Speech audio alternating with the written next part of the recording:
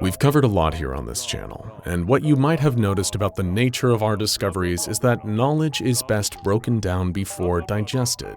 Which is to say, if you are to learn how to assemble a computer, it may benefit you also to see one taken apart. When you do so, you'll notice in front of you not a computer at all, but a collection of individual parts. It's in understanding these distinctive parts in isolation that helps us shape our awareness of their marriage and how they cooperate with one another to become their collective self. Sure, this may be good in practice, but then tell me, how do we comprehend a whole that is composed of parts unwilling to isolate themselves from the rest? Because, let's face it, not all things, let alone SCPs, can be torn apart for the convenience of our study.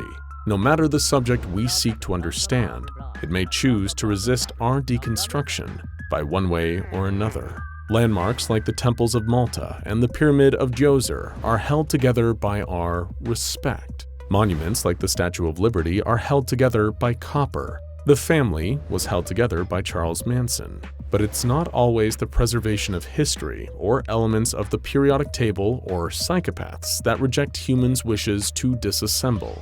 Far stronger than forces of nuts and bolts are that of character and loyalty. And SCP-2085 is welded together by exactly that. SCP-2085 is a militant anarchist organization consisting of 6 cybernetically enhanced individuals, A1 through A5 and B, operating under the name Kuroi Usagi Shiden, or more commonly known as the Black Rabbit Company. SCP-2085-A subjects are 5 adult female augmented humans, designated SCP-2085-A-1 through SCP-2085-A-5. Subjects are genetic chimeras, each with an estimated 6 to 10 different gene donors. They are fluent in Japanese, Mandarin, Chinese, Cantonese, Korean, Russian, and English, with additional languages varying by individual. Subjects display an array of genetic and cybernetic enhancements, including genetic splices of Felis catus physiology, that is, having cat-like ears, tails, and hair. These tails are prehensile and capable of holding small objects. So if you're accusing one of them of stealing your pen, don't just go searching their pockets. They also have grip pads on hands and feet, in case they ever did decide to retire from anarchy and take up surfing. Their impressive features don't stop there. If they haven't already put James Bond's gadgets to shame yet, just wait. Daniel Craig is about to look like Dora the Explorer. SCP-2085-A-1 through A-5 all have ocular implants with thermal vision, heads-up display, and recording functionality. Also noted are carbon nanoweave muscle fiber augmentation, reinforced endoskeleton, and brain-computer interface with internal hard drive. The list goes on, each etc. more elaborate than the next. Yet what stands out most about them is not a weapon, but an attitude. These 6 members, although now held in isolation from one another, do not show any signs of splitting up, not even when under the heavy pressure of the Foundation's interrogation. Agents spend their hours looking for cracks to dig their fingers into, trying to get one to betray the other and reveal sensitive information. But when asked to spill the beans, SCP-2085 screws the lid on tighter. They remain, as a whole, resistant to our deconstruction. The agents get nowhere with their investigation, and with each minute wasted, it's another victory for SCP-2085. The hours go on and they keep stacking up W's, building momentum day after day, growing stronger and stronger as a unit. As the Foundation tries to tear the group apart, they respond with even greater resistance. And this style of resistance is unique to each member. Imagine you are confronting SCP-2085-A-2. She is talkative, and so you think you might get somewhere. You are all ears. But what SCP-2085-A-2 sees isn't ears, but troughs, and she is happy to feed you her slop. She talks, and you listen closer and closer, but all you are getting is misinformation, false names, inaccurate stories, dates that don't add up. You focus and follow along, only to find yourself having run a marathon all the way to a dead end. Now you are faced with SCP-2085-A-5, who takes a different, more nonsensical approach. You are happy to no longer have to sit through inaccuracies to decipher truths, but now there are no truths at all. All that you are given are absurdities. She speaks in a way that makes you scratch your head, once saying for no apparent reason, "I take a hammer and I break my legs. I break 'em for the better." After so many scratches, you swear you've dug an inch into your skin. And so you move on to SCP-2085-A-4 hoping for better luck. She is straightforward with you, that much you like, but she's hostile and doesn't cooperate. When you ask her name, she raises her middle finger. She tucks it back in to create a fist, and then that fist punches the divider between you. No amount of reinforced glass could make you feel safe at that moment. Cracks spread. It looks like a web spun by a spider, and you feel as small as one. Thankfully, a protective shutter is lowered. Aerosol sedatives are pumped into the containment unit. She continues to try to escape, yelling profanities even harsh for someone locked behind bars. Your ears have taken a beating from curse words, nonsensical rambles, and heaps of misinformation. You want to lower your head into a toilet bowl and hear nothing but water. Yes, that is where these women have driven you. Your head to the bottom of a toilet bowl. You have put in so many hours, and yet you have learned nothing new. And if you can't learn anything new, you might have to rely more on what you already know. But what do you know?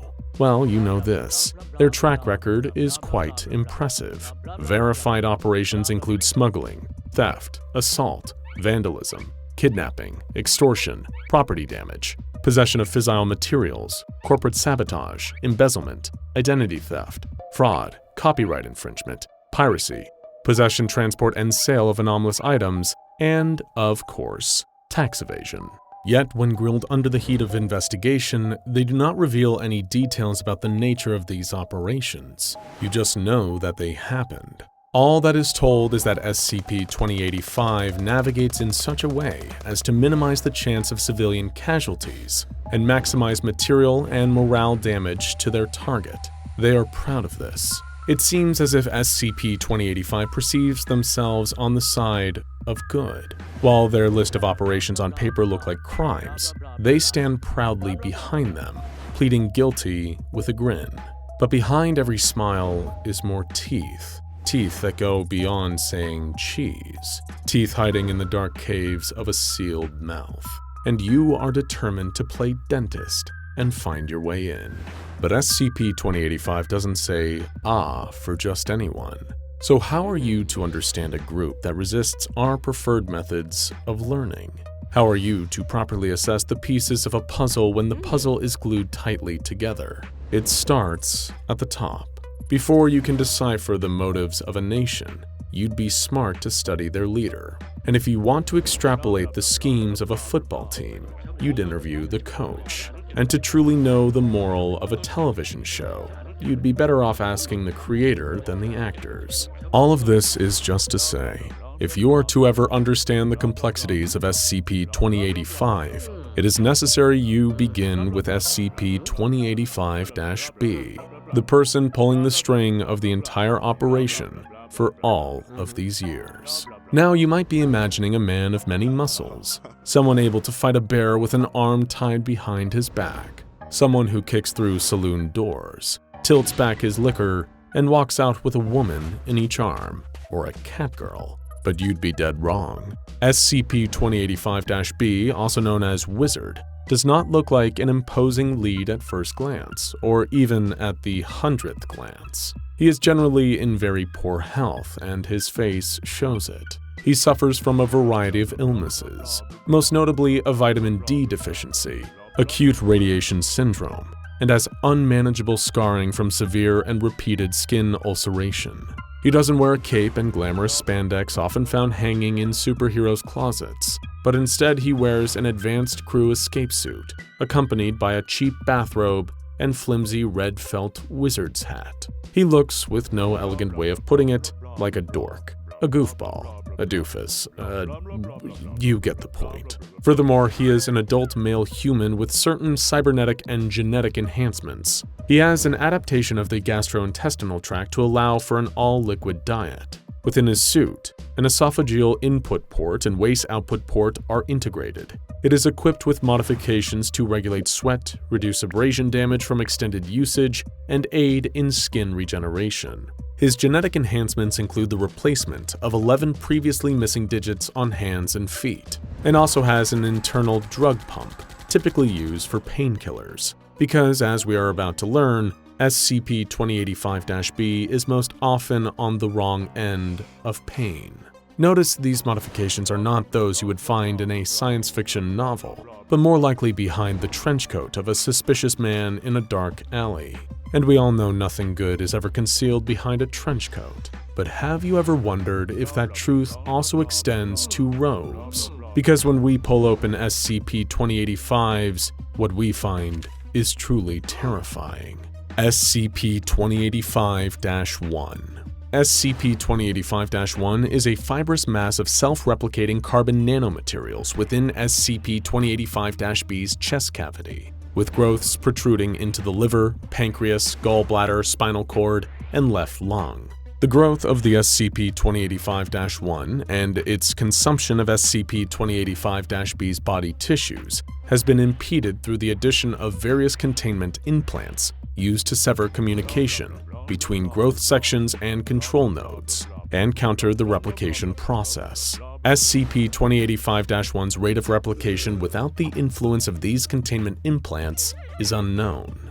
SCP-2085-1's periods of activity occur on average once every 3 months. The process lasts for up to 15 minutes and causes SCP-2085-B intense pain. Imagine a heart attack.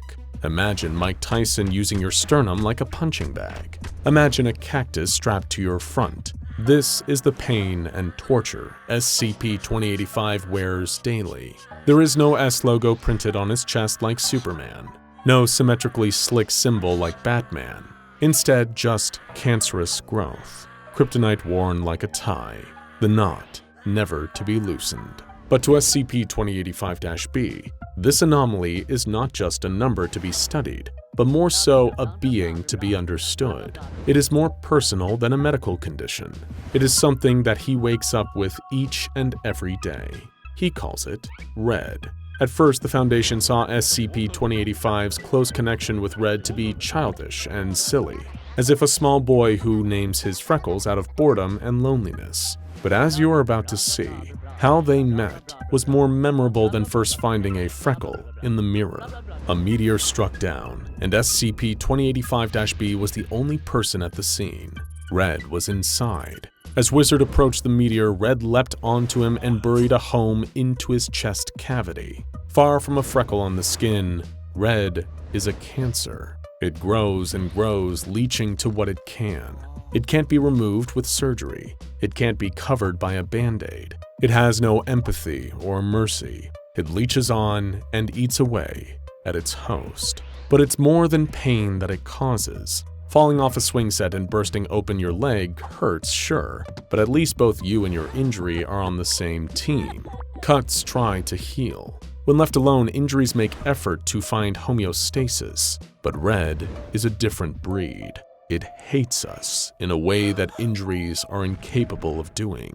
It has a deep disdain for humanity. It tears Wizard down, reveling in his degradation. Its sole purpose is to eat him whole. Wizard can only take this personally, as he doesn't just feel the universally understood sensation of pain, but also the unique passion of its purpose. SCP-2085-B's adventures with Red seem to be where our story begins, and what ultimately keeps it moving. In fact, it was while SCP-2085-B was running around trying to fix his chest with implants when he eventually met who we refer to as SCP-2085-A-1 through A-5. He was at the clinic to get some new parts, and when he was going through the installation process, there was an explosion. One of the 5 girls barged out of a building, guns blazing. He started running alongside them with his chest half open. The woman embraced him immediately and reciprocated. Knowing nothing of the situation, he instinctively knew to take their side. There were bullets coming from both directions, but he intuitively understood which side was good and which side was bad. A distinction SCP-2085 believes the world needs help clarifying.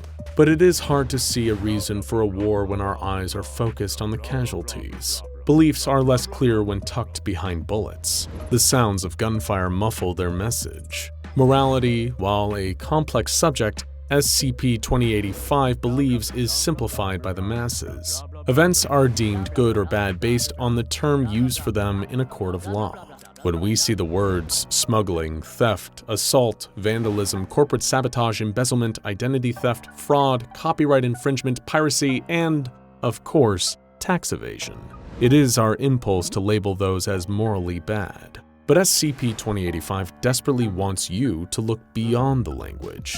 They want the words to dissipate off the paper, letter by letter, until all you have is a blank page. Now look at the pencil and the hand that holds it. Watch how it moves. That is what matters. Whether it draws weapons or mermaids is irrelevant. Both can be used for good.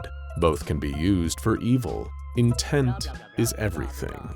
And SCP-2085 intends on making the world a better place. Or so they like to claim. But maybe there is more to it. After SCP-2085-B and the 5 women escaped the gunfire, they went on to steal a boat and hightail it out of Japan. They spent their nights out there on the ocean, stargazing and stuffing themselves with instant ramen and cheap beer. And surprisingly, between all the crazy adventures SCP-2085-B had been on, this is what Wizards spoke about most: the time spent on the boat out at sea. For the first time in ages, he was finally somewhere where he was happy. It was this moment that actually meant the most to him. It wasn't the children they apparently saved from imperialism.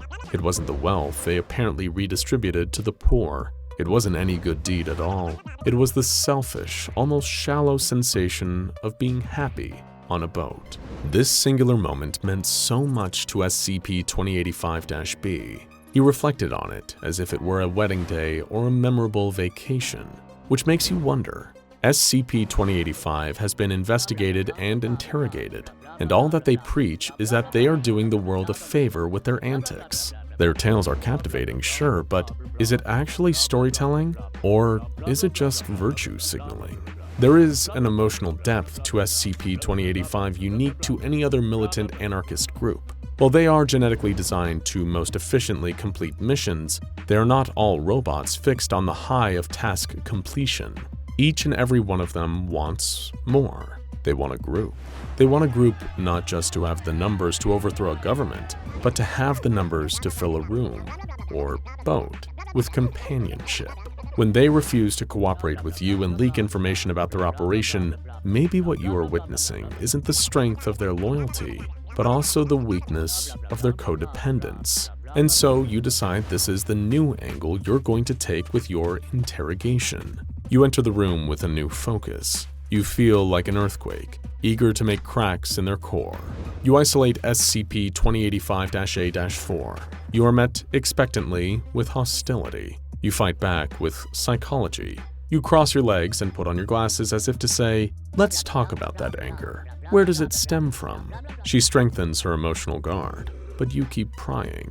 You say that it sounds like she is lonely. You say it sounds like her loyalty doesn't come from good character, but rather insecurity and self-doubt. You ask her if completing missions with her crew was actually a way to improve the world, or was it just an elaborate way to build a close friend group, bound together by common goals? Did new missions sprout from necessity, or were they fabricated by fears of being alone with nothing to do? Were end-of-operation high-fives to celebrate good overcoming evil, or were they just excuses to feel the touch of another human, skin to skin? You stop there, and let silence do the rest. SCP-2085-A-4 sits with her thoughts. She is ready to break, and finally, she does. She says she's willing to provide video logs of the group's former operations. She's ready to cooperate. She's ready to abandon loyalty to groupthink and focus instead on self-improvement. In exchange, she kindly asks that she be reciprocated and that the sanction placed on her be lifted. You come to an agreement, and with that, you feel like your work is done. But is it? You're feeling cocky and accomplished. You forward the video logs to an isolated network for D-Class personnel to review, and you sit back and enjoy a celebratory drink. You have infiltrated and broken the mind of a genetically modified radical designed for anarchy. You give yourself a pat on the back, and you're feeling so great that the pat might even turn into a massage. But before you can indulge in that deep tissue level of self-admiration, the phone rings. Can it be a call from the president telling you that you're the greatest investigator of all time? Can it be that they need you to pose in front of a world-renowned artist so they can erect a statue of you in the center of town square? But the panic on the other side of the phone halts your daydream. Your stomach drops, as if a sudden plummet from a perfectly vertical roller coaster. You have fallen into a trap. The video log at the center of your negotiation was not all it was promised to be. The file, titled backup.avi, consisted of a 2-hour-long video of a feces-filled toilet, presumably recorded from SCP-2085-A's point of view, accompanied by an audio loop of the folk song Korobaniki, as performed by the Red Army Choir. Its absurdity feels like an art project, like a short film you are assigned to watch in a community college class. But instead of putting you to sleep, it does a whole lot more. The contained audiovisual cognitohazard induced anaphylaxis and exudative diarrhea in the observing D-Class subject. The D-Class subject died 4 minutes after initial access of the file from blood loss and oxygen deprivation. SCP-2085-A-4 sits in containment, laughing, while you sit there on your couch, dethroned, back where you started, having thought you tore SCP-2085 apart with your mind, only to learn that your efforts only reinforced it with more glue. It was a beautiful September day, but Sean Taylor was trapped in his car in one of the worst cases of gridlock he had ever seen. He tried to look on the bright side though, and while he was stuck in an unmoving car, at least he had a pleasant view of the wide, shimmering lake just off the road next to him. He was admiring the scene when tiny drops of rain started landing on his windshield. That's funny. There wasn't a cloud in the sky a moment ago. There was something off about the rain though. It looked dirty, a rusty red color. Was that blood? He didn't have time to think about it, because just then a thick, dense mist began to roll over the lake. A fog of blood. Just off the side of the road, he could see a huge silhouette rising out of the water. Is that an old submarine? What Sean didn't know was that he was about to have an encounter with SCP-1861, also known as the HMS Wintersheimer, a ghostly submarine with strange and terrifying effects. Sean and the other drivers stuck in traffic that day were far from the first people to have a dangerous brush with this legendary vessel. According to SCP Foundation records, the HMS Wintersheimer has been appearing since as early as 1916. The first recorded incident occurred in the British seaside town of Innsmouth-on-Sea. You won't find this town on any maps or in the history books, and you're about to find out why. The 500 population of the town, which had already reduced by the wartime draft into the currently raging Great World War, awoke to red skies on February 6, 1916. Citizens left their homes to investigate, only to find their entire town had been enveloped in a thick red mist. The swelling crimson clouds up ahead began to rain, showering the town in a hail of viscous red goop. Anyone unlucky enough to taste it would say that this strange rain was a dreadful mix of salt and copper. This was because, as the Foundation would later determine, the rain and fog was a disgusting combination of salt water, human blood, and human cerebrospinal fluid. But the real threat was rising just beyond the beach. Technically speaking, the HMS Wintersheimer vessel is designated as SCP-1861-A. It appears to be a World War I-era British B-class submarine, designed by Vickers for the Royal Navy in 1904. By 1916, this particular type of boat was already on its way to being obsolete, and were largely deployed in Malta, far from the active fronts. So one of these vessels appearing on an otherwise unremarkable stretch of English coastline should have been a clue that something was terribly wrong. But the poor residents of Innsmouth-on-Sea didn't know the half of it. Soon, figures in what appeared to be archaic diving gear began emerging from the Wintersheimer and made their way into the township. They seemed terrified, running up to and frantically screaming at any local they could find. please listen to me. Something terrible is about to happen here. We need you to come with us or you're all going to die. You must believe us." The locals were frightened by what they heard. They'd been listening to news reports of the Great War unfolding across the globe for 2 years now. Had it finally come to them? They pictured shells raining down from the sky, decimating their defenseless little town in a rain of fire. The Navy must have been brought in to save them before the German bombardment began. While some took more convincing than others, the men in diving suits, known as SCP-1861-B, eventually managed to persuade the entire town to join them and lead the townspeople down to the water. One by one, they were all boarded onto the submarine, hundreds of them. Many couldn't believe their eyes as they watched scores of people disappear in front of them into the dark bowels of the Wintersheimer. Where were they all going? How would they all fit in there? But it was too late for any of them to back out now. The vessel submerged once more, and everyone was gone. The entire population of Innsmouth-on-Sea had disappeared in a rain of fog and blood, never to be seen again. The Foundation wiped all records of the town from existence and delivered appropriate amnestic treatment to anyone who still mentioned or remembered Innsmouth-on-Sea. The fate of those who board the HMS Wintersheimer is always the same: vanish from the face of the earth, explained away by the Foundation as accidental death by extreme weather event. There have been hundreds of documented sightings of SCP-1861, and the anomalous weather event can occur near any body of water wide enough to accommodate SCP-1861-A's comms tower and topmost platform. Depth does not seem to be any hindrance of the submarine appearing, and it can even manifest in water that's just a few inches deep. As Sean and the other unfortunate victims of the rush hour traffic were being showered in thick red droplets from above, a crimson mist rolled in between the cars. Sean had heard of so-called freak weather events before, like raining frogs and fish, but this was something different, and it frightened him. He could see now that the silhouette rising from the lake really was an old submarine, and he watched as a legion of mysterious figures disembarked from the vessel and began spilling onto the road. The men in ancient-looking diving suits walked among the cars, and one of them approached Sean's car. He began tapping frantically on the window, and Sean could tell he was yelling something. Sean was scared and more, but more than anything else, he was confused. Against his better judgment, he rolled down the window just a crack to hear what the man was saying. His British accented voice muted by the diving suit, the man frantically told him, "Sir, please listen to me. I'm Lieutenant Samuel Ramsey of the HMS Wintersheimer. We're evacuating the area. Please, you've got to come with me. We're in danger out here."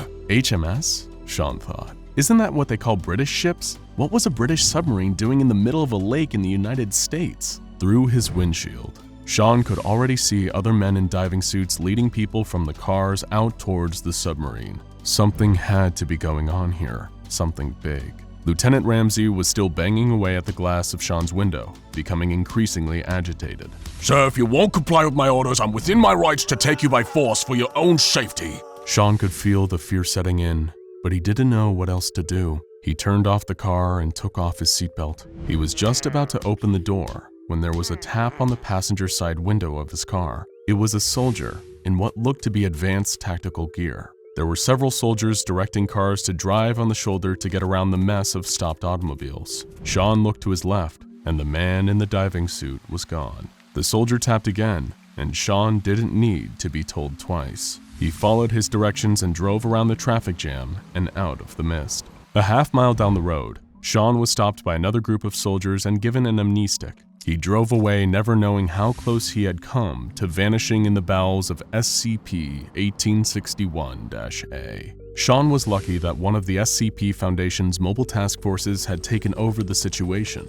but they were too late to help those who had already complied with SCP-1861-B's orders and boarded the Wintersheimer. The task force made it their business to save whoever they could, but that wasn't their only directive. The Foundation had recorded a huge number of SCP-1861 instances since 1916, and now they were finally going to figure out what was going on inside.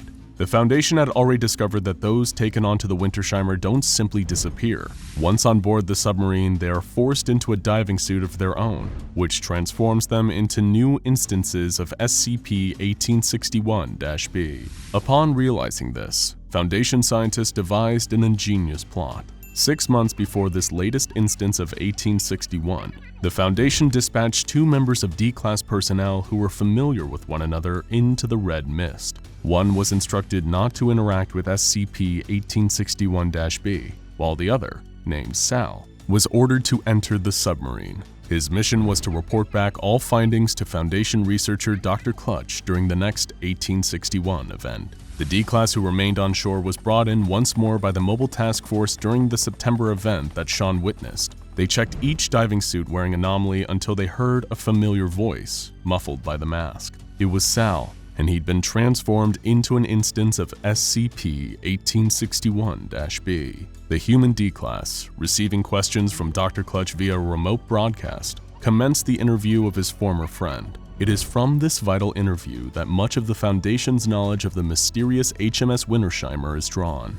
According to Sal, the interior of the Wintersheimer, which is a long, narrow passageway, is a spatial anomaly that seems to stretch on forever. This explains how vast number of people, like the entire population of Innsmouth-on-Sea, can disappear into the submarine at once. Sal reported that, about an hour after entering the vessel, the hatch closed and the interior began rapidly filling with water as the submarine descended. Prisoners of the Wintersheimer were faced with 2 choices: suit up or drown. Few chose the latter option, and as soon as the suit was on, the transformation had begun. As soon as everyone was suited up and the submarine had fully descended, causing the 1861 weather event to dissipate on Earth, the Wintersheimer had effectively entered an alternate dimension. The airlock opened, and the new recruits were instructed to step outside and take a look around. The Wintersheimer veterans informed the new sailors that everyone on land was likely already dead by this point. When Sal first exited the submarine, he commented on everything around him looking eerily similar to how it looked on land before the mist descended, but with one key difference. It seemed as though everything was underwater. Well, not quite that. It was almost as though everything was water, like the world had taken on a kind of flowing liquid state. Sal and the others existed in this otherworldly land of living water for 6 months, and as the months passed, things only got stranger. They found that they neither needed to eat nor sleep.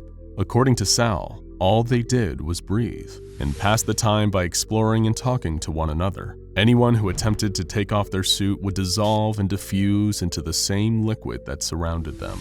Dr. Clutch asked Sal about the other inhabitants of this alien realm, and this was when things got truly disturbing. There were dead humans and animals floating all over the place, missing their eyes as though they'd been scooped out, and missing their mouths, as though they'd been bitten out of their face by some kind of huge predator. Their empty eye sockets bled constantly, and Sal theorized that this may have something to do with the anomalous blood mists of SCP-1861. When asked to provide more information on why all the corpses were mutilated in this way, Sal said that one of his superiors on the Wintersheimer told him, "The watcher of eyes and biter of teeth deemed them worthy." Whatever this mysterious being was, it seemed to be a powerful figure within 1861's waterworld, and Sal felt lucky that he never had a direct run-in with the creature himself. For his final request, Dr. Clutch asked Sal to attempt to remove his suit. The Foundation had learned in previous instances of 1861 that the diving suits have anomalous durability,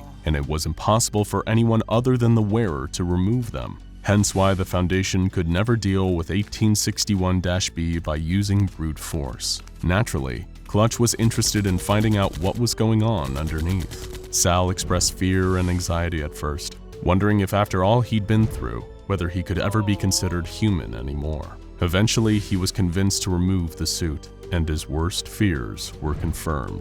The second Sal removed his helmet, gallons of seawater poured out, and the now empty suit collapsed to the ground. Sal's body was never found. Only some teeth and a pair of eyes were recovered. The eyes were later confirmed to be belonging to a young girl, and the teeth were identified as having come from a European red deer. And so, the dark mystery of the HMS Wintersheimer continues. Because of the unpredictable nature of its appearances and the resulting difficulty of containing it, the Wintersheimer has earned a Keter classification.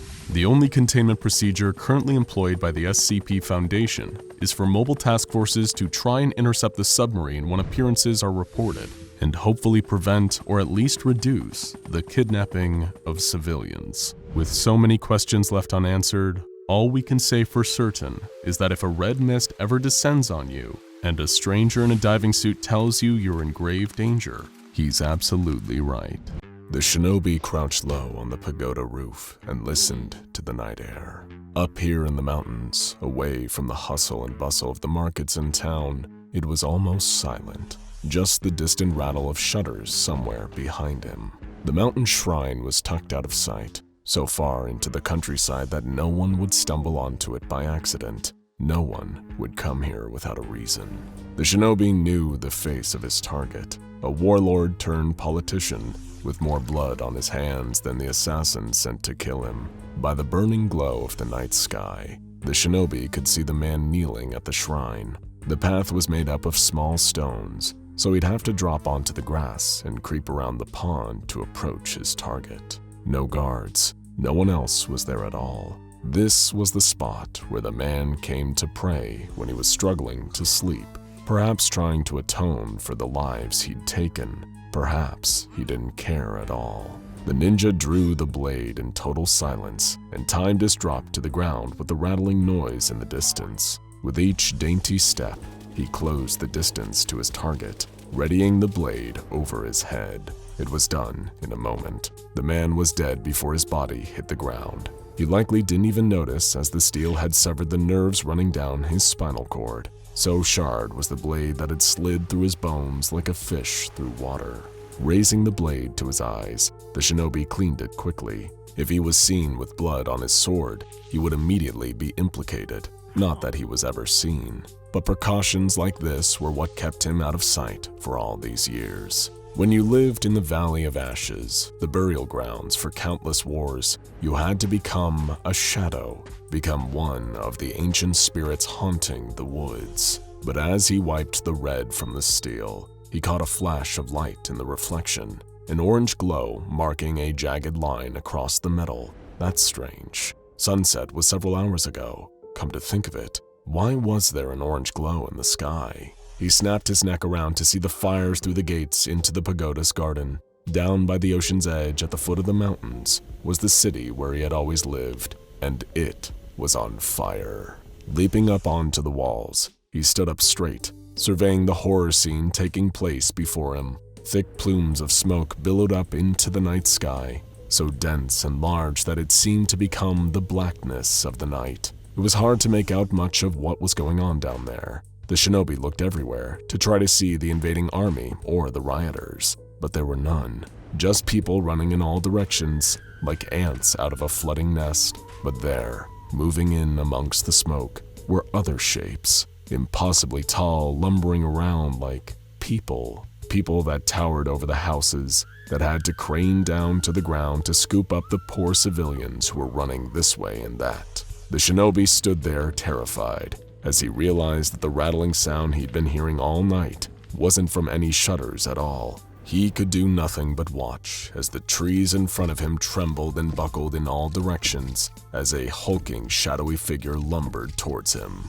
The Imperial Japanese Anomalous Matters Examination Agency, or the IJAMEA, was a Japanese agency responsible for tracking a number of mysterious and often dangerous artifacts, creatures, and anomalies prior to the Second World War. In 1945, the IJAMEA was shut down and absorbed into the SCP Foundation. All of these data, historic records, and anomalies were all transferred over into the Foundation's control. Reasons for this were partially political and partially in the interest of world peace. The formation of the IJMEA was influenced heavily by Japan's ties with Germany in the first half of the 20th century.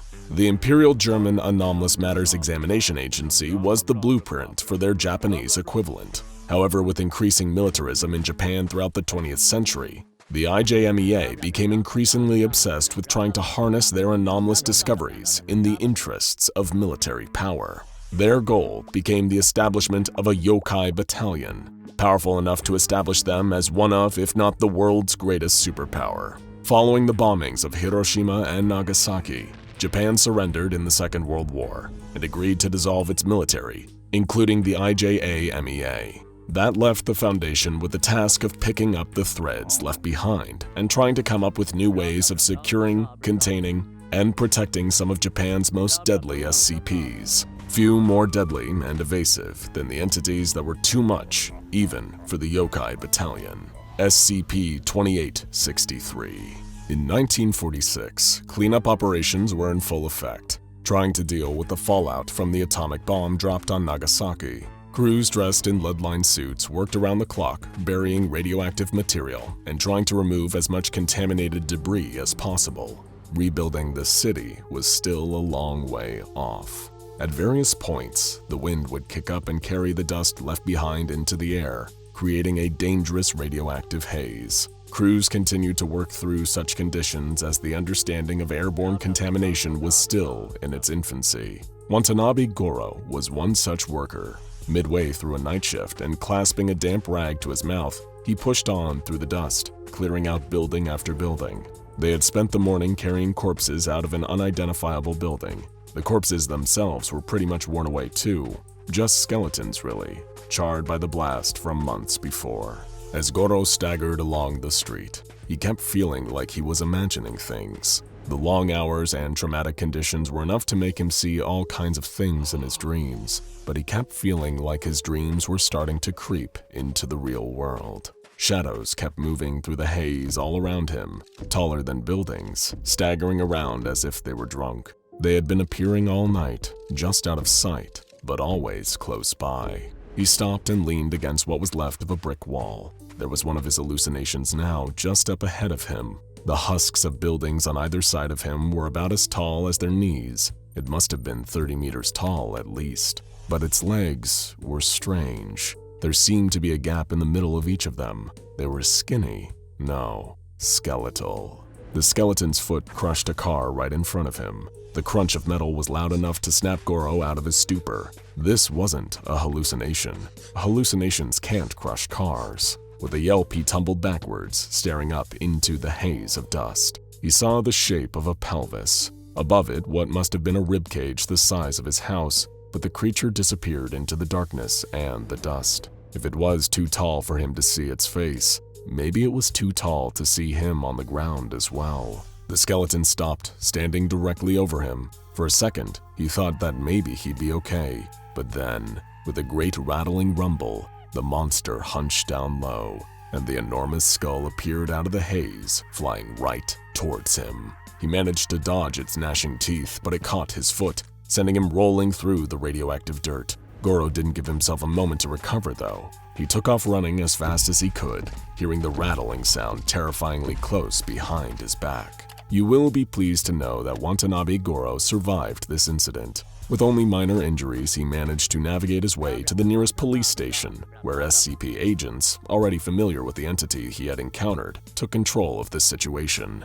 The so-called starving skeletons had been roaming the bomb sites for several weeks by that point. It was the Foundation's first exposure to one of the oldest known entities that the IJA-MEA had been studying for years. To date, 206 separate instances of SCP-2863 have been officially recorded. However, the myth of the Gasha Dokoru had been circulating in various parts of Japan since the 10th century at least. Giant skeletons were said to haunt the sites of particularly deadly battles, hunting by night, and feeding on the blood of their human victims. These myths tally up with what the Foundation currently knows about these entities. Instances of SCP-2863 only appear after sunset and will lose all corporeality when exposed to sunlight in the morning, or any light source over 1.1 lux. To give you some reference for that, moonlight typically falls between 0.25 and 1 lux. A typical room with the light on will be 100 or even 1,000 times brighter.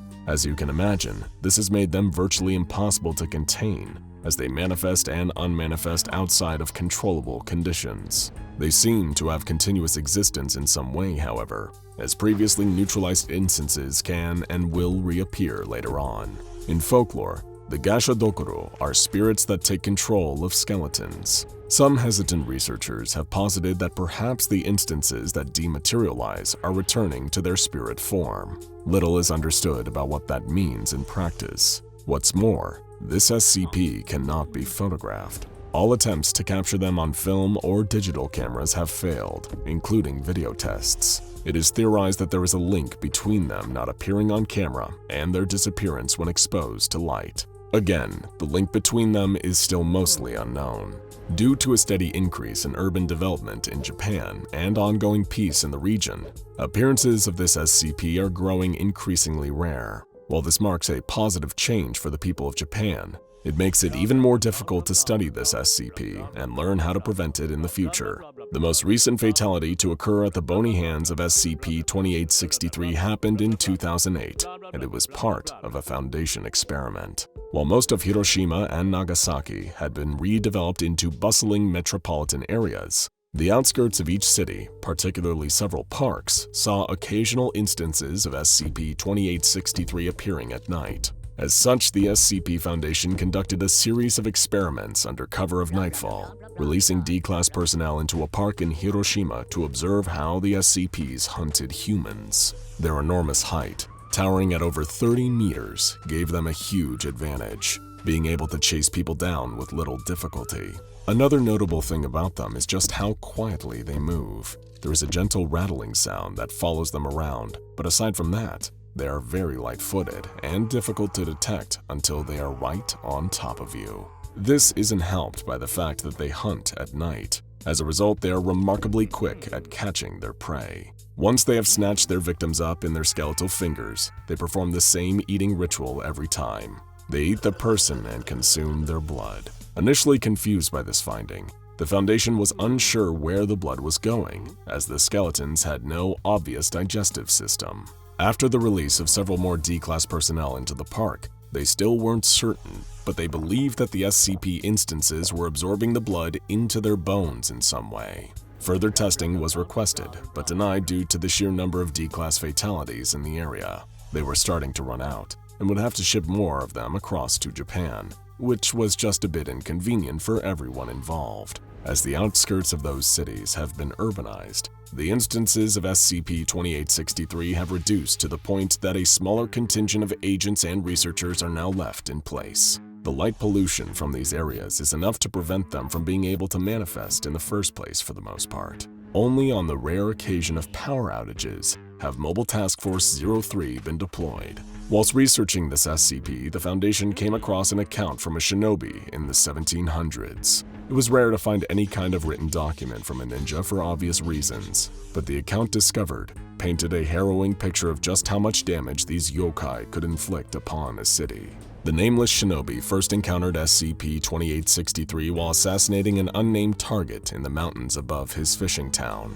Looking down on the fires below him, he saw human shapes walking through the smoke, dwarfing the buildings they moved between, before an instance charged through the trees straight at him. Diving out of the way, the shinobi quickly melted into the shadows. Both man and demon hunted one another throughout the night. He managed to climb onto its spine and inflict what he was certain would be a killing blow to the skeleton, only for his blade to bounce right off the bone. Caught and vulnerable for the first time in his life, the shinobi was helpless as the spirit threw him from its back into the courtyard and charged at him. It was only the hem of the ninja's sleeve catching fire from a candle that saved him.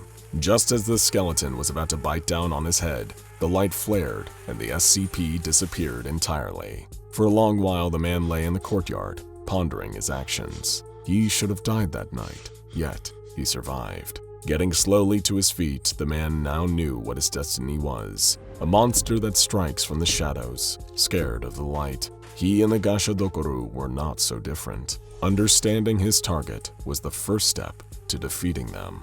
Snatching up a lantern from the ground, the shinobi descended the mountain into the wreckage of his hometown and defended his people. By night, he would emerge hunting down the Gashodokoru under the cover of darkness, banishing them with the light hidden under a dark sheet. The man fought night after night, narrowly risking death to save his people from the onslaught of the evil spirit. A small plaque was installed by the IJAMEA shortly before the Foundation took over the management of the SCP. It was installed at the foot of an old pagoda just outside a small fishing village. On it was a simple haiku: "Walking in shadow, in the midst of our demons, we will find the light." Joe sighed to himself quietly. looking out of the window at the still, silent stretch of highway snaking through the desert, only to disappear somewhere over the horizon. The sun was slowly crawling down, almost completely vanished from sight, and he knew when it was gone, there'd be no light left in the desert. It wasn't the same kind of darkness you found in a city. There they had streetlights and cars whizzing through with their headlights on full blast. It never really got dark in the cities, but out here, nothing but true pitch-black darkness for miles around, only alleviated when the sky was clear enough for the stars to shine through, or broken by the beams of a passing car speeding down the highway. Giving another sigh, Joe sipped on his coffee. By this point, it was lukewarm to match the dropping temperature outside and bitter to the taste. But he needed the caffeine to keep himself awake. After all, he had a long night ahead of him, but then again, they were all long nights in this line of work. This was the only diner for miles around, and he had no idea just how many hours it would be before he next got to eat or drink anything. With an almost empty pot with the last dregs of coffee in one hand, the waitress came up to Joe at his table. It was the last spot in the diner with anyone still sitting in it. "Closing time," she told him with a tired smile. "One for the road?" Nodding, Joe lifted his travel mug for her to fill. As her workday was ending, his was about to start. He grabbed his jacket and slung it over his shoulder, leaving a few dollars as a tip on the table before he made his way out of the diner and over to his car. Buckling into the driver's seat, Joe took a deep breath as he pulled his phone out of his pocket, dreading the potential barrage of notifications that would come flooding through the second he did. Opening up the corresponding app, he clocked in for the night, and sure enough, was instantly met with a veritable tidal wave of requests. Grumbling quietly to himself, he tapped accept on the first one he saw and turned the key in the ignition. Working as a driver for a carpool and ride-sharing service was far from a simple job at the best of times, but even more so in this particular area of the southwestern United States. The state of New Mexico shared a border not only with Texas, but with Chihuahua, one of the northernmost states of Mexico. Being so close to the border meant that most of the calls and requests for lifts that Joe received on an average night meant he needed to bounce back and forth between the US and Mexico, crossing the border at his client's request. Legally, of course. We're not going all Breaking Bad here today. Some nights weren't so complicated. Someone might just need a quick ride from Dona Ana to the town of Truth or Consequences, a New Mexico town named after, we kid you not, a TV game show. Sure, that might have been a 75-mile drive up the I-25, but at least it didn't involve crossing from El Paso into the city of Juarez. At this time of night, it was nowhere near as busy as during the day, but even so, that didn't make hopping back and forth over the border and all the red tape it entailed any less of an arduous process, especially stuck behind the wheel of a car for hours on end. Tonight, however, wasn't a simple night. Joe's first call was for a pickup from a couple whose flight had been rerouted to the international airport in Juarez. They seemed to be newlyweds and demanded to be taken all the way back to a hotel in Las Cruces, making it abundantly clear that they didn't want to stay closer to the airport and outright refusing when Joe offered to recommend them some nearby hotels. Getting to know most of the area around the three-way intersection between New Mexico, Texas, and the Mexican border after driving around it so many times, he'd gotten to know the area pretty well. Unfortunately, not everyone wanted to hear a display of Joe's local knowledge. Most of them just wanted him to drive them in silence. Next up, a group of rowdy guys, real frat house types from the University of El Paso, Texas. They wanted to be taken to a bar halfway across the city. A bit more of a straightforward trip, Joe thought, although he could have done without them drunkenly chanting spring break at the top of their lungs every 5 minutes. After that, it was another jaunt across the border, this time transporting a suit and Stetson-wearing Texas gentleman to Horizon City. He spent the whole ride on his phone, talking at length about a business deal he'd just closed, not saying a word to Joe the entire time. Doug Dimmadome, eat your heart out. The next person to request a lift wasn't much more talkative either. She was a 20-something girl who plainly stated she just wanted to get far away from Sierra Blanca. Hours and hours had ticked by since Joe had left the diner. The last of the coffee in his travel mug had been finished long before. His next ride request had come through and required him to once again make the drive out to the other side of the border. By this point, the evening had turned into night and was now approaching the earliest hours of the following morning. the desert still filled with nothing but deep, inky blackness. The same desert that had scorched acres upon acres of skin, that had taken so many lives, big and small, and had picked the skin and flesh from countless bones. The desert can be a truly merciless place at the best of times, but sometimes there's a little something more out there, just waiting for you, dark and hungry. Occasionally, as he drove back towards El Paso, Joe would see another car speeding towards him on the other side of the highway, but it was so dark that he could see nothing of the driver. Only their headlights were visible, right up until they drove past him. Everything behind the hood of the oncoming car almost imperceptible as it whizzed through the night. Crossing the border so many times a night, Joe had become friendly with a few of the officers that patrolled the gates, waving cars past after they'd shown the necessary paperwork. He was never usually held there for long enough to start actual conversations with them, exchanging only a friendly nod or one-liner with the few Border Patrol guards whose names he could still remember. But sometimes when things were a little quieter at the gates, he'd overhear the odd passing comment while his driver's side window was rolled down. Tonight, as the long barrier in front of his car was raised, Joe caught a few words coming through on a radio belonging to one of the guards. Something vague about sightings of phantom lights. He chuckled to himself, writing it off as yet another alleged alien sighting. Something about the desert at night really seemed to capture people's imaginations, Joe thought to himself, as he pulled away from the border gate, heading for the I-10. There were always stories like that circulating around this area of New Mexico. It was easy to see why, being so close to Roswell, New Mexico, the home of alien sightings, and just a couple hundred miles away from the true alien mecca, Area 51, a United States Air Force base that secretly housed alien life forms and spaceships, allegedly at least, if years of conspiracy believers and Facebook memers are to be believed. Every so often, one of Joe's passengers would ask him about unidentified flying objects, or he'd overhear them talking amongst themselves about a slew of urban legends, phantom hitchhikers that would hitch rides on the highway, only to vanish from the back seats of cars, and of course, tales of disembodied floating lights, either hovering way up in the sky or just above the ground. Regardless of whichever one was popular at any given moment, Joe knew there were plenty of weird and spooky stories coming out of the desert. What he was unaware of, however, was that he was currently in one of his own. He'd been so wrapped up in thoughts of what he might do if one of the people that hired him turned out to be a wandering spirit that Joe didn't even notice he had made a wrong turn. It was only by the virtue of glancing at his car's GPS that he even realized, and by then, it had been long enough since that he was completely unsure how far back it was that he had made such an error. According to the map, he was nowhere. He hadn't stopped. His car was still moving at a steady speed down the long stretch of asphalt, but the GPS didn't show any road at his current location. He had no clue which part of which highway he was even on. Short on options and short on time to get to his next client for the night, Joe just did what his job required of him. He kept on driving.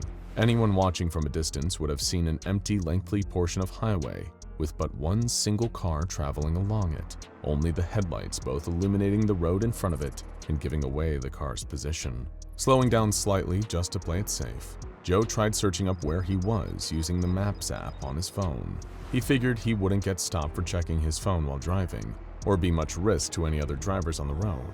After all, it seemed like his was the only car around for miles. Even if he was still heading in near enough the right direction for his next pickup, that would be at least some saving grace. Maybe the map on the car's built-in GPS was a little outdated, he thought, and that was preventing this part of the highway from showing up. Connection to the internet was extremely limited this far out in the New Mexico desert, and by the time the map loaded, it didn't provide much in the way of new information or even the slightest bit of comforting reassurance. It only seemed to agree with the GPS that Joe was well and truly lost. As he took his free hand off the wheel for a split second, just to try and zoom in on the satellite view of the terrain, two bright white lights appeared in the distance. Startled, Joe dropped his phone into the front passenger seat, hearing it slip onto the floor of the car as he gripped the steering wheel again, both hands back to 10 and 2.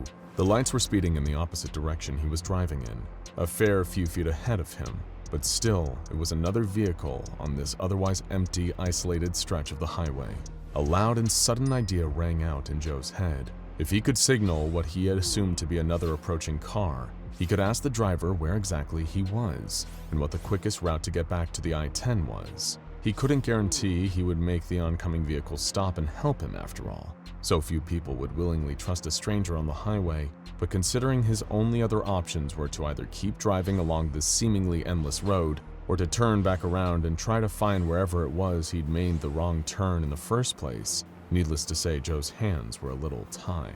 Tapping the appropriate switch affixed to his wheel, he flicked on his own headlights on and off in an effort to catch the other driver's attention. Nothing. The pair of headlights kept their current course, both theirs and Joe's traveling parallel to each other, as if they were about to joust with their beams of light. Hitting the switch again, Joe tried lowering his headlight setting and then raising them back to full brightness. Still nothing from the other driver. He pushed the emergency button that activated both the front and rear lights of the car, but this one only yielded the same result. Deciding there was nothing else that he could do, Joe gently pulled his vehicle over, parking abruptly at this side of the highway. He instinctively checked his rear view, only to remember that there wasn't anyone behind him, just him and the apparently oblivious driver approaching ahead. In a last-ditch effort to get their attention, Joe punched the car horn, rolling down his window in order to listen for a response. The blaring noise echoed through the empty desert night, a loud and sustained blast followed by a beat of silence as Joe paused, waiting to hear the same sound back from the oncoming vehicle. He squinted at it through the dark. It was still pretty far, but closing rapidly, or as far as he could tell it was. All he had to go on was the advancing lights, with nothing visible behind them. Joe leaned out of his window, hoping that it would somehow give him better visibility through the sheer darkness of a desert at night. It did as little to improve things as a second, much longer blast of his horn did. The other driver still didn't react. By now, the lights were close enough that whoever was behind the other wheel would be able to see Joe. And yet, they didn't do anything to change their speed, didn't flicker their lights back or sound their own horn. Nothing. Just the same 2 points of light. They might as well have been floating just above the ground, given how they obscured what was behind them. At this point, Joe was certain they were close enough to see him now, little more than a few feet in front of his stationary car and still closing at a sustained speed. Getting agitated, he went to hit his horn a third time when he noticed something, or rather, he noticed something that he hadn't. This car hurtling towards him through the night wasn't making any sound. It wasn't just that the other driver deliberately hadn't returned the signals Joe had been trying to give. There was no noise coming from it whatsoever. No grumbling of an engine, nor the rolling of rubber tires against the asphalt surface of the highway. It was silent, just the pair of ominous lights soundlessly racing through the night, heading straight for where Joe was sat, parked still, a sitting duck like he was defenseless prey. Violently turning the key in the ignition, Joe slammed his foot down on the accelerator. His car sputtered to life and careened down the road. He was headed straight for the other car, if it even was a car, hoping to shoot straight past it and take his chances continuing along the highway alone. The lights were almost on top of him now, still too bright to make out anything behind them, but there was still no engine noise, nothing to indicate what the hell it even was, until one of them jumped onto the hood of his car. An orb of light, attached to a thrashing shape beneath, parted from the other. It leaped through the air and came down right in the path of Joe's car, just as he was about to pass what he first thought to be another car. The light smashed directly through the windshield, Joe instinctively lifting an arm to cover his face and protect his eyes from the impending shower of broken glass. But it was in that second that he took his eyes off the road that the other light made its move. It had been perfectly parallel with Joe's car, only to turn sharply and violently, connecting with the driver's side door with enough force to not only dent the metal surface, but to completely lift the car up. It barreled sideways, tumbling over itself off the highway and into the surrounding desert. Trapped inside, buckled tight, Joe was thrown about in his seat, unable to steady himself as the car rolled. His arm was still over his face, splinters of glass showering over him. The whatever it was still thrashing about, its glow illuminating the entire interior of the car, until the whole vehicle came to a stop, landing upside down, wheels in the air pointing up at the cloudy night sky. Hanging the wrong way up, Joe reached for his seatbelt and unclasped it. His head instantly dropped onto the ceiling of the upturned car. Through the shattered driver's side window, he crawled out on his hands. The pain was shooting through his whole body, bruises and blood covering his arms, an intense, agonizing feeling of broken bones on top of that. Rolling over onto his back, Joe looked up at the wreck of his car, his livelihood, and the monster standing in front of it. Illuminated fully for the first time by the car's still active headlights, The thing had managed to pull itself free from the destroyed windshield and was now pacing slowly around the overturned hood.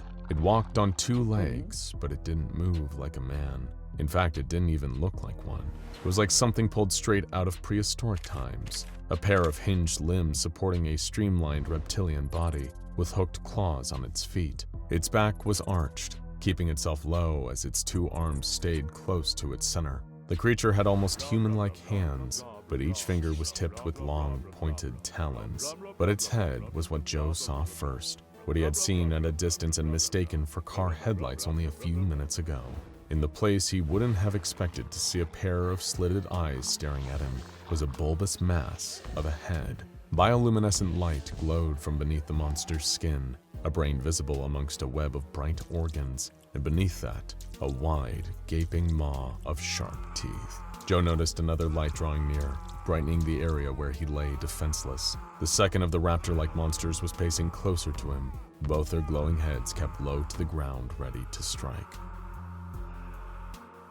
"Yep, looks pretty clear to me," one of the men disguised as a highway patrol officer announced. "Handprints match up with what their front paws look like. No trace of the driver. Just a big wreck in the middle of nowhere." Better get on the horn to control then," his colleague replied, wearing a similar uniform. "I thought SCP-745s were only found a little north of here." We shut off the section of the highway they usually show up at," the First Foundation agent explained casually, sipping his coffee as he looked at the upturned wreckage of Joe's car. His body was nowhere to be found. "But every now and then, a couple of them will show up a bit away from there. One of them wouldn't come this far into the south of New Mexico on its own, though." Because of the lights, right?" his fellow agent responded, the two of them walking back towards the car. "Their heads, they mimic car headlights or something." "Well, there's that." The first man nodded, taking one last look at the long, open desert around them and the highway stretching through it. "Plus, it must get lonely traveling out here on your own." In 1914, an Archduke of Austria-Hungary was shot by a Serbian nationalist. This led, after a series of nations signing treaties with other nations, to one of the bloodiest conflicts ever fought. A war that was unlike any that had been fought at the time. Trench combat, mud, and sandbags, newer, deadlier advancements in the art of warfare, vile, incurable, and fatal diseases, and months upon months of misery, all while trapped in dark, dank dugouts. The Great War, the First World War. It's gone by many names since its ceasefire in 1918, and while there aren't many left of the generation that remembers it, there are still plenty of scars left on the world that remind us of the horrors. But there's one that seems to be keeping those wounds fresh, reminding us that war is, indeed, hell, as that rough beast slouches towards its destination.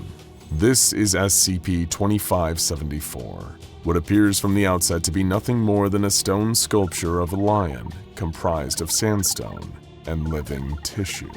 Standing at around 12 meters tall, SCP-2574 is much more than a mere statue. In fact, it is a living creature.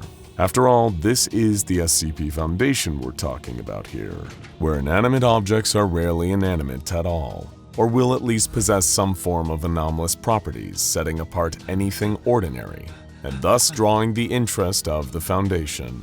SCP-2574 is similar in that regard, and not just for being a living statue creature. For one, the anomaly is capable of movement, albeit at a gradual rate that only progresses between 3 and 5 kilometers per day.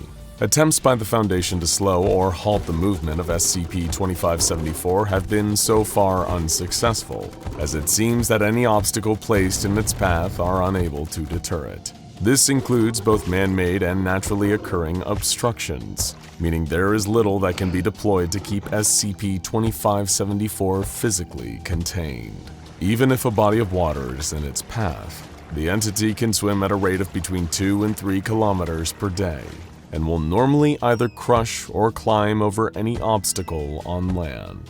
At the previous annual budgeting meeting, the top minds of the Foundation's accounting department revealed to an infuriated O5 council that SCP-2574 had been responsible for an estimated total of $25.3 million in damages since its discovery.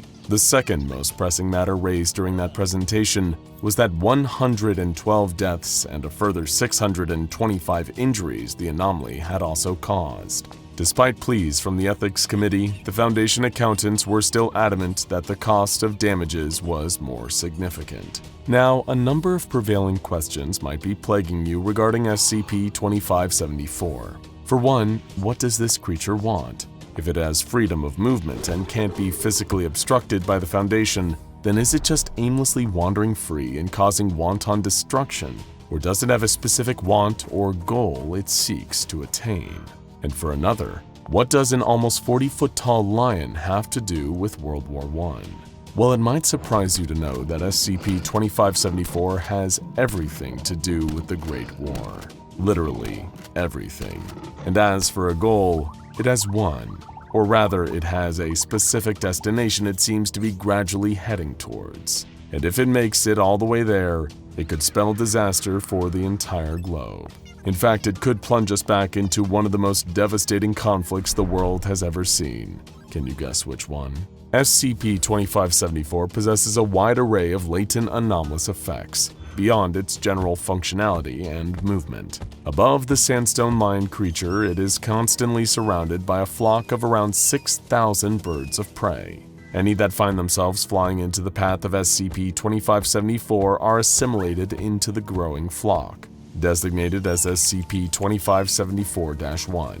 The mass of birds is fixated on attacking SCP-2574, swooping low to strike at its smooth muscle tissue with using their beaks and talons. This, however, seems to do little to deter SCP-2574 from making progress, as the anomaly constantly regenerates from physical damage it incurs from SCP-2574-1.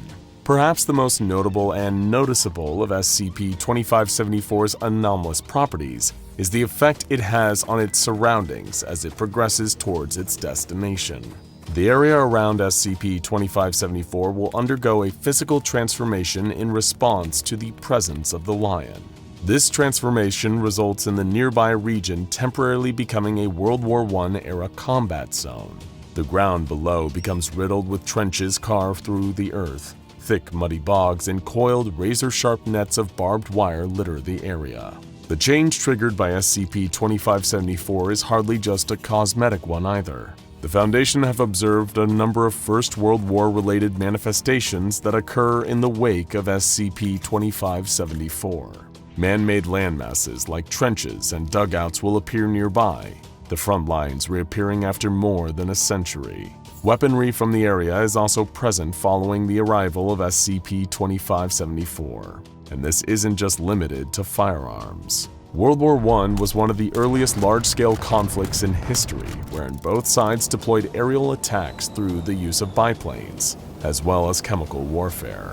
As a result, signs of these can also be found whenever SCP-2574 is nearby. But again, the transformation SCP-2574 brings about is not just limited to recreating battlefields. What some of you may not know is the Great War did not so much revolve around a core idealistic difference between both sides as its successor did. Instead, the First World War was a geopolitical grudge match between large global superpowers, attempting to make grandiose displays of their amassed military strength. The assassination of Archduke Franz Ferdinand of Austria at the hands of a Serbian extremist group was the catalyst that set off a chain reaction of events that ultimately led to war. As a result of this, SCP-2574's anomalous influence also extends to the social and political state of the areas it enters. A country that the Sandstone Leonine entity enters will suffer a rapid change in its local population's mentality. The ordinary people living there will start to experience a great degree of discontent towards their government, while the ruling powers of said country will increase its use of force against its own civilians. This effect is more noticeably potent when SCP-2574 interacts with countries that were directly involved in the First World War, increasing levels of civil unrest and discontentment among the population. These are often countered with worryingly increased levels of police brutality, along with governments enacting aggressive foreign policies and sometimes antagonizing other countries, as if they are eager to fight. These effects don't necessarily worsen the closer SCP-2574 gets to a particular country, but do seem to increase the more it approaches its predicted destination. And where is that, you may ask? The Foundation have calculated that based on SCP-2574's trajectory since its emergence back in 2012, the entity is headed for the city of Sarajevo, the capital city of Bosnia and Herzegovina. What possible reason could SCP-2574 have for wanting to venture towards this specific Bosnian city? Well, one cursory glance at the history of Sarajevo will give you the answer.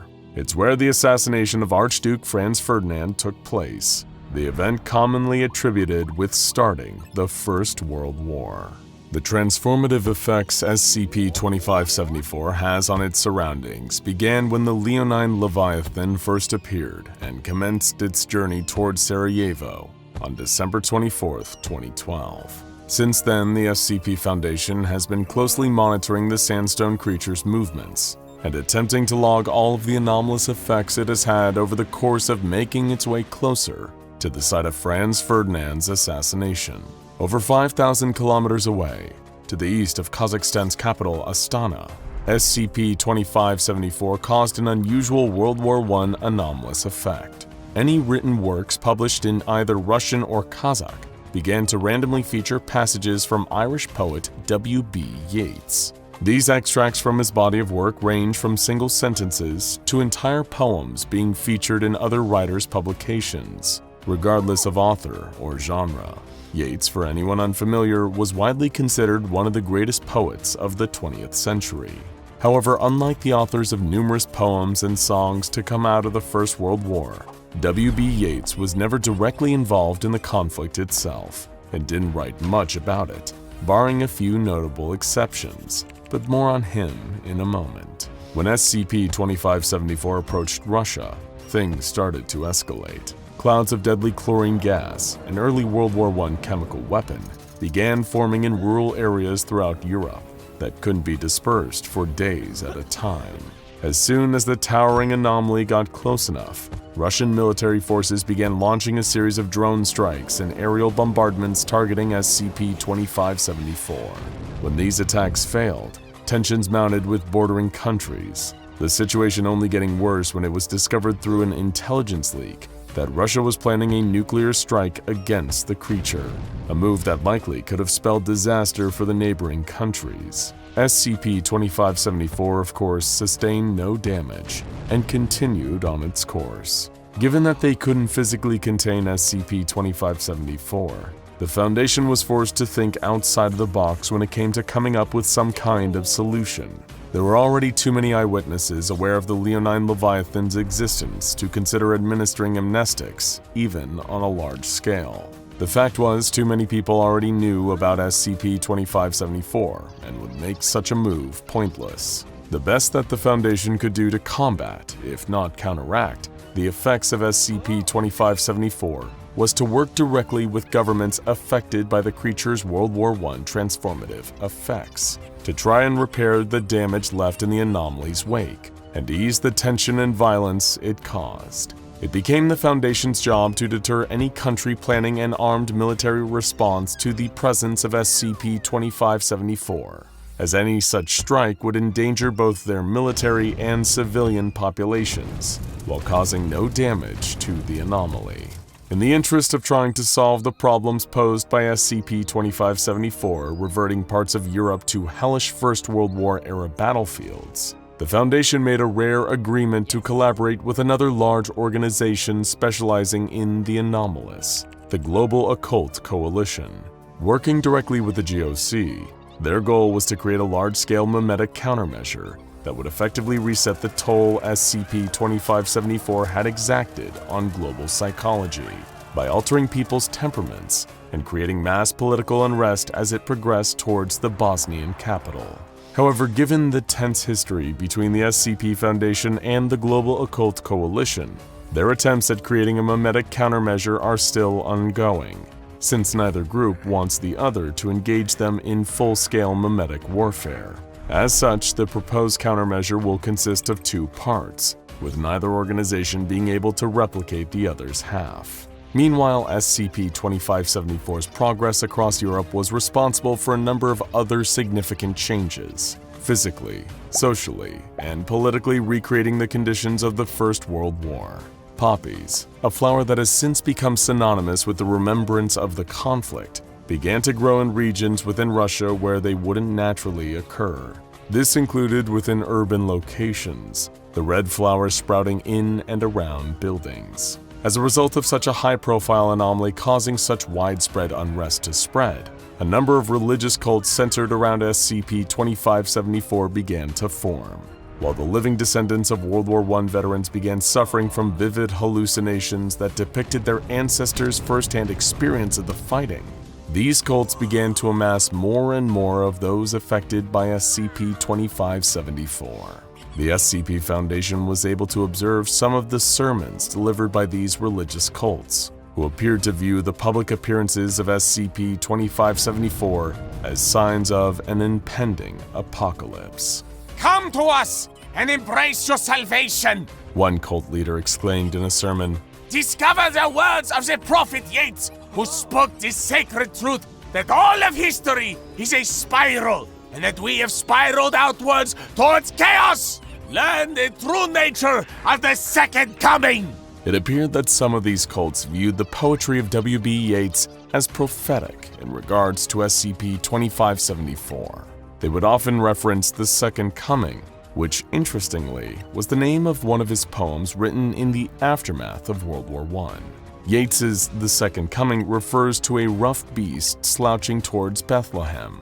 The SCP Foundation has since uncovered some erratic writings made by the poet before his death that allude to Bethlehem, despite no record existing of him ever traveling there. It is believed that Yeats somehow figured out what SCP-2574 was, and that the closer it gets to its destination, the more civilization will spiral further out of control towards total, all-consuming chaos. Further research by the Foundation also uncovered a testimony made by Gavrilo Princip, the Serbian man responsible for assassinating Archduke Franz Ferdinand of Austria, and thus sparking the First World War. Princip seems to have had some knowledge about SCP-2574, and apparently killed the Archduke as a way to begin the creature's journey in order to make society more chaotic. With SCP-2574 progressing worryingly closer to the site of Franz Ferdinand's assassination, further chaos rapidly began to spread. Anarchic sentiments took hold of most of Europe, leading to an increased rate of violent encounters between civilians and police in many countries, including Ireland, France, Great Britain, and Italy, with a number of these experiencing widespread rioting in their major population centers. Any government or political party compelled by SCP-2574 to openly espouse the same anarchist sentiments were soon seeing a rapid increase in their public approval, gaining more popularity in polls than their opposition.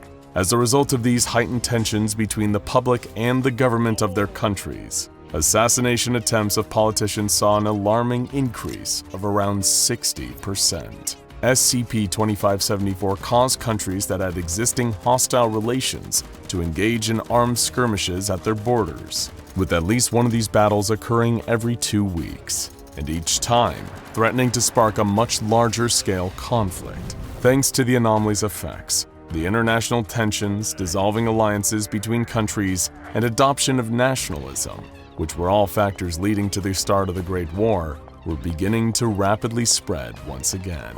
By the time SCP-2574 was around 550 kilometers from Sarajevo, people began experiencing injuries common among soldiers during World War I. Many patients would die during surgery, only for their bodies to disappear shortly afterwards. Conflict erupted between Ireland and England, and as SCP-2574 entered Bosnia and Herzegovina, many began to report suffering intense dreams about the anomaly. A number of these reports seem to state that SCP-2574 was attempting to communicate with them, and multiple websites began logging the Sandstone Lion's appearance in their dreams. And things will only get worse the closer SCP-2574 gets to Sarajevo.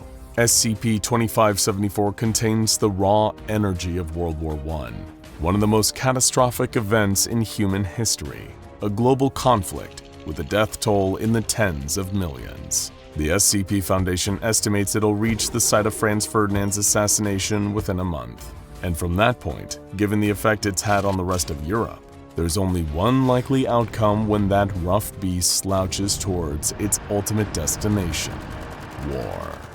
The diver screams a silent scream as the giant squid's beak digs into his skin, its many grasping tentacles grabbing him and holding him in place. Nearby, his fellow divers are driven half-mad with terror as they see mysterious figures floating towards them through the murk, and strange Russian voices speaking in their heads. Nobody can help them. They're down too deep, too consumed by the darkness and the pressure of the sea. They're now at the mercy of whatever is inside the submarine. Beginning in the 1940s, with the dawn of nuclear weapons, the American government conducting the world's first atomic weapons test, and the Soviet Union responding in kind with nuclear testing of their own, the two powers entered an arms race fueled by rivalry and a thirst to prove their strength on the world stage. What followed were decades of staggering technological advancements as each nation tried to outdo and intimidate the other. The Soviet Union crossed into the cold reaches of outer space, deploying the satellite Sputnik. The United States responded with the founding of NASA. Tensions reached a fever pitch during the Cuban Missile Crisis of 1962, as United States citizens feared they were teetering on the brink of nuclear war. In July of 1968, the Soviet Union, the United Kingdom, and the United States came together to sign the Treaty on the Non-Proliferation of Nuclear Weapons, agreeing to abandon their pursuit of increasing nuclear power and turn their focus to disarmament. But several months before the treaty was signed, the Soviet government was dealing in weaponry far more dangerous than nuclear missiles, something the other world powers knew nothing about. These deadly secrets were hidden aboard a submarine known as SCP-741. SCP-741 is the underwater wreckage of a Soviet submarine that sank in March of 1968 and came into the custody of the SCP Foundation in 1999. The submarine, a version of the Charlie II class, was deployed under unusual circumstances, which attracted the attention of the United States government. In an attempt to learn more about the submarine, the US government launched Project Redacted, which attempted to recover the vessel from the ocean in the early 1970s. They managed to recover a few pieces of the vessel, though the specifics are highly classified. In the late 1990s, the US government contacted the SCP Foundation, informing them of a possible Euclid or Keter-class anomaly in the wreck. At this point, it passed into the custody and surveillance of the Foundation. The submarine is on the ocean floor, broken into 3 pieces. The hull was broken into bits during Project Redacted recovery attempt, but was largely intact when it first sank, except for 2 holes, one just in front of the sail and one just below the starboard missile tubes. Apparently, the vessel sank rapidly due to flooding after an enemy missile strike, which occurred while it was surfacing. Though all parts of the submarine are accounted for, no members of the crew have been located. Additionally, none of the emergency escape equipment on board has been used, raising further questions about what became of the crew. Wherever they went, they seem to have left something behind. Whenever divers are sent down to investigate the wreckage, they report experiencing anomalous currents and strange sea life, and hearing moans, disembodied voices, and incoherent whispering. They also report seeing blurry, faintly glowing figures. Additionally, the ocean life in the area is unnaturally aggressive, particularly large squid and sharks. This effect was first noted during a manned expedition into the waters around the wreckage, described in Incident Report 1741-A. Divers A-26 through A-30 embarked from the icebreaker Yamal into the waters below with the intention of studying the potential anomalous activity surrounding the wreckage. As the group of divers approached the submarine, they could feel the shift in the water around them, the oppressive feeling of abnormally increasing pressure bearing down and threatening to crush them. If their specialized diving equipment were to fail, they knew that that would be it, and the command would have to come and fish their corpses out of the water. Or even worse, they would vanish entirely, meeting the same mysterious fate as the crew of that doomed submarine. But they couldn't fixate on that. They had a job to do. At first glance, the wreckage appeared undisturbed, unchanged since the previous inspection. Still, they needed to take a closer look to be sure. As the team got closer to the vessel, A-30 was startled by the sight of movement from within the wreckage, spotting motion through one of the holes in the structure as something passed by. He pointed it out to his colleagues, but they dismissed it as likely a giant isopod or spider crab, which were crawling all over the surrounding area. A30 laughed off his jumpiness, agreed that they were probably right, and continued the exploration as planned. Control authorized the divers to proceed to the next step, and A29 activated sonar and lights, moving toward the starboard side breach. There, a faint glowing caught his eye. The glow resembled that of radioactive material, but when the team checked the radiation levels in the area, they remained stable. Whatever the source of the glow was, it wasn't radioactive. At this point, his neutron counter began to register something, and all of a sudden, a disembodied voice could be heard saying, "Vasily Yevgeny, can you hear me?" The voice was muffled, and though it could be heard over their communication channels, it emanated from somewhere in the wreckage, deep underwater. As A29 watched, a glowing shape emerged from the darkness. It was only an outline, the suggestion of a silhouette, but the shape was undeniably familiar. It looked like a person. The other divers quickly noted the apparition too and began to panic. Some checked their nitrogen levels, believing it to be some sort of nitrogen narcosis, while others pointed out that they couldn't all be suffering from nitrogen narcosis at the same time. The unknown voice continued speaking, saying, "Help me, it is getting hard to breathe." The divers debated what to do next, questioning whether what they were seeing was even real, when all at once, the humanoid figure vanished from sight. The divers attempted to shake off the startling encounter, and they resumed their duties, the investigation proceeding as normal. After a few moments of uneventful work, another interruption presented itself in the form of a 5-meter-long squid swimming around the wreckage. Its presence startled the divers at first, particularly those closest to the animal, but the others encouraged them to ignore it, citing the fact that there are no records of these squid attacking humans. So they did, continuing their work as the squids circled them with apparent curiosity. A27 spotted an unusual shell below the wreckage, notably large and difficult to identify, and Control requested that they bring it up to the surface for further inspection by a marine biologist. The diver began attaching haul cables to the shell as the squid crept closer and closer. All of a sudden, A26 screamed, and there was a sudden bloom of blood in the water. The squid, despite it being uncharacteristic behavior for its species, attacked the diver, biting him savagely. Prompted by cries for help from the diving team, Control began to reel A26 back towards the surface, proceeding slowly to give him decompression time, and the squid took advantage of the slow retreat. It chased after the diver, grabbing hold of him and biting down again, tearing away at him as it gripped him in its tentacles. Still, Control continued reeling him in, hoping to free him from the squid's grasp as they yanked him to the surface. The other divers were ordered to get themselves out of there as fast as possible, an order they gladly obeyed.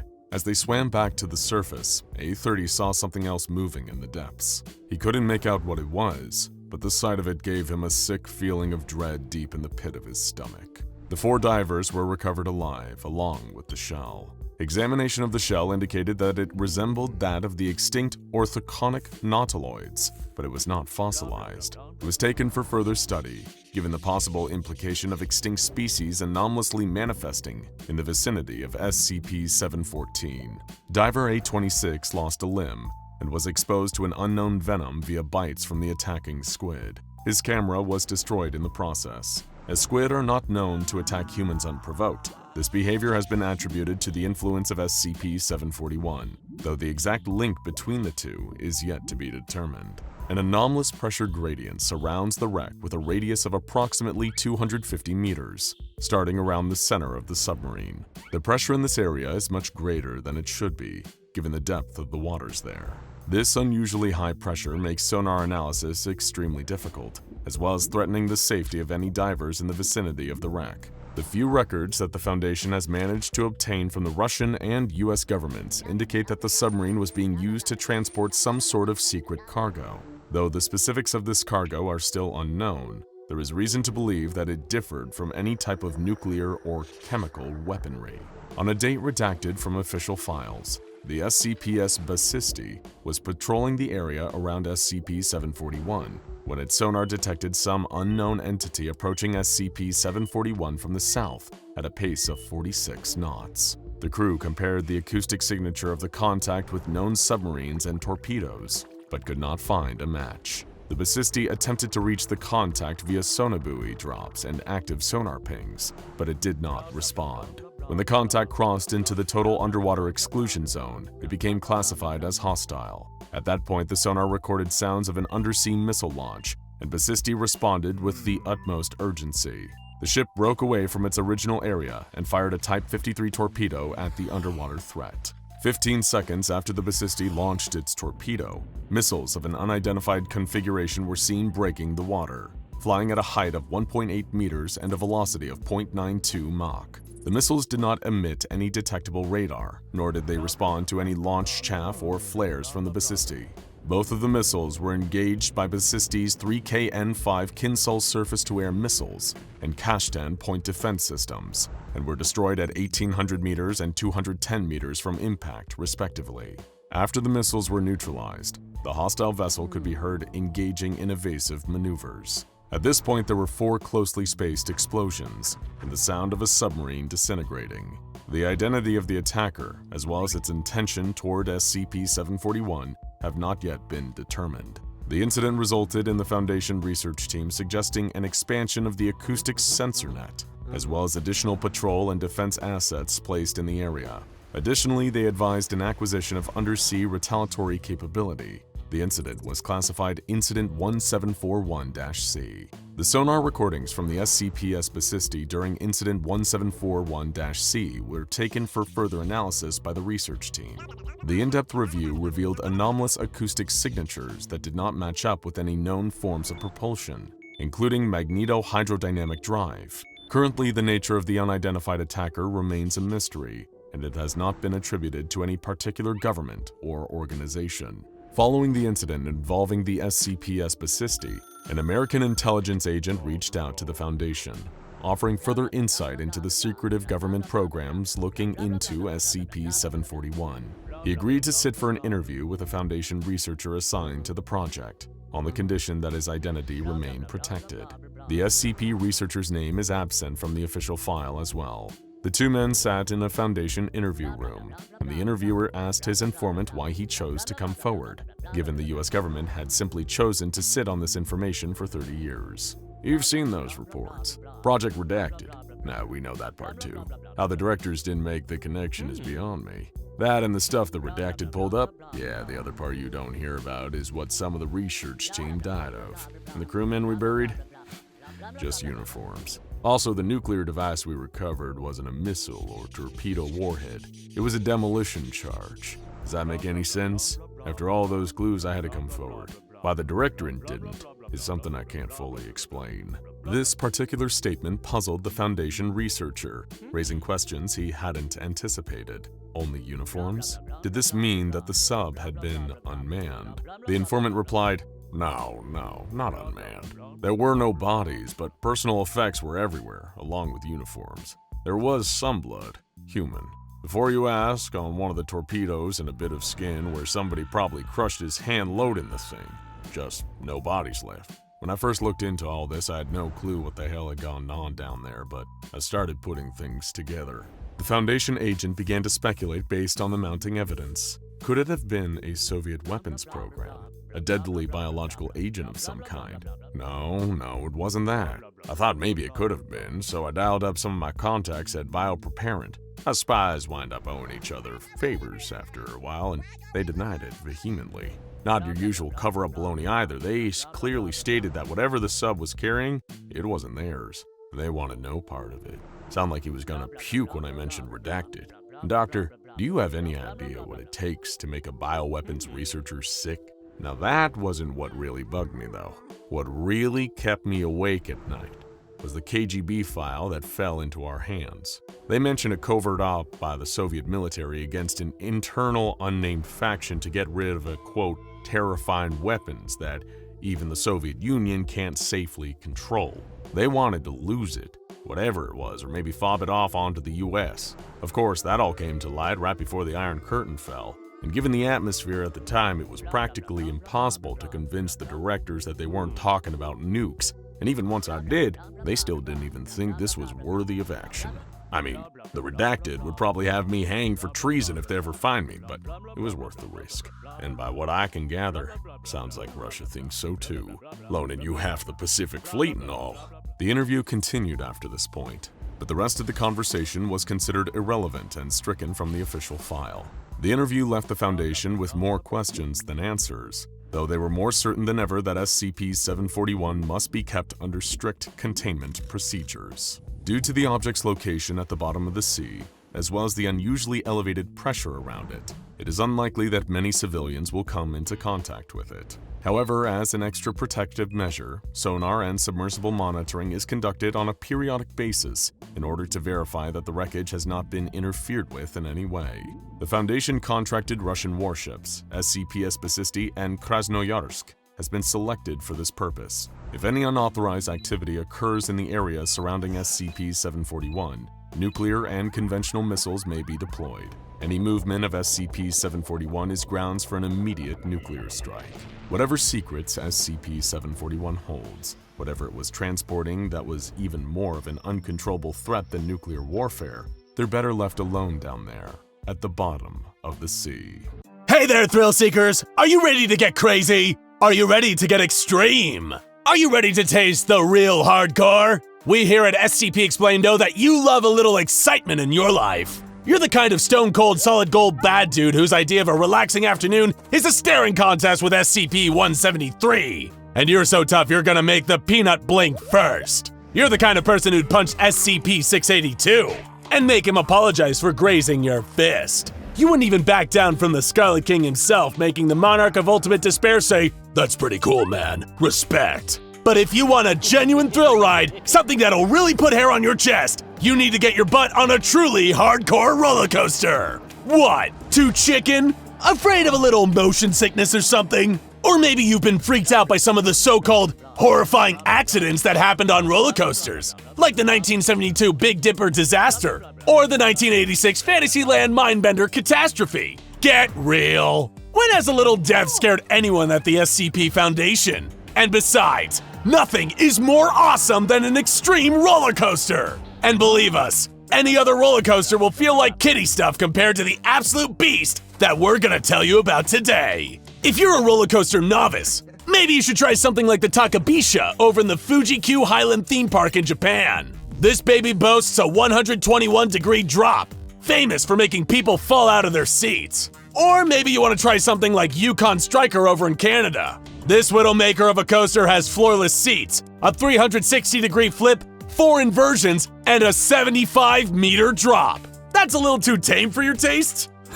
If you're feeling really brave, you can hop on the King Ka over in the New Jersey Six Flags theme park. You'll get a super fast 90-degree climb, followed by a bone-stripping 139-meter drop, a 129-foot camel hump, and a 270-degree spiral. Ha! That'll give you a healthy dose of vitamin G-force. Why are we telling you all about this? Because compared to SCP-2183, all those coasters are like riding a tricycle with stabilizers in your mom's backyard. There's no coaster more powerful, more thrilling, and more adrenaline-pumping than SCP-2183.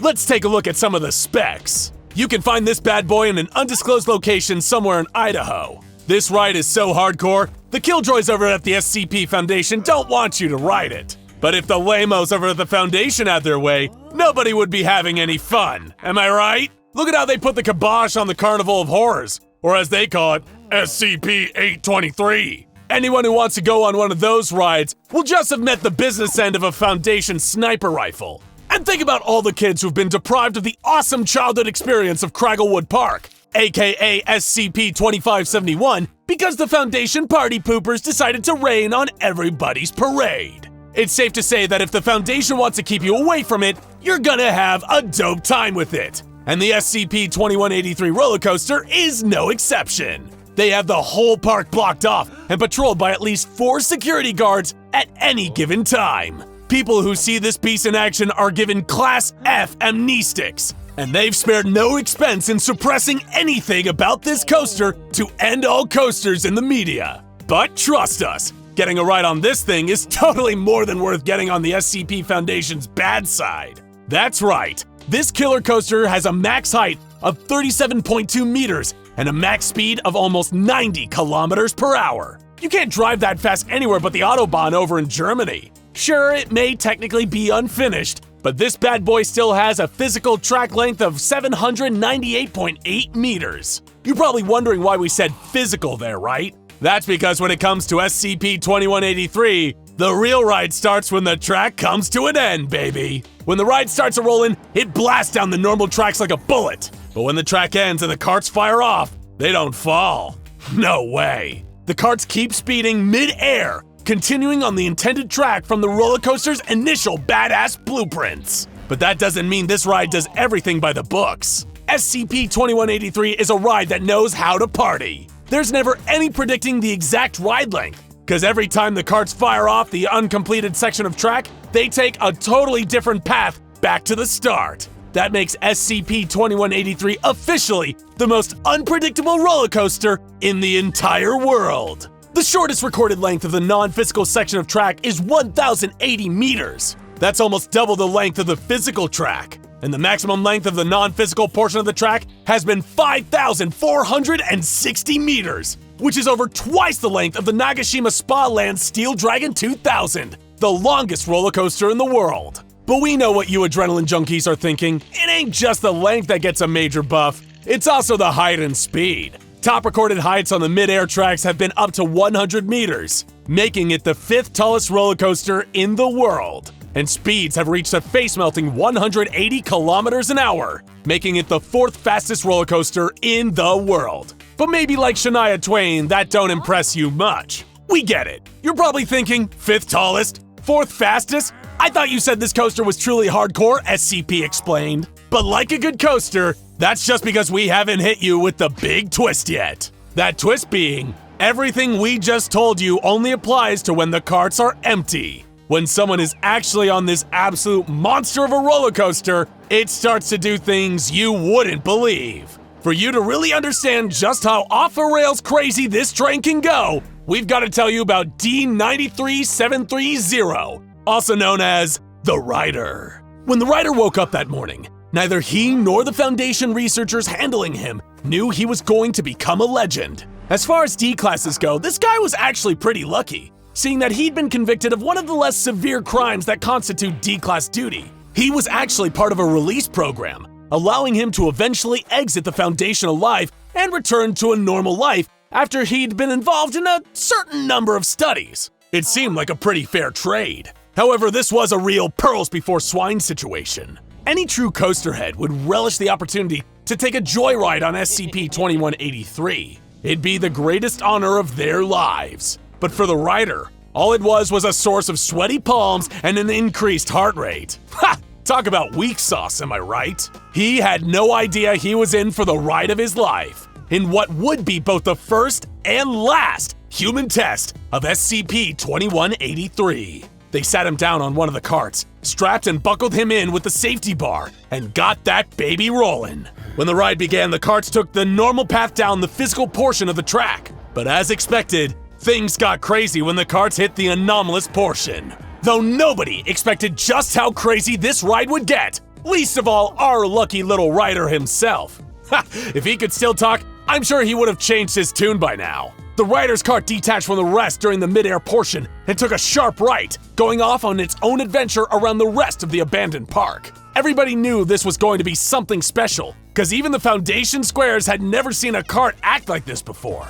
It looped around the whole place several times before whizzing through the park like a cruise missile, weaving between rides, stalls, and concession stands with ease. It was traveling blink and you'll miss it fast. This thing wasn't just white knuckle intense, it was broken knuckle intense. The rest of the carts returned to the starting point again and came to a stop, but the rider wasn't getting off that easy. There's a reason we call SCP-2183 the most intense roller coaster in this crazy world of ours. The cart containing the rider went AWOL, heading north out of the park at high speeds, putting it on a disastrous collision course with a nearby town.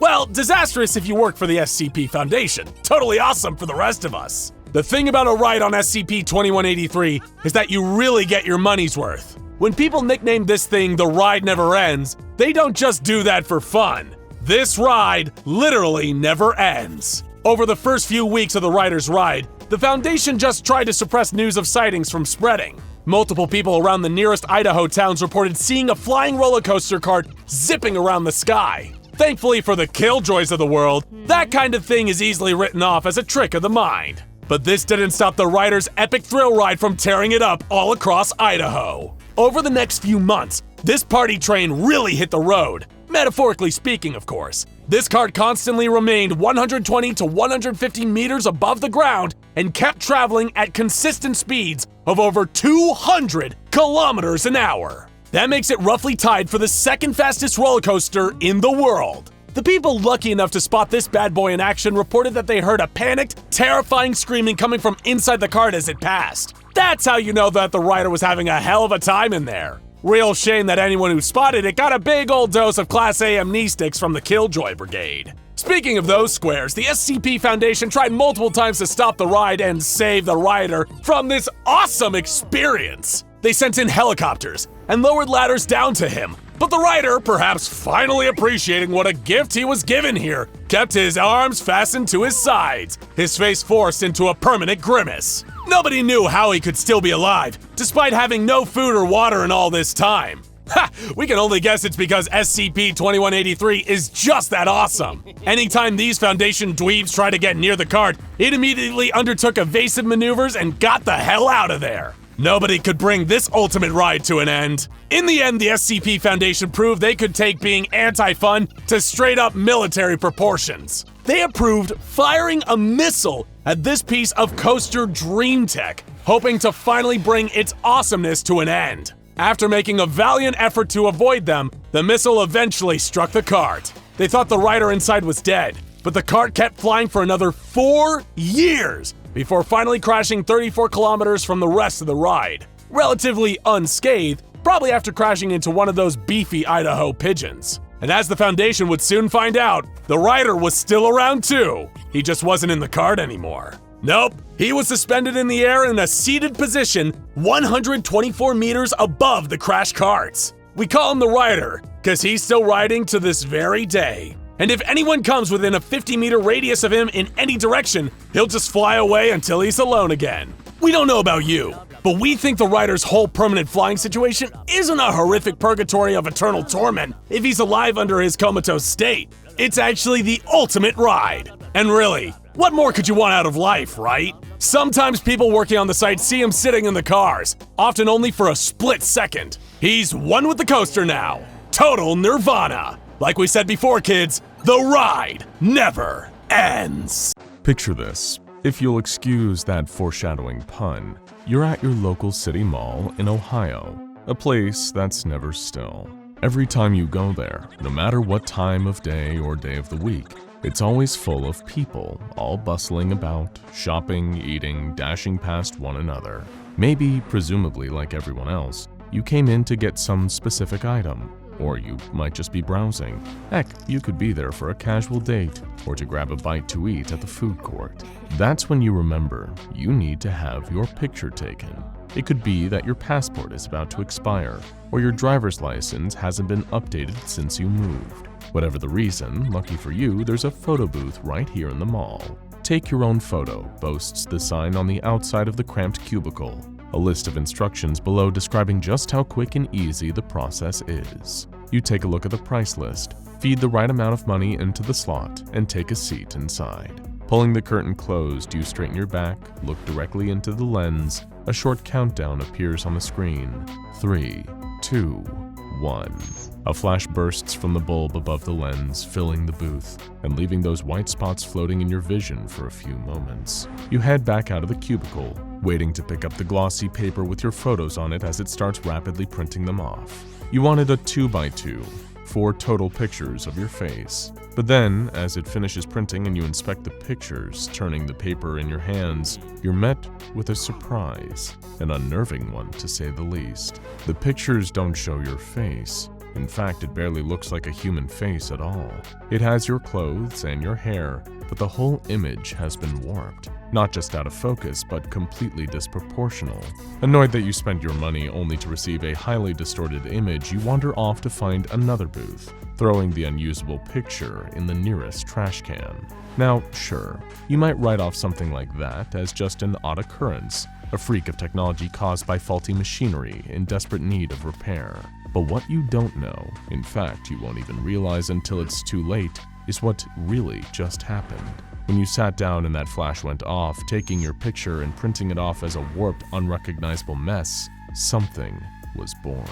Located at the end of a series of long, winding concrete stairs and kept out of sight behind doors marked Keep Out and Staff Only, is a lower level of the mall.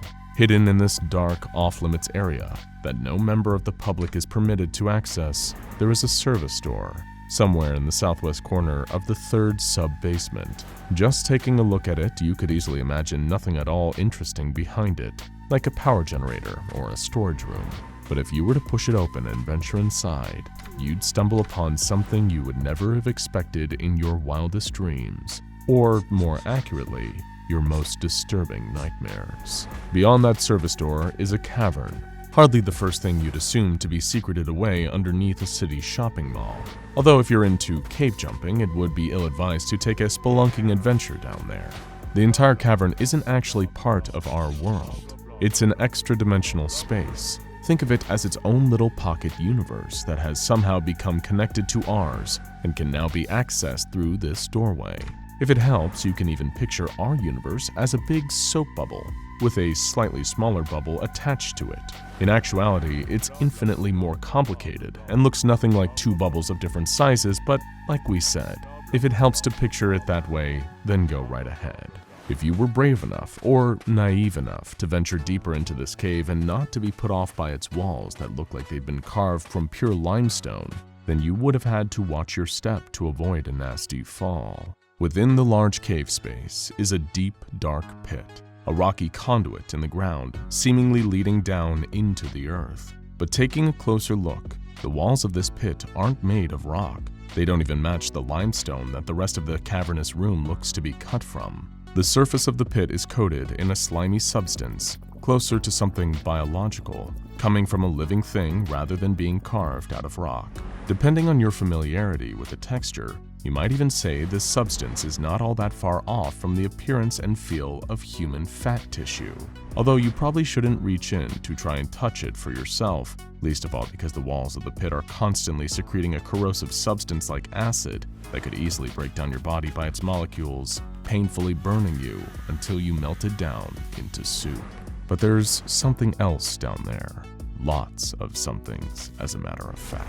And the moment you took that photo, sitting in the safety of the booth in the mall above, a new something found itself born into the pit. It looks almost exactly like you, but its face is all wrong. You could even say distorted, like a photograph that didn't quite come out right.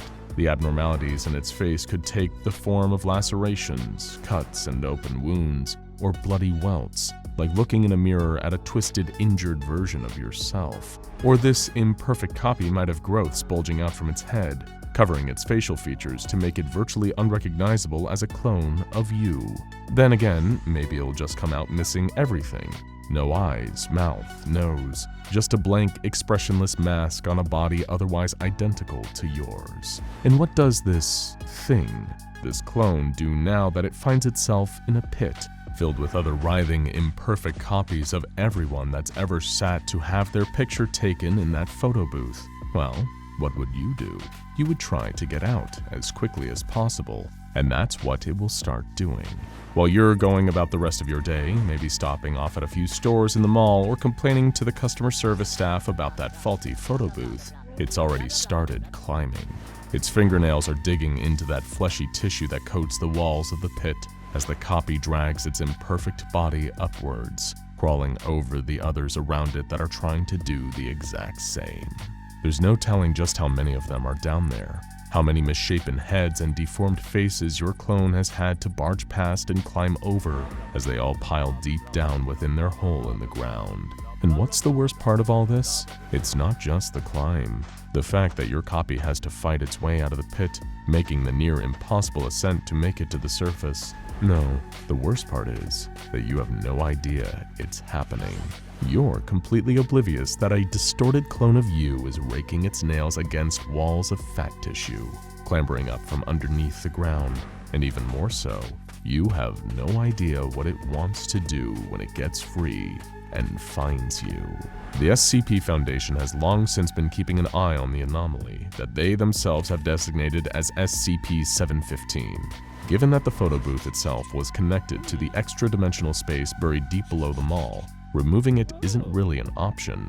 Sure, they could have easily have cordoned it off and put up signs saying the booth was out of order to deter members of the public from trying to use it, but this was the SCP Foundation after all. They needed to run tests, figure out exactly what this anomaly did, and how it ticked. Gerald Patton had been a rising star at the Foundation, a promising researcher who had long been proving his mettle since he first became part of the organization.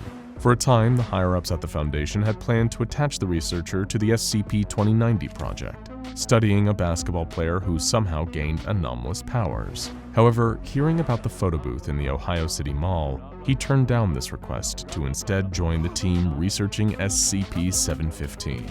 Certain high-level staff of the SCP Foundation noted this to be strange. Patton had never turned down a promotion before, as the SCP-2090 project would have offered him better pay and more vacation time.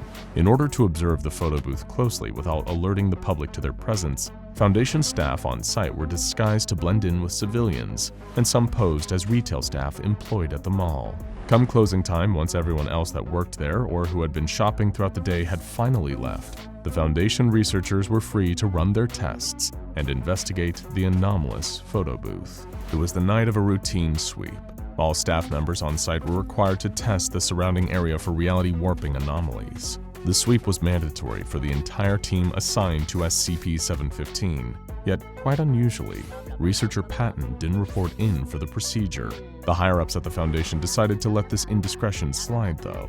After all, there were a lot of personnel involved in the process, so Patton was let off the hook. In fact, the few disparities in Patton's behavior only became more apparent when Dr. Agatha Wright began to more closely collate and process the files and information on the personnel on site. She was the research head on the SCP-715 project, and quickly noticed a few things that didn't add up about researcher Gerald Patton. His rejection of the offer to join the SCP-2090 project and refusal to attend a routine reality-bending anomaly sweep might have seemed like unrelated incidents at first, but both would have brought the researcher into contact with technology that the Foundation used specifically to detect any distortions to reality.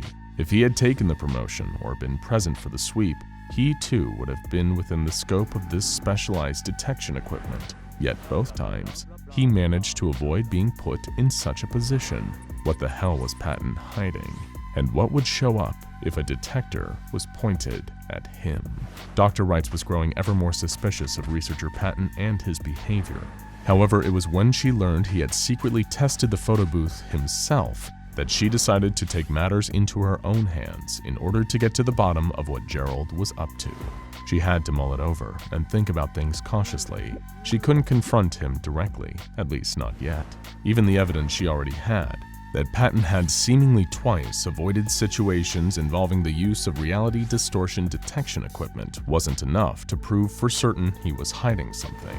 Both instances could have been caused by something completely unrelated. Gerald could have rejected his promotion purely because he was more interested in SCP-715 than joining the SCP-2090 project. And even Foundation personnel needed sick days or skipped work because of a hangover without telling anyone, which could explain why he was absent during the sweep of the mall. But Agatha wasn't convinced. It felt like the two instances lined up too closely. They felt far too similar to be an utterly random coincidence. Even if Gerald wasn't up to anything dangerous, the only way to know for sure was to observe him, but without drawing attention to it. He'd deny anything, act completely differently, maybe even flat out lie if he knew someone was listening or watching. Agatha was forced to think in a way that was as calculated as she was certain Gerald had been. His quarters were located in a secluded part of the sub-basement, a level above where the fleshy pit could be found. Almost all the Foundation personnel assigned to SCP-715 slept somewhere on site, their presence there masked from the ordinary mall employees. Taking care not to be detected, they had installed doors with a keycard system, meaning only members of their own staff could access the living quarters under the mall. If any civilians happened to stumble upon the Foundation and discover them, then all it took was the careful application of amnestics to ensure that they wouldn't remember a thing. Beeping her keycard at the door, Agatha slipped into the living area. It mostly consisted of a narrow corridor with rows of doors on either side. Behind each one was a cramped room, each only big enough for one person, a bunk to sleep in, and a sink with a mirror above it. Gerald's room was the furthest from the entrance, right down at the end of the corridor, as far from everyone else as he could get. Although it also meant if he came back from testing early, then he'd be more likely to catch Agatha leaving his room and walking back along the row. It would be hard to come up with an excuse as to what she was doing anywhere near his quarters, especially as her room was right behind the very first door, right next to the entrance. All this was rushing through Dr. Wright's mind as she squeezed into Patton's room.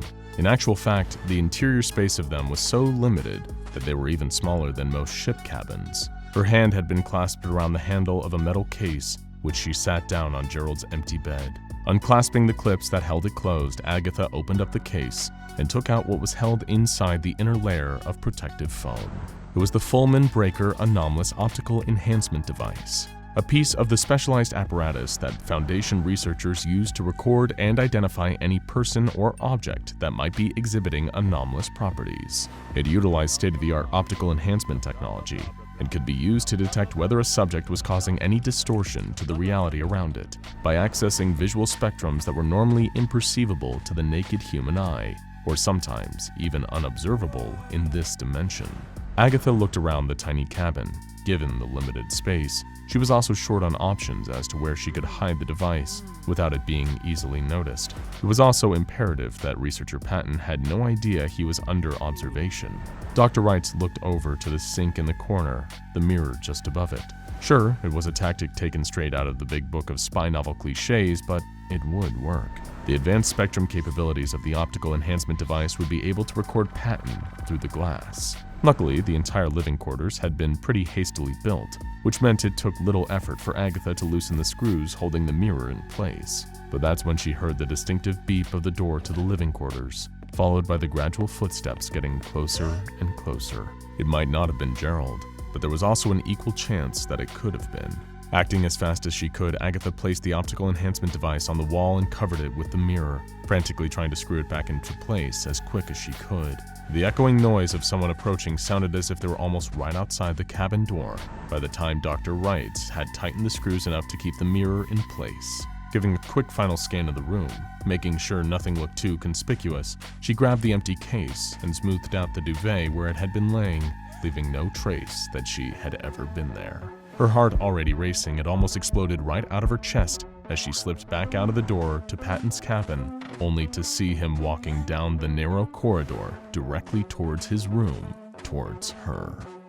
Dr. Wrights, Gerald greeted with a stage smile, though the suspicion on his face was so unmistakable that it could have probably shown up clearly on camera. Something I can help you with? Patton. Agatha gave a polite nod back to the researcher, lifting the case behind her back. The one upside of the tight corridor was that Patton was so close to her, he couldn't see what she was hiding. The obvious downside being he might be close enough to clock Dr. Wright's suspicion of him. Did you need something? Patton chuckled. Sorry, it's just, what were you doing in my quarters? Her heart was still racing, desperately trying to form a plausible excuse somewhere in her mind. Agatha's free hand reached into her pocket, something brushing against her fingertips. It would have to do. You dropped this, she exclaimed, pulling out a $20 bill and handing it to Gerald, a small price to pay to keep her subterfuge. Earlier on in the mall near SCP-715, I saw it fall out of your pocket. I had other matters to attend to down at... Anyway, I wanted to make sure you got it back. Oh, thank you. Gerald blinked in surprise, taking the money. As she squeezed past him and walked out of the living quarters, Agatha could barely stop her hands from shaking, although those tremors of nerves would have to become the trembling of absolute horror when she saw the footage that the optical enhancement device collected. Patton was one of the creatures from the pit. It didn't seem possible. He didn't even have clearance to know about the pit, and any of the clones or SCP-715-As that managed to claw their way up to the surface were immediately terminated by on-site security, the instances becoming known as SCP-715-Bs if they made it that far.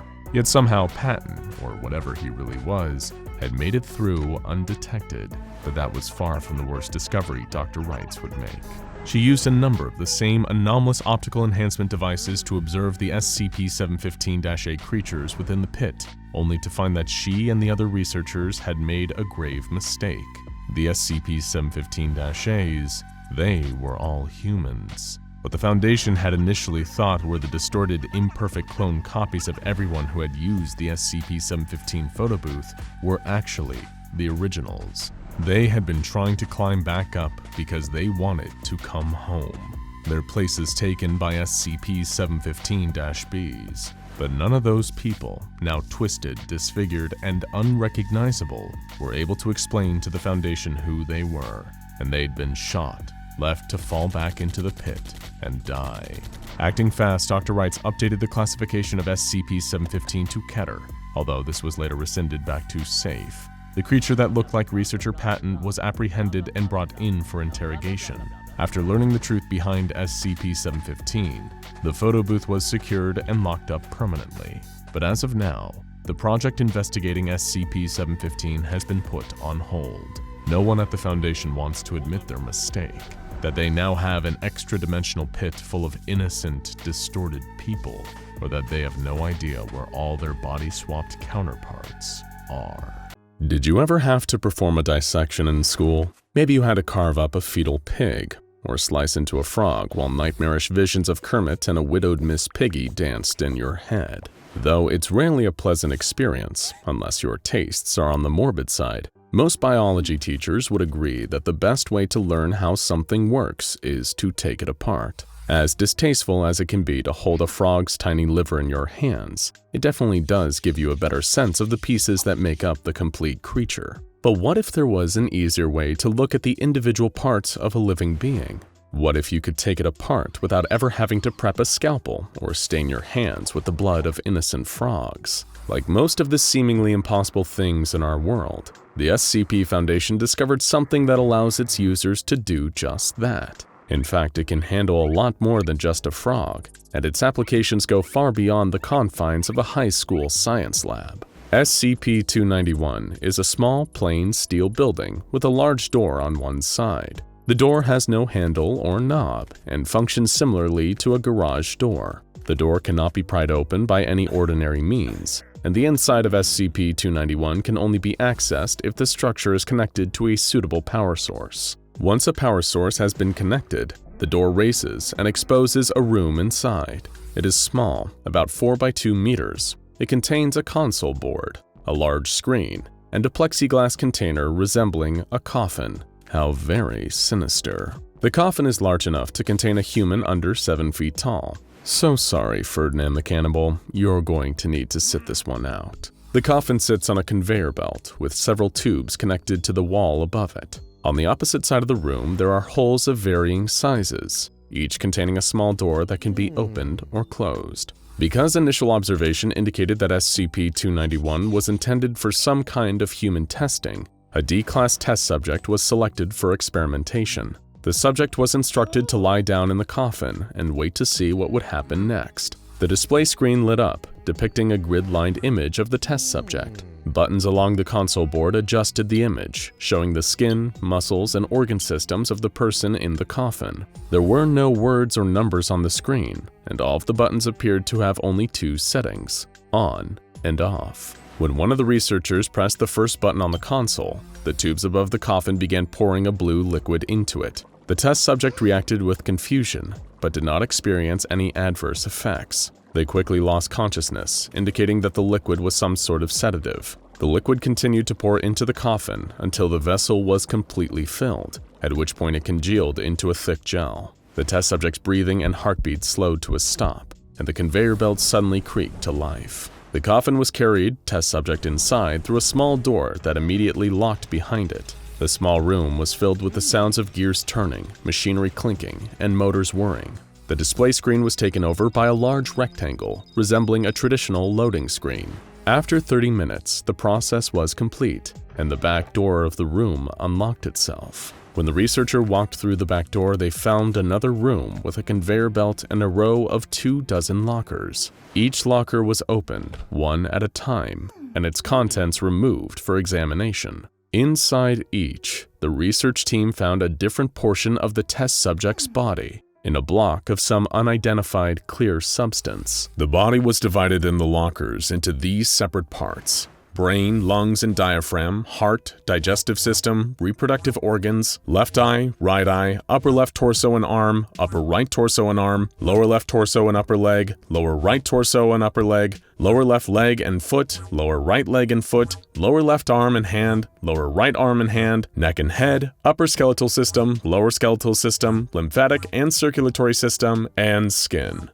Whew, a miracle of the human body, right? Boundless in its fascinating complexities. Each block of body parts was placed back in its designated locker, and the second button on the console was pressed. At this point, the doors to the organ lockers sealed themselves shut, and the sound of the machinery working filled the small space once again. This continued for a duration of approximately 45 minutes. When the machinery went silent, a new plexiglass coffin emerged into the main room, with the test subject inside. He looked identical to how he had looked at the start of the experiment, with no evidence that he had previously been disassembled. The blue liquid slowly evaporated from the container, and the test subject opened his eyes. The lead researcher conducted an immediate interview with the reassembled subject, who reported no memory of the process after initial exposure to the blue liquid. They insisted that the process had been like a good night's sleep, which honestly makes us pretty eager to take it for a spin. A medical examination determined that there were only a few changes to the test subject during the disassembly and reassembly. When they returned to consciousness, the test subject's stomach was empty, they were naked, and all of their hair was gone. With this new understanding of SCP-291's anomalous properties, the Foundation decided to continue their experimentation. With each new test, the experiments became more creative and, unsurprisingly, more depraved. First, a D-class subject was placed in the coffin and disassembled. Then, instead of placing the various body parts in their designated lockers, the vital organs were removed from their storage before reassembly was attempted. This resulted in the equipment shutting down completely. A researcher pressed the third button, which forced a hard reset of the entire process, causing all of the blocks of body parts to eject via an exit hatch. During the next experiment, non-vital organs were removed before the subject's body was reassembled. The appendix and gallbladder were left out, and when the subject regained consciousness, these organs were still gone. However, there was no visible damage or scar tissue in their place. They were simply gone, as if they have never been there in the first place. So, if body parts could be removed from a test subject, could new body parts be added? Could existing body parts be replaced with different ones? A D-class subject in need of a skin graft following a flamethrower-based accident was placed in SCP-291. Once taken apart, a portion of healthy skin donated by another, somewhat unwilling D-class subject was placed in the locker, along with the skin already present there. Once the subject was put back together, the healthy skin had replaced the damaged skin with no adverse effects. Repeat attempts at this test showed that it was effective for limb transplants, heart transplants, and kidney transplants, with a 0% failure rate across all tests. After determining that SCP-291 could be used for an untold amount of good, making organ donations easier and safer than ever, the Foundation naturally had to pivot to something more useless, but interesting and likely horrifying. After all, it's not like they could ever just make anomalous technology available to the public, right? 2 D-class subjects, 1 man and 1 woman, were disassembled by SCP-291. The brains of the test subjects were swapped, and then they were reassembled. When they awoke, the subjects had the personalities and memories of the brain placed in their body. In a turn of events previously only seen in blockbuster comedies like Freaky Friday and the live-action Scooby-Doo movie, seminal piece of cinema, the subjects had swapped bodies. They were subsequently disassembled, their request to look at their new bodies naked having been swiftly denied, and the brains were returned to their rightful bodies. After the experiment was finished, The subjects appeared mostly normal. However, they did complain of disorientation as well as mental and physical discomfort over the next several days. After going through 2 brain transplants in one day, though, that's really the least you can expect. After perfecting the practice of swapping body parts between different human subjects, the ghoulishly curious research team decided to take things in an interspecies direction.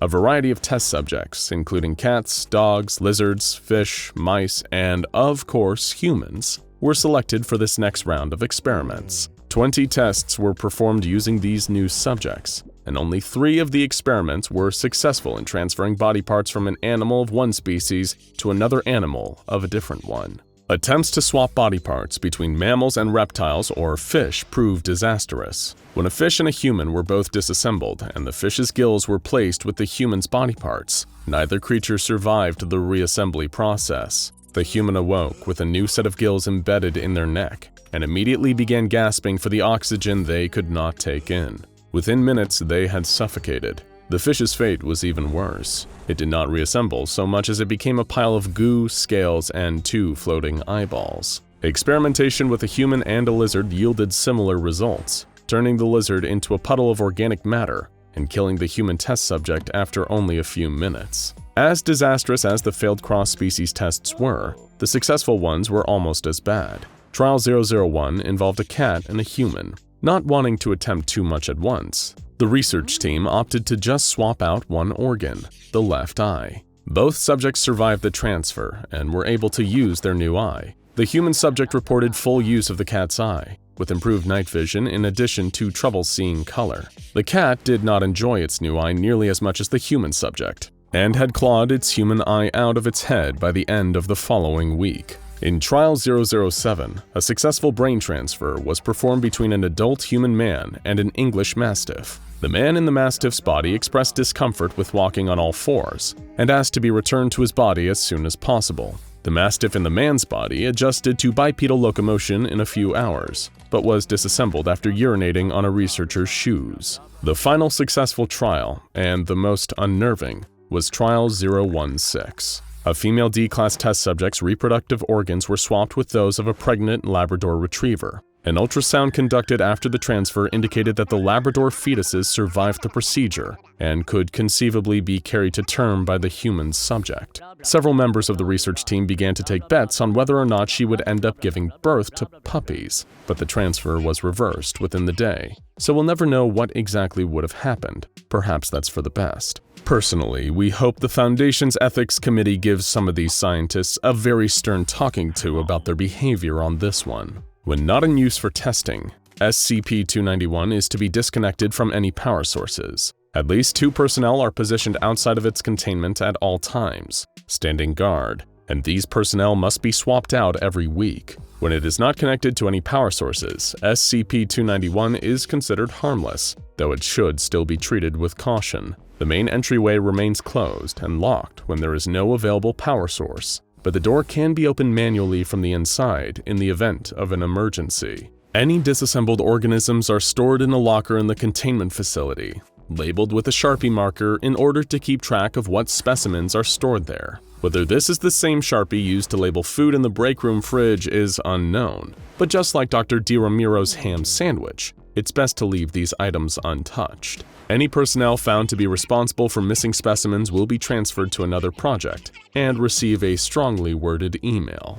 High school is a turbulent time for a lot of us, to say the least. Subjects are a lot harder, classes feel longer, and because you're older, there can be so much more pressure put on you by your teachers and parents alike. There's a lot more onus for you to perform well in tests and make sure that you get good grades, thanks to everyone around you telling you that these are the most important years of your life, or that your high school experience will determine your whole future for good or for bad. Actually, come to think of it, pressure feels like a bit of an understatement. As if there weren't already enough things to worry about when you're trying to make your way through high school, the changes to yourself get thrown into the mix as well. Growing up and getting older often means developing a further, previously unseen level of self-awareness and understanding of who you are as a person. That can be true of any part of life, but High school can often be the first time we're aware of ourselves in such a heightened way. Usually everything we're experiencing during that time can make some of us self-conscious, shying away from others to avoid embarrassment or becoming brash and loud to overcompensate for just how uncertain they might be feeling deep down. Then, of course, on top of that already huge mountain, romantic feelings get thrown into the mix as well. Sure, in the grand scheme of things, high school romances are usually just tiny, almost insignificant footnotes in the stories of our lives. But obviously, they don't feel like it at the time. When you're right there, living through that part of your life without the benefit of hindsight that comes later, your high school crush can feel like the very center of the entire universe. Being introduced to and surrounded by more people than ever, more than any previous stage of schooling, means that romantic feelings usually have a higher likelihood of developing and are made more prominent by the whole other whirlwind of things that high school brings with it. Case in point, Ellie was having this exact problem. For as long as she could remember, she had never really got people. They were confusing, complicated, and completely unpredictable. Usually, they frustrated Ellie, which made it hard for her to talk to most of her classmates, especially if she didn't already know them that well. The common ground could sometimes make it a little easier. It helped break the ice, but finding those shared interests or similarities was often harder than just spending time on her own. Then came along Marcus, or Marky, as Ellie heard he preferred to be called. On the first day of the semester, she had been placed in a new math class. The second Marky came walking through the door, she immediately found herself unable to keep her eyes off him, especially because he ended up taking the seat directly in front of hers, meaning he was always filling up most of her view when she looked straight ahead. Despite looking like a skater type, from what Ellie observed, Marky was pretty sharp. She was no slouch herself, usually noting down correct answers a few moments before whoever the teacher called on. Whenever Marky was called on, he also had the exact right solution to whatever problem or equation the rest of the class was probably still struggling to keep up with. Despite knowing very little about him, Ellie couldn't help feeling a certain new and unfamiliar way towards this particular classmate. It was like they were both operating at the same speed, on identical wavelengths. If only she knew more about him. And it was during class that Ellie had an idea about how she could get to know him better, but without the awkward, uncomfortable interactions that came from slipping about on the ice rather than breaking it. She could use the doll. Sure, she had been mulling it over, toying with the possibility for a while, but wasn't certain that it was right for her to follow that course of action. But as the days turned into weeks, getting deeper and deeper into the semester brought with it the possibility that another girl would catch Marky's attention the way he had caught Ellie's. Just the thought of that alone made her want to cry. She couldn't bear to see it become reality. One day in class, her chance presented itself on what had been an unusually hot day. The scorching heat outdoors was causing all the students to groan in discomfort, barely able to acknowledge anything other than the high temperature. Meanwhile, all the teachers could possibly do was open up the windows to counteract the relentless weather, but it was nothing more than a futile gesture. Sitting down in front of Ellie, Marky shrugged off the denim jacket he always wore, leaving it to hang over the back of his chair. Her eyes honed in on what she needed. Clinging to the surface of the acid-washed material was a single strand of black hair. She knew she had to pick her moment carefully. If the teacher, or any of the other students in the class, or worst of all, Marky himself saw what she was doing, it would look beyond weird. Leaning forward on her desk as subtly as she could, Ellie slowly reached forward.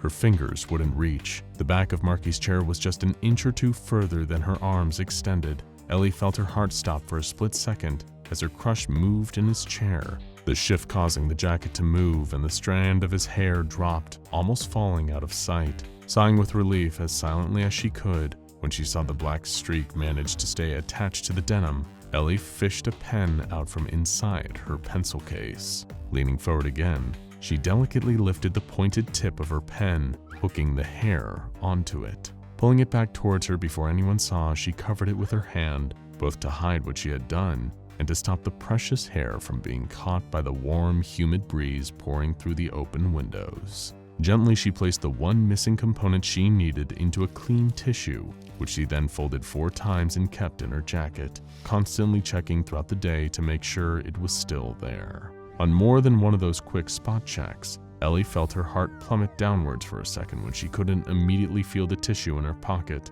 only to calm down a second later to realize it was still there, with its precious contents inside too. The rest of the day, she felt tense, drumming her fingers together in impatience, every hour feeling like it would go on forever. It was just a case of waiting out the day until that final bell rung. The moment she was able, she rushed away from the school, walking home as quickly as she possibly could, one hand in her pocket to keep the hair secure. Ellie was lucky enough, or unlucky depending on your view, to live in the same town as her school and not too far away to need the bus. She could make her way there on foot in pretty decent time. Normally, the buses from the school would pass her as she walked. Looking up, she saw one of the huge yellow vehicles driving down the street, and a familiar face sat at a window seat, Marky. Seeing him, Ellie quickened her pace, speed-walking home. The moment she unlocked the front door and closed it behind her, she threw off her backpack and raced upstairs to her bedroom. She knew exactly where she'd left it. As she flipped on her lamp, it was laying there on the desk ready for her, the naughty Stalker. The tiny doll was made of one single knitted string, with a pair of shiny onyx beads against the red of its face in the place of eyes. Ellie had come across the little oddity in a box of her grandmother's things. Although she never knew her all that well after she had died, Ellie's mom had gone to clear her house up and came back with a few boxes full of keepsakes. "These are all your grandma's things I couldn't sell or think of what to do with," her mother explained, offering her the cardboard box. "If you can pick out anything that you like, it's yours, Elle. I'm sure Grandma wouldn't mind." Looking inside, there wasn't much save for a few old clothes, knickknacks, souvenirs, and trinkets that were mostly all broken, or the odd piece of jewelry that looked too worn out and rusted to wear. But right at the bottom was the doll. It was wrapped up in a crumpled piece of paper that might have been clear white at some point, but had changed shades with age. Unfolding it, Ellie read the message inscribed on one side. "Congratulations on your purchase of a genuine naughty Stalker. Do you love someone but they won't give you the time of day? Do you wish you could hear what they say about you behind their back? Well, wonder no more. Using this fantabulous product, you can keep track of your loved one's every move and their every word. All you have to do is get a single hair from the head of the object of your desires, slip it under a loose string on our naughty Stalker, and see what you're missing." Another wonderful product, brought to you by the factory. Now that same crumpled note was in Ellie's hands, her eyes scanning over the instructions a final time to make sure she knew exactly what to do. She didn't much care for the name of it though, Naughty Stalker. The latter word had a very negative connotation. What she was doing here wasn't stalking, Ellie told herself. She just wanted an easier way to learn about Marky. Surely there wouldn't be anything wrong with that. Pulling the tissue from her pocket, she carefully lay it flat on the desk and unfolded it. The hair was still there, secured between the thin folded paper. Delicately holding it between her finger and thumb, Ellie held the dark strand of Marky's hair in the light of her desk lamp. She treated it as gently as she could, making sure not to break the hair, worried that the doll might not work if it snapped. Taking great care, she slipped it through one of the loops in the naughty Stalker's string. For a moment, nothing happened. The doll just lay there on the wooden surface of the desk. It was completely still, not showing even the slightest hint of any change. Feeling the worry building more and more, her heart drumming against her chest so loud that she could practically hear it, Ellie started frantically looking back over the instructions, in case she had somehow missed a step. She had no idea what was meant to happen, or even what she'd been expecting, but she was starting to think that this doll might have just been an oddity from an old toy store that marketed them to children by promising things that weren't actually possible. "See you later, guys," a tiny little voice came from the desk, causing Ellie's heart to lurch in shock. The doll was standing upright on the wooden surface. Only seconds before, it had been lying flat on its back. As if by its own accord, the little knitted figure was upright, like it was a living thing. And it wasn't just standing. Its arm was waving and its chest was even gently undulating to mimic the motion of breathing. The naughty Stalker kept waving a moment, only to drop its head forward and make an exhaling motion that seemed to be a sigh. I really wish they wouldn't keep calling me Marky. The same voice spoke up again, this time more clearly coming from the doll. Ellie watched it closer, transfixed with utter fascination. She was aware of the concept of a voodoo doll, a mystical charm that contained a person's hair affixed to a crude figure in order to influence them through magic.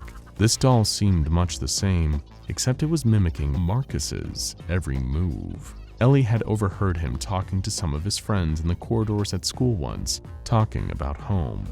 He lived in the next town over, and the bus must have only just arrived there, because now the doll was walking on the spot, the same heavy-limbed, tired walk home after a long, strenuous day at school.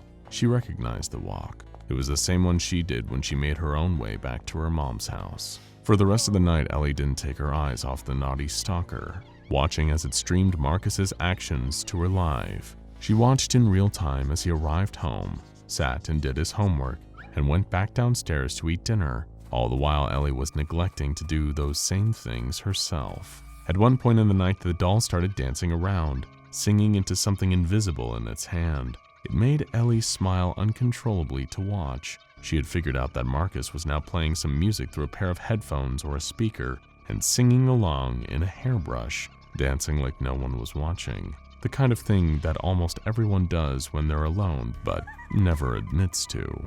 Turning to her computer, keeping one eye on the doll, refusing to stop watching it even in her peripheral vision, Ellie typed the lyrics it was singing into a search engine. Immediately, pages worth of results came up for the song and the band that had sung it. They weren't a group that she had heard of or listened to before, but it was Friday. She had all weekend. Using her mom's card, Ellie ordered herself a t-shirt with the band's name on it. Premium delivery meant it would be there before school next week. On Monday, she showed up at the school wearing the new shirt. It was a few sizes too big, but that meant that the band's logo printed on the front was bigger and harder to miss. Ellie had spent almost her whole weekend watching the doll as it mimicked Marcus's movements. He hadn't done much but play video games and go to the skate park, but she made sure she knew what he was doing. Anytime she wasn't watching, she was listening to the music he liked, getting familiar with it to prepare herself for what was about to happen, as if she had been studying to get ready for a test. Somehow, striding through the corridors full of students milling about first thing in the morning, Ellie felt more confident than ever. "Hey, Marcus," she greeted, spotting her crush rummaging around in his locker and walking straight up to him. "Hey, He paused, looking over her for what felt like the first time. You're, sorry, we have class together, right?" "Math, yeah," she replied, surprising herself at how quickly she'd recovered from the blow that he didn't even know her name. "I'm Ellie. I sit right behind you." Right.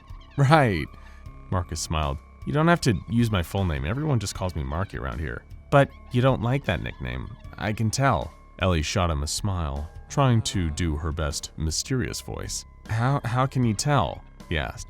"Don't tell anyone?" She leaned forward and whispered, "But I'm kind of psychic." They both laughed, and Ellie caught Marcus's eye reading the band name on her shirt. "Hey, I had no idea that you were a Parallel Lunatics fan," he remarked. "That's my favorite band." "Well, I just started listening to them," Ellie replied. "Maybe you could recommend me some more of their albums?" Suddenly the school bells sounded, interrupting their conversation with a reminder that the day had to start. Waving goodbye and heading to class, Ellie was unable to stop herself from smiling now that her way in had worked. For the rest of the week, she kept relying on the doll.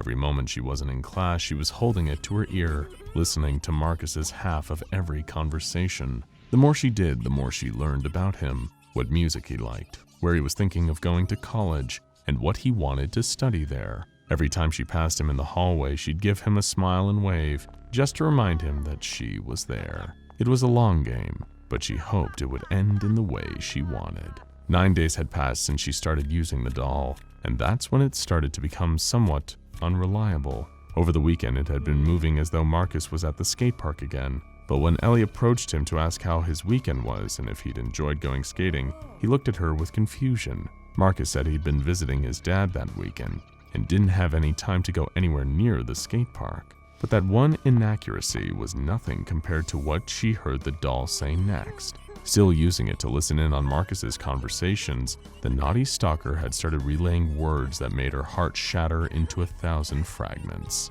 She overheard him talking to a friend about her, saying horrible things, like how he thought she was weird and that she had clearly listened to parallel lunatics just to get his attention. Worst of all was when Ellie heard Marcus say through the doll that he would never want to date a girl like her. She was heartbroken, tears streaming down her face as she hid in the toilet cubicle during lunch break. Sniffling, wiping her eyes in her baggy band t-shirt, Ellie felt her sadness turning into a wave of rising anger. Throwing the door open, she marched out of the bathroom and started searching the school for Marcus. "How could you say those things about me?" she yelled furiously when she found him sitting on the window ledge halfway up the stairwell. "Huh?" he mumbled, lifting up his headphones, instantly noticing that she seemed upset. "Hey, Ellie, are you okay?" "You're a jerk," she screamed, almost choking on sobs that threatened to come bursting out in a flood of tears. "Why were you saying horrible stuff about me?" "What are you talking about?" Marcus asked, his face looking utterly confused. "Don't play dumb. You said I thought I was weird and that you'd never date someone like me." "Whoa, Ellie, I don't know who told you that, but that's not true. I mean, I don't know you all that well, but I never say anything like..." He tried to reply. "Liar!" She cut him off with another yell. "I heard you. I was listening to every word." "What do you mean you were listening?" The confusion on Marcus's face quickly turned to concern. In his mind, he was quickly putting two and two together. The band shirt, the question about the skate park. "Have you been following me?" Instantly, Ellie felt her stomach flip, her anger partially dissipating and replaced with fear. No, it's not like that," she said, trying to ease his look of obvious alarm. I just wanted to know more about you, and now I do." "What the hell does that mean?" Marcus asked, sounding almost frightened. I know everything about you." Ellie started stepping closer, thinking if she went in for a hug that might calm them both down. "I know all your favorite music, what you like to do for fun. I wanted to know because I really like you, but I didn't know how to talk to you." Stay away from me." Instinctively, Marcus's arm, reacting to her getting too close, pushed Ellie backwards. Behind her was nothing but a sharp drop and a flight of concrete steps. With a scream, she tumbled backward, her body barreling down the stairs until her head hit the ground at the bottom of the last stair, giving a sickening crack as her neck broke. Teachers could barely hold back the students that came crowding out, trying to get a better look as the paramedics came to take Ellie away. As they lifted her body onto a stretcher, nobody noticed something fall out of her pocket. An unused Knotty Stalker doll, a brand new instance of SCP-693. The SR-47 sniper rifle slotted together effortlessly. Even after so many years of combat usage, the weapon was in pristine condition. In all the time Agent Harris had owned the gun, though, the thousands of times she'd fired it, not once had it jammed. And that was fortunate, because she had to move quickly. In a clearing about 300 meters in front of her were their targets. Capable of teleporting in a split second, she needed to be sure that her team would be able to finish the job quickly and efficiently. She looked through the scope slotted onto her rifle and kicked out the bipod, resting it on a tree stump. Now she just had to wait for the signal. She looked all around the marsh, trying her best to spot her fellow agents, but they were also well camouflaged. Even though she knew the exact spot where they would be, she couldn't see anyone. She'd always wanted to see the Himalayas. It had been on her bucket list to climb Mount Everest as a child, but the world had changed since then. Mount Everest was gone. In fact, the majority of Nepal had vanished, replaced by an enormous marsh full almost exclusively of pink ferns and droopy trees that seemed to sag to one side, unable to support their own weight. The most striking natural wonder on planet Earth had been replaced by a landscape that was flat, wet, and alien. Agent Harris curled her finger around the trigger and took aim through her sights. 2 minutes passed. Then the gentle whistle of a sparrow drifted over to her in the humid air. Except, of course, it couldn't be a sparrow. To the best of her knowledge, sparrows had gone extinct. With a snarl of anger, Agent Harris squeezed the trigger. She felt the silent sniper rifle kick her shoulder. If they wanted war, they sure as hell would get it. The destruction of the world began in 2078. Its designation was SCP-Orange-A. And as often happens with these kind of things, no one saw it coming. The SCP Foundation, having dedicated decades to researching potential world-destroying events, was totally blindsided by what happened the day the weasels showed up. Weasels, you ask? That's right. But before we explain, a question for you. Is something interfering with your happiness or preventing you from achieving your goals? Regardless if you have a clinical mental health issue like depression or anxiety, or if you're just a human who lives in this world who is going through a hard time, therapy can give you tools to approach your life in a very different way. And that's why I'm excited to tell you about today's sponsor, BetterHelp. BetterHelp's mission is to make therapy more affordable and more accessible, and this is an important mission because finding a therapist can be really hard, especially when you're limited to the options in your area. BetterHelp is a platform that makes finding a therapist easier because it's online, it's remote, and by filling out a few questions, BetterHelp can match you to a professional therapist in as little as a few days. It's easy to sign up and get matched with a therapist. There's a link in my description. It's betterhelp.com/SCP explained. Clicking that link helps support this channel, but it also gets you 10% off your first month of BetterHelp, so you can connect with a therapist and see if it helps you. And because finding a therapist is a little like dating, if you don't really fit with that therapist, which is a common thing with therapy, you can easily switch to a new therapist at no additional cost without stressing about insurance, who's in your network, or anything like that. So if you're struggling, consider online therapy with BetterHelp. Click the link in the description or visit betterhelp.com/SCP explained. Thank you again, BetterHelp, for supporting this channel. And now, as we were saying about the weasels, a man called Harlan Stump was the first human to make contact with the weasels. He was the groundskeeper at Site 59. Harlan was making his usual weekly trips around the perimeter of the courtyard on his ride-along lawnmower, watching baseball on his phone all the way when, out of nowhere, the aliens appeared. Just 2 meters in front of him, a squadron of 11 weasels materialized. The weasels, designated SCP Orange-B, stand at a minimum of 3 meters tall. With 16 legs and an exoskeleton carapace, they share a resemblance with terrestrial insects. Their bodies are segmented, composed of a head, primary thorax, secondary thorax, tertiary thoracic cloister, abdomen, and tail. With a hard segmented shell covering their backs and no apparent sensory organs, aside from a radula on their heads, they are an intimidating presence. Most striking about them, however, is the most delicate part of their appearance. On their backs, each weasel has an array of flora growing in a kind of garden. It appears that each weasel has a different array of flowers growing from their backs. Understanding the meaning of these gardens can be difficult, but it appears the more extravagant it is, the higher ranking the individual weasel is. The 11 weasels that appeared before Harlan Stump each had a very vibrant garden indeed, but no more so than the weasel held aloft in an ornate palanquin.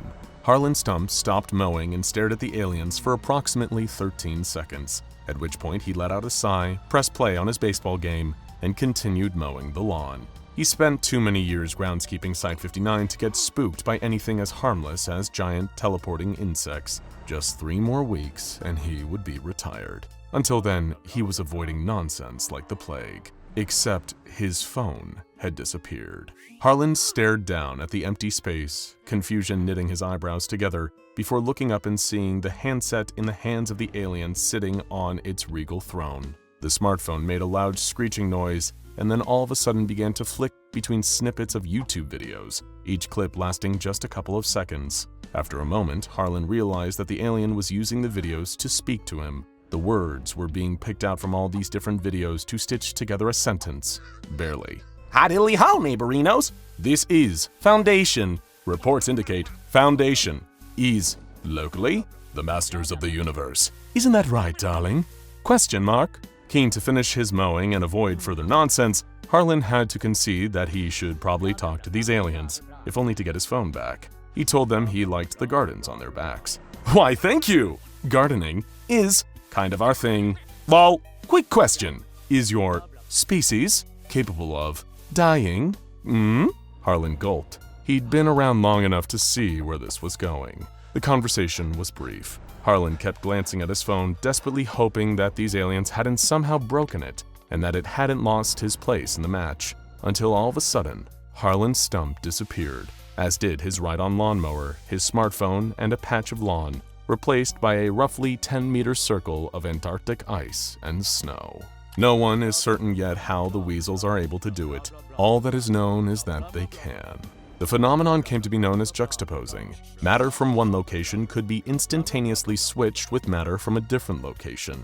It is how the weasels first arrived on planet Earth, triggering the event of SCP-001 Orange-A. Orange-A lasted for just 2 hours, but it changed the course of humanity forever. On the 29th of April, 2078, 48.52% of the Earth's habitable surface area dematerialized and rematerialized half a kilometer above the South Pole. Cities and towns from all across planet Earth, one by one, disappeared and reappeared in the air above the South Pole, where they promptly fell 500 meters, causing back-to-back seismic events. Washington, D.C., Beijing, and London were targeted first, followed by Tokyo, Delhi, and then a number of capital cities from Europe. This 2-hour window resulted in freak weather events as minus 50-degree pockets of air, kilometers across, replaced the disappearing cities. It is disputed as to who launched the first nuclear warhead, whether it was done by accident, out of fear, or as a strategic attack against a group of weasels.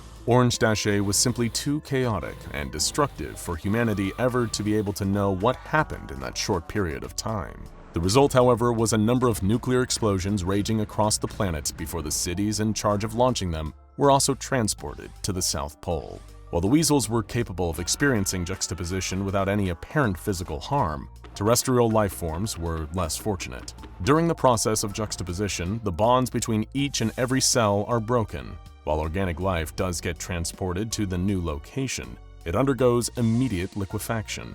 Not a single Earth-born life form has been observed surviving a juxtaposition event. In that 2-hour window, 6.9 billion people were killed. Humanity had lost. This event triggered the use of Project Yellow, an emergency evacuation protocol that occurs at the point where the survival of the human race seems to be virtually zero. A small band of specially chosen individuals were evacuated to a pocket dimension, where they were put into cryosleep to wait until the Earth was habitable once again. In the days following the events of Orange-A, the true invasion began. Choosing the Sahara Desert as their arrival point, the weasels started to appear in legions. Millions and millions of them filled the desert sands and went about populating their new planet. But what was their purpose? Well, fortunately, we have been able to salvage a modest amount of data that can inform us of why they're here and what their plans are. The weasel that first appeared to Harlan's Stump, just outside Site-59, has been designated SCP Orange Prime. It is believed that this weasel, in particular, is their leader. Whether Prime is simply the leader of this colony or the wider species is yet to be confirmed. Security cameras were able to capture the interaction as it took place within Site-59's grounds. In their conversation, Orange Prime explains their purpose to Harlan through YouTube clips on his phone. Long story short, weasels have come from Homeworld Dimension for fulfill a long-standing mutual agreement with Grandma. This is one of many new homes. This is a pretty nice place for weasels. This land is my land, from California to the New York Islands, from the Redwood Forest to the Gulf Stream waters. This land was made for weasels to garden, to farm, to create beauty, to spread good vibes, to cultivate, to remake, to terraform, etc., etc. Since this encounter, no human has been able to get close enough to Orange Prime to engage the weasel in further conversation.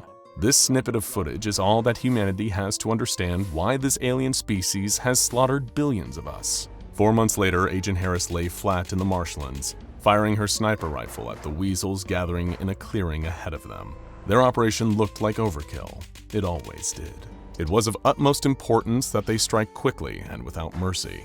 Sustained heavy gunfire from all sides, combined with RPG fire and the use of incendiary weapons, made short work of the weasels. All of these weapons were necessary to pierce the heavy armor that covered their backs. But that was the reason it felt like overkill. It felt that way because the weasels never fought back. They would not attack, defend themselves, help their fallen allies, or even beg for their lives. They would simply stand idly by as they were gunned down.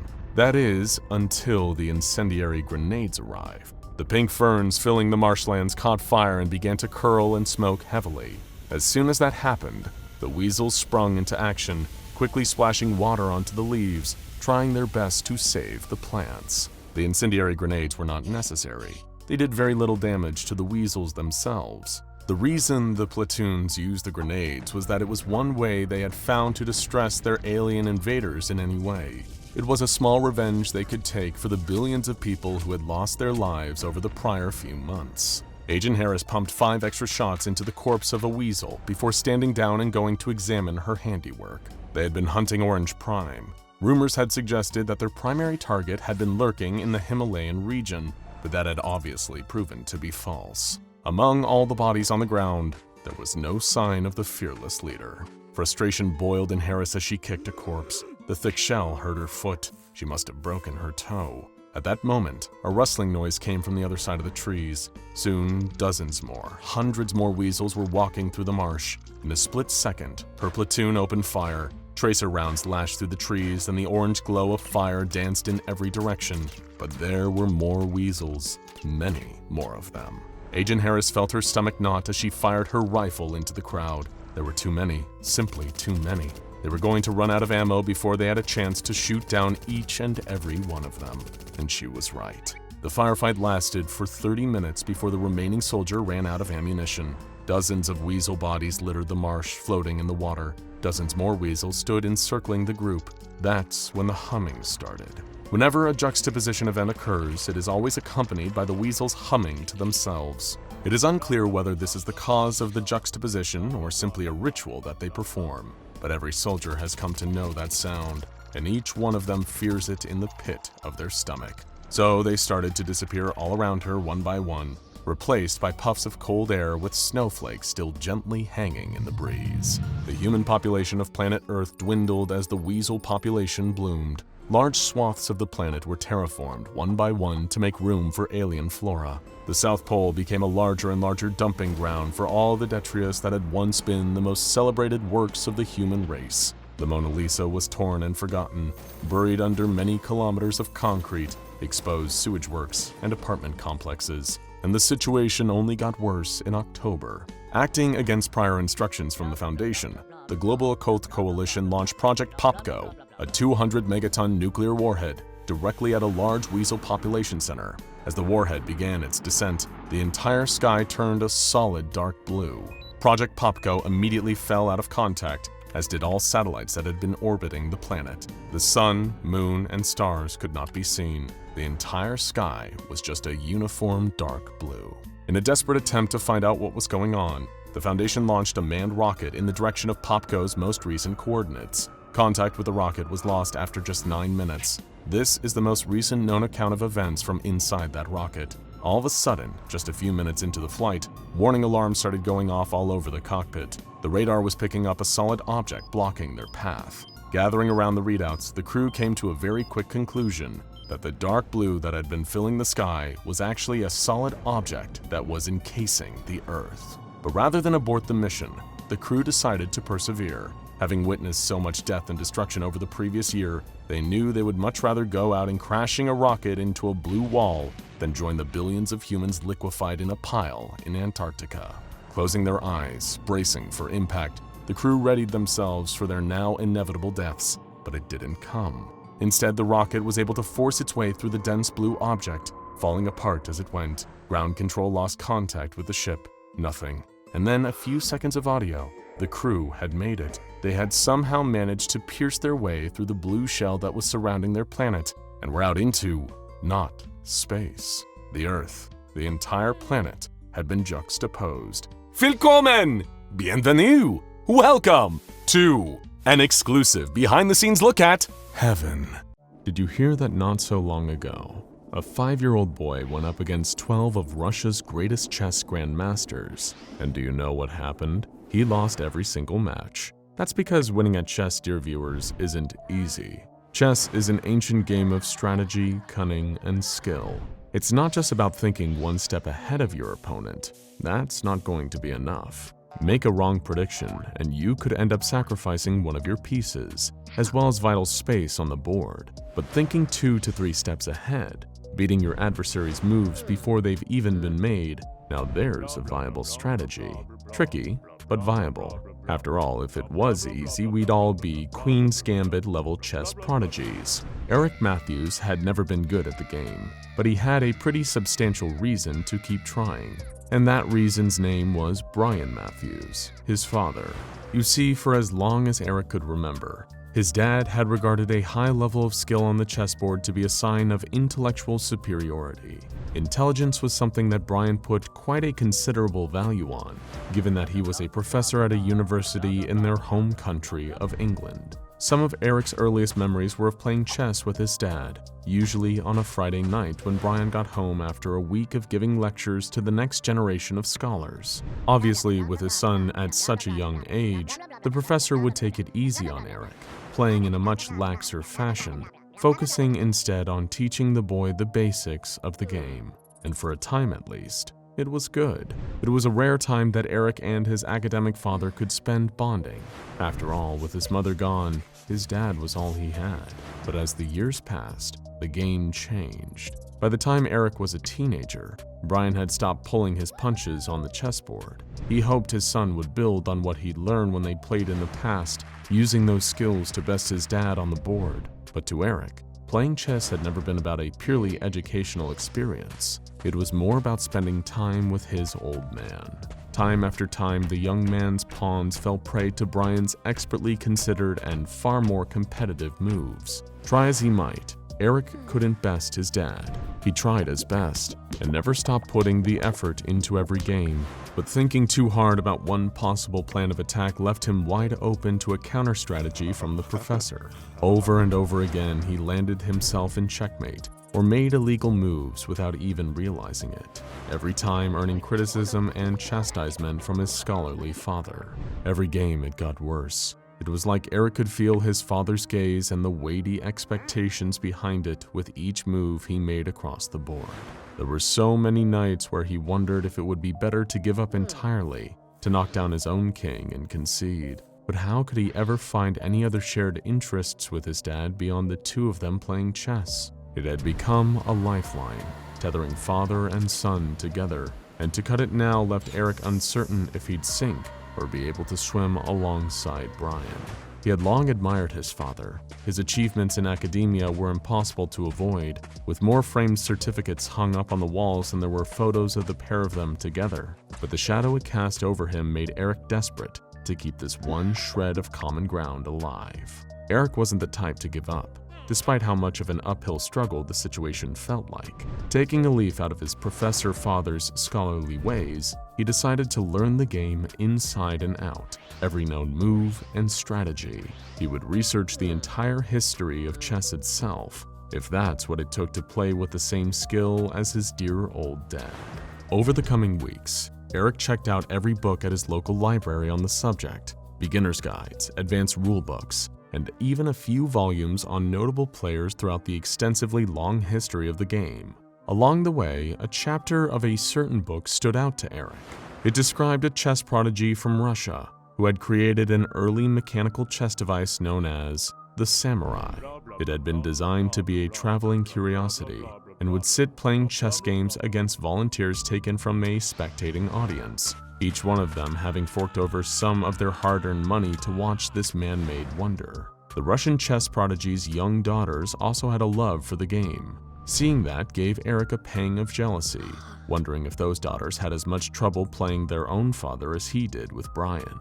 But at least there was an underlying shred of hope there too.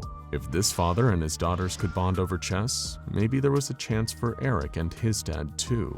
Sadly, it's one thing to try and learn all the facts you can about chess. It's an entirely different beast to put all that information to use and apply it to an actual game. Despite having read every book he could get his hands on, Eric still couldn't best Brian at the board. It was like nothing had changed. His father barely noticed when Eric tried to replicate movesets he'd read up on, and still managed to not only counter those moves, but check his queen in the process. So practice, Eric thought. After all, practice was supposedly meant to make perfect, right? The plan was simple. If he practiced his chess moves enough times, and figure out how he could call on what he'd learned, then he might stand a chance at winning when he and his dad played each other. There was just one hiccup to this plan. Eric needed someone to practice against. The only other person in the house was Brian, meaning it was that hiccup that turned into a problem almost big enough to stop Eric in his tracks. That is, until he went into his father's lab. It was under the house itself, a sort of sub-level, maybe used as a basement or cellar by the previous owners. But since Professor Matthews and his son had lived there, the entire room had been remodeled into an at-home laboratory. Not a terribly advanced one, of course. This was the early 90s after all. The majority of Brian's time, even when he was at home instead of working at the university, was spent on his own, downstairs in the lab. Eric had gone down there in search of his dad, to ask him if there was anyone whom he knew who he could practice and develop his chess skills with. But instead, what he found down there was the last thing he expected to see. Not that he had any clue exactly what it was at first. The thing was some kind of bizarre contraption, a collection of components that didn't seem to be in any logical configuration. However, it was primarily composed of something that Eric recognized all too well, a chess table. This one was metal, steel to be precise, and seemed to be hooked up to some sort of computer. While back in the 90s, computers were hardly as commonplace as they are now, Eric had seen a fair few at school and the library. Although this one was different. It seemed old, far older than Eric thought computers had been around for.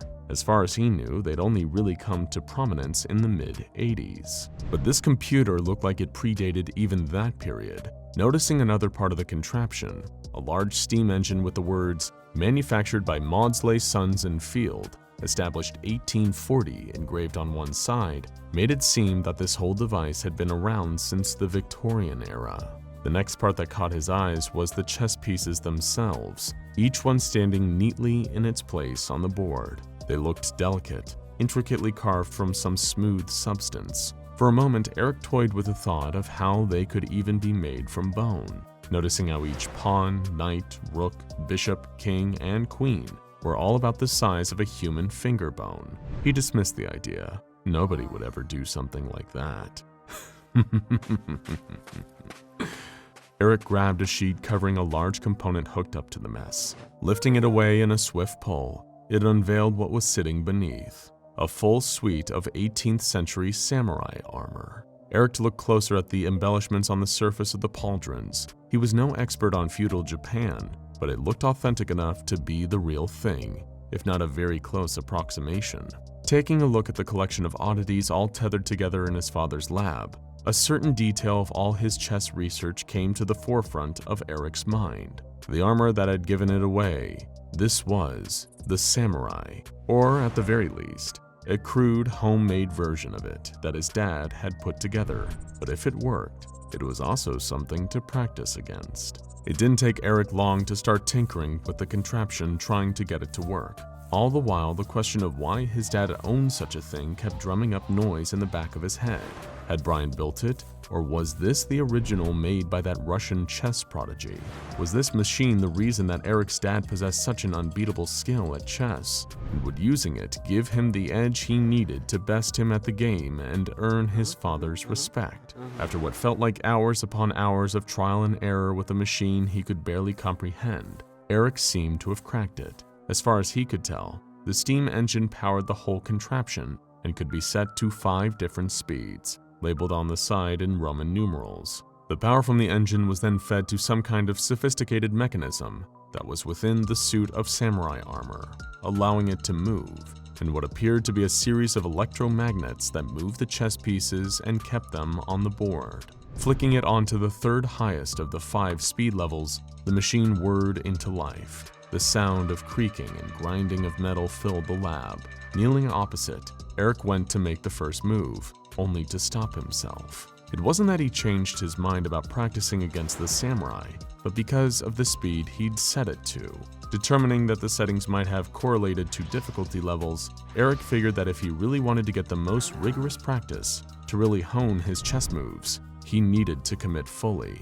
Reaching for the dial, he turned the device up to its 5th and highest speed, then made his first move. He pushed one of the bone-colored prawns forward by a single square and waited.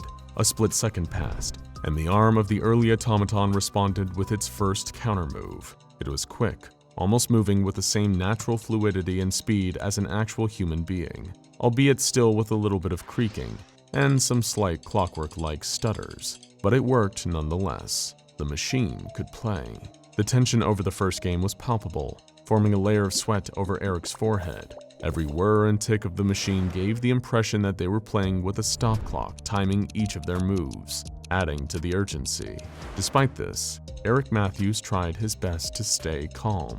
This was practice after all, a dry run, not the inevitable game he'd play against his dad. With every move he made, his heart drummed against his ribs, uncertain he'd made the right call. Each time the robotic hand cruelly knocked over one of his pieces away, Eric felt a surge of frustration, but told himself to quell it. He kept focused, using what he'd researched to adapt and respond accordingly to each of the machine's moves until checkmate. He'd beaten it. He might have lost everything save for a knight, a rook, his king, and queen, but he had won. Trapped without anywhere else to move on the board, the metal finger of the automaton conceded the game, knocking over its own king in resignation. Panting, heart racing from the sheer excitement of being on the winning side of a game, Eric hurriedly gathered up and reset all the pieces. He had to go again, not just so that he could be certain it wasn't a fluke, but to make sure he had what it took to take on his professor father. Back and forth Eric went with the chess machine over and over again. They were fairly evenly matched, it seemed. Eric won the second game, only to be best on the next two. But it was sometime afterward, he had lost count of exactly how many rounds later, that things started to change. Maybe it was the age and condition of the Victorian-era chess computer, the natural wear and tear stopping it from functioning properly. But Eric noticed that the samurai started to make moves that were illogical, that practically offered him the upper hand with no discernible strategy behind them. Then its movements became flat-out illegal, disregarding the directions and number of squares each different piece was allowed to move. Before long, it was moving them erratically around the chessboard, refusing to cooperate and forcing Eric to call an end to the day's practicing. Unfortunately, it wouldn't be the end of the unusual things that would happen that day. "Did you send me that weird email?" was the first question Eric's dad asked him when he returned home, looking noticeably under the weather. Confused, Eric said that he had no idea what his father was talking about. Professor Matthews then went on to describe what he'd received on his work computer.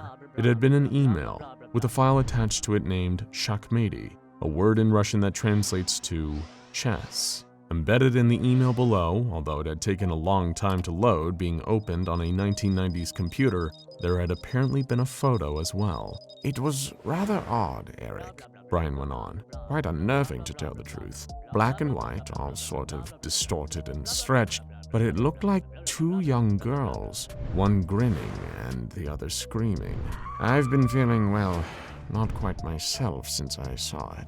With that, Brian excused himself, stating that he'd been suffering from headaches and a high temperature, and as a result needed to go and lay down. It wasn't like his father to get ill, Eric thought. But of course he had no reason to assume it was anything serious. Probably just a spate of fatigue after a long day of teaching at the university.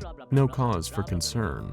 If only that's all it was. Within a few hours, Brian was completely restless, so unable to sleep that simply taking a nap was impossible. He kept calling to Eric, complaining of the sound of childlike laughter coming from somewhere in the house, but his son hadn't heard anything.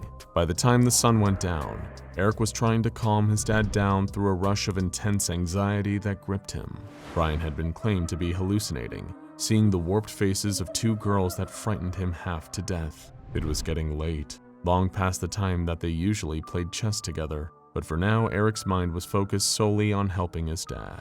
For a while, he seemed to be able to calm his father down, only to realize Brian wasn't settled at all. He was awake, eyes open, fully conscious, but wasn't responding at all to Eric asking if he was alright. Instead, the accomplished academic just stared blankly into space. Eric had been up all night, exhausted, worried for Brian's safety, and completely clueless about what was happening to him.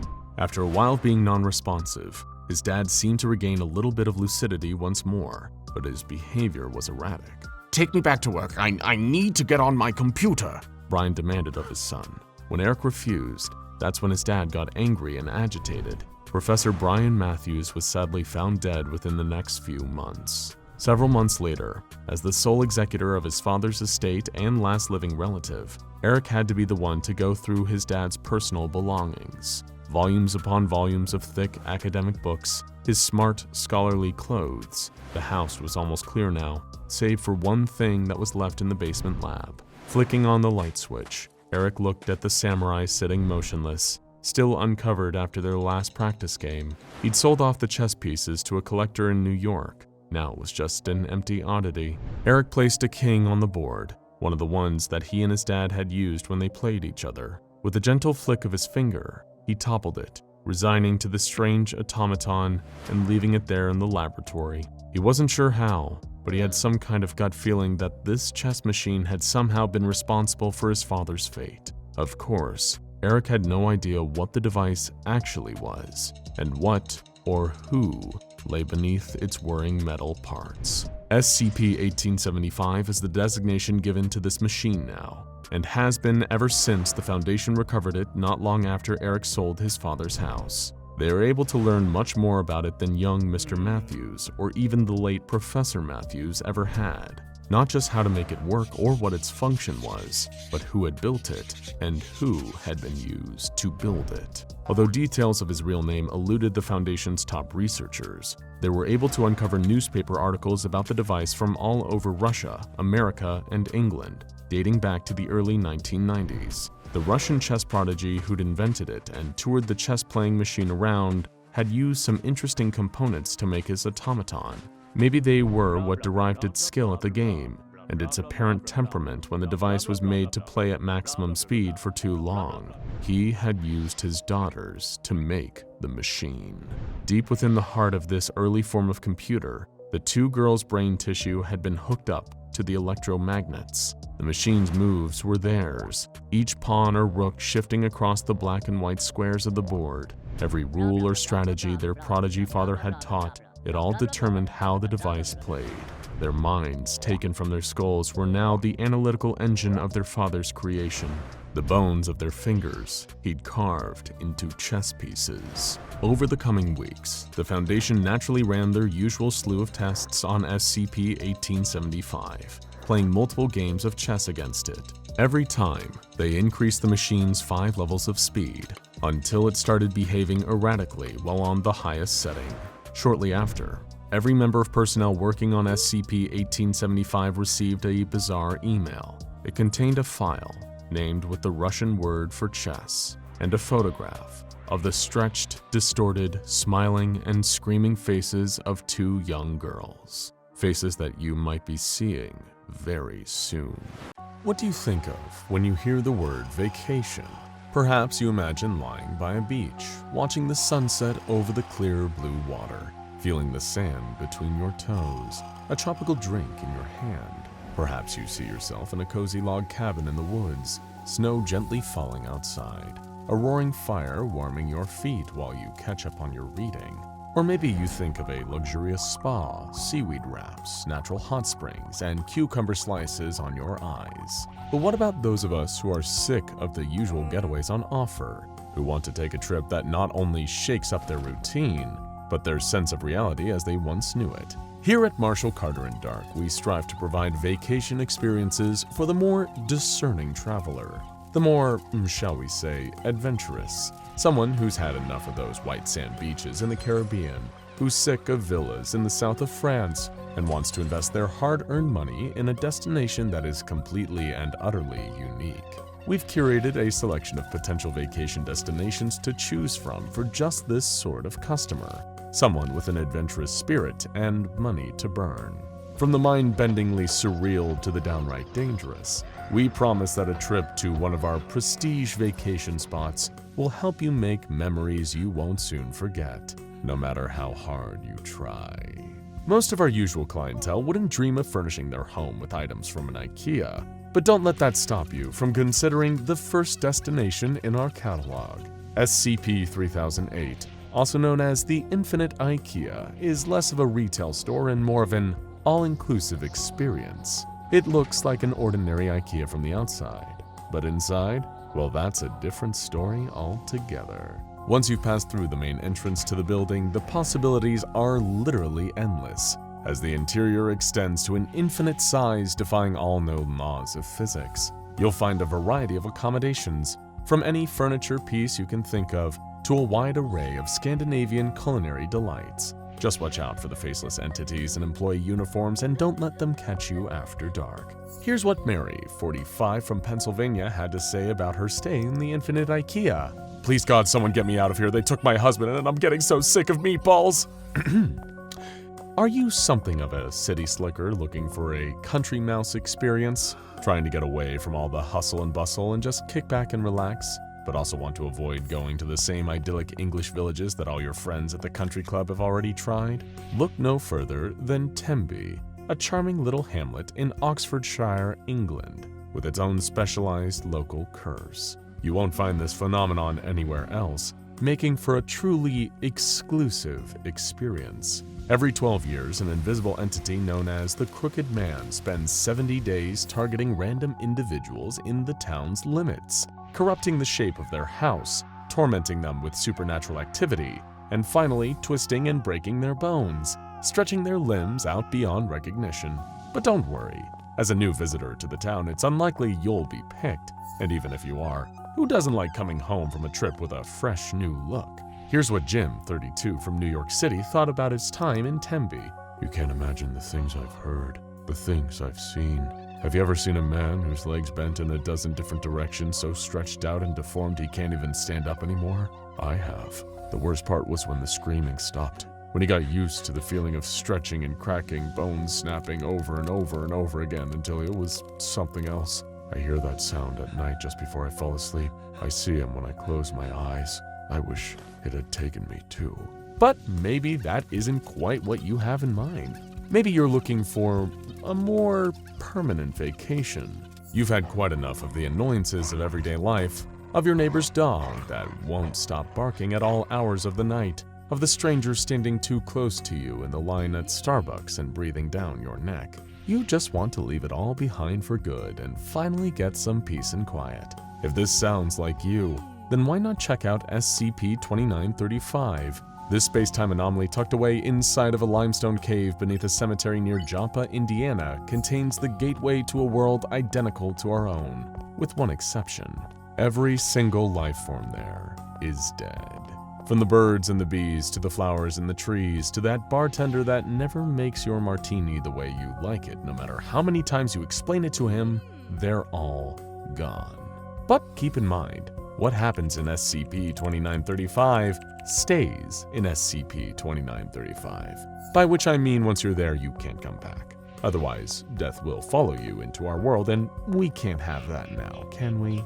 I'd provide you with a testimony from a satisfied customer who stayed in SCP-2935, but every time I try to get Eliza, 27 from Los Angeles on the phone, it's just static. So I guess you'll have to take my word for it. Maybe you're not just looking for a vacation to help you get away from it all. Perhaps you're looking for a chance to self-reflect. Well, there's no better place for that than SCP-1919, or the Hotel of Duplicates. It's an early 20th century hotel and converted mansion located at an undisclosed location. Address will be provided to you upon booking. On the outside, it's in mostly pristine condition, but looks can be deceiving. The inside is dilapidated and rotten, covered in water damage. When you enter the hotel, doppelgangers of you will manifest throughout the building, looking exactly like you with a few noticeable differences. Maybe they'll be missing their eyes or have unnaturally long arms or large jaws. Whatever the case may be, all of these mirror images will become aggressive, attempting to destroy you by any means necessary. You can either succumb to the attacks of your infinite doubles or somehow escape with your life. Talk about a way to get the blood pumping. And by coming face to face with yourself and your own flaws, you'll be able to leave the experience with a new lease on life. If you survive, that is. Roberto, 55 from Indianapolis, had a great time at the Hotel of Duplicates. Just listen to his testimony. No mirrors. Please cover the mirrors. I can't look at it. I can't look at my face. There were so many of them. So much blood. Up next is SCP-3001, or the Red Reality. After so much time trapped in there, Dr. Scranton needs some company. Just kidding, of course. We may be ruled by the almighty dollar, but we're not monsters. we'd never subject a paying customer to the horrors of the red reality. Speaking of red places though, kick back poolside with SCP-354 the Red Pool. You probably will want to swap out your swimsuit for a down coat because it gets pretty cold up in the wilderness of northern Canada. But hey, a pool is a pool. This pool is filled not with chlorinated water, but a thick red liquid similar to human blood. Don't worry though, it's not actually blood. Well, that would be ridiculous. It's just a mysterious liquid of an unknown origin filling a pool that has no discernible bottom. Every so often, creatures will emerge from the pool and attempt to attack you and anything else they see. Who needs a trip to the zoo when the animals can come to you, am I right? You may encounter giant bats, a levitating black sphere that emits directed beams of radiation, an unknown abomination covered in tentacles, or something else you can't even imagine. So pour a drink, kick off your shoes, and maybe keep your favorite weapon at the ready as you lounge by the side of this picturesque red pool. Brandy, 24 from Chicago, had a fantastic time at the red pool. This is Mochi, she's my cloud cat. Yeah, cat made out of water vapor. She came out of the pool and I gave her some tuna sashimi and now she's my best friend. Don't get too close to her though, she's not into most humans. She'll take your skin right off. Good kitty. Pip pip cheerio, jolly old London town, innit? Have you ever wanted to go to London but find it just a bit too mainstream? Well, what if there was a place you could visit that's just like London, but not quite? Well, I've got some great news for you. Person with incredibly specific tastes, SCP-1678 or Un-London is a full-scale mirror image of London, located 1 kilometer beneath the city itself. It's a truly underground spot. If you're a fan of the vintage look, then that's even better. Un-London is modeled after the city as it appeared in the Victorian era, with gas lighting on the streets instead of electric, and architecture reflecting that time period. Un-London was constructed for human habitation after an apocalyptic scenario, so make yourself comfortable. Take a nap in a military-grade bunk bed, wander around the Natural History Museum's Fall of Man exhibit, and savor a nice bowl of Dr. Goody's Wonder Food. Just be on the lookout for the bobbies, mechanized corpses fashioned into makeshift police officers. They don't take kindly to trespassers. But don't take my word for it. Listen to Chuck, 44 from Boston. London was wonderful. I love consuming the nutrients found in Dr. Goody's Wonder Food. Provides me with everything my body needs. I'm not frightened of the bobbies anymore. I'm a good citizen. I do not fear the eyes in the sky, and I do not pity the wretches. They pay the price for their betrayals, and I will pay it the rest of their days. The trip was worth the scurvy. Sometimes you want to get out of civilization and spend some time reconnecting with nature, getting back to your roots. If you want to go to a place where nobody knows your name and nobody should ever find out what it is, then may I recommend SCP-4000. I can't tell you too many details about it, you'll just have to see its unique charms for yourself. But it's a forest that can be entered if you complete the proper ritual, emerge from a well, and walk down a path to your destination. There are a few strict rules you'll need to follow during your stay amongst the anomalous creatures that dwell there. Don't call anything by a consistent name. Don't answer to a consistent name. Always accept gifts, but do not consume them. And finally, if a ghost tells you it isn't a creature, obey it. Don't let all the rules scare you though. The beings in this enchanted forest make for some really good neighbors. Just ask Barb. Shh! Don't say my name. Never say my name.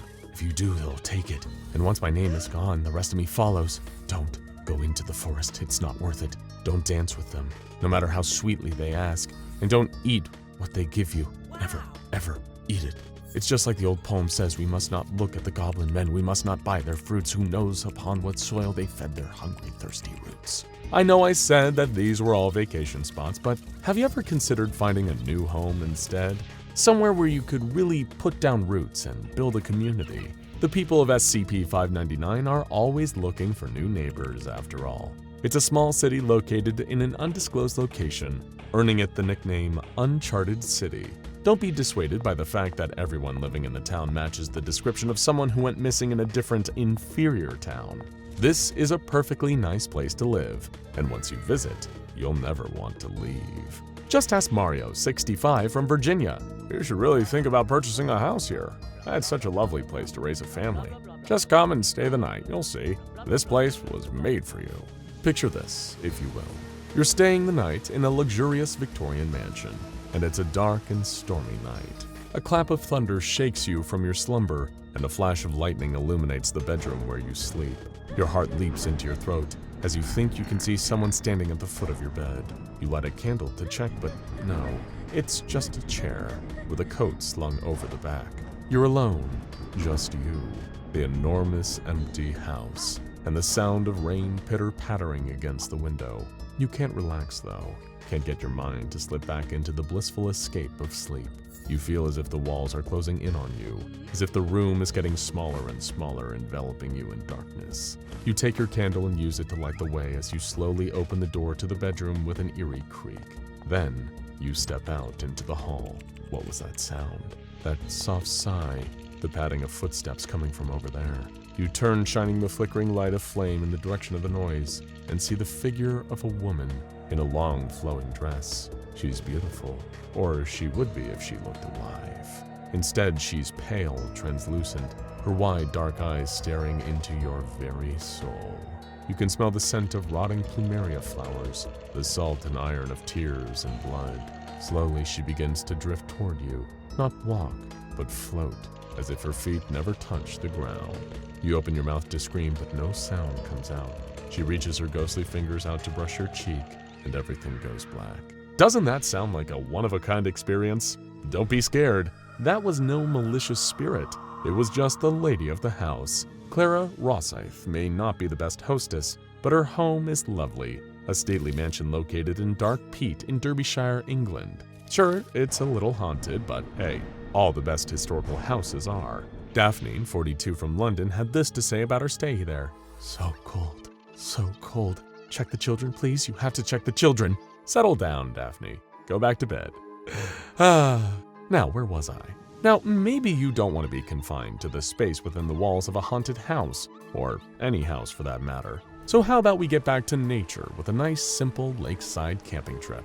Just set up your tent at least 50 meters away from the water and take in the crisp, fresh air and wonderful view. Feel the breeze rolling in off the lake and, oh, what's that? Do you see something floating in the water? It's alright, it's just SCP-2316.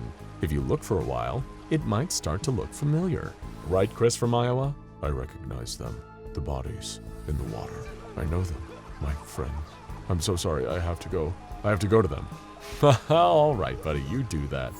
Anyway, if you do decide to visit SCP-2316, try and remember, you do not recognize the bodies in the water, and maybe don't take a dip in that particular lake.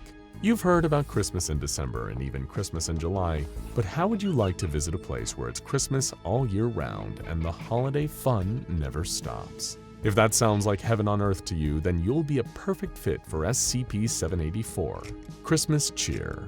This quaint little neighborhood in Texas doesn't have much to offer in terms of sights, with only 24 houses and 2 apartment buildings, but the atmosphere more than makes up for it. No matter what time of year you visit, the town will always be covered in a layer of freshly fallen snow, and every building is wrapped in Christmas lights at a density of 15 lights per square meter. And if you thought the decor was charming, wait until you meet the residents. Every person in SCP-784 is dressed in their holiday best, usually in novelty Christmas sweaters emblazoned with a smiling reindeer, Santa Claus, glittering ornaments and twinkling lights, and really just about anything that screams Christmas. During the day, the townspeople will decorate their houses and exchange presents, as well as putting on Christmas pageants and dances. When night falls, they will share eggnog, sing Christmas carols, and decorate any foreign objects that might have made their way into the town's vicinity. Just make sure that you keep your Christmas spirit at its best and brightest while you're visiting, or you might find yourself tied up with string lights and dragged into the nearest house for a bit of Yuletide reprogramming. Whether you're looking for a place to spend Christmas or just trying to inject a bit of extra festivity into your everyday life, this is the perfect place for your ho-ho-ho holiday.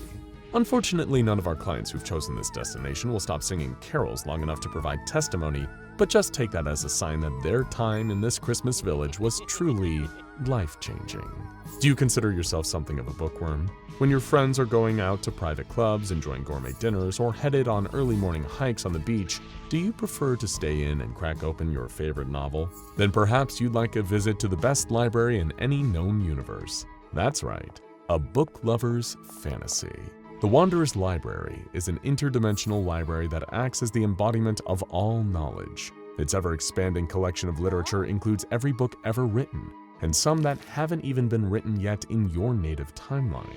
Wander the endless stacks of books, take in the peaceful environment, and study up on any subject your heart desires. And if you're not prepared to completely unplug, there's also Wi-Fi.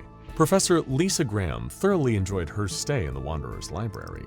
I know a little bit about everything now. I've looked into the past, the present, the future, the greatest minds in the multiverse at my fingertips. How am I supposed to go back to my 9-to-5 job after that? Now, we have covered quite a few places under the jurisdiction of the SCP Foundation. The SCP Foundation Site-19 is the perfect getaway for a real Foundation enthusiast, someone who's a massive fan of the work they do, and excited to see all of their favorite anomalies and scientists. Meet the famous Dr. Jack Bright. Just don't touch the amulet. Say hello to Dr. Gears before he shoos you away so he can focus on his work. And do you like anomalies? Well, they've got them in spades here. SCP-035, the Possessive Mask, glowers out from its protective glass case. SCP-096 huddles in the corner of its containment cell, hiding its face. No peeking. Maybe you'll get to see SCP-049 performing one of his trademark experiments, though if you're feeling under the weather, you might not want to let him see you. Maybe you want to sneak a look at SCP-173 and see if you can catch it snapping any D-Class necks. Feel something nudging your foot? It's just the friendly instances of SCP-131, here to check things out and make sure you're having a fantastic time. If you're tired, get some rest in the employees' sleeping quarters. Hungry? Grab a bite at the canteen. There's just so much to do here at Foundation Site-19. Hey, you're not authorized to be in here. Just giving a tour, gentlemen. I'll be finished in a moment. Sir, I'm gonna have to ask you to leave. If you don't comply, I'll have to use force.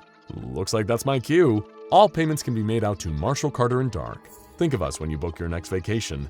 And remember, absolutely no refunds under any circumstances. From far away in orbit around the Earth, the nuclear holocaust almost looked beautiful. Bright white pinpricks dotting the planet's surface glinted up at the escaping jet. For generations, much of humanity had lived in fear that the destruction of the world would come from countries launching nuclear weapons at each other. No one expected it to come when they started launching them against themselves. The invasion of the weasels had been as savage as it was swift. Much of the human population had been wiped out before any military forces had mobilized in any significant fashion. No one was sure if the launching of the nuclear weapons was intentional or accidental. But as soon as one country fired, the others quickly followed suit. But first, we want to thank the sponsor of today's video, War Thunder. Are you looking for the ultimate vehicle combat experience? Then allow me to introduce you to War Thunder. In War Thunder, you'll take command of over 2,000 vehicles, from tanks and planes to helicopters and ships, covering a century of vehicular warfare, featuring machines from the 1920s right up to modern day. Each is intricately designed down to the tiniest component, making battles feel more real than ever before.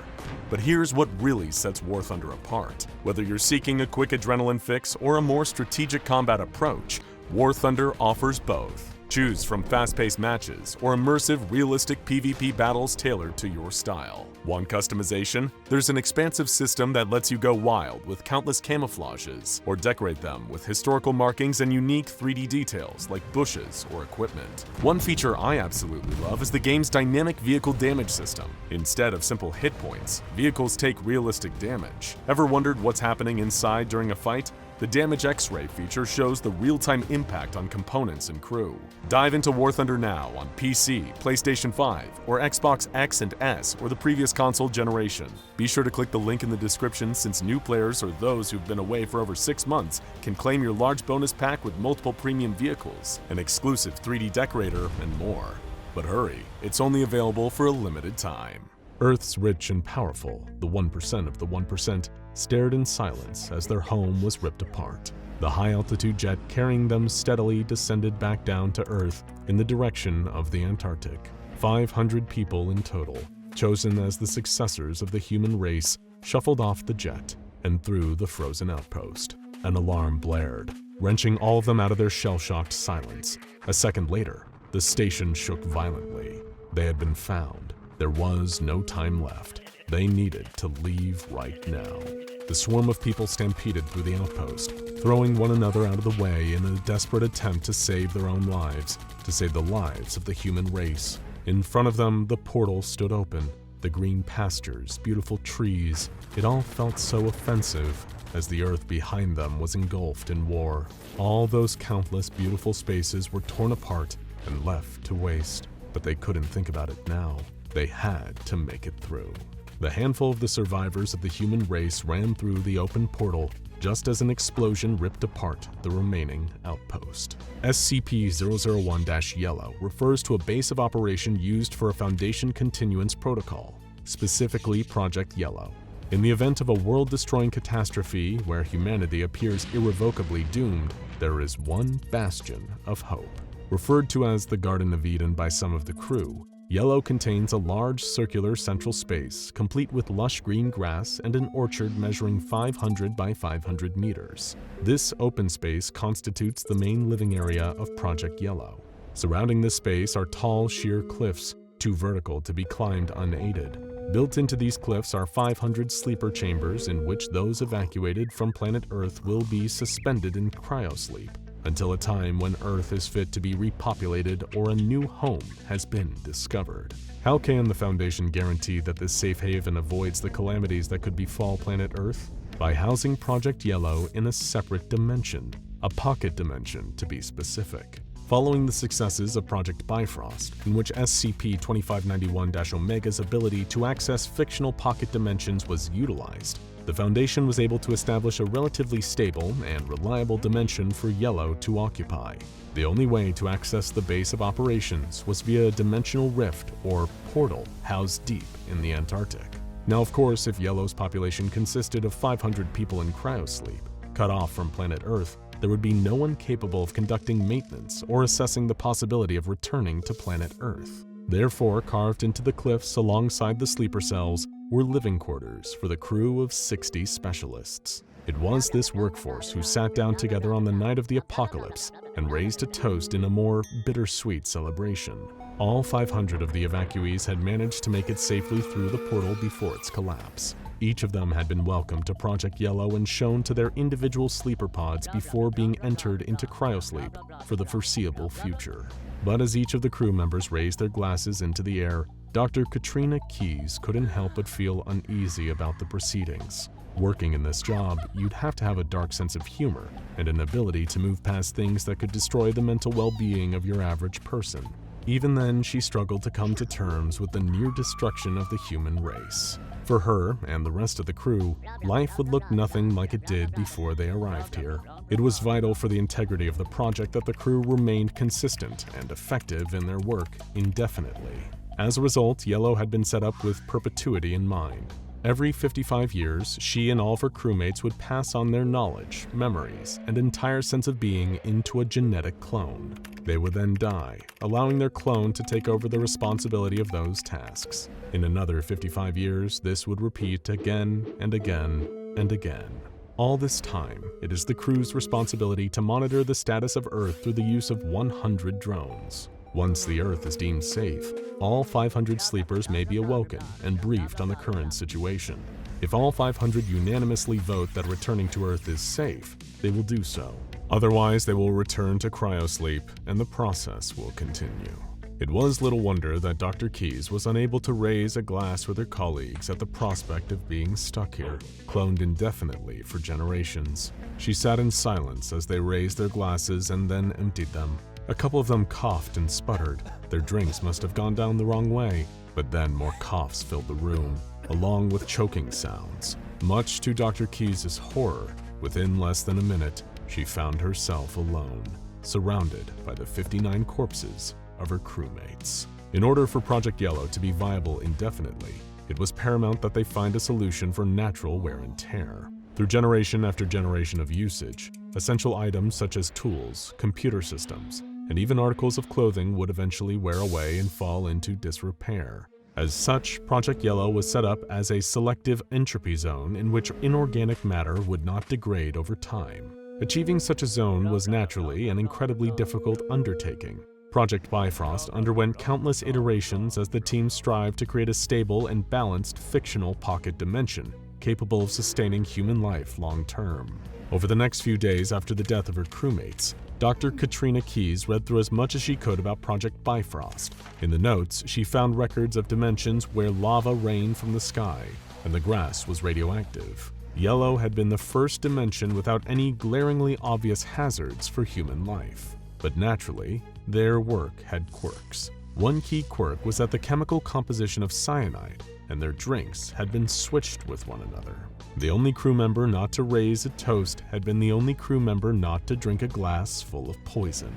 Months went by, leaving Dr. Keyes alone to assess her situation. The drones, strategically positioned all around Earth to monitor its safety levels, had been systematically destroyed by the weasels. Only one feed remained, a security camera on the other side of the portal, and the Antarctic outpost. There was virtually no intel to go off of. No way of knowing what the status of planet Earth was aside from the fact that this one burnt-out shell of a room still existed. Some days, Keyes would stare at the screen for hours, forgetting to go to bed. On others, she would walk through the orchard, trying her best to pretend that nothing outside of this 500 by 500 meter space existed. In a way, it didn't. The orchard of Yellow did not consist of your usual apple trees. Instead, suspended from branches were essential supplies that the crew would need while manning and maintaining this base of operations. Some trees grew antibiotic drugs, others long strands of linen capable of being fashioned into clothing. Dr. Keyes' favorite tree was the one that grew rolls of toilet paper and tubes of toothpaste. It almost reminded her of a Halloween prank. Dr. Keyes' mental state steadily deteriorated as year after year she walked through the same orchard alone. Never before in history had one human being had so much control over the fate of the human race. At any moment, Dr. Keyes could have inputted a few simple commands into the computers and killed off all 500 of the remaining human beings in existence. The decision not to hold on to hope that one day humanity will be able to start again, was the only thing that kept her going day after lonely day. Only that and the other thing, the prospect of having to prepare for her clone to take over.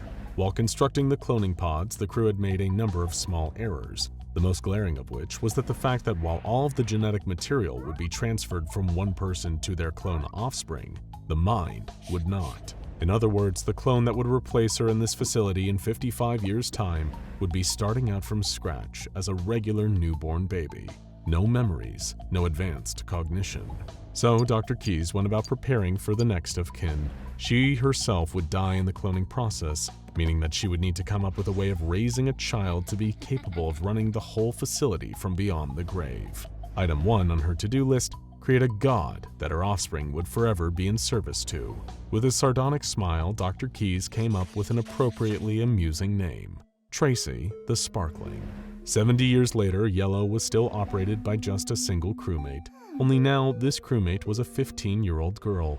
Nicknaming herself KK2, she went about all of her daily tasks with infectious excitement. The idea that she alone was responsible for the fate of the human race could not make her happier, and she was determined not to screw it up, both for her sake and to not anger her god, Tracy the Sparkling, whom she worshipped every evening before bed. Whenever a problem would come up, she would go and visit KK1, where she knew she would be met with sound advice. Pushing open the door to the crew quarters, KK2 would find the corpse lying on the floor in its usual place, as a number of pre-recorded messages would bark at her. Lesson NE957: why taking a bath is important, even if no one but you will ever know how you smell. All she had to do was not anger the disciplinary drones with their harsh tasers, and do her duty until it was time for KK3 to take over. At that point, she would be welcomed into the afterlife with all of the other KKs, a wonderful and magical place known simply as Burger King. That was until KK2 got far enough through the audio recordings of her predecessor to discover that Tracy the Sparkling was entirely made up, and her life meant nothing. It was just a stepping stone for another clone, for another clone, for another clone, until eventually the Earth would be okay. By KK52, the remaining camera on Earth, the one housed in the Antarctic outpost, went offline. While inorganic material within Yellow compound would not undergo aging, the same could not be said of the circuitry left on Earth. Generation after generation of KK lived and died, each one growing more spiteful towards the one that came before them. Each one did their best to undermine the one that would come after them. The lore around Tracy the Sparkling expanded further and further with each generation. There would be waves of highly religious KKs, followed by waves of devoutly atheistic ones, as each sought to rebel against their pseudo-parents. KK-89 was the first to expand the religious movement to include the teaspoons. Very methodically, she went through each teaspoon in the canteen and named it after a different animal from Earth. Before long, subsequent KKs established a shrine to the teaspoons. The living space of Project Yellow steadily descended into madness, with writings all over the walls, bizarre decorations, and rituals long forgotten, until a new KK came along and invented something to take their place. KK-216 lived her entire life in silence, never once recording an audio log or even talking to herself. She lived and died walking through the garden in silence, wrapped up in linens. KK-310 did the opposite. She fancied herself a music composer and scrawled the lyrics to haunting symphonies about nuclear apocalypse, eternal isolation, and the prospect of the angel of death coming to rescue her across all of the walls. No matter how hard any of the KKs tried, however, none of them were able to hack into the cloning machine. Generation after generation of Dr. Keys lived and died, desperate to know what a friend was, to have someone else to talk to. But despite all of their best efforts, they were unable to tamper with the cloning machine to get it to spit out another person. For several hundred years, the KKs gave up entirely. That was until KK-507 came along. Day after day, she sat at the cloning machine, desperately typing away at it, trying her best to figure out how the computer coding worked. The downside of living in a pocket universe was that none of the computer circuitry behaved the way it would on Earth. She was certain that she'd made progress. Any generation now, they were going to have a breakthrough and be able to make a friend, when all of a sudden, a totally alien noise filled the containment space, a sound that hadn't been heard for millennia. Alert! Door controls overridden. Opening. KK-507 turned around in horror to see that the portal, the entrance to their world from Earth, had been opened. The figure of a man. No, not a man. A robot, painted to almost look like a crash test dummy, stepped out into the orchard. Hello. The goddess has informed us that this is the last bastion of the true human race. Is that correct? KK-507 opened her mouth and screamed. When they were about to face down all manner of things worse than anyone's deepest, darkest nightmares, Alex and the rest of his team did what they could to keep their spirits up. There was an old song they used to hum whenever heading on missions, the low sound of that tune giving them just a marginal boost to their morale. It never did all that much to numb the sense of impending doom the team all collectively felt, but it was better than sitting in a transport unit in silence, letting the dread get to them. Even though it had been a while since Mobile Task Force Epsilon had been dispatched on their current assignment, and they all had hummed it together as they shipped out, Alex found himself trying to remember the words to that old song. Smile through your fear and sorrow, then maybe tomorrow you'll see the sun come shining through. It was pretty hard for Alex to keep a smile on his face after losing so many of his teammates and seeing what the Grinner had done to them. The trail had gone cold again, much to the disdain of the team's commanding officer. Receiving a number of new sightings and witness reports, the SCP Foundation had sent the remaining members of MTF Epsilon, also known under the codename Tyrfing Black, out on another hunt for SCP-4910. The creature had been at large for years now, with every attempt the Foundation had made to capture it ending in grisly, gut-churning failure. 57 separate times they had sent their personnel after this anomaly on the loose, and not all of them had come back. Although Alex often found himself thinking of the ones that had returned, and seeing photos of how they had changed in the after-action reports. Not to mention the bodies. Those that made it back ended up looking virtually unrecognizable as human beings. After having seen what happened to them, maybe it was better not to know what gruesome fate had befallen the ones who were still missing in action, he told himself, keeping that train of thought private. Tracking SCP-4910 brought its own plethora of issues, naturally, or the Foundation would have secured it by now. The creature had some way of interfering with recording devices, rendering them completely useless. And of course, that meant that Tyrfing Black had little to no clue what the monster actually looked like. Given that it disrupted any and all recording equipment, including cameras and audio devices, the task force's hands were somewhat tied. It forced Alex and his teammates to try and locate it through more old-fashioned means, following up on eyewitness reports, a lot of which led them to a dead end. Every now and then, however, one of these sightings would prove to be genuine. The quickest way to tell was usually if a person living near the place where a report came in from had gone missing lately. Civilians were SCP-4910's main source of food, and a recent disappearance in the area, paired with the sighting of something large and four-legged, usually meant that the beast had come out of hiding to feed again. All right, listen up, team. Commanding Officer Sawyer announced. With the level of militaristic speed and discipline expected of them by the Foundation, Alex and the other members of the mobile task force quickly filed out of the transport and fell in, ready and waiting to receive their orders. Now, you all know the reason why we're here.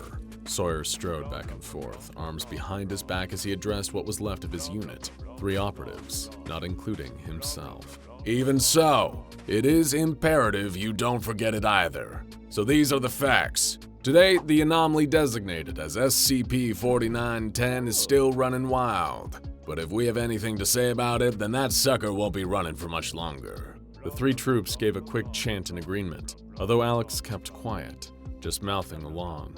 He wasn't exactly sure that they would actually ever catch up to the Grinner. So little footage of the monster even existed, meaning the team still had little to no clue what this thing was, or if they were even equipped to fight it. And then again, a huge part of him didn't want to ever find SCP-4910, knowing what it had done to the fallen former members of Mobile Task Force Epsilon. So here's the latest, Commander Sawyer continued, silencing the team.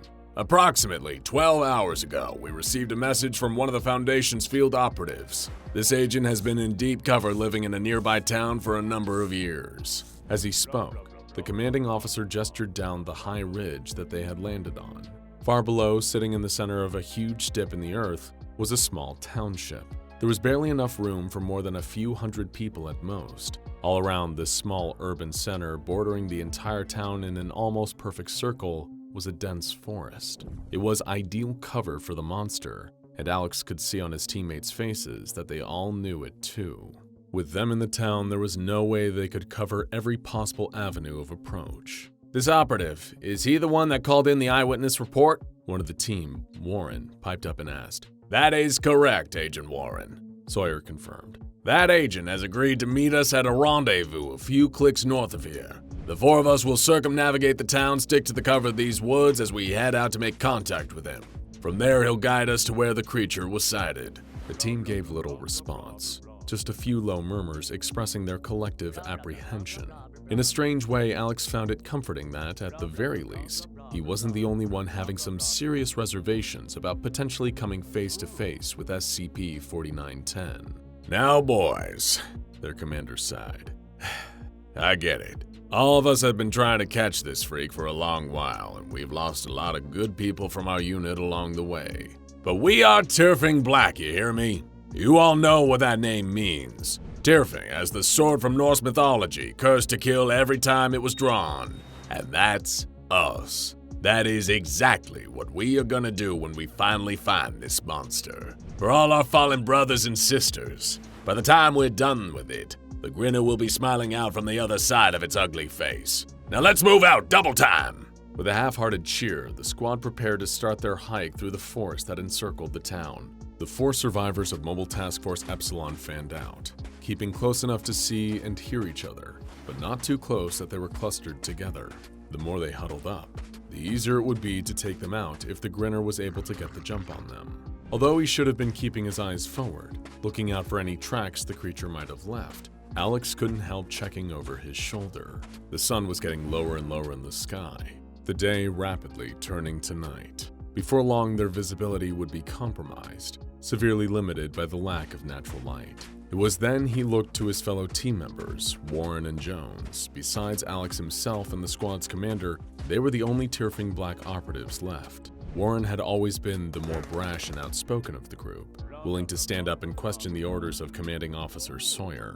Alex could tell Warren was having the same worries about this plan as he was. The thick tree line gave them plenty of cover, but could also easily work to the monster's advantage, allowing it to sneak up and get the drop on the team with relative ease. but both Alex and Warren also knew that if the MTF was pushed back towards the town, they would be trapped, like fish in a barrel, just waiting to be picked off by SCP-4910. Jones was walking slightly ahead of the others, his gaze rapidly scanning back and forth across the forest before them.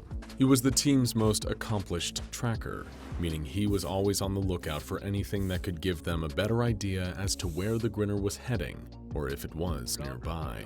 From scratches on tree bark, to series of inhuman, unnatural footprints belonging to a large quadruped beast, and, of course, trails of blood or bodies. If there was a sign, Jones would find it. Much like Alex, the other two operatives had become more than a little jaded with their ongoing hunt for the elusive entity. But on top of that, not either one of them would admit it to the others. They were scared of it too. The things this creature were capable of were enough to make anyone think twice about wanting to find it. As much to quell his own fear and sorrow, as well as that of his teammates, Alex started humming the tune to Smile, just loud enough for them to hear, but quiet enough, he hoped, to not draw any unwanted attention. It was already dark by the time Turfing Black was beginning to approach the coordinates where they had arranged to meet the Foundation agent. Commander Sawyer had given his troops a silent hand signal, and all of them had lowered their night vision goggles affixed to their helmets. Through the fuzzy green hue of the optics, Jones was the first to spot a figure leaning against a tree, waiting for them in the distance. Sir, he whispered to Sawyer, catching his attention and then making a gesture towards the vaguely human shape in the shadows ahead of them. Looking to where Jones had pointed, Alex and Warren could see the agent waiting for them. Following their commander's lead, they paced steadily towards the undercover operative. It was only as they stepped closer that they realized he wasn't moving. Agent Manning?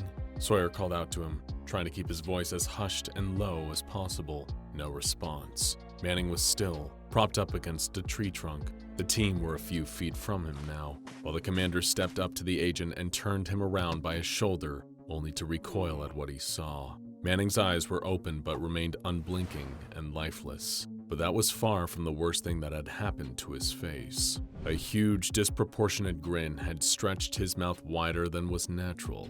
Masses of jagged, uneven teeth had taken root, pushing from under his tongue and the roof of his mouth, filling his airways with thick clusters of yellowy white enamel. There were so many new teeth sprouting from Manning's face that new, fixed and unsettling smiles had started to form, splitting open his cheeks. Back! Back! Sawyer told his men in an urgent, hushed whisper. Remember, boys, we don't know how contagious this thing is. Given they had never seen it in the flesh, that was true. All previous failed attempts at bringing in SCP-4910 had ended with victims displaying similar signs of some unknown anomalous infection. Whatever it was, it seemed to have spread from the creature itself, causing human beings to overproduce masses of teeth. This started with new clusters of dentins painfully tearing through the mouth until the victim could no longer speak or breathe properly.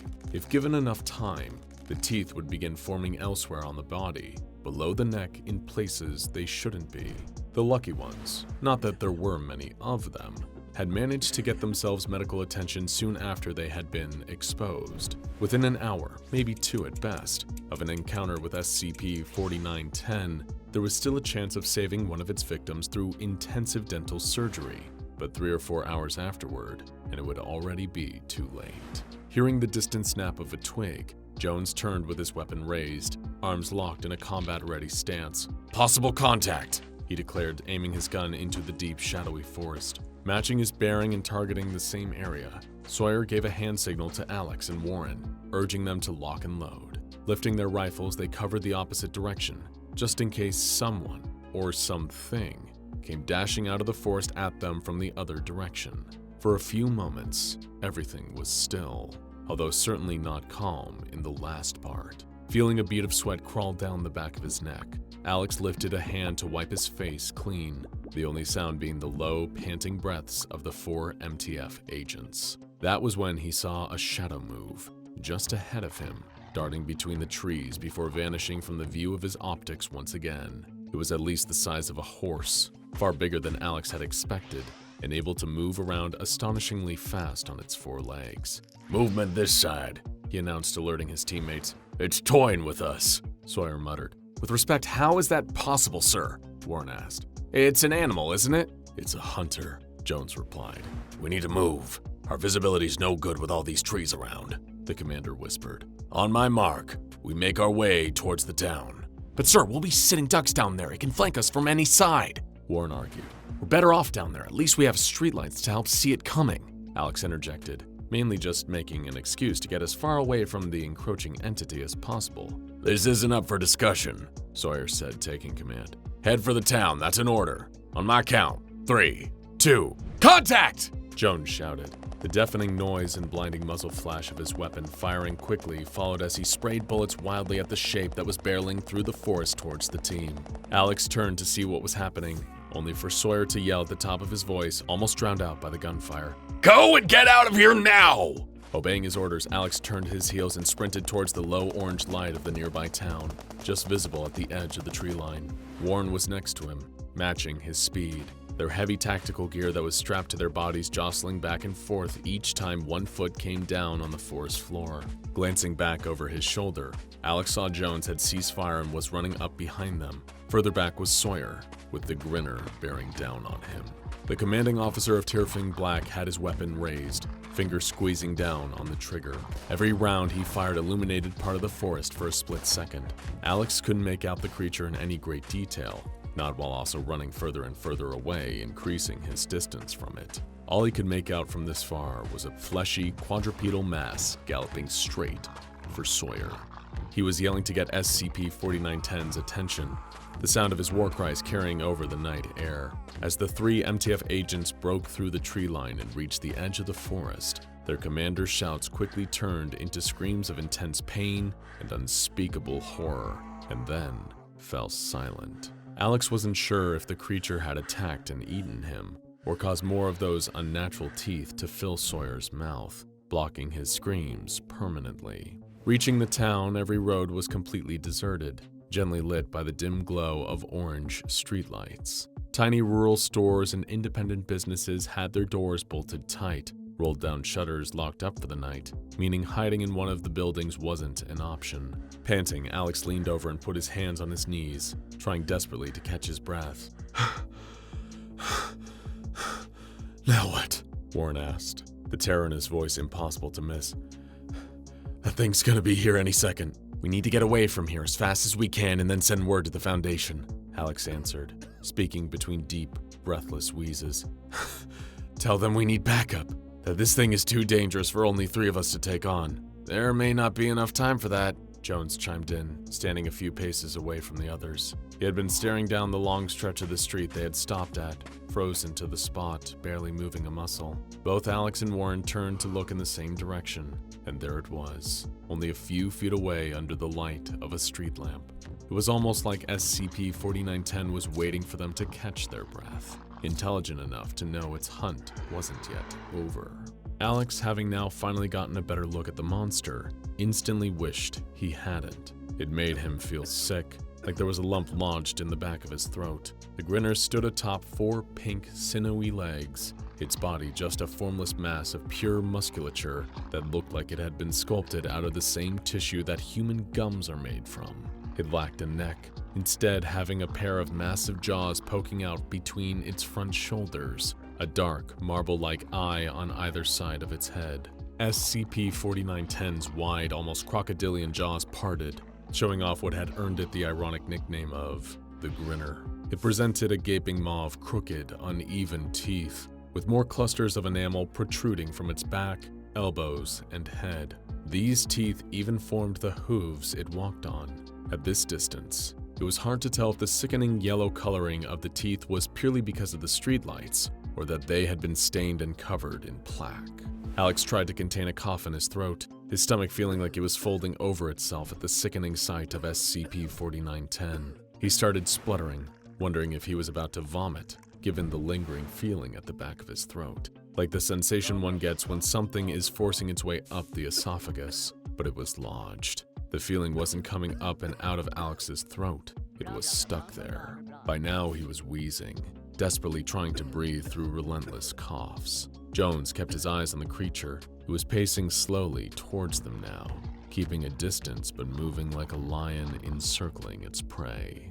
Warren turned and kneeled down to Alex, slapping him hard on the back, trying to help him cough up whatever he was practically choking on. Alex's eyes started going misty, watering up as he gasped for air, still feeling that lingering feeling of being held right at the edge of being sick. In a final act of desperation, he jammed his fingers down his throat, trying to dislodge or dispel whatever was making him gag. That's when he felt it, a cluster of little, solid pieces embedded in the roof of his mouth. Teeth that hadn't been there before, hadn't grown naturally, but had just sprung out of his flesh, and more were growing. Pain filled his mouth, spreading over Alex's entire face as new jagged teeth came bursting through his gum line, overlapping with his natural set, tearing his jaw into a wide, crooked grin.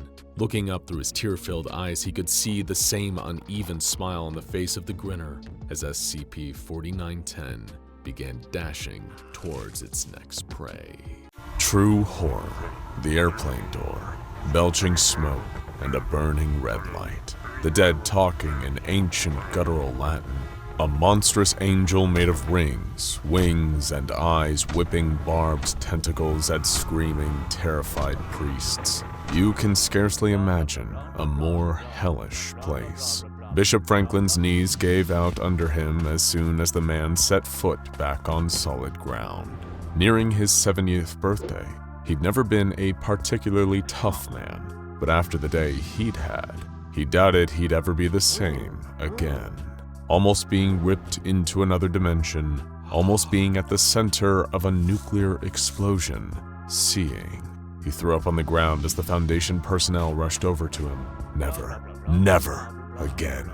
Just 8 hours earlier, Bishop Franklin had been getting on with his Friday preparations. They had Mass coming up this weekend, so he was doing the rounds of the cathedral, putting out new candles and straightening pews. He was nearly done, ready to get on with the rest of his morning, when he saw 2 suited figures entering the cathedral. He shuffled over to them, trying to explain that they were closed, but quickly faltered when he saw the grave look on their faces. Just 10 minutes later, he was in the back of their car, still holding a spare candle, with agents from the SCP Foundation sitting on either side of him.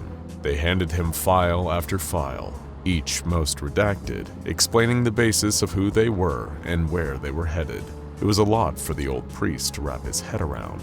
He'd always believed in a higher power and a spiritual realm, but this sounded a whole lot more serious than that. Monsters, aliens, other dimensions, facilities, portals. He questioned the agents on it. They just looked grimly from one to another as the car wound its way to the private airstrip in the middle of nowhere.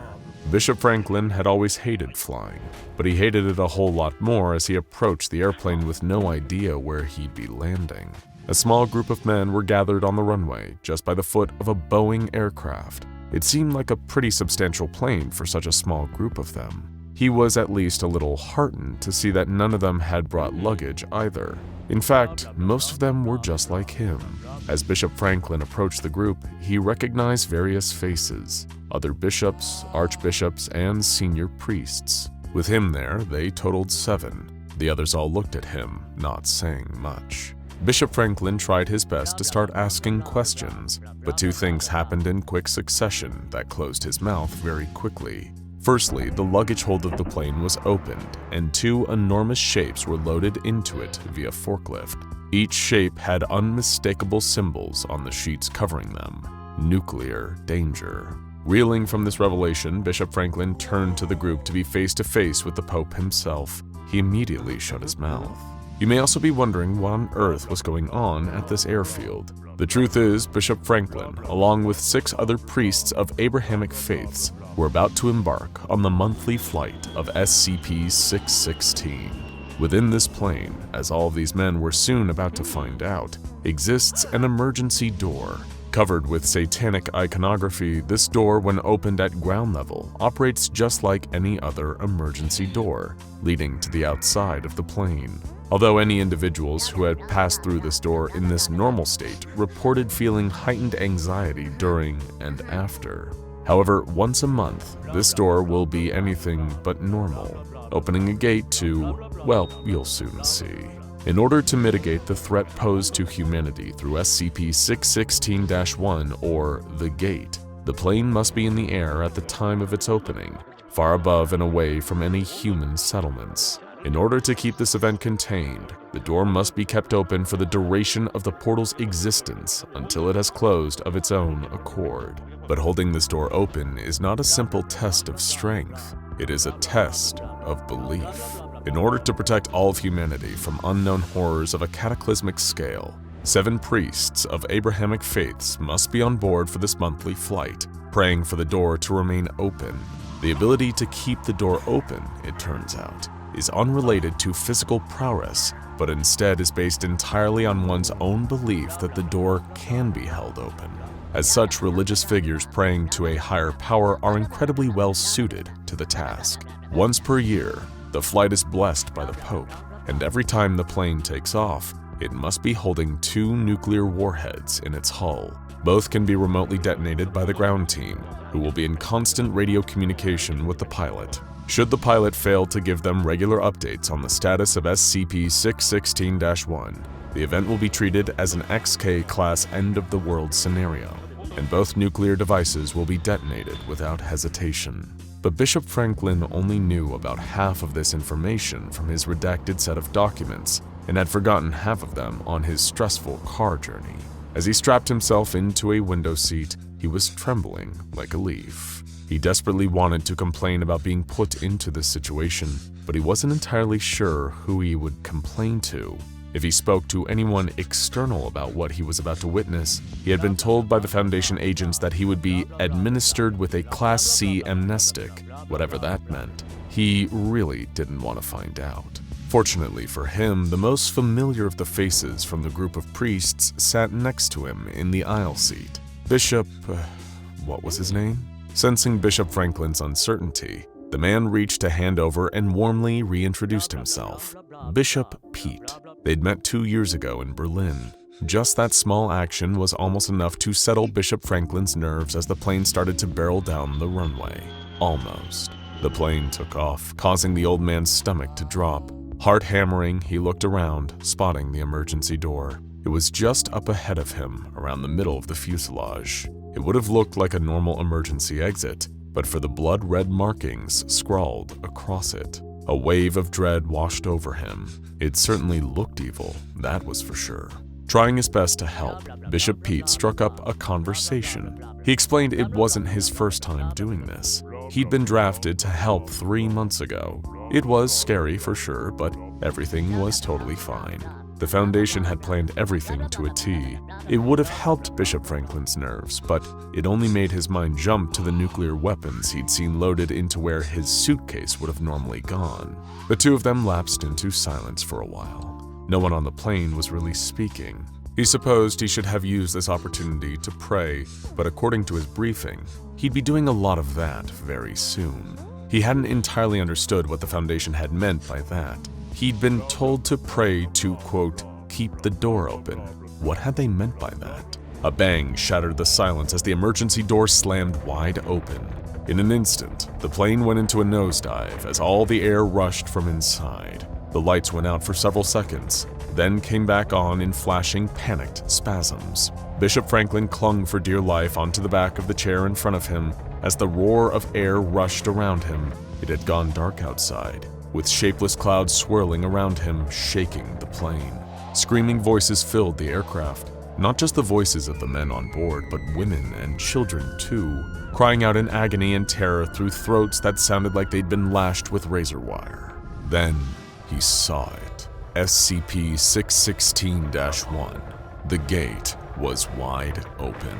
Smoke billowed out of it, crawling along the floors of the cabin like an octopus creeping its way along the ocean floor. Red light seemed to spill out of it, but when he tried to look through the gate itself, it was like his brain wasn't working anymore. There were colors there, but there were ones he didn't recognize. Maybe they weren't colors at all. It was like his brain fixated on trying to sort them into something that made sense, something rational. A hand grasped his arm and he turned to see Bishop Pete staring at him with wild eyes. The plane was going down, they could both feel it, and that emergency door was slowly creeping shut. They had been brought onto this plane for one job only, to pray like their lives depended on it. Bishop Franklin screwed his eyes shut and clasped his hands together. He hadn't prayed like that since he was a little kid, but he figured now was the time to use all the tricks in the book. He begged and pleaded in a tiny voice for God to keep that door open. It felt so counterintuitive, so backwards, to want to keep that kind of door open as the air roared and screamed around him. But a small voice inside of him told him to persevere, have a little faith. But suddenly, the bishop noticed that the man sitting alongside him had fallen silent. Feeling like a naughty child at mass, he opened one eye and peered sideways. Bishop Pete was still in his seat, but he'd slumped over. He wasn't breathing. His skin was cold to the touch, deathly cold. Then all of a sudden, his head rocketed backwards and he started talking. Not talking like a normal man, but talking like a man possessed.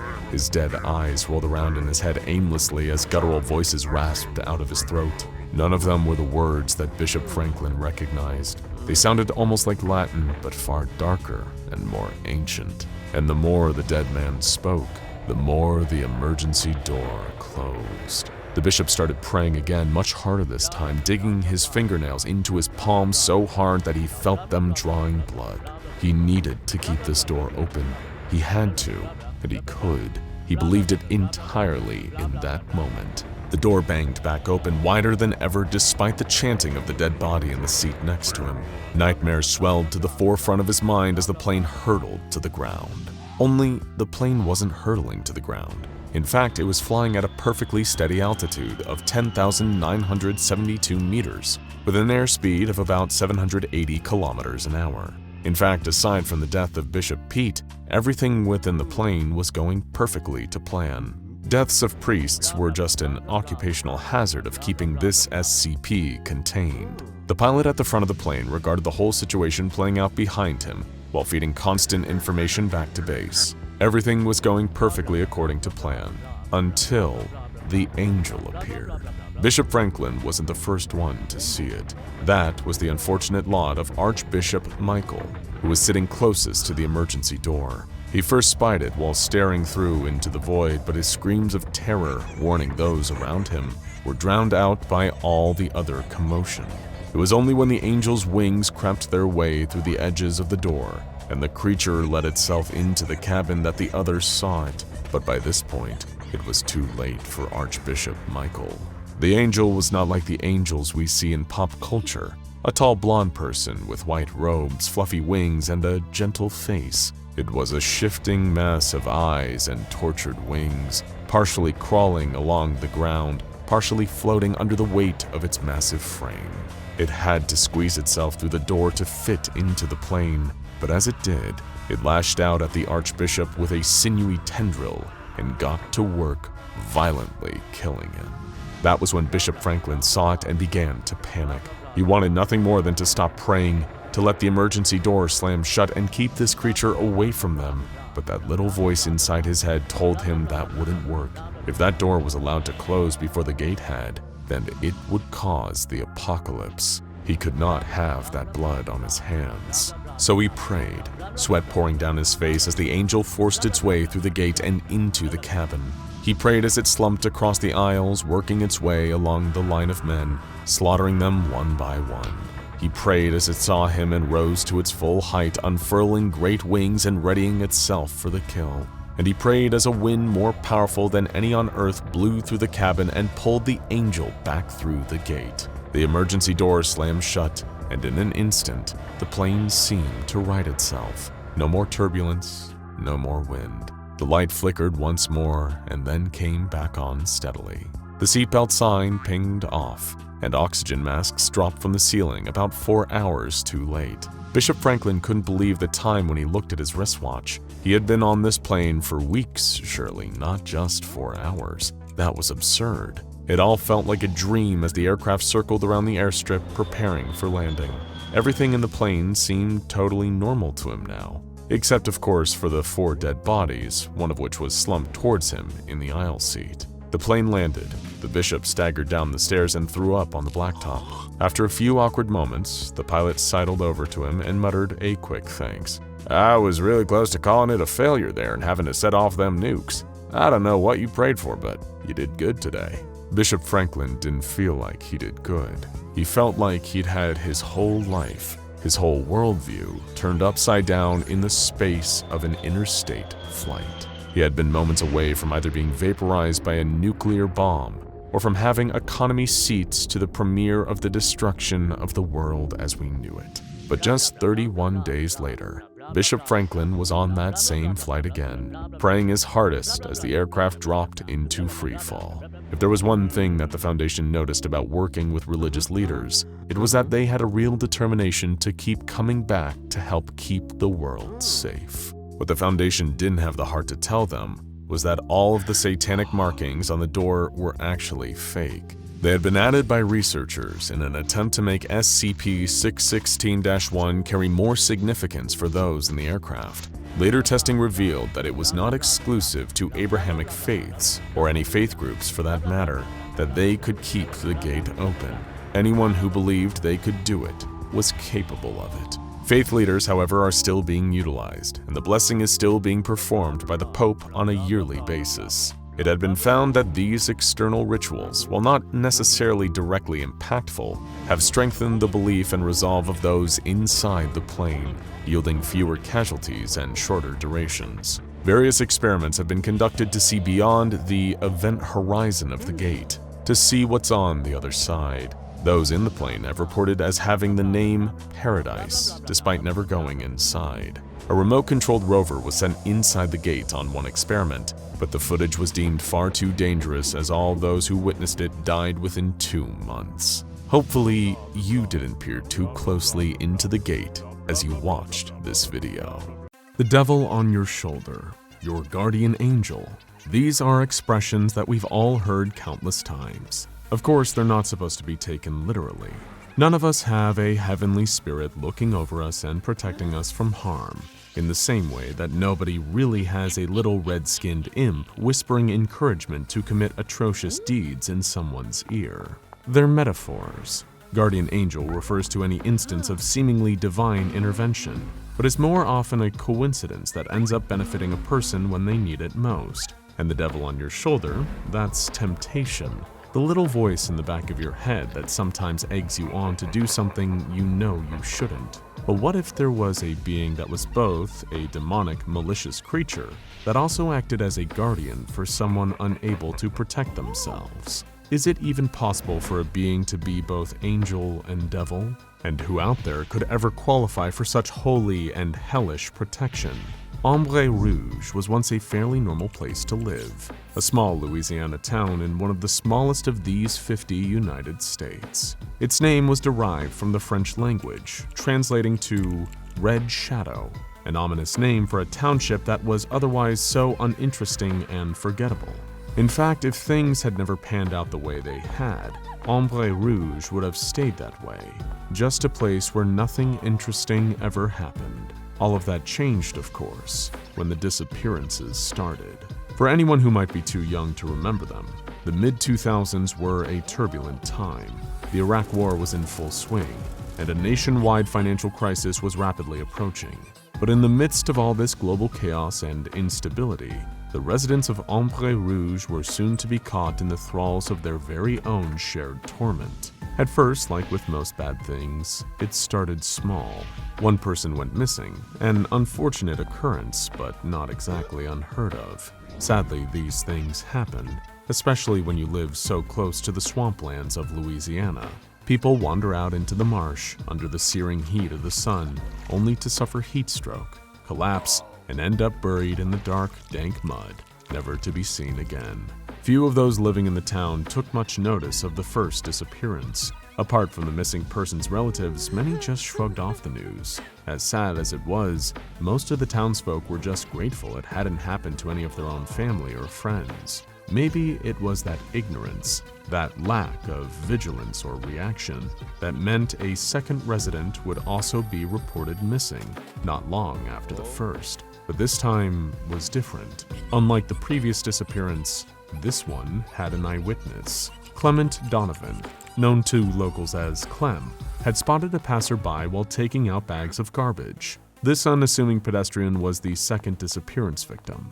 Thinking little of the man who just seemed to be walking home, Clem went back inside. A split second later, he heard a scream from outside and rushed back to his dimly lit porch. It was there that Clem claimed he saw something retreating towards the nearby woods. However, Clem's wild story of something not quite human wasn't taken seriously by local police. He even managed to snap a grainy photo on his clamshell cell phone. But back in 2005, phone cameras were nowhere near as advanced as they are today. Most Ombre Rouge locals wrote Clem off as a crazy old man at best. But worst, it made him look like someone who was trying to exploit or make light of the disappearances, something that garnered him a lot of dirty looks from his neighbors. That was until a number of other residents started reporting they had also witnessed a humanoid creature. It's hard to say if any of these eyewitnesses were genuine and how many were just people latching on to Clem's story. Regardless, the disappearances hadn't stopped, and it didn't take long for an unknown organization to roll into Ombre Rouge after hearing the rumors of a creature sighting. A few residents, even the local sheriff's department, thought these shady figures were a division of forensic specialists here to aid in the investigations into the missing persons. The more conspiratorial folks living in the town had a different explanation, that the newcomers were a deep state-controlled top-secret government group, there to assess the possibility that there really was some kind of monster on the loose. Not long after this group had arrived in Ombre Rouge, the number of residents going missing seemed to dwindle. On the 18th of December 2005, they packed up and left town, giving no explanation to the local police. Nobody knew if this secretive foundation had actually uncovered the perpetrator responsible for all the disappearances, if there even was any creature like the rumors said. But whatever had transpired in that Louisiana swamp town, one thing was clear. The moment the foundation left, nobody else went missing from Ombre Rouge, or at least, not for over a decade. Before then, however, little else of note happened in Ombre Rouge after the initial spate of missing persons cases. This, apart from a car accident that took place just under a year after the various disappearances ended. A heavily injured man by the name of Simon Hayes was taken to a local hospital, suffering from a severe concussion. Simon had been involved in a collision with a car on the 11th of November 2006. The doctors that examined him determined that Simon had been left with short-term retrograde amnesia, a condition that affected all his memories from prior to the accident. It was due to this that he was unable to recall events that occurred in the years before he'd sustained his injuries. Now, what is it that makes a random, if unfortunate, car accident victim so significant? Well, Simon Hayes actually became the first person in Ombre Rouge to be declared missing in almost a decade. In 2016, 10 years after his accident, and 11 after the original slew of disappearances, Simon vanished when returning to his hometown in Louisiana to visit his family. Naturally, Simon Hayes wouldn't be the last familiar face to return to the town. A repetition of such similar and strange occurrences as before also brought the mysterious foundation rolling back in. Little did the townsfolk know, in the year that had followed the group's original exodus from Ombre Rouge, they had lost something. On the exact same day Simon suffered his accident, whatever it was the Foundation had left town with had managed to escape. Perhaps this was a purely coincidental occurrence, but what if it wasn't? After all, road traffic collisions take place all the time all over the world. But an accident happening in a town with a history of people going missing on the exact same day that this thing escaped captivity? Maybe there was a link between the two events. At the very least, the Foundation seemed to think so. Some of the more astute people living in the swampside town noticed black armored transport vehicles moving into their neighborhoods. Men in body armor locking down the whole of Ombre Rouge. These didn't seem like local police. They weren't even the National Guard, although they were certainly heavily armed enough to cause concern. This unit of specially trained operatives quickly took control of the entire township, their authority never questioned by the sheriff's department. The place was small enough, isolated by surrounding swamps and marshland, that it was easy for Mobile Task Force Epsilon 6 to get away with an operation like this. Before the people of Ombre Rouge had time to argue, the task force had already begun their investigation. The newest series of disappearances had started in 2016 with Simon Hayes mysteriously vanishing and had continued 2 years later in 2018. Just like the first spate back in 2005, there were sporadic and unconfirmed eyewitness accounts of a creature shaped like a human but considerably taller, almost 2 meters in height. Most witnesses reported only ever seeing this local boogeyman at nighttime, making it much harder to see in detail, although a few seemed to state its skin was deep red, unlike any natural human skin tone. While before, residents of the Louisiana swamp town had brushed off stories like this as nothing more than rumors and urban legends, the Foundation seemed pretty receptive to the idea of some kind of monster on the loose in the marshland. And after all, they had good reason to believe such an outlandish story, because it was the same creature that had already escaped from them in 2006. Continuing their investigation into the link between Simon Hayes and this creature, Mobile Task Force Epsilon 6, also known by the codename the Village Idiots, arrived at Hayes' place of residence. Kicking the door down, breaching the house, they began a room-by-room sweep, looking for any clues that would explain why the monster they'd captured escaped on the same day as Simon's accident. One of the MTF operatives uncovered something, an envelope stashed in the home Simon had grown up in. He opened it cautiously. A collection of papers that were contained inside came spilling out. There were a series of simple drawings on paper that seemed to be more than a few years old. The crudeness of the hand-scrawled pictures and age of the paper seemed to imply that they had been created by a child. A number of the drawings depicted the same thing, a red-skinned creature, just like the one the townsfolk had reported seeing. With them was a note, written by Simon's mother, which read, "Found these old drawings of yours. Thought you might like to see them again. Welcome home."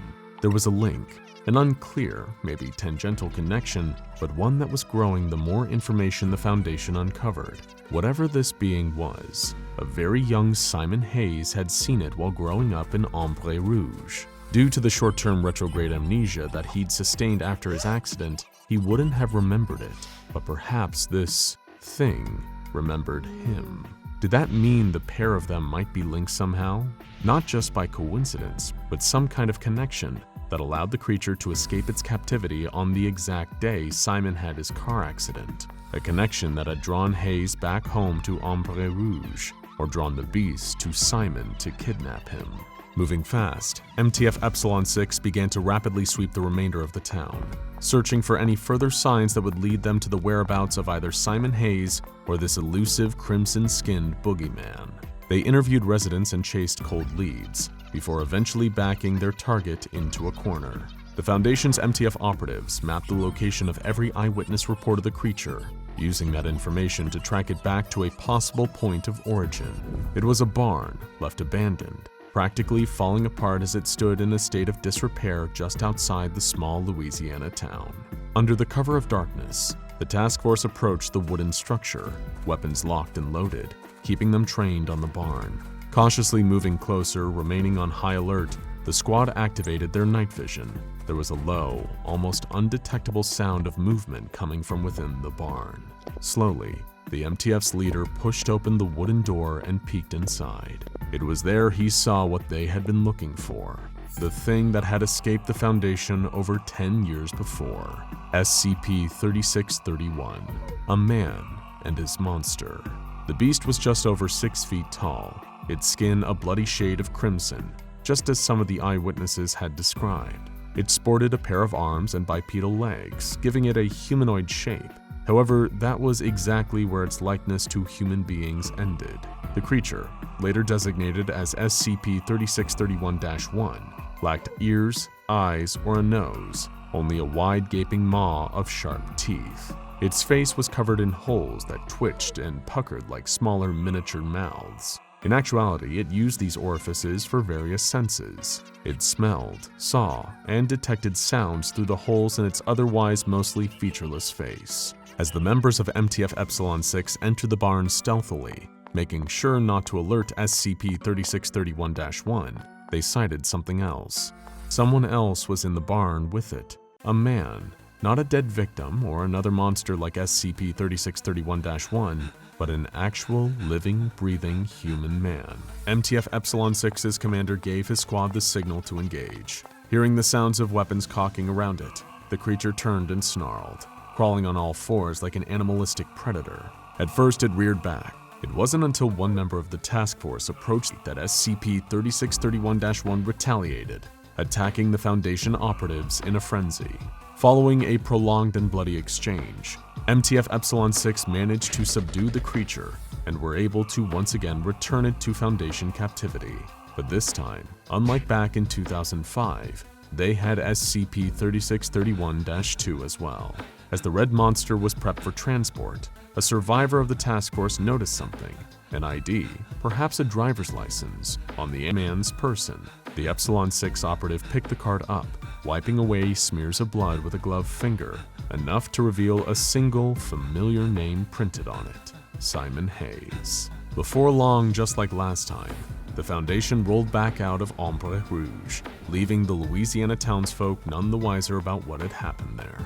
Little did they know the red shadow hanging over their home had been lifted, but it had come at the cost of a number of disappearances that would remain unsolved. People who would never be found, families forced to go on without ever getting answers. When he was returned to the Foundation's labs, SCP-3631-2 was sent for extensive examination. Given the severity of the invasive organ transplants he'd undergone, it was impossible to tell if he was, in fact, Simon. The creature had been regularly replacing the man's internal organs on a monthly basis whenever they showed signs of decay or failing. Somehow, despite the high risk of blood loss and infection posed by this crude form of surgery, the subject had remained alive, but he was unable to speak, conscious, but showing very limited responses to stimuli. Nobody knows why the carnivorous nocturnal monster SCP-3631-1 took this man captive. In the same vein, it is unclear why the creature felt such a need to protect him, going to such lengths as hunting for replacement organs from unwilling donors. Perhaps in a grisly, twisted way, SCP-3631-1 was this man's guardian angel, or maybe more a devil on his shoulder. I wonder, is it really possible for something to be both? Rock, paper, scissors. A simple hand game dating back to the Han Dynasty of Imperial China.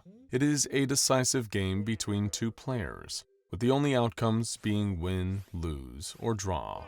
We're quite familiar with rock, paper, scissors here at the SCP Foundation, as the guards are often seen playing intense rounds of the game to determine who will be the unlucky soul chosen to secure one of the various Keter-class SCPs during a given week. In most cases, this use of rock, paper, scissors is accepted as a largely harmless and fair way for defensive personnel to arrange their shifts. The reason for this is that the results of rock, paper, scissors are generally random, as there are very few ways for an individual's skill to influence the game.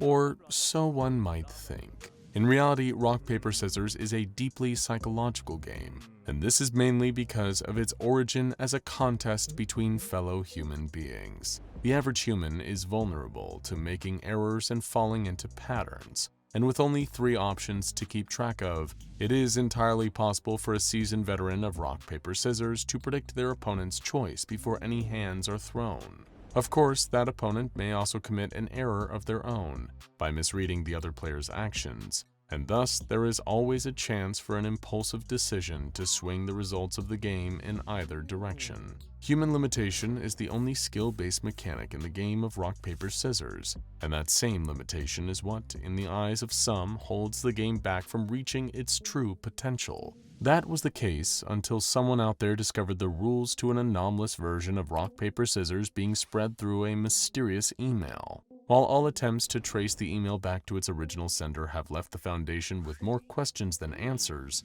we have been able to learn more about the differences between the rules of standard rock, paper, scissors and the anomalous version. We have given this anomalous version of rock, paper, scissors the designation SCP-4633, and unlike the Classic Edition, under no circumstances are any Foundation personnel allowed to play a game incorporating any of the alternative rules. While the ceiling for skill and variety is theoretically much higher in a rock, paper, scissors match featuring SCP-4633, the risks to the player far outweigh any added novelty. Here is how SCP-4633 functions during an average game of rock, paper, scissors. Well, average prior to the anomalous properties taking effect. Rather than being limited to using merely rock, paper, or scissors, as the name of the game implies, the players gain access to a series of additional hand gestures, which upon the act of being thrown become seamlessly integrated into both players' shared understanding of the rules.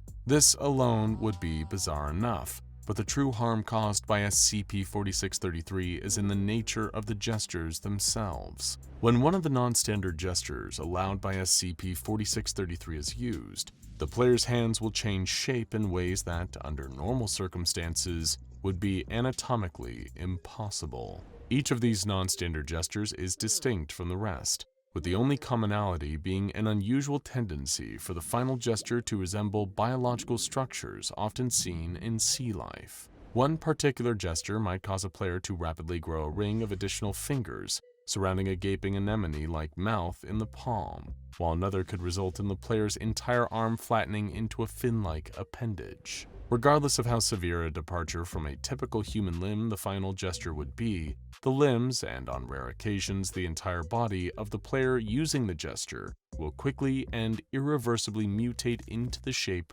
required to successfully perform it. While these gestures overwhelmingly result in forms that would be distressing to most people, the same cognitive effect that causes the participants to accept changes to the rules also appears to apply to the changes affecting their own bodies. To the players of an SCP-4633 augmented match of rock, paper, scissors, the non-standard gestures seem as mundane as the original three. Unfortunately, the morphic properties of SCP-4633 are practically irreversible, with extreme reconstructive surgery being required in even the best of cases. In all instances of SCP-4633, surgical intervention is necessary to prevent the spread of details regarding the non-standard gestures and their usage. Because of the immediate shift in cognitive awareness among participants, all that is needed for a new instance of SCP-4633 to occur is the faintest hint of knowledge of the alternative rules. It's even been noted that between different groups of players, the non-standard gestures can vary heavily or seemingly be created on the fly as the desire to win at all costs takes hold. Here are a few examples of anomalous gestures which have been observed during instances of SCP-4633. This list is by no means comprehensive, but it will provide an insight into how SCP-4633 drastically alters the existing mechanics of the game, as well as the physique of the players. The Thoriley gesture transforms the user's fingers into barbed tentacles. It beats paper and scissors but loses to rock. Chavoaga folds the fingers of the hand into the palm and causes them to emerge through the back of the palm. It allows the user to throw a second gesture after they've seen their opponent's choice. Ashkelhaz splits the hand into a pair of poisonous stingers, which also produce a potent electrical current between them. It has been seen to lose to paper, but seemingly of their own will, the stingers lashed at the opposing player and caused them to fall unconscious 3 rounds later due to the effects of the poison. Shausa beats paper and 2 other anomalous gestures, loses to scissors, rock, and a third gesture, and morphs the user's arm into a dactyl club similar to the front appendage of a mantis shrimp. Izurgov simply causes the player to grow 3 additional thumbs on one hand. The final gesture resembles a triple thumbs up. Izurgov has not been seen to beat any gestures, and the player who uses it always seems to go on to lose the match. Pagakmar causes the middle and ring to recede into the hand, while the pointer and pinky fingers extend to resemble the eye stalks of a snail or slug. The rest of the hand also becomes coated in a thin layer of slime which continues to secrete from within. Pagakmar beats scissors and paper, but loses to rock and another anomalous gesture known as Vayanjek. Incidentally, Vayanjek causes the arm of the player using it to elongate into a worm-like tube that periodically spews a gout of salt water on the opponent. When Vayanjek was seen beating Pagakmar, the saltwater appeared to have some adverse effect on the latter gesture, causing the eye stalks to droop and the hand to shrivel until it was half its original size. Another anomalous gesture is Grazathrog, recognized by the skin, muscle, and veins of the hand turning translucent, revealing a pulsing red organ in the interior of the palm. Once Grazathrog has been thrown, the player who used it may call out the name of one other gesture, which can no longer be used in the current match. The Ukayag gesture is a bit deceptive, as it resembles rock when first thrown but gradually causes the hand to condense into a lump of inert material, not dissimilar to actual igneous rock. The knuckles as well begin to exude a superheated mineral substance similar to molten lava. Ukayag exclusively beats paper and appears to lose to everything else. Many of the gestures on record have no known name, but their function within SCP-4633's altered rules is clear from the context in which they were used. Such is the case with one anomalous gesture, which caused most of the player's hand to withdraw into a siphon-like opening at their wrist before the very same orifice shot out a stream of ink into the opposing player's eyes. While there was no lasting harm done to the opponent by this gesture, the ink did cause temporary blindness, which persisted until they were defeated by way of their rock losing to paper.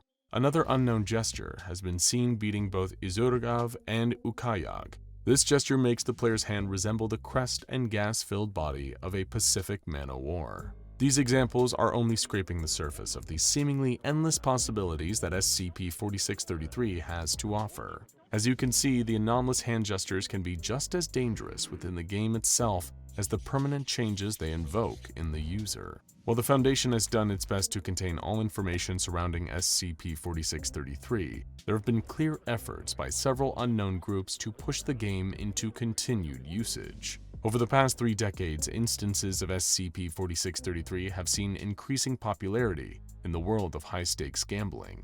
Perhaps it is because of the inherent thrill of watching two opponents trying to strategically outwit each other with a countless number of non-standard gestures, but more likely, it is part of the anomalous effect of SCP-4633 that the game would appeal to those desperate to risk everything on the slim chance of victory. This neatly brings us to the SCP-4633 related incident which occurred aboard the private ocean liner known as the SS Fateful Emma. Before the incident, the Fateful Emma would sail into international waters twice a year. Each time it would bring along a new group of passengers, seemingly selected from the underprivileged and downcast sector of society. A great many of these passengers were convicts with repeat violent offenses chosen from supermax facilities the world over. The process by which these inmates were chosen for a voyage aboard the ship was not dissimilar from the methods the Foundation uses to acquire new Class D personnel. Naturally, this was how the research team was able to be tipped off about the Fateful Emma. It became apparent soon after looking into the ship's career that the individuals altered by the effects of SCP-4633 had been seen departing from the ship on multiple occasions in remote island harbors. Most of the time, the individuals would also be, to the best of their ability with their metamorphized forms, carrying briefcases filled with hundreds of thousands of dollars in cash. While witnesses tend to write off the strange appearances of those affected as being the result of a deformity or injury, or in more pronounced instances dismissing the encounters as sightings of creatures from the local mythology, it was clear to anyone familiar with SCP-4633 what was truly going on. These passengers were being made to play pitched games of rock, paper, scissors featuring SCP-4633 for massive sums of wealth, and what was worse, the grand prize winners were seemingly being released back into civilization without the knowledge of law enforcement. Of course, what the Foundation was most concerned about was the potential for the large-scale leak of detailed information involving SCP-4633. It seemed that the Foundation's latest faceless enemy had revealed itself. Whatever wealthy group of individuals was pulling the strings behind the games aboard the SS Fateful Emma, it was very likely that the ship was also well protected by a private army of trained mercenaries. In a display of swift but necessary initiative, the Foundation assembled a brand new mobile task force to be dispatched onto the ocean liner. Mobile Task Force Row 52, with the fitting codename Rochambeau. The Mobile Task Force would board the vessel secretly and use whatever means necessary to prevent the spread of SCP-4633 and any evidence of the associated non-standard hand gestures. Before the Fateful Emma's next voyage, the Foundation isolated the port where it would depart from and made sure that the MTF agents were in position. The operation was co-captained by Agent Dubois and Agent Zhang, both of whom prided themselves on having extraordinarily good luck. Agent Dubois would stealthily move the majority of the agents under his command into the cargo hold below deck and await Agent Zhang's signal. Agent Zhang himself would assume the name and identity of one of the criminal passengers, who was intercepted before boarding by the Mobile Task Force. The would-be participant was subsequently detained and brought into the Foundation as a Class D personnel. As the SS Fateful Emma began to leave the harbor, Agent Zhang joined the other passengers who had been gathered together in an enormous function hall. There was little indication of when the games would begin, and Zhang made an effort to keep a low profile until more information was available. Shortly after the ship had officially arrived in international waters, an eccentric man entered the room on a walkway that overlooked the rest of the passengers. He was flanked by a pair of armed bodyguards. It was plain from the man's style of dress and demeanor that he was both absurdly wealthy and completely out of his mind. He wore a pure white tuxedo and a scarf that seemed to have been made from the fur of a Siberian tiger. A pair of dark shades with sequin rims obscured his eyes from view, but by far the strangest aspect of the rich man was the fact that emerging from the wrist of his right arm was the eyeless head of a moray eel where his hand should be. The man spoke, addressing the entire room. "Welcome, passengers new and old, to the SS Fateful Emma. While you are aboard this ship, your fate is in your own hands. Over the next 24 hours, you will have the rare opportunity to play the greatest game of chance that humanity has ever known. Generations of people from every continent and every walk of life have given their all to the mastery of rock, paper, scissors, across, north, slash, yes." The man proceeded to speak unusual syllables for the next minute straight without even a pause for breath. In his report, Agent Zhang described the man's voice as gaining an increasingly loud hum as his speech continued, and that some of the syllables didn't seem to be the product of human vocal cords. He soon concluded his string of gibberish and resumed speaking intelligible language. "As is customary, we will be utilizing the Iljesh Toi rules. You will begin by selecting a single opponent and challenging them to a best of 2 of 3 match. This is a single elimination tournament, and any competitors who cannot otherwise continue to engage in matches will also be eliminated. By the end of your time here, the luckiest among you will be named the undisputed champion of these games, and will be granted unlimited freedom, along with the cash prize. The rest of you will have to determine your own fates, for you all know what awaits you below. May your hands be ready, your minds be sharp, and remember, winning is everything." With a flourish of his moray eel hand, the wealthy man finished his introductions and promptly exited the room. Agent Zhang looked at the passengers surrounding him and saw that they were already beginning to play rock, paper, scissors with each other. A few had already begun using the anomalous gestures, warping their limbs into hideous subnautical shapes. Agent Zhang gave the signal to Agent Dubois and the rest of the mobile task force to begin the operation. Their target was primarily the moray-handed man, as well as any other close associates that he had on board. They would capture him alive and interrogate him into revealing the mystery behind this illegal gambling ring. Once the mercenaries were dealt with, Agent Dubois' team would further command the ocean liner and navigate it to SCP Foundation Research Site 45 to await further orders. As for Agent Zhang, he knew what he had to do. To buy time, he would participate in the ensuing rock, paper, scissors tournament and eliminate as many of the other players as possible. This, he believed, was the best way to minimize the number of anomalous gestures that would be used aboard the ship. Of course, he himself wouldn't be using any of the anomalous gestures either, opting to limit himself to the standard 3. This could put him at a severe disadvantage over the course of the competition, but Agent Zhang knew better than to tempt fate. Still, being eliminated seemed like something he may want to avoid. Even though the consequences for elimination were left vague in the strange rich man's speech, he still didn't feel that it would be wise to put himself in a compromised position while aboard the fateful Emma. Bracing himself for the worst, Agent Zhang accepted the challenge of a nearby passenger. He was off to a promising start when he threw a scissors hand against his opponent's paper. Because the matches were best 2 out of 3, all he needed was to win one of the next 2 matches, and he'd survive this round. Then he saw the devious look on his opponent's face, and he knew that this match was about to get weird. Rather than admit defeat, Agent Zhang prepared to throw scissors again. The two challenged their hands, and just as Zhang had feared, his opponent threw an anomalous gesture. Almost instantly, the opponent's hand took on a multi-mouthed Piscine form, which began to spit sharp teeth in Agent Zhang's direction. Fortunately, the agent's bulletproof vest was able to withstand the impact of the teeth. What was even more fortunate was the fact that the opponent seemed to be a good sport. "Scissors beats Azravok, you win." said the other passenger before walking away in search of their next match. Curiously, the passenger's transformed arm continued to fire teeth across the room at random intervals, occasionally hitting and causing injury to one of the other competitors. Agent Zhang was grateful that the body armor he was wearing had been tested to withstand rapid fire from SCP-127.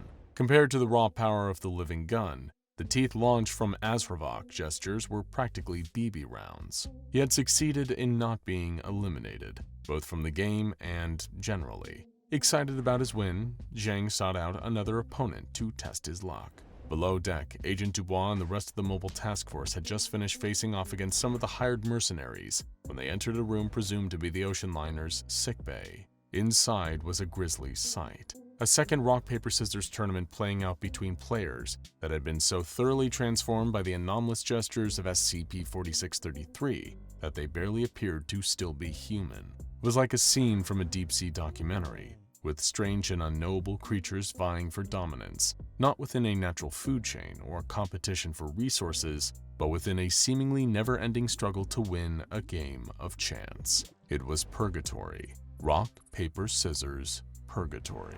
Agent Dubois was appalled, but he knew better than to attempt to stop these creatures from doing the one thing keeping them all distracted. The moray-handed man was still somewhere in the ship, and capturing him was far more important. The research team would decide what to do with these former humans once the ship was secure within the Foundation's custody. However, what Agent Dubois didn't realize is that some of these creatures were advancing on his team.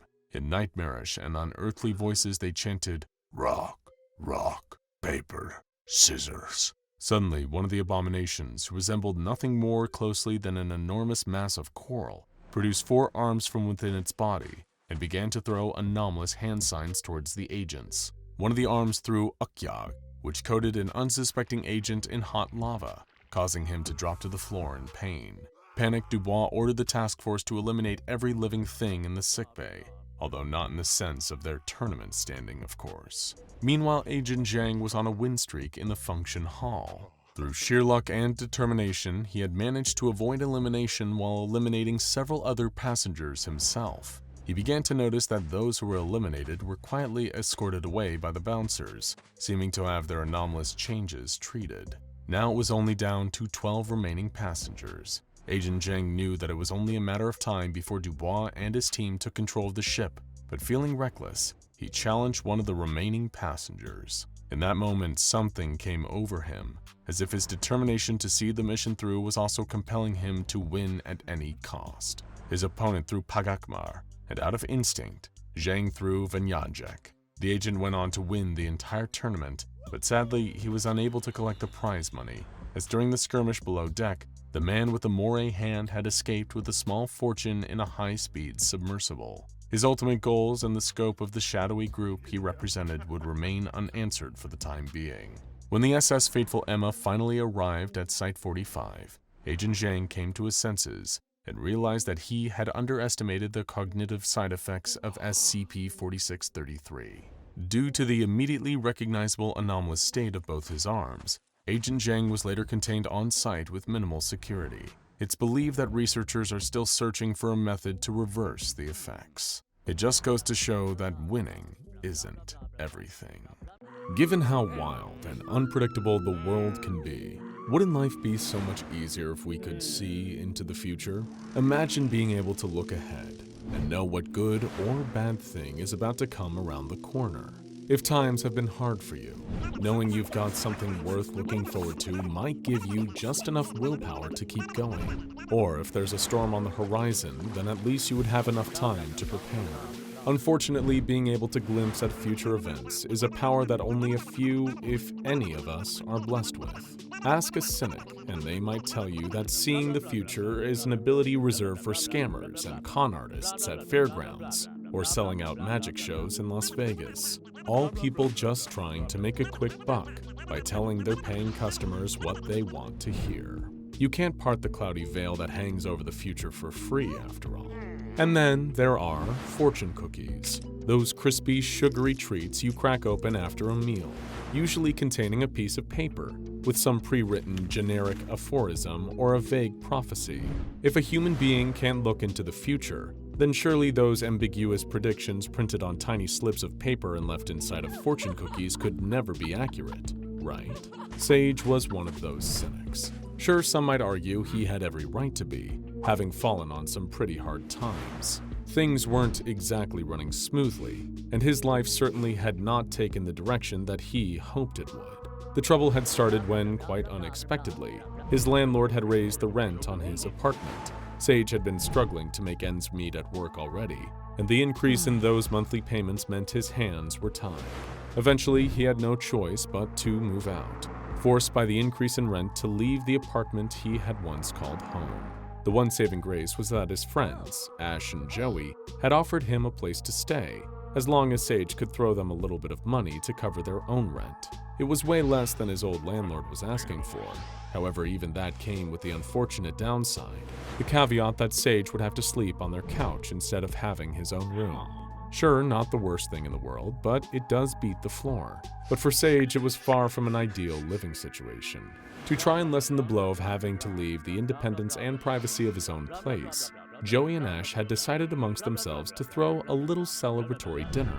But of course, the key oversight to their plan was that neither of them were all that great at cooking, mostly surviving on either ordering and delivery from local fast food places or anything that only needed a quick nuking in the microwave in order to make edible. All the same, Ash was adamant that their lack of culinary know-how wasn't going to stand in their way. He and his fellow roommate were going to lay on a slap-up feast for their down-on-his-luck friend, Sage. The only way they knew how, by ordering takeout. "It's food," he remarked, a little lost for words after having seen his two new roommates excitedly yelling "surprise" at him the moment he walked through the door. "Not just any food," Joey replied, grinning like a maniac. "It's welcome to the apartment food." "You wanted to celebrate me sleeping on your couch," Sage said, staring at the mountains of white paper oyster pails on the table with red mandarin lettering and ancient temples painted on the sides. "By ordering Chinese food," he added with confusion. "Look, you've been going through it, man," Ash cut in, explaining things that Sage already knew. "So we figured this might lift your spirits. Check it out, we've got it all here, man. Dumplings, noodles, the works. And for after," he produced a small box, the brand name La Choi emblazoned on its surface. Inside were 12 fortune cookies, all individually wrapped for freshness, as the writing on the box boasted. "Hey, maybe you'll get some good news from one of these," Joey smiled, pointing at the box. Thanks, guys," Sage eventually said, chuckling quietly to himself. He had to admit, what his friends were trying to do for him, albeit a little excessive, came from a place of good intentions. Little did any of them know, it was about to change the very course of their lives, their fortunes, forever. Nearly 2 hours and several pounds of greasy Chinese takeout later, the trio of roommates were starting to wonder whether or not this feast had been a good idea. What had started as an innocent meal now had them all feeling a little queasy, having eaten so much food that they were questioning their life choices. And still with a few oyster pails half full of leftover food. Throwing out the empty paper containers and leaving the rest in the fridge, Sage sat back on the sofa, groaning in tandem with his friends and cursing himself for having a third helping of the chili beef. "Oh, damn, I almost forgot," Joey said weakly, reaching for the box of fortune cookies. Opening it, he offered it to Sage, who immediately put up his hands to refuse. "No way, if I eat another thing, I swear I might have a heart attack," he said. "We don't actually have to eat them," Ash interjected, picking up one of the plastic-wrapped cookies at random. "You only open them for the fortunes anyway." "Right, and I guess one of these cookies is gonna tell me that everything happens for a reason, or to keep my head up, or some other vague, non-specific prediction," Sage replied, making no attempt to mask his sarcasm. "Come on, man," Joey urged, taking a cookie for himself before thrusting the box into Sage's hands. "Sure, they're never perfectly accurate, but it's just a bit of fun. Besides, it's all down to how you interpret your fortune. You aren't meant to take it literally." With a cynical sigh, Sage gave in and grabbed one of the remaining fortune cookies, tearing open the plastic packaging surrounding it in time with Ash and Joey doing the same. He then snapped the yellow, sugary shell in two. A tiny piece of paper was concealed within, with an inscription printed on one side in blue ink. But before he had a chance to read it, Joey, who was sitting next to him and had done just the same, recited his own fortune out loud. "Buy a ticket, trust your instinct, and the numbers will come," he read. No way that's what it says, Ash argued. I'm not kidding, Joey protested. Let me guess, the other side reads, "This fortune was sponsored by the state lottery," Sage joked. Indignantly, Joey held up his fortune to his friends' faces, letting them read for themselves what he had already repeated aloud. Being far from a betting man, Joey had hardly ever made as little as a friendly low-stakes wager, let alone taking the chance on playing either the state lottery or a national one like the Powerball. The odds of winning just seemed like they were stacked too high, and yet something about just how specific this fortune was made Joey feel compelled to maybe give it a try, considering taking a chance and playing against those odds by buying himself a ticket. "My turn," Ash announced, excitedly unfolding her own paper fortune and clearing her throat. "Keep your light on. The person you're looking for will be here soon." Even someone as cynical as Sage had to admit there was something very strange about how detailed these fortunes had been, or seemed to be, at least. Part of him thought maybe that was part of their gimmick, making the text on the paper that little bit less vague and generic than the other ones found in other cookies, so that people would find it easier to believe they were an accurate prediction of the future. But then again, it did seem like a strange coincidence. Sage knew that Ash had been trying to get back into the dating scene, but was having little luck on the more popular apps for meeting new people. Still, it's not like the prediction on that little piece would actually come true, nor would Joey's. But if nothing else, the least it could do was inspire a little hope in the pair of them. Sage looked down at his own fortune, part of him secretly wanting there to be another optimistic message written on the paper. After all, he needed a little boost in that department, even if it was just for tonight. Printed in blue ink were 3 short words. "Look both ways," Sage read, immediately feeling his heart drop in disappointment. "That one sounds way vaguer," Joey commented, highlighting the obvious. "Well, we can't all pick the nice fortunes," Sage retorted, crunching the tiny slip of paper up in his hand and stuffing it into his back pocket. "They're all just randomly generated anyway. There are probably a million fortunes out there that are all worded exactly the same as ours. It's not like any of these will come true anyway." Falling asleep on the couch later that night, Sage had no idea just how wrong he was about to be proven. Almost to the same degree, he had little clue as to what his fortune had actually meant, but would only realize when it was too late. Over the course of the following few months, a lot seemed to be happening in the lives of Sage's 2 friends, and by contrast, very little was changing in his own life. The first surprise came when Ash had met a new flame, a girl by the name of Sky. In Sage's head, it was just a fling, not something he expected to last, although he would think twice about saying it out loud so as to not upset his roommate. But to his surprise, Ash seemed to be utterly smitten with her newfound relationship. The pair of them were happy, the very textbook definition of head over heels for one another. Both Sage and Joey were quick to voice their support, but seeing what Ash's fortune cookie had predicted actually coming to pass got the latter of them thinking. Had that just been a lucky coincidence? Was it just a case of right place, right time? Joey wasn't entirely convinced, despite Sage telling him otherwise. As far as he was concerned, it was all just down to timing and confirmation bias. Something that was impossible to predict or foresee had happened that had just so happened to coincide with what they had read in their fortune cookies. But for his friend, it seemed an awful lot like the fortune Ash had picked was 100% accurate, which meant he could be too. On top of that, Joey couldn't help but wonder, had the fortunes inside the cookies predicted what was already going to happen? Or did reading those predictions make them become a reality? Eager to find out if his own fortune cookie had been telling the truth, Joey decided to make a spontaneous venture on his way home from work. While riding the subway, he opened up the website for the Powerball and went about purchasing a ticket. The minimum bet was only a few dollars, but if his cookie prophecy was really a guaranteed accurate forecast of the future, then Joey was in for good fortune in every literal sense of the word. His paper slip had told him to put faith in his own instincts, and so with trembling hands he input a series of numbers, going with the first ones that popped into his head. Getting back to the apartment that night, Joey's heart was racing, and he made sure to let the others know about it.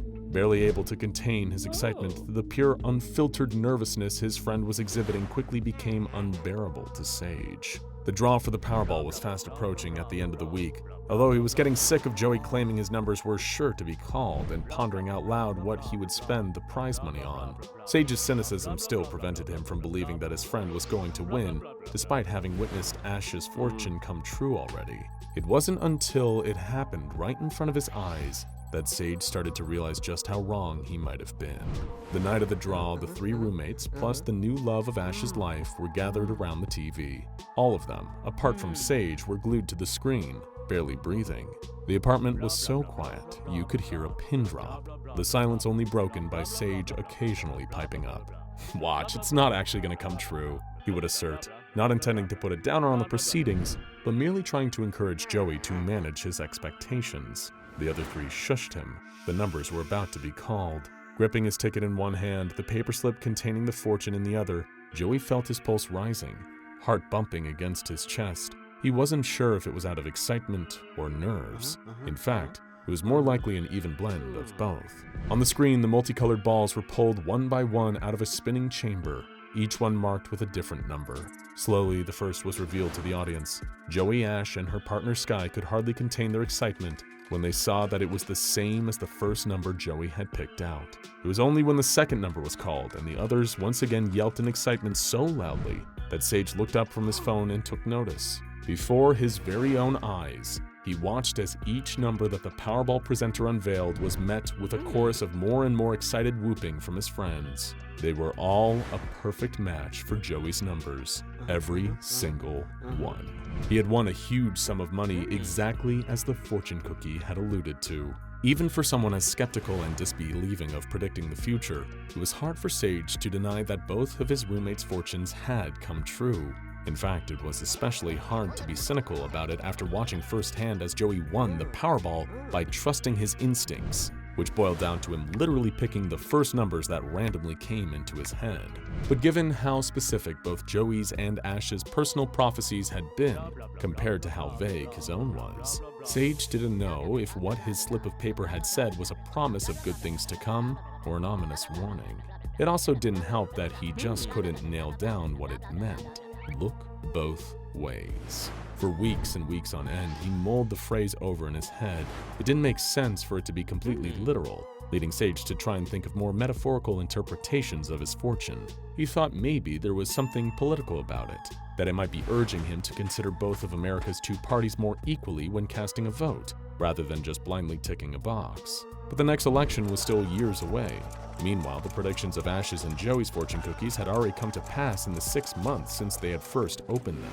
Frustrated and looking for the exact answer behind his paper fortune, Sage was running out of ways to reinterpret those 3 words that apparently dictated his inevitable fate. But the thing that pushed him into pure desperation was the uncontrollable jealousy of witnessing just how happy his friends were after their fortunes became true. He wanted to be happy for them and tried his best to be. But seeing Ash and Sky in their blissful relationship, and Joey frivolously spending his Powerball winnings on expensive clothing soon became unbearable. Having exhausted all other options, still no closer to understanding what his fortune was, Sage decided to visit the Chinese restaurant they had ordered their food from all those months ago.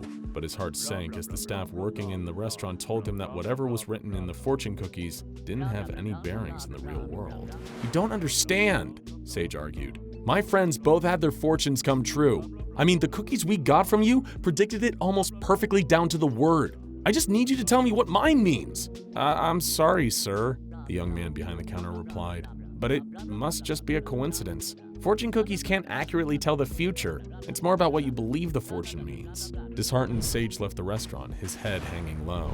As he walked down the street towards the sidewalk, he felt his phone vibrate in his pocket. Taking a look at the screen, still walking, he saw a text from Joey. He was asking if Sage had any luck asking the restaurant about his fortune cookie. Maybe if Sage had done what the fateful slip of paper had told him as he stepped off the sidewalk, then he would have seen the bus speeding down the road towards him.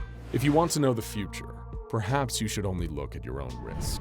Sometimes knowing exactly what is destined to happen to you can make it impossible to avoid. A self-fulfilling prophecy, if you will. That is the warning given to any who dares to take a prediction from SCP-377.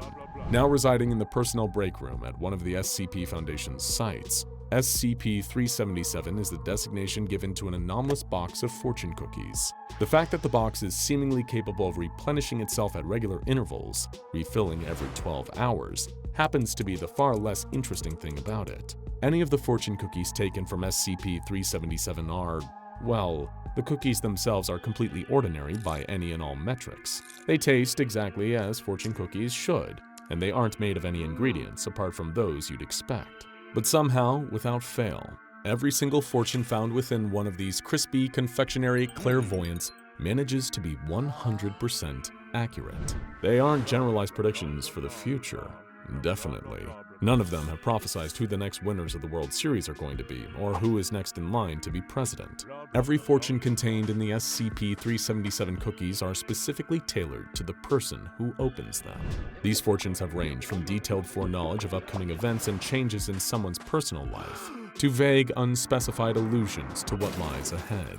And while always factually accurate and perfectly aligned with the future, the predictions made by these cookies are not always promises of good fortune. One researcher opened up an SCP-377 fortune cookie only to read the phrase, "It's a boy," written on the paper. Less than an hour later, his wife's water broke, and said researcher was soon welcoming his newborn baby son into the world. But another doctor was warned, "You don't have long to live," right before choking on his own cookie. Right there in the break room, that doctor suffocated, killed by the same thing that foretold of his death only moments before. It is for that reason that SCP Foundation personnel are given a warning before helping themselves to a sugary shelled treat. All staff are permitted to open a cookie from SCP-377. After all, they are safe to eat. And Foundation employees are also welcome to read their fortunes. However, they only do so at their own risk. What was that? A face? Just as quickly as I'd glimpsed it, it was gone. It was cold as death and twice as dark in here. Seriously, I'd never been anywhere so dark. It was more than just the absence of light. It was like walking through thick black water, only able to see inches in front of my face. Things moved slower than they should have. Every step I took further down towards some unknowable destination, the darker and colder it got. I found myself wondering, is this what dying feels like? Slipping down further into nothingness, step by step through darkness that never ends? It was a stairway, like Jacob's ladder, except instead of up to heaven, it was a one-way trip straight down. There was some distant, tinny whirring noise that I couldn't quite make out, the way things sound when you're drowning. I didn't know what possibility was scarier, that the steps just went on forever and I'd be walking until my bones turned to dust, or that something would be at the bottom, waiting for me in the dark. The deeper I got, the more I got this sense that the latter was true. The way you can feel yourself being watched or sense someone standing behind you. That evolutionary holdover from when humans still took part in the world of predators and prey, and we were not the predators. Some part of us is just built to know when true danger is lurking nearby, or down below, patient and hungry.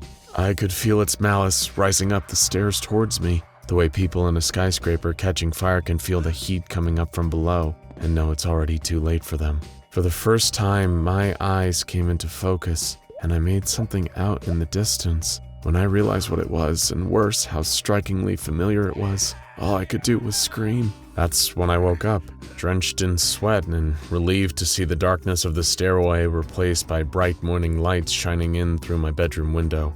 My brother Steve was standing there with a concerned look on his face. He told me I'd been screaming in my sleep and asked me if I'd been having that dream again.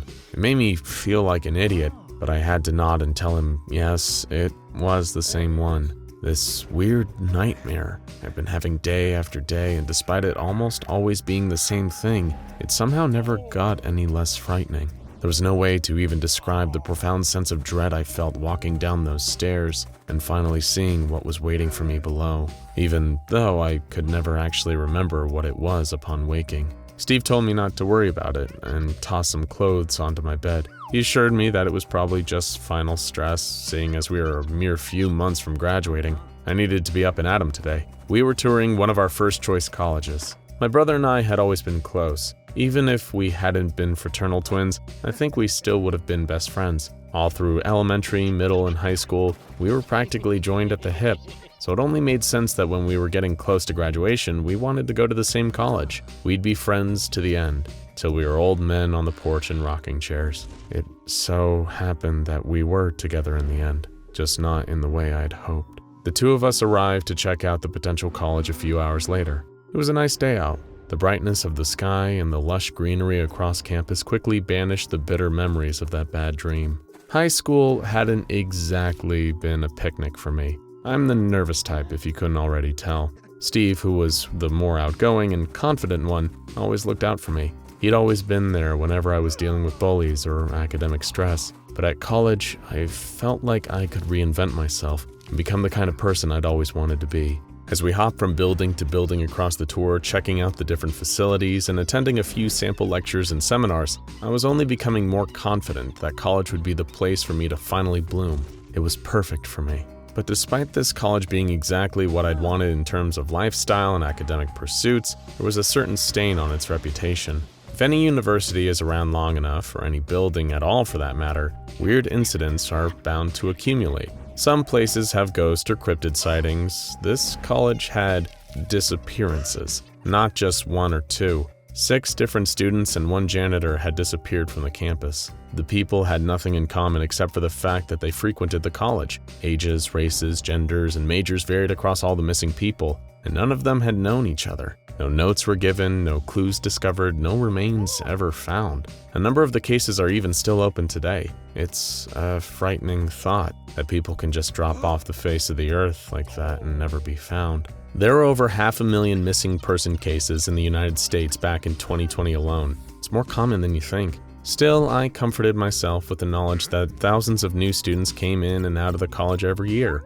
and only a handful of disappearances. What were the chances that something bad would ever happen to me? Though, to be fair, every person who actually did disappear in their last moments thought, what are the chances something like this would happen to me too? We were several hours into the tour when the coffee Steve had on the way over finally caught up with him. He needed to go. Bad. So he asked our tour guide whether there was a bathroom anywhere around here. She told him that he could find one pretty easily on the ground floor of any administrative building nearby. In the meantime, we'd be making our way over to Lecture Hall 2B, so he could simply catch up with us there once he was done. Steve left, and I didn't think anything of it at the time. I was too wrapped up in the tour. It was only half an hour later, when we were finishing up and preparing to leave Lecture Hall 2B, that his absence from the group suddenly became a lot more noticeable. I started feeling nervous. He'd just gone to the bathroom. What could be taking so long? I ran through all the more rational explanations in my head. Maybe there was a long line. Maybe the bathroom was out of order when he got there and he needed to find another one. Maybe he got a little lost on the way there. Maybe he got a little lost on the way back. There were so many perfectly rational reasons he wasn't with us right now. But as the minutes dragged on, each one felt a little less likely, and a dark pit of dread began to form in my stomach. It wasn't long before I alerted the tour guide. Naturally, she tried to calm me down, saying how likely it is that he'd just gotten lost. Steve was a smart kid. He was thinking of going to this college after all, so he must be smart. There was a smattering of laughter from the tour group. Still, she put the word out to her fellow staff members, and the search began. Despite trying my best to avoid panicking, the stats about all those disappearances just kept flashing through my mind. What if we were the unlucky ones? What if Steve had actually disappeared just like the others and I'd never see him again? As the hours marched on and he still wasn't found, that was all I could think about. I didn't want to lose him. I tried calling his cell phone and texting him countless times but got no response. You can only imagine my relief when I suddenly got a call from him. Though when I heard the content of the call, that relief quickly disappeared. The reception was patchy, and his voice had a strange echo to it, like he was somewhere deep and cavernous. There was this other noise in the background too, this strange tinny whine that felt oddly familiar. I only caught a few words from him before the call cut out. The door! Stay away! It keeps going! Something down here! Don't come looking! Oh God! If I was scared before, I was utterly mortified now. I couldn't just leave my brother in a situation like this, no matter what he told me to do. I had to find him somehow, I just had to. Nobody else seemed to take it seriously, but I somehow knew he was in the most terrible danger. That's when I decided to head to the one place I believed he would be, the administrative building. It was such an unremarkable little building, hardly the kind of place where you'd expect some terrible secret to be hiding. But dangerous things often hide in plain sight. Things like the door. It was one of those things from Steve's message that had stuck in my head. The door. Call it instinct, call it intuition, call it blind, dumb luck. But when I was standing in front of an average-looking door in that unremarkable administrative building, I knew I was staring at the exact door that my brother had been talking about. It radiated bad vibes. Dark energy was practically humming off of it, but I wouldn't let that stop me. Perhaps I was stupid, going in without help. While it's easy to criticize from the safety of your home, it's worth remembering we do silly things when we're afraid. And I mean, this was my brother we're talking about here. No one in the world was more important to me than him. No one. The second I entered the room beyond the door, something changed. It was like stepping into another world entirely. The air was thick and oppressive. The floor below me and the walls around me were ungodly cold. But most remarkable of all was the dark. Even my phone's flashlight at full power barely made a dent. I don't think I'd ever seen anything so truly impenetrably dark. Outside of a certain nightmare, anyway. That was when I finally realized where I was standing. At the top of the stairs. Those stairs. The stairs that had been haunting my restless sleep. A single winding stairwell down into the void. Every part of me wanted to run and scream and hide, but I couldn't. I knew that if it were me trapped down there, Steve wouldn't have hesitated. He would have charged down there and helped me. Now I had to do the same for him. After all, we all know that in real life there's no such thing as monsters. And how deep could a staircase really go anyway? That question was soon put to the test as I descended down into the pit. I counted 13 steps each time before reaching a small platform. There were strange markings and scratches on the wall the further I descended. Every footstep I took echoed on and on and on. I must have been walking for a solid 15 minutes, traveling impossibly deep, when I finally heard something else. I called out Steve's name, but quickly realized it wasn't him. It was a little girl, weeping, a few 100 feet below. I couldn't tell if she was afraid, in pain, or both, but hearing it put ice in my veins. What the hell was going on down there? Had whoever taken her taken Steve too? What exactly was I dealing with? These were the questions racing through my mind as I got deeper and deeper into the belly of the beast. Time ceased to matter as the flights went on and on beneath me, even descending into deeper, colder darkness. I was literally walking into my own nightmare, but seeing as the only alternative was leaving my brother to die down here, I couldn't do anything else. I was down countless flights of stairs when I finally saw him. He was a distant, pale speck, dithering and afraid. He was a full flight down from me. I was so happy to see him that at first I didn't even notice anything was wrong. But as I got closer, I began to realize that this wasn't the Steve I knew. The dread crept into me, spreading through every cell like a virus. I finally knew why I recognized it. It was the thing from my dreams. The monster whose appearance always brought those terrible nightmares to an end, but what did it mean to see it in real life? It was Steve's face, but it seemed larger and deathly pale. I froze, and as the face drew closer to me, I realized it had no irises, no pupils, no nostrils, and no mouth. It wasn't my brother. It looked like a terrible death-like mask modeled after him. I tried to scream as it appeared right in front of me, just as I had in my dreams, but it was too late. Long, gnarled fingers curled around my torso and crushed my ribs. It was a pain more intense than I thought possible, and soon even my vision went black. As I was dragged down to the darkness below, the last thought on my mind was, "Steve, I'm so sorry I couldn't save you. I couldn't even save myself." Violent chaos unfolds across the shoreline. Huge fleshy tendrils slither out of the water, grabbing people who try to flee and drag them into the depths, as giant harpoons made of bone whiz across the beach, cutting down unfortunate sunbathers in droves. It is a terrifying massacre, but you'd never in a million years be able to guess its source. On April 10th, 2010, something strange began to happen in the three Portlands. Now, the anomalous extra-dimensional city-state that overlaps with the locations of Portland, Oregon, Portland, Maine, and the Isle of Portland is no stranger to unusual occurrences. So it took the population a little while to notice that something was happening. But for some unknown reason, sailboats and motorboats were beginning to vanish from the city. The disappearances occurred overnight, when there was no one around to witness them, but slowly, the citizens began to notice that their friends and family members were going out in their watercrafts and never returning home. By April 15th, the civilians were becoming noticeably concerned, fearing the worst. On April 16th, their worst fears were confirmed when two local ghosts, Ankar Ahmed and Greg Moore, went for a nighttime stroll along the harbor. They heard a sudden commotion and rushed to the scene of the disturbance. They arrived just in time to see a living individual being dragged into the watery depths by a large, vein-like tendril. Ahmed asked Greg to wait on land while he ventured out into the water to look for the victim. Unfortunately, Ahmed never came back, and Greg took his story to the Three Portlands Police Department. After waiting a few days for the local man-eating clam populace to migrate, the FBI Unusual Incidents Unit mounted a formal investigation. On the morning of April 17th, all of the missing vehicles suddenly reappeared. This left the UIU and the people of the city with even more questions. Where had all the boats gone? Why were they suddenly back? And what had happened to the missing people who had not been returned along with them? On April 19th, UIU agents dove into the harbor to search for any unusual activity, and while they didn't spot anything especially strange, they did discover that there were fewer animals in the harbor than usual. On April 21st, the threat that had been preying on the citizens of 3 Portlands actually made itself known. At 11:19 a.m., 17 boats moved away from the docks on their own, drifting up onto shore, though no one could be seen captaining any of them.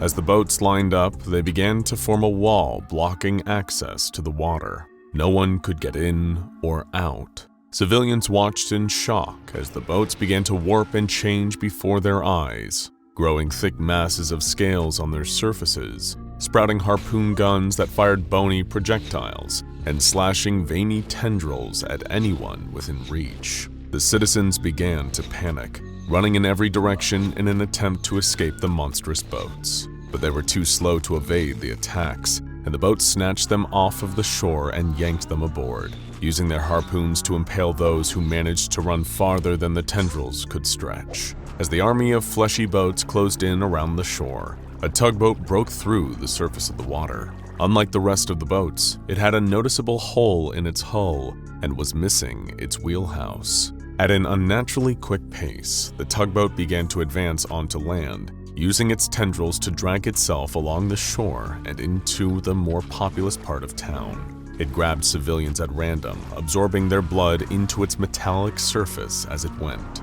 Suddenly, it spotted Albert Izzat, a noted member of the Church of the Broken God, and began to focus its attack on him. But before the tugboat monster could reach Izzat, a city security golem interfered. Sadly, though the golem put up a valiant fight, the anomaly was able to destroy it by falling onto it again and again until the golem was no longer able to get back up.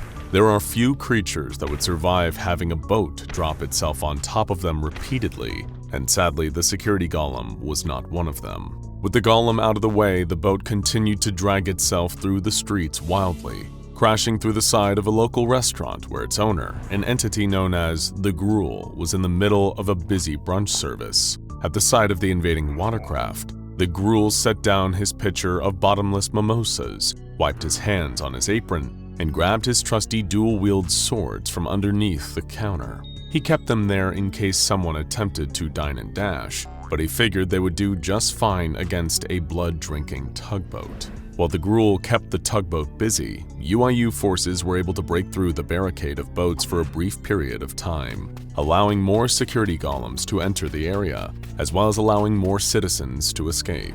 Unfortunately, this little victory was short-lived as further unforeseen horrors drudged themselves up from the deep.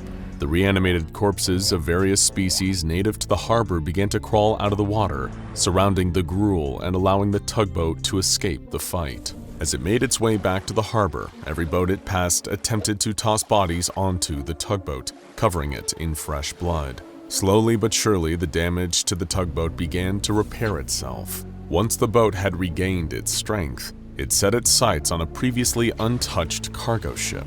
An observing UIU officer determined that the boat was somehow attempting to convert the cargo ship to transform it into another one of its fleshy allies. But before the transformation could take place, a cargo crate broke open, spilling over 1,000 hardtack crackers. Suddenly, the tugboat stopped everything that it was doing. It took one tendril and began to count each individual cracker that had spilled out. While the tugboat was distracted with its task, a citizen offered the UIU use of their rare metals cannonball collection in the fight to apprehend the aggressive boat. One particular cannonball, made from electrum, was able to puncture the hull of one of the infected ships, rendering it motionless. They were elated to have found a weapon that worked against these boats. While the tugboat continued to count, the remaining townspeople gathered all of the electrum they could find and began to fight back against the boats. One by one, the boats sank, and all the while the tugboat continued to count. In the meantime, UIU officers managed to free the Gruul from his zombie attackers. They presented him with an electrum cannonball, which he proceeded to punch finger holes into and wield like a bowling ball. Then the Gruul had a score to settle. No one, whether human, ghost, or tugboat, was going to mess with his brunch. The Gruul barreled towards the harbor, grabbed hold of the still distracted tugboat, and punched it hard with his cannonball fist. If the tugboat could breathe, the punch would have knocked the air out of its lungs. The Gruul then threw the tugboat out of the water and continued the savage beating before preparing to destroy the battered vehicle once and for all. He lifted it up into the air, jumped up to follow it, and hit it with so much force that the tugboat careened through the air, colliding with a portal that had transported it to the Isle of Portland. Luckily, this portal could only be unlocked via a high-speed impact from a water-based vehicle. Speaking of luck, an SCP Foundation team was returning to the Isle from a failed mission just as the anomalous boat appeared in their reality. The object was knocked unconscious by the impact of its travel and the beating from the Gruul, and in its incapacitated state, it was transported to a nearby Foundation site. There it was contained and given the designation of SCP-6426. Due to its anomalous traits, including the consumption of blood, a talent for hypnosis, and a compulsive counting habit, it was also given the nickname the Vampire Boat. SCP-6426 is a Keter-class sapient hostile entity that, in an inactive state, bears the appearance of a harbor tugboat in a constant state of rust and degradation. Any blood or organs containing blood that come into contact with the boat will be absorbed through the metal, causing the degradation to visibly improve as a result. The most effective blood appears to come from humans, cetaceans, and a few specific species of cetaceans. The entity does not only use the absorbed blood to improve its appearance, but is also capable of using it to create organic additions to its body, including the vein-like tendrils spotted in the 3 Portlands, cognitohazardous eyes attached to bending eye stalks, harpoon guns, and cannons capable of firing ammunition made from anomalous species of barnacles. These barnacles are capable of reanimating dead tissue on contact, and SCP-6426 frequently uses them to create instances of SCP-6426-C, masses of reanimated tissue that the boat uses to aid in its attacks or self-defense. SCP-6426 uses its tendrils to grab prey and drag them towards itself, but the tendrils serve an additional purpose as well. Each of the tendrils has a mouth on the tip, similar in structure to that of the North American medicinal leech. When the tendril has made contact with its prey, the mouth will then bite into the spinal column of the creature, causing its brain function to cease as its canines grow long and hollow. Hard scales form on their skin, and their muscle mass and bone density increase. Once they have been transformed in this way, organisms taken by SCP-6426 are designated SCP-6426-A. These instances are used to the entity's advantage, helping it to extract blood from victims at a distance, as well as providing an additional line of defense and offense. In the event that SCP-6426 encounters another watercraft, it is able to use SCP-6426-A to convert the vehicle into an instance of SCP-6426-B. These converted boats are similar to SCP-6426 and are able to function on their own. However, they are unable to produce their own eye stalks or cannons, unable to create SCP-6426-A instances, and do not appear to be as intelligent as their creator. In the early days of its containment, the exact nature of the anomaly's intelligence was the subject of debate amongst the research staff. However, on one specific occasion, the Foundation was able to establish a line of direct communication with SCP-6426 and conduct the first, and so far the only, interview with the vampiric tugboat.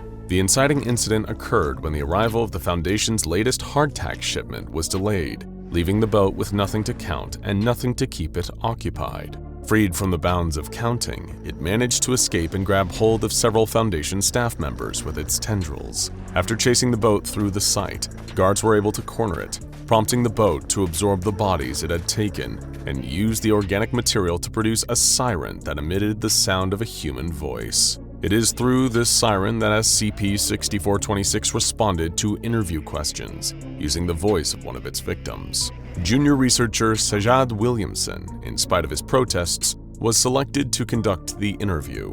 His fellow staff members refused to take no for an answer, and as the newest hire, the unpleasant job fell on his shoulders. Much to everyone's surprise, the anomaly began the conversation rather politely, saying, "I am so sorry. I thought you were those self-righteous lunatics from the church. I apologize profusely for any trouble I may have caused, and I want to point out I fully support your mission. Yes, our first line of defense against the undersea menace. I am more than willing to punch sharks. Salacious, yes, right.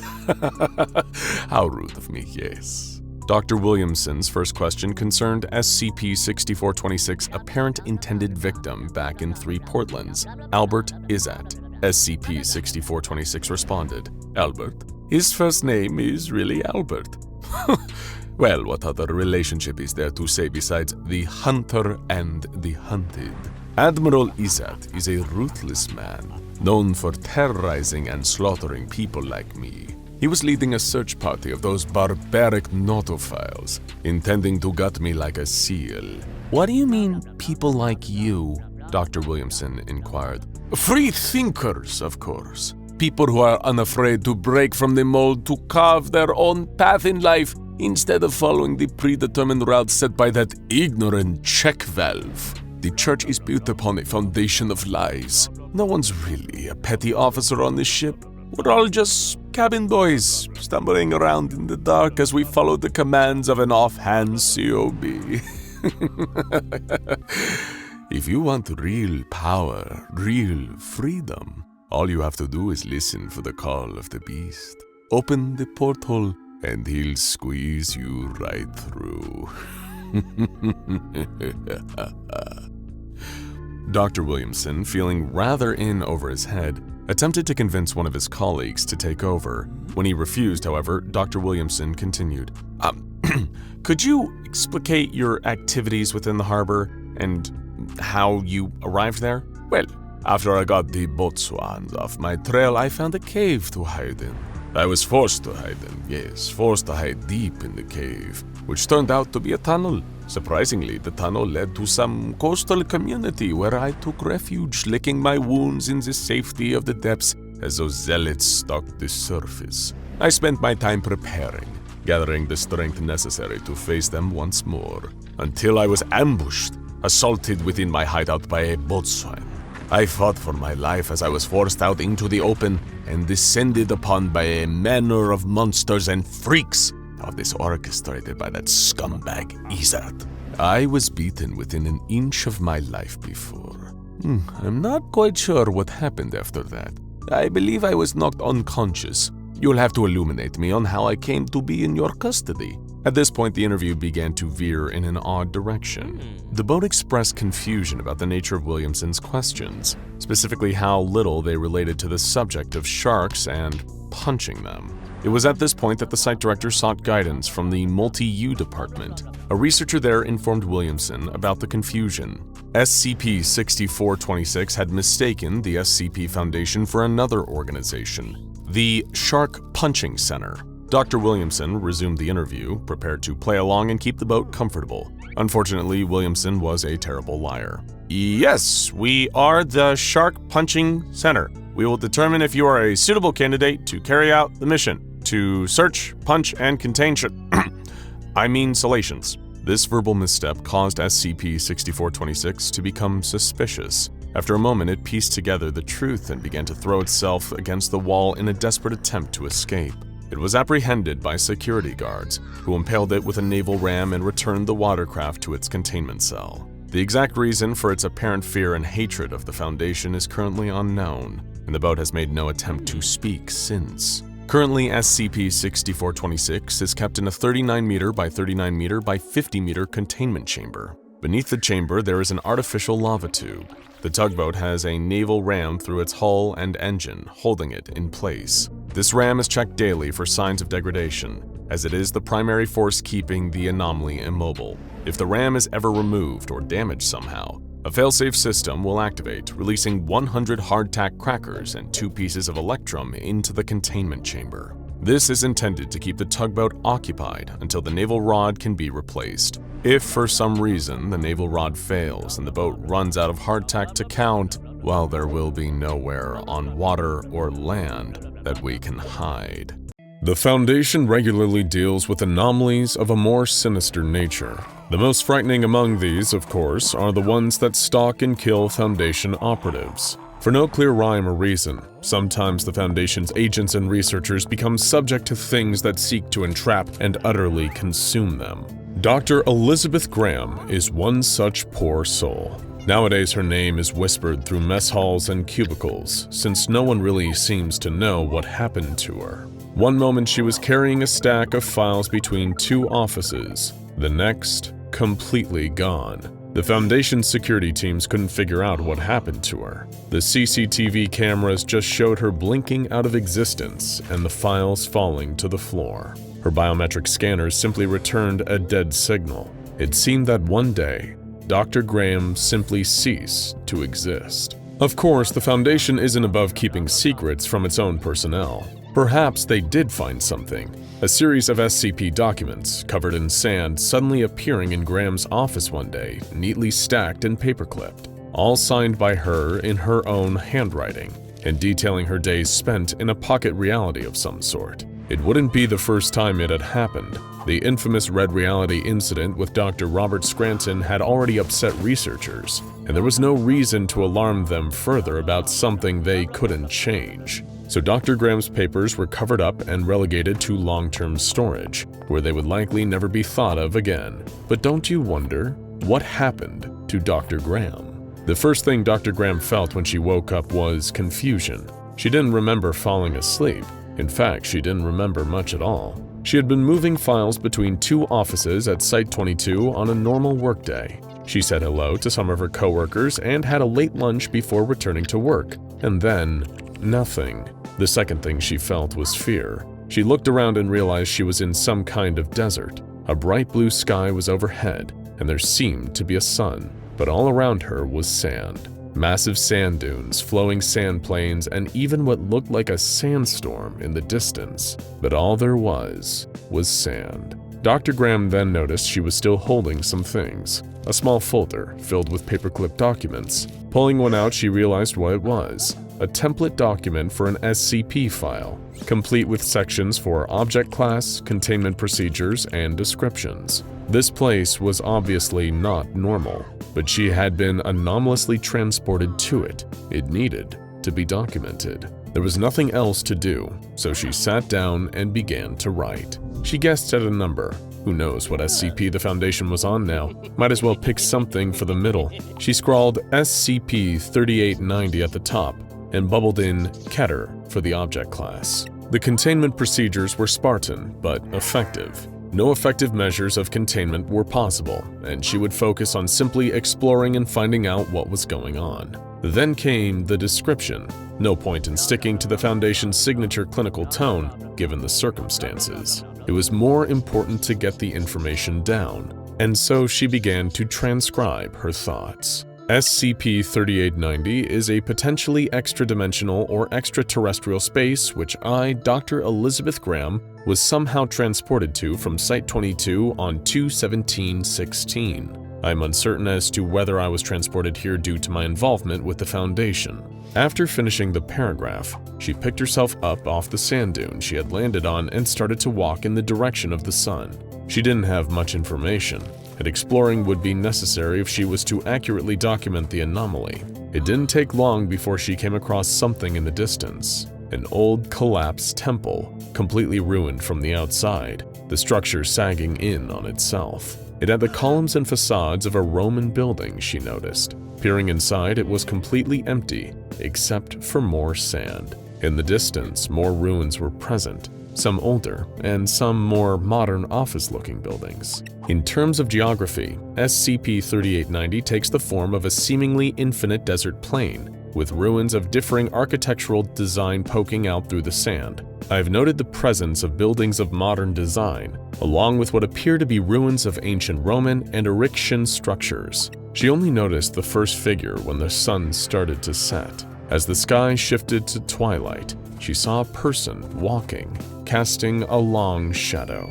Excitedly, she yelled out, to no response. When she approached, she saw a man in an older suit with completely lifeless eyes stumbling along. SCP-3890-1 is my collective designation for the humanoid entities that wander through SCP-3890. They do not respond to any stimuli, and as far as I've been able to tell, simply walk around without a specific destination. SCP-3890-1 are either entities that have been created to resemble humans but imperfect, or they are humans who have been mentally altered in some way to rob them of their faculties. There did seem to be some kind of a day-night cycle, and she didn't feel hungry or thirsty at all, though she did feel sleepy. After her first day in the desert, Dr. Graham settled in one of the collapsed ruins, drifting off to sleep. The second document opens much differently. This appears to be a document for something designated SCP-3890-2 Keter. The containment procedures are simply to always, constantly be on guard for it, whatever it is. If Dr. Graham feels something she is approaching is not as it appears, she is to immediately retreat. The description is a little clearer. SCP-3890-2 is a living entity of varying shape and size, which resides in SCP-3890. I am uncertain as to whether SCP-3890-2 originates here, or if it was transported here at some point in the same way I was. From what I have observed of its behavior, it appears to be some form of predator. SCP-3890-2 is currently hunting me. I first encountered the entity shortly after writing down my initial observations of SCP-3890. It snuck up behind me while I was resting and got me while I wasn't paying attention. I was knocked unconscious by its attack and woke up several hours later during the night. It had attacked me several times since that first encounter, with several hours between each attack. She was caught off guard by it last night. She hadn't noticed its presence. It seemed to just be another building in the far-off horizon when she sat down and pulled out her pencil and paper again. She had started to fill in some more information about the humanoids. They seemed to continuously walk in circles around some of the ruins, though it was unclear to her why, or even whether they were aware of what they were doing. But when she pulled her pencil out, she heard the buzzing in her head. It was like TV static, initially soft and low, but then ramping up and quickly becoming deafening, stifling her ability to think. She looked up, and she saw it. For a moment, it retained its form as the building in the horizon, but that quickly changed. It began to unfold on itself, completely black on the inside, like a dark paper crane continually folding and unfolding, stretching and compressing in on itself. By the time Dr. Graham got to her feet and ran away, she began to realize what it had done and quickly scrawled it onto the paper. SCP-3890-2 uses amnesticization as a form of attack. While it has not injured me physically thus far, I have lost all memory of significant chunks of my childhood and early adulthood. I can no longer recall which high school I went to or what my first job was. My current hypothesis is that, as an entity, it feeds upon memory. At first, Dr. Graham avoided buildings and stayed to the empty parts of the desert while walking.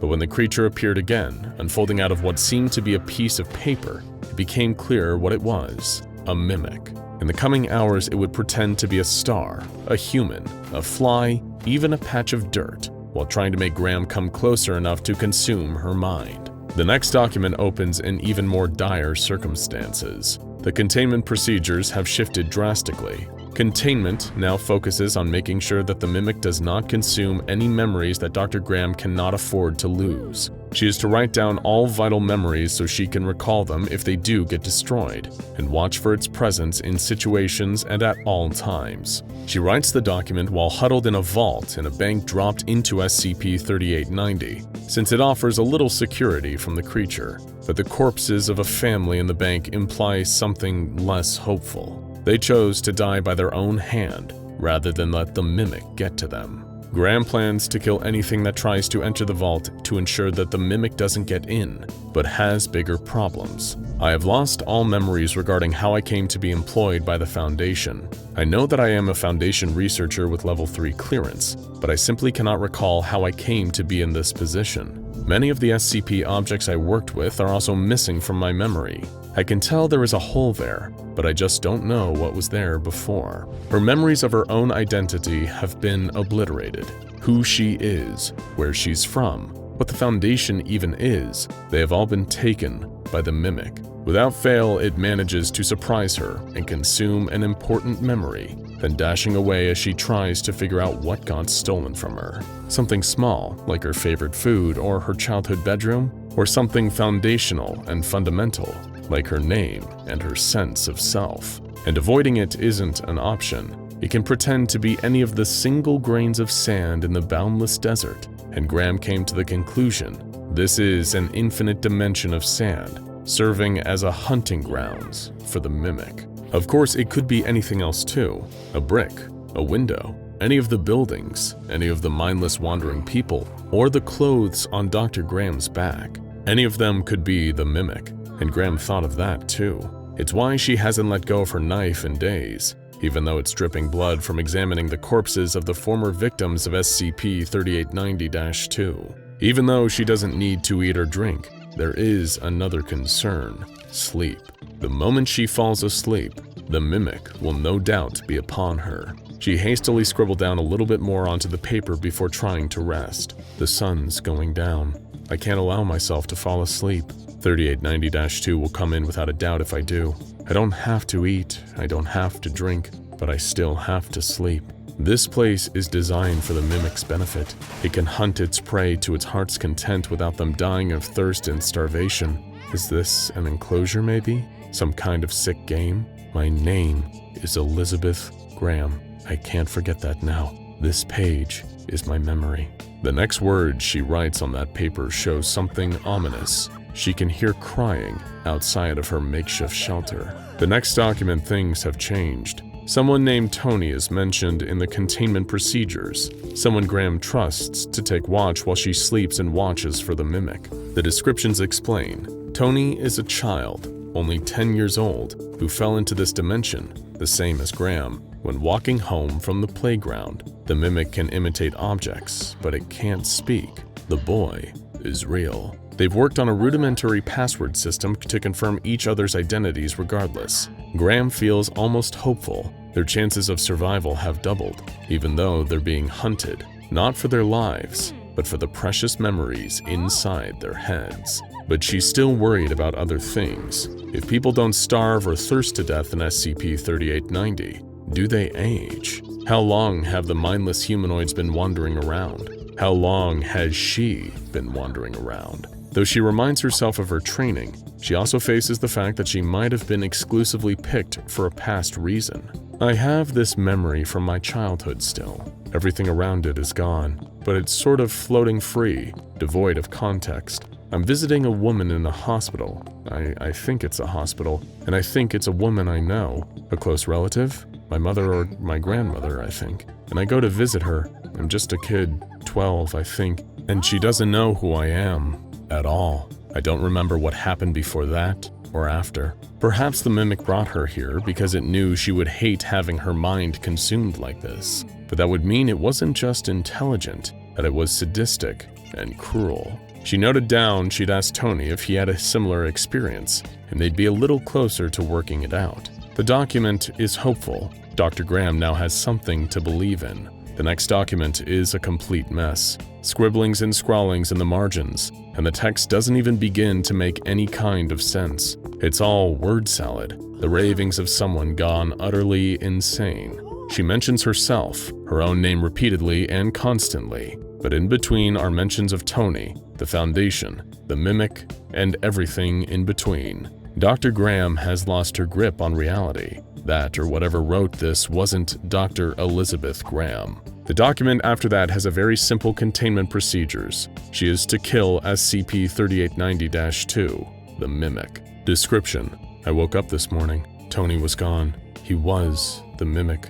It was smarter than I thought, I guess. I was stupid. I should have seen this coming, but I was desperate and it knew it. All it left was some scrawled document and a hole in my head the shape of my name. The Mimic, disguising itself as a child, had stolen the last thing she had left, her name. All of Graham's precautions were useless. Even though her name was written down a dozen times in the last documentation, she cannot remember it. In fact, when she reads it, it immediately removes itself from her mind again. Not only has it taken her memory, it has taken her ability to reform them. and the document it left behind is one of her own, an SCP template, though of course she doesn't know what the Foundation is anymore. The same document we have seen previously in the pile. Yes, the Mimic is learning to imitate Graham and getting better at it. Maybe that's why she hasn't been killed yet. It's yet to pin down her thought process and is waiting until it has her perfectly memorized. Not that she would know, given that she's forgotten how she even came here or when. But the Mimic made a mistake. It took everything from her, even her hope, which has left Dr. Elizabeth Graham a woman with nothing left to lose. She resolves she will not get out of SCP-3890. The documents will probably wind back up in Foundation possession from some testing with an unrelated anomaly, but she will be a mindless husk, or worse. She plans to kill the Mimic. It's a cowardly, fearful stalker creature, and only hunts by pretending to be other things. She knows she can take it in a fight, and she still has her knife. The next document is Sober, the object class, neutralized. Dr. Graham walked boundlessly through the desert until the Mimic jumped for her. It unfolded from a cloud, turning into a mass of black origami and lunging for her. It didn't expect her to turn around and slash outward with her knife, piercing its strange black flesh. It let out a scream, shrank, and Dr. Graham realized that it could feel pain. So when it lunged again, she drove her knife deeper into it before pulling back. And she repeated the process until it was a tiny black mite in the sand, and then she crushed it under her heel. It was that easy, that simple. But of course, every time it had come close to her, it had taken another bite out of her mind, just as she took another slash at its form. We opened each other up. I filled its body with holes, and it filled my mind with them. There's not much left of me. She curses herself from not having done it earlier, but maybe there was a reason. She can't remember it anymore. In any case, the Mimic's dying bites from her were particularly damaging, the straw that broke the camel's back. What's left of Dr. Elizabeth Graham is falling apart. She scribbles things down onto the paper, while her mind realizes that she can't even understand what she's writing anymore. The next document is empty. Not every story with the Foundation's agents fighting a monster has a happy ending. Cast your mind back to the height of the Cold War. The ever-accelerating nuclear arms race brought us closer than ever before to making the nightmare of nuclear Armageddon a terrifying reality. The two main parties in this conflict are the United States and Soviet Union, each amassing huge amounts of nuclear warheads and jumping on any available advantage they can over their enemies. What you may not know is that in order to detect an impending attack from the United States, the Soviets developed what would become known to the West as the Dead Hand. But this experimental piece of technology also had another name, SCP-1984. It is no secret that the Soviet Union feared the threat of US nuclear strikes and invasion just as much as the US feared an attack from them. So SCP-1984 was created to act as a deterrent mechanism, specifically against secure second strikes. Secure second strikes were both a deterrent and overwhelming concern during the Cold War, referring to a country's ability after suffering an initial nuclear attack to still retaliate, firing on their enemy and causing untold damage with their own arsenal of nuclear weapons. The Soviet Union knew that any action they made that could be perceived as an attack on United States soil would be threatened with nuclear retaliation, and that if they fired first, America would return fire and potentially annihilate them with a second strike. SCP-1984 was to be an automated system that would activate in response to the destruction of the Soviets' main command and control structure. Given that the Dead Hand was created during the 80s, you might be forgiven for expecting a nuclear detection system built at this point in history to consist of various sensors connected to a computer network. But you have also probably already realized that if this was the case, then the Foundation wouldn't be so interested in it. In actuality, SCP-1984 is a fully autonomous entity rather than a network of sensors for detecting incoming nuclear strikes, or a computer capable of initiating a second strike. Perhaps what makes the Foundation more interested in the Dead Hand is that it is both self-aware and links simultaneously to every single one of Russia's nuclear launch sites. Not only this, but SCP-1984 also has direct access to every single one of the atomic weapons stockpiled by the Soviet Union during the Cold War. and is capable of launching intercontinental ballistic missiles at a moment's notice. In short, SCP-1984 could very easily and horrifyingly quickly trigger an all-out nuclear war, resulting in the extinction of all life on Earth. No wonder the Foundation considers the Dead Hand such a massive threat. SCP-1984 itself actually consists of the preserved remains of a Russian soldier by the name of Sergeant Marat Chernikov, who was killed during the Soviet-Afghan War in 1982. Most of the official documentation of Chernikov's existence has been expunged by the Russian Federation, and he is only referred to in fragmented documents recovered by the Foundation that refer to a Project December. These remains serve as the location of a semi-sentient consciousness that has been classified as SCP-1984-01. When it remains dormant and is not interfered with, SCP-1984-01 has the ability to receive and process any signal broadcast to it, and is able to decipher information combined in any signal it picks up. However, when global military tensions start to climb, especially when those tensions affect the Russian Federation, or what were once the satellite states of the former Soviet Union, the entity begins to manifest itself in the physical world, and usually in various strange and different ways. SCP-1984-01 has been known to appear in the real world in forms such as a humanoid outline, or a bright red specter taking the shape of a child with its legs cut off. Regardless of which shape it appears in, it is when the Dead Hand manifests in a more physical form that the wider scope of its abilities become clear.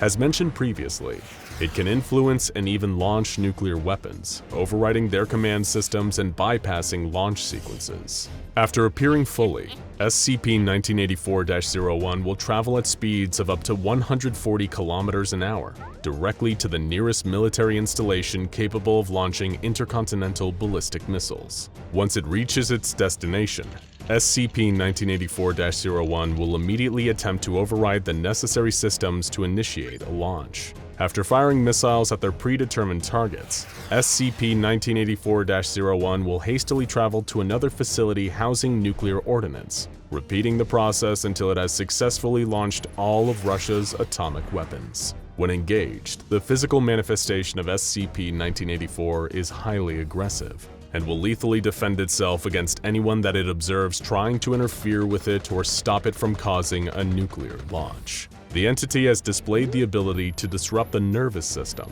causing excruciating pain and debilitating damage to human beings. Its only known weakness, if any, is a susceptibility to microwave radiation.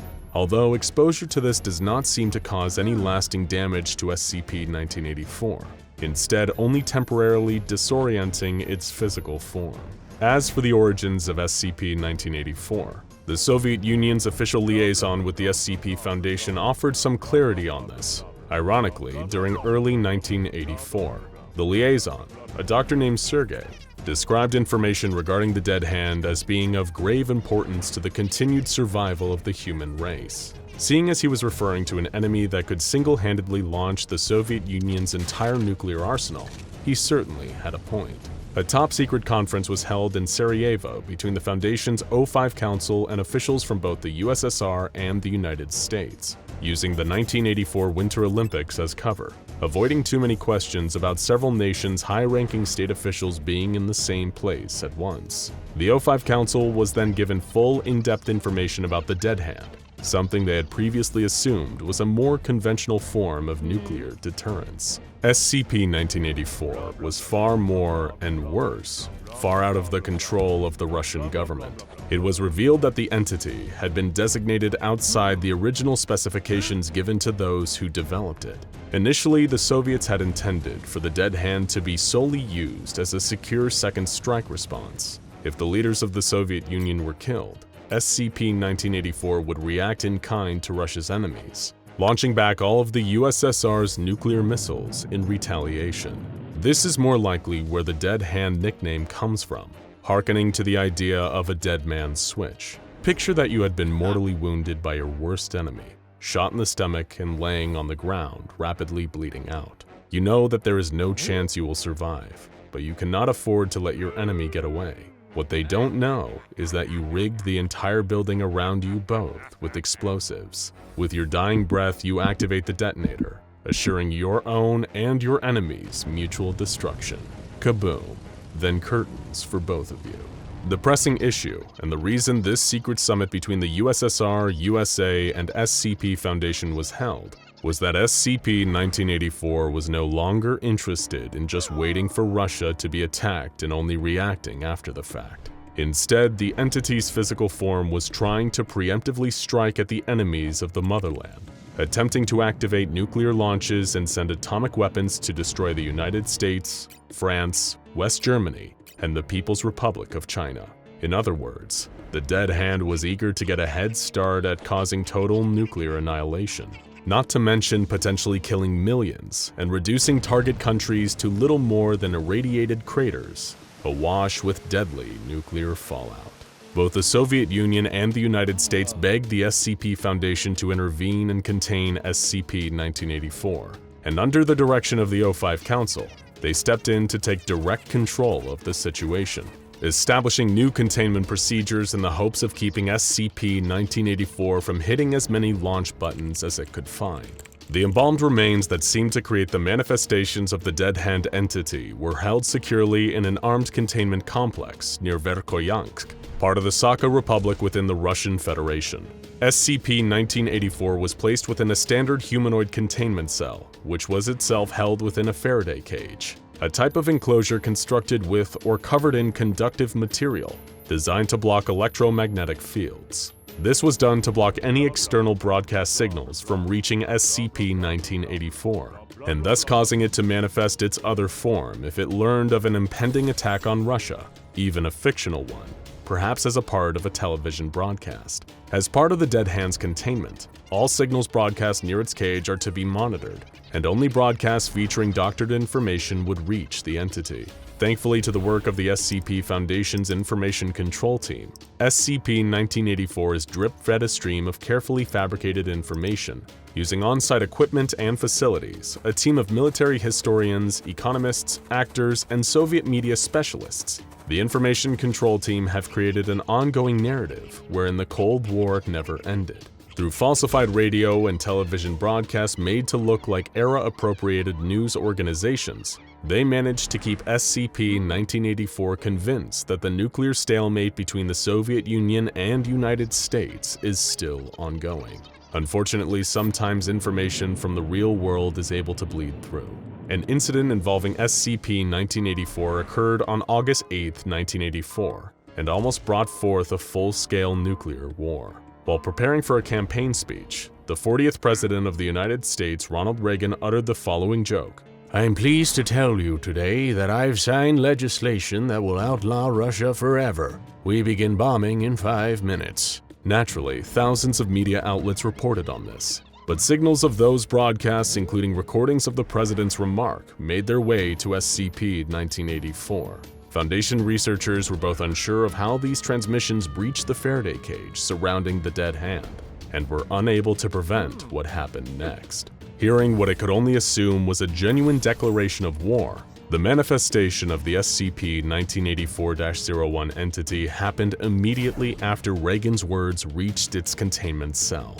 This time, the entity appeared as a semi-transparent woman, withered and blue, wearing traditional Pashtun dress. Armed personnel guarding SCP-1984's cage engaged the entity, causing it to retaliate, lashing out and attacking any that stood in its way.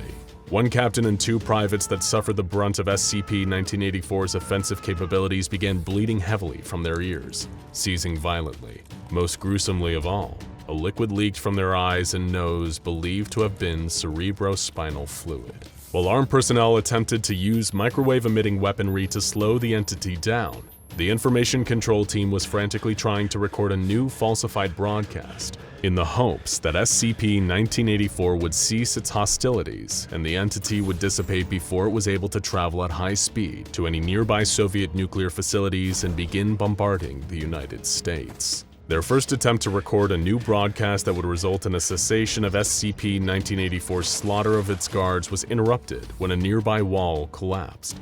Desperate to recontain the creature, The information control team tried to film the broadcast a second time and succeeded, although one of the actors portraying a newsreader suffered a stroke and had to be edited out to convince the dead hand of its supposed authenticity. What followed was a short news clip, clarifying that Russia's Politburo was in on President Reagan's joke, including old footage of the USSR's General Secretary Konstantin Chernenko, confirming that the Soviet Union's nuclear forces were not on high alert. Miraculously, after 15 more minutes of sustained fighting with guards, SCP-1984's physical manifestation began to disappear, gradually dematerializing while it seemed to attack with far less intensity. Eventually, containment was reestablished, at the cost of the deaths of 17 members of Foundation staff, both guards and researchers. A further 8, however, suffered traumatic brain injuries that left them all permanently disabled. The one upside is that this incident remains the only time SCP-1984 has ever breached its containment and caused harm to others. And considering that it could very well have launched Russia's nuclear arsenal, the casualties could easily have been much higher. So remember, folks, don't joke about nuclear weapons, especially if you're the president. You never know what anomalies lurking in the bodies of dead Russian soldiers might be listening, and if they are, you'd better hope they have a sense of humor. The tiny carnivorous snowmen are relentless, sharp fangs dripping with blood as they crawl en masse towards the mobile task force, opening fire on them with their assault rifles. Who would have guessed that a mere hour or two earlier, a young boy was joyfully playing around in the snow here? How had things gone from frosty to freaky so fast? Let's rewind the clock. There was a chill in the air, that lingering, biting cold that would gnaw at your exposed skin if you dared to step outside in anything less than a thick, warm coat for protection. The ground was still coated in a heavy snowfall, a holdover from Christmas just past, weather that had refused to let up well into the early days of the new year. Everyone reaches an age where the cynicism of life, the weight of expectations that keep you anchored in the real world, they all coalesce to rob you of the childlike wonder of the snow. As you get older, the snow loses its novelty. It becomes a source of inconvenience, something that you need to shovel off the driveway to take your car out. Whereas, turn the clock back to youth, and it's like a tiny miracle. It coats your whole world in a clean blanket of freezing frost, turning the ordinary into a wonderland. Robert and Michaela Anderson were glad that their son Michael was still at an age where he could enjoy the snow.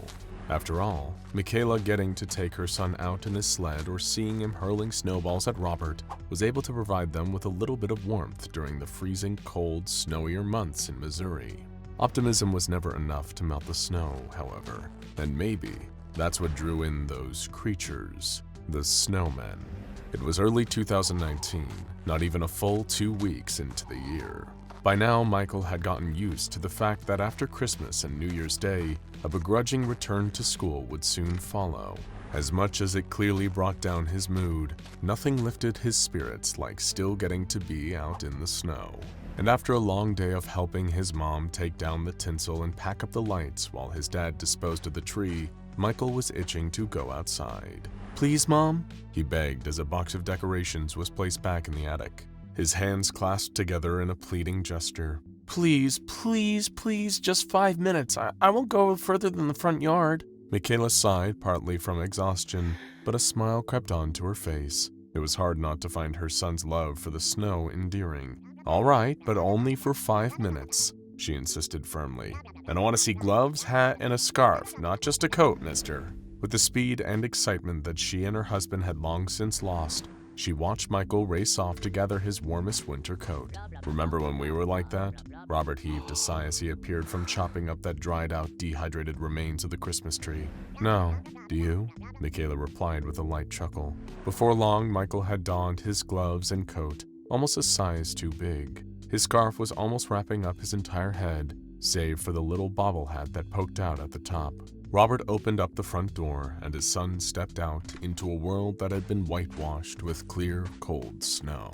Given that the Andersons lived on a small street in Grain Valley, there weren't many other people around, especially not with another flurry of snowfall moving closer in the clouds up above. But it wasn't the next snowfall that the residents of Grain Valley, Missouri should have been worrying about. It was the previous one. the one that had already fallen, and what was now hiding among the snow in the Anderson family's front yard. Having few other kids his own age to play with and not being allowed to venture too far from the front porch, Michael was content to spend his precious time outdoors making snow angels or practicing throwing snowballs. He had long been trying to get one to clear the roof of the small house he and his parents shared, leaving a few scattered patches of snow embedded on the roof shingles. A few meters from the front door stood a snowman. Granted, that was hardly a rare sight at this time of year, especially in the cold weather, but what was so unusual about it was that Michael hadn't remembered making a snowman recently. His parents hadn't let him out in the snow on his own since the start of the new year, given how badly the downfall and icy winds had been for the first week of January. Sure, somebody else could have made it, taking a pause as they passed by the Andersons' front yard, although not Michael nor either of his parents had spotted anyone doing that. The snowman itself was featureless, the white of its ice-cold body smeared with mud and dead leaves, debris that had been packed in with the snow used in its crude construction. It was featureless, too. Whoever had made it hadn't gone to the effort of giving it a face, nor draped an old scarf over it or given it a hat. It just stood there, but not like any other snowman. There was nothing welcoming about it. In fact, it was, fittingly, cold. Given how far away it stood, it was almost as if it was watching the house. Curiously, Michael began to approach the snowman. Being only 9 years old, his imagination was immediately running with the possibility that this snow and mulch construct could be alive, much akin to the likes of Frosty the Snowman. Little did young Michael Anderson know that he wasn't far away from the truth, although this particular snowman wasn't quite the happy, jolly soul from the much-covered holiday song. He hadn't got that much closer to the snowman when he heard something move nearer to where he stood. There was the rustle of leaves and the snapping of small twigs coming up from a bush next to him. Michael couldn't see what it was, but it was far too low to the ground and too close to the house for it to be a bird. Maybe a possum or raccoon had gotten trapped in the thin branches and was now scrambling to try and free itself. Diverting from approaching the snowman, he walked closer to the plant. As he did, the rustling got louder, more frantic, almost hungry. There wasn't just one creature lurking out of sight beneath the leaves, but lots of somethings. Robert and Michaela had been sitting indoors watching the TV when they heard a spine-chilling scream coming from outside. Instantly, they were both up on their feet, racing toward the front door. Robert threw it open, and Michael dashed inside in floods of fearful tears. "What happened, sweetie?" Michaela asked, concerned, brushing snowflakes from her son's coat. "Are you okay? Did you slip?" Through crying and sniffling, shaking uncontrollably with how afraid he was, Michael couldn't find the words to answer. Instead, he pointed through the still open door directly at the snowman, still standing at the edge of the front yard. "How long has that been there?" Robert wondered aloud, taking a single step outside. "Don't, Dad!" Michael screamed. But it was already too late. Something small and speedy had leaped out of the snow in the front yard and latched onto Robert's leg. He howled as he felt searing pain, bitten by rows of tiny pointed teeth, as sharp as needles and as bitterly cold as ice. Stumbling back, Robert Anderson fell over and landed on the floor in the front hallway, inadvertently carrying whatever had attacked him into his home. Both Michaela and Michael screamed in fear as the tiny creature clawed its way up Robert's leg while he swatted at it frantically, trying to brush it away before it could get closer. With a blind swipe of his hand, he knocked the creature to the floor and clambered to his feet, arms outstretched, keeping his wife and son behind him, while staring in disbelief at what had bitten him. It was barely more than half a meter tall, a tiny, white snowman. Bulbous, bloodied eyes bulged from its head, much like those of an insect. Directly between the eyes was a hole, a mouth not unlike a lamprey, lined with rows of sharp teeth that all pointed inwards. It reared up and lunged toward the Anderson family in a display of aggression that caused all three of them to jump, warily backing away from the snow creature. It was then that Robert and Michaela noticed what had frightened their son so much. Out of the corner of their eye, they both simultaneously caught the sight of the open front door and the yard beyond. Wriggling through the snow, shifting as they moved, were even more of the creatures, slithering towards the house like piranhas catching the scent of blood in the water. And standing ominously just beyond the driveway was the snowman, as if it was the general commanding its troops to storm the house. The Andersons raced upstairs as the swarm of snow creatures came spilling into the house, crawling from the yard onto the floor and piling on top of each other, like ants to climb the stairs. Naturally, Michaela's first instinct, as well as protecting her son, was to call the police. While Robert held the door to the bedroom shut, Michaela held Michael close and pleaded with the local Grain Valley Police Department to come and help them. Although they only seemed to take the call seriously when Michael started screaming again. One of the snow creatures had pushed its way under the door frame and was sneaking its way towards Robert to attack him, leaving a trail of water behind it. Stepping back and thinking fast, Robert grabbed a hairdryer and switched it on full blast. The sudden rush of electrically heated air caused the toothy snow creature to retreat into a corner. Refusing to let up, Robert got closer and kept the hairdryer trained on it, eventually causing the creature to melt until little more was left than a damp puddle. But the victory was momentary. There were still more of them crawling up the stairs after the Andersons. With their sharp teeth, they were gnawing at the wood of the bedroom door, trying to force their way inside. Fortunately for Robert, Michaela, and their son Michael, they wouldn't be able to recall the horrific events of January 12, 2019 for much longer. By the time the local police arrived, it had become clear to the officers responding that they were well out of their depth, especially when one of them was injured, suffering a bite from a snow creature. That was what led the SCP Foundation being called in, and within 15 minutes, they had dispatched mobile task force operatives to secure the anomaly. Being some of the Foundation's most highly trained agents, it didn't take long for the MTF to neutralize the carnivorous snow creatures. However, they quickly realized that the mysterious snowmen that had seemingly spawned the swarm could not be melted by any conventional means, nor would it deteriorate naturally on its own. A cover story was issued that Michael had suffered an accident and fallen down an open pothole that had become obscured by heavy snowfall. As a result, police officers were dispatched to help him, although the injury sustained by one officer due to a bite from a snow creature was never explained. Following this, the Anderson family was administered amnestics, meaning they quickly forgot about the whole terrifying ordeal. Maybe it was for the best, however. Young Michael seemed irreparably changed. He never went out to enjoy the snow again, repeatedly suffering from nightmares about the cold. Meanwhile, the anomalous snowman was recovered and thus designated as SCP-4230. Immediately, the SCP Foundation did as their organization does best and commenced testing, with a human subject, no less. They quickly discovered that SCP-4230 seemed to generate a sort of field around itself that could trigger a distinctive physiological change in any human being or animal that came within 6 meters of the snowman.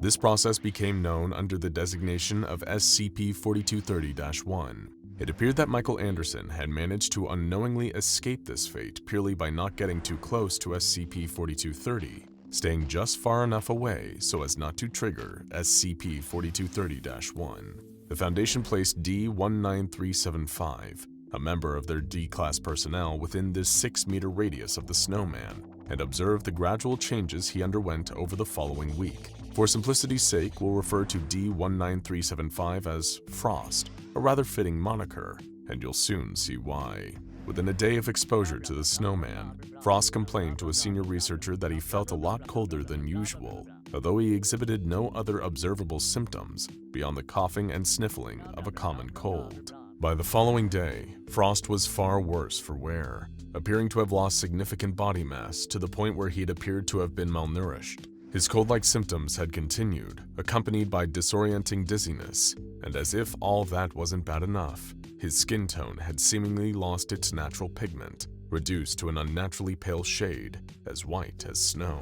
Day 3 saw Frost's body continue to change rapidly at an alarming rate. He was internally producing an unknown chemical that looked to be responsible for enacting certain alterations, namely the dissolving of his femur and fibula. The cold and dizziness were also now made all the worse by the addition of pain to the man's lower body.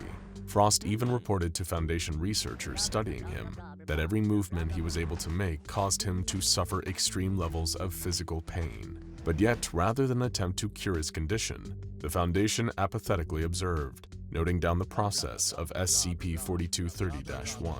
Within 5 days of exposure to SCP-4230, naturally occurring substances within Frost's body had traveled downwards and solidified. This was followed by the most shocking stage of the SCP-4230-1 process so far, and one that made the Foundation realize that these weren't just changes, It was a transformation. When Day 5 saw Frost's skeleton physically reshaping itself, his head becoming a sphere and his arms extending outwards like brittle twigs, it soon became clear what was happening to him. He was turning into a snowman.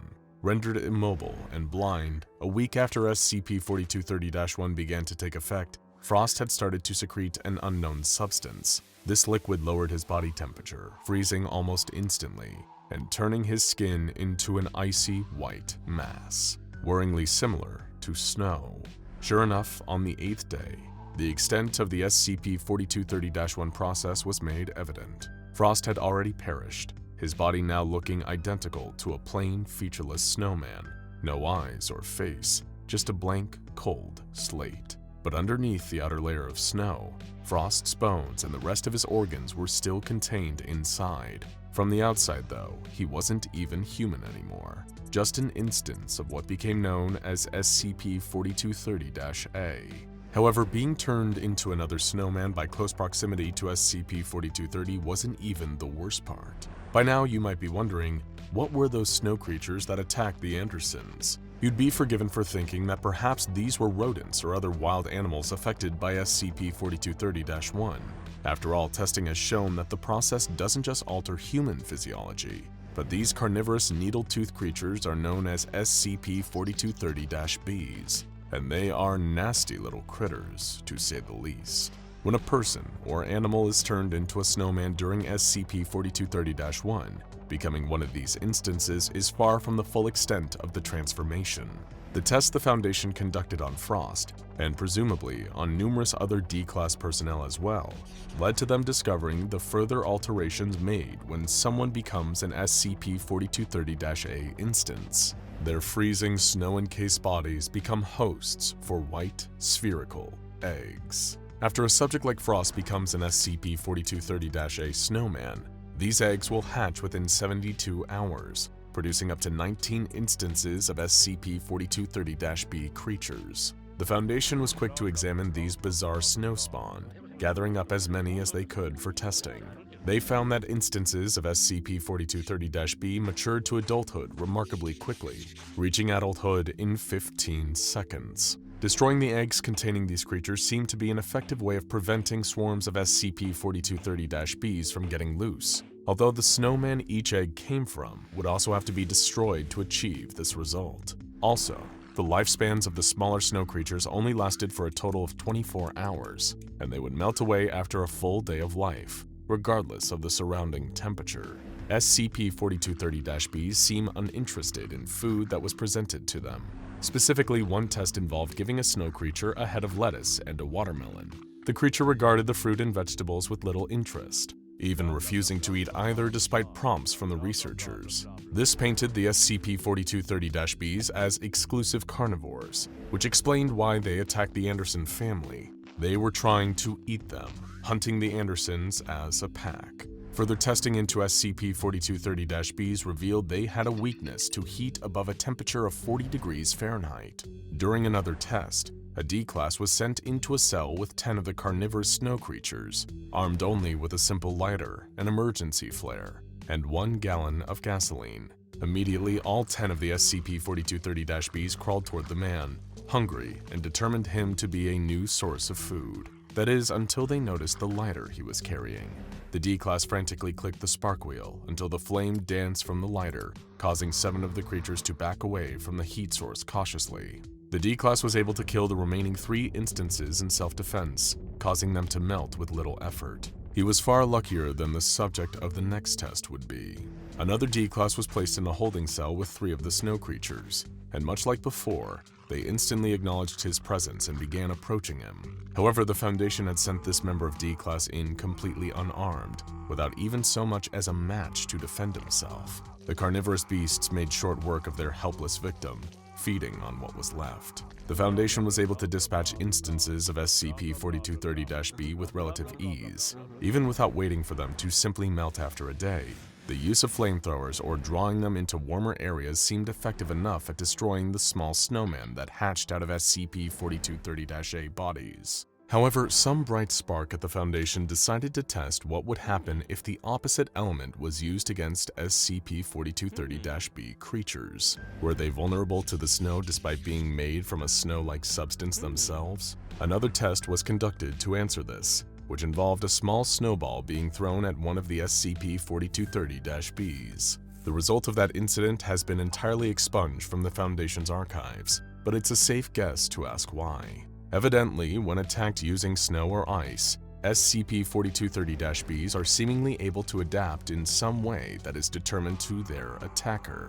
Do they add snow to their mass or become even more aggressive?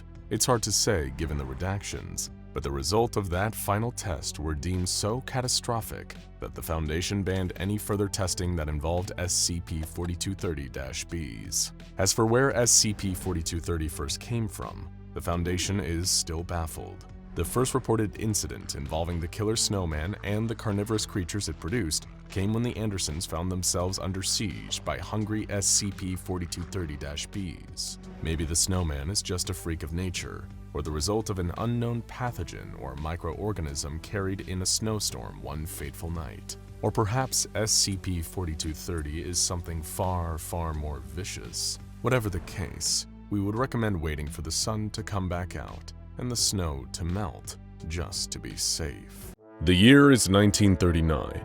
It's the dead of night in Pingfang, a district of the Harbin Prefecture in Japanese Imperial-occupied China. A squadron of over 100 Chinese rebels led by Lieutenant Wang Wei, clutching Bergmann MP-18 machine guns, hurry through the streets towards their destination, the bioweapons lab operated by Unit 731. And monstrous, terrifying Japanese Surgeon General Shiro Ishii. It is a mission of liberation and revenge. If you know anything about Unit 731, just hearing the name will send a chill down your spine, just as it did for the Chinese soldiers hoping to perform a surprise assault on the unit's complex of horrors. Rumors had spread from the Chinese prisoners of war taken there, and the knowledge of the horrible things happening to their countrymen inside that building made their blood boil with white-hot fury.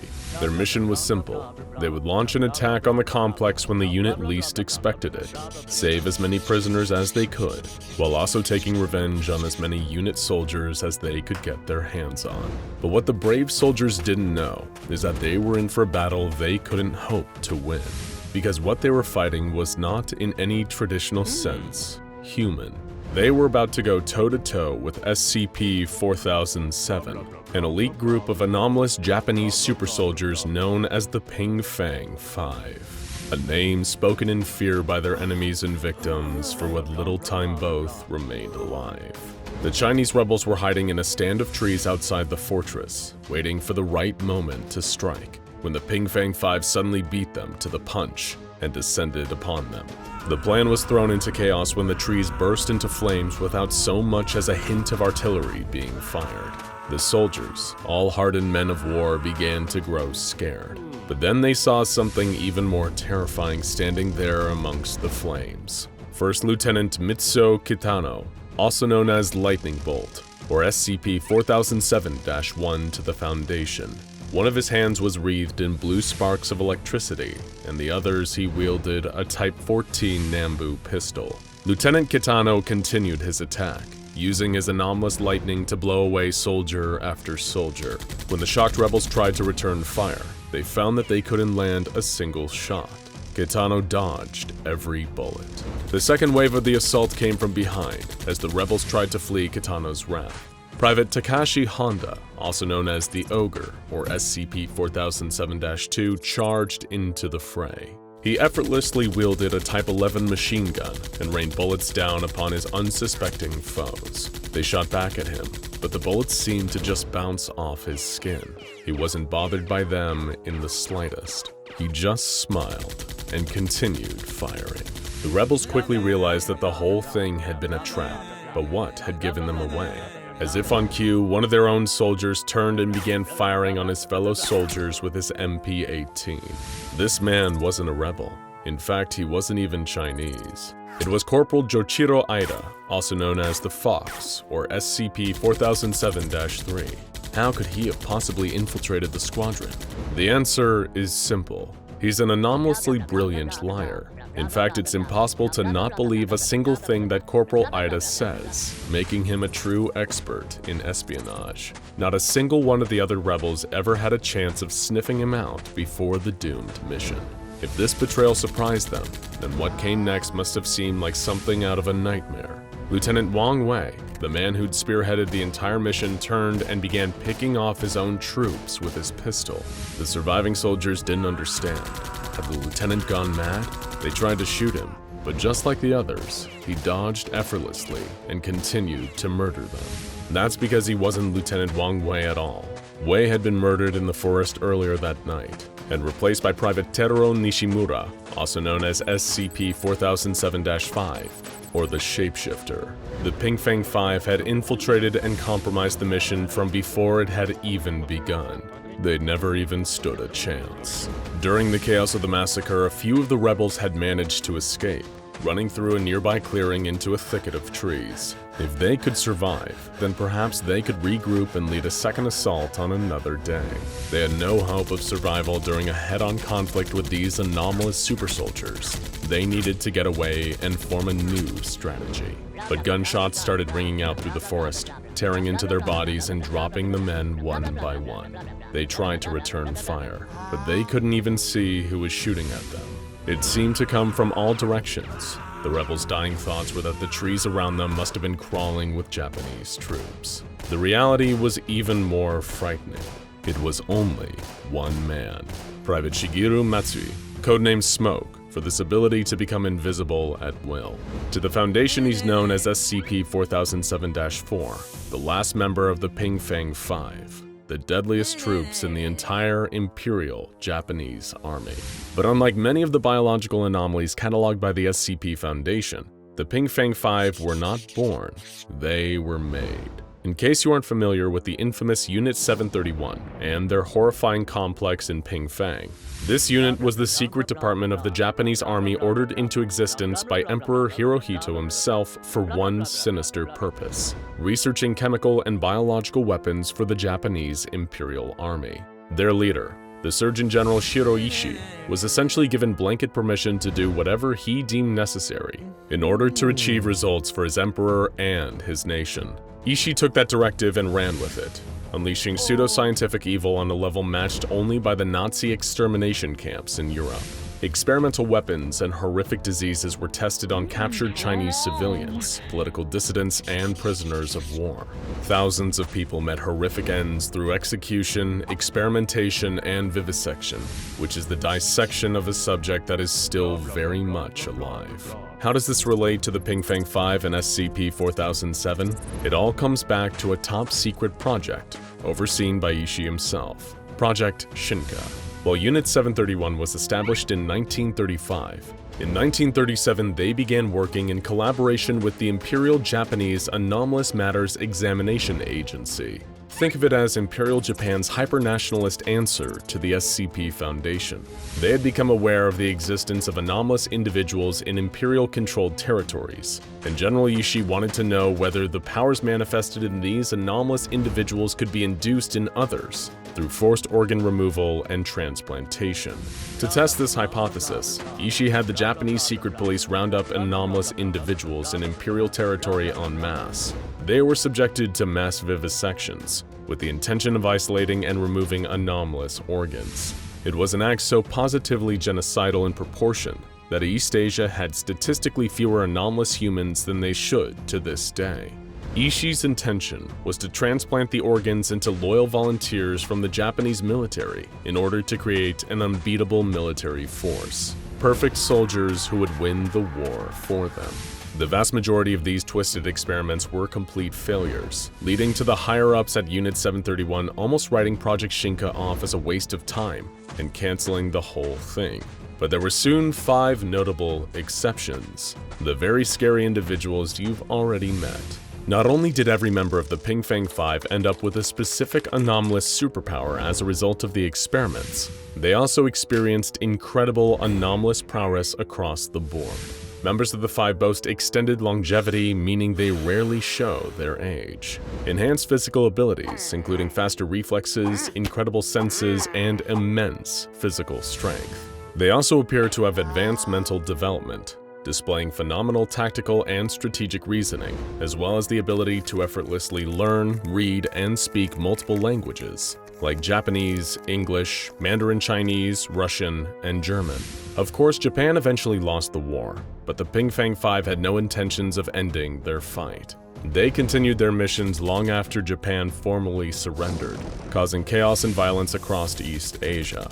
After several unsuccessful engagements with isolated members of the Ping Fang 5, leading to the deaths of many Foundation agents and civilians, the Foundation formed Mobile Task Force 551, aka MacArthur's Dogs, an elite group of operatives trained for the specific mission of bringing down the Ping Fang 5. While the hunt rages on, 3 of the 5 are already dead. SCP-4007-1, Mitsuo Kitano, the man who can unleash bursts of electricity, met his end in Burma in 1948. During a procedure called Operation Smokehouse, 551 engaged Kitano in combat in the jungle. As was one of his trademark techniques, he attempted to use his electricity powers to burn down the jungle and escape during the chaos. However, the Foundation operatives surrounded and boxed him in. He couldn't escape, and when the fires were put out, he was found dead on the ground. The apparent cause of death was smoke inhalation. SCP-4007-2, Takashi Honda, the man with bulletproof skin, died in 1957 in the Philippines. 551 engaged him in combat in a mission dubbed Operation Homewrecker, which culminated in them calling down an airstrike on him. In the aftermath, Honda was found dead, but his cause of death was determined as having been from a powerful electric shock.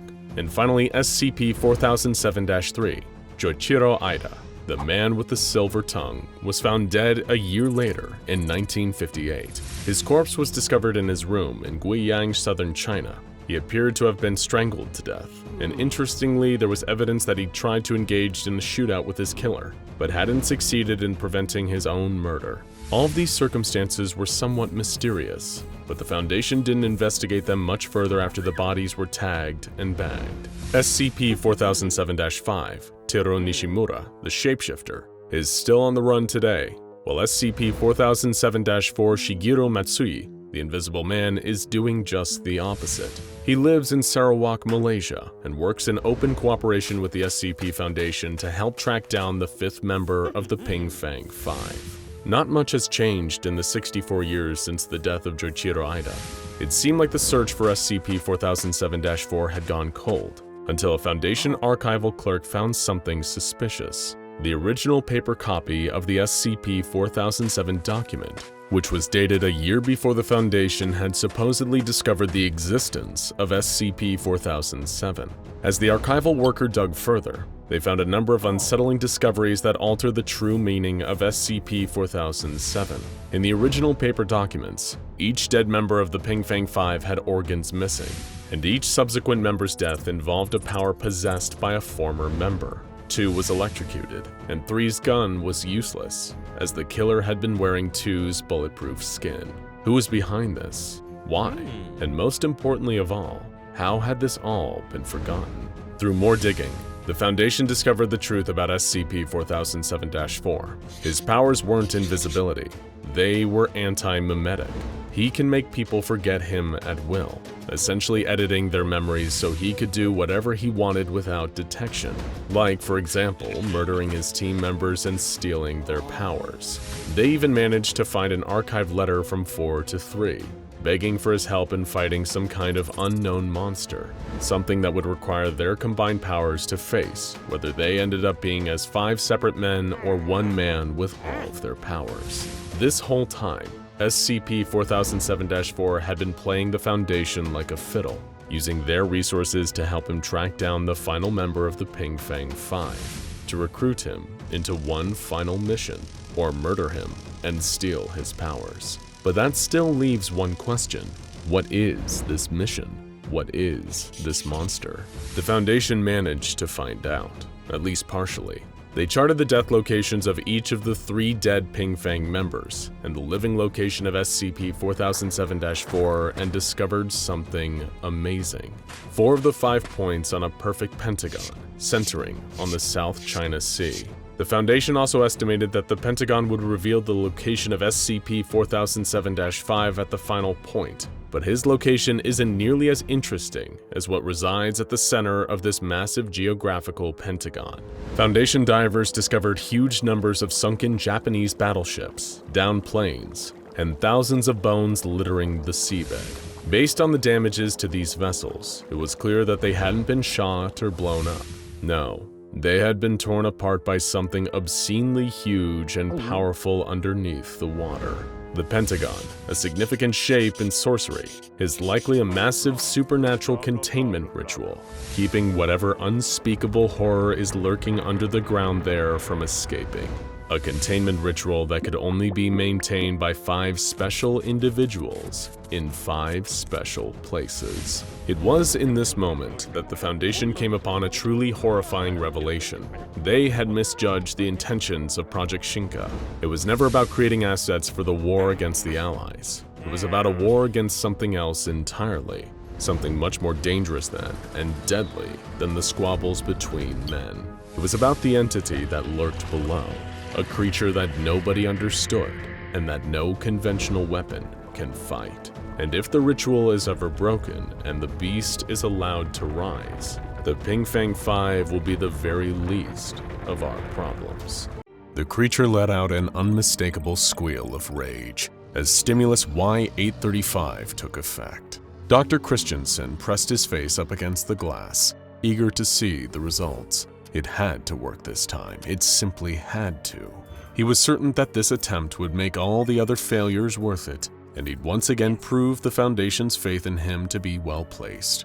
SCP-5683 shrieked a loud, insect-like sound that would have normally made the blood run cold of anyone that heard it. But to Dr. Christensen, it was like music, a monster's dying fanfare to mark his success. Soon he'd be the researcher who neutralized not 1, but 2 tenacious, highly adaptable anomalies. The senior researcher could feel his heart racing as the deadly giant spider started to twitch, then burst into 2 identical entities. The pair of arachnid anomalies had reacted much like the results of the tissue sample tests conducted earlier, dividing into 2 separate organisms. Christensen held his breath. The tissue samples had destroyed each other, attacking and injecting the other with lethal doses of venom.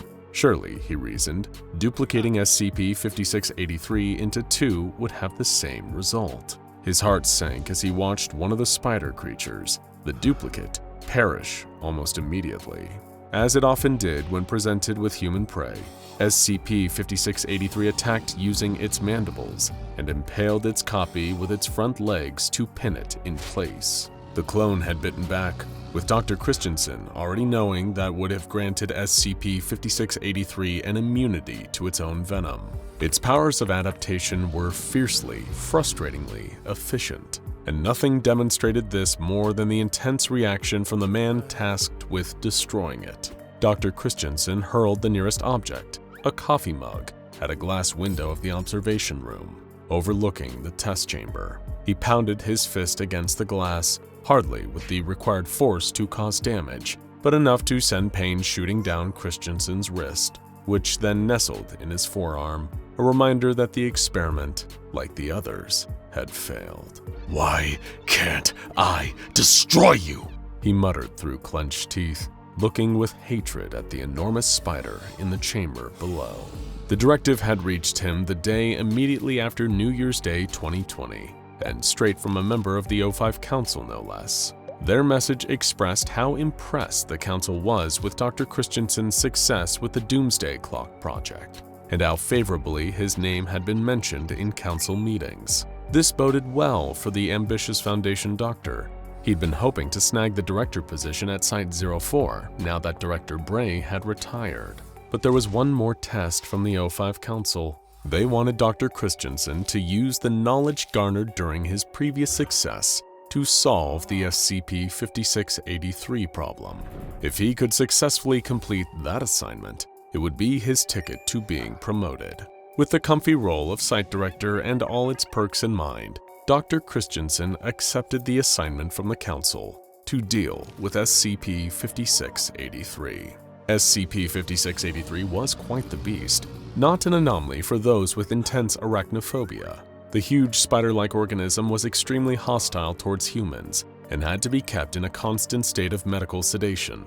Otherwise, it would relentlessly attempt to breach containment and slaughter any and all personnel in its path. What had made SCP-5683 such a problem for the Foundation was the creature's ability to rapidly regenerate damage, as well as modify its own body in reaction to threats. Much like a certain particularly hard-to-destroy reptile, the spider-like entity could adapt itself to become more resistant to any danger posed to it. And of course, this meant that the Foundation needed this dangerous creature eradicated. The frequent containment breaches and sheer number of casualties caused by the arachnid anomaly were significant enough to cause an increasing drain on the SCP Foundation's resources. So, with a termination order coming from the very top, the O5 Council themselves, Dr. Christensen was tasked with overseeing the neutralization of SCP-5683.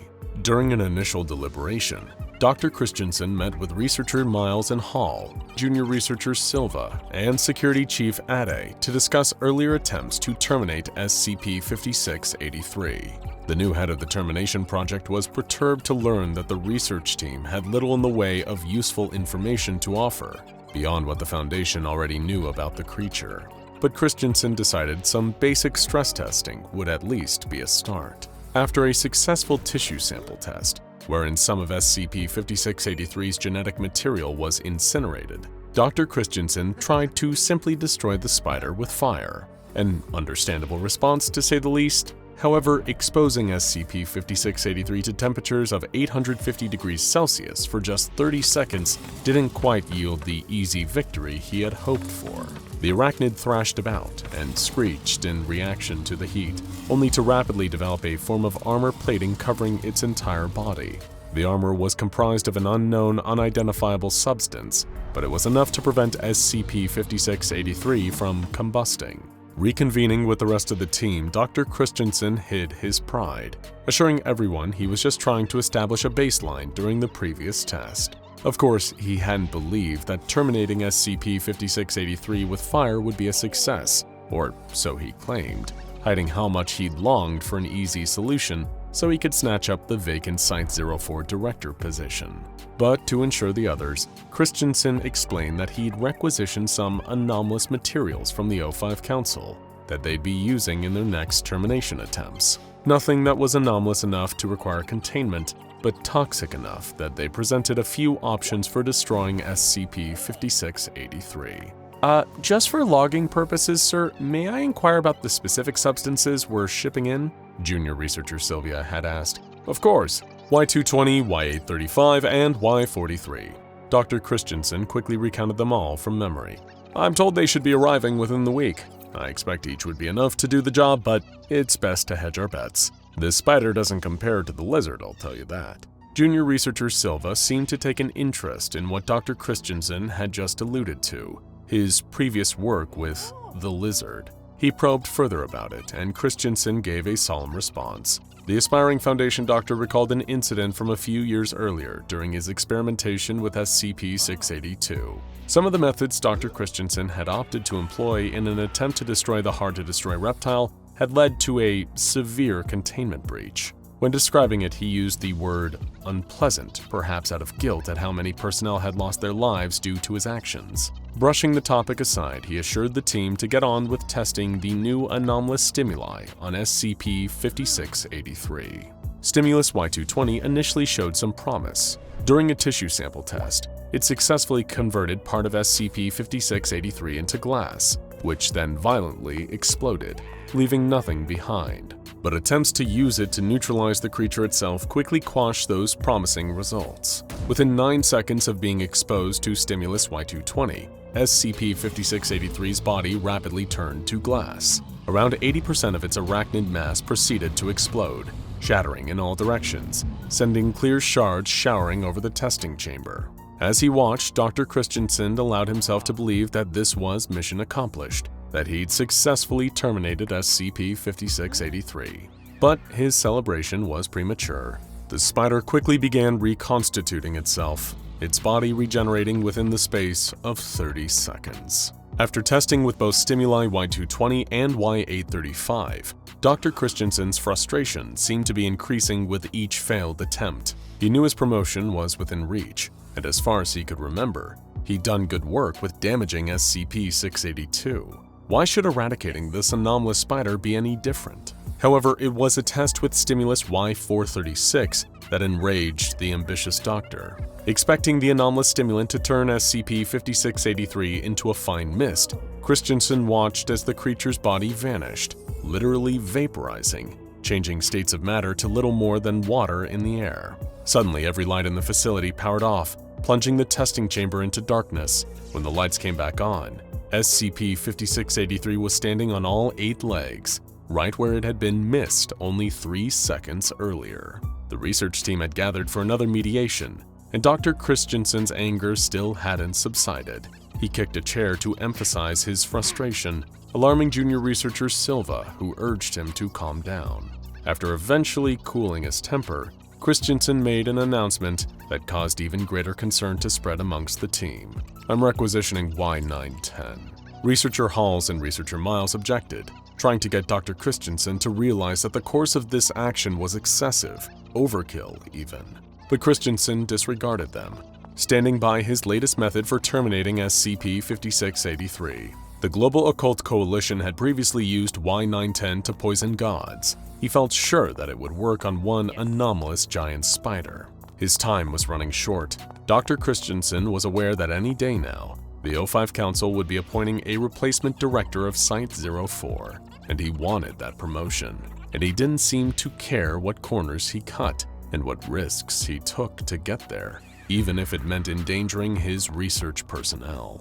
Dr. Christensen declared that in order to save time, he would be bypassing tissue samples to test for termination attempts. The longer it took to terminate the anomalous arachnid, the more his window of opportunity closed, and the further the director position slipped from his fingertips. Accepting full responsibility for the reckless decision and anything that might go wrong, Dr. Christensen wanted to use stimulus Y-910 directly on SCP-5683. He urged the research team to make the necessary preparations, unaware of what his decision would lead to, and the chaos it had already caused. The test was catastrophic, so much so that it caused a containment breach. With SCP-5683 loose and scuttling about the facility on its multiple legs, Dr. Christensen and junior researcher Silva were forced to rush to the secure bunker on site for safety. Christensen was in a state of panic until he noticed something, and not for the first time either. He'd been detecting a foul smell whenever he'd conducted the meetings to discuss termination options.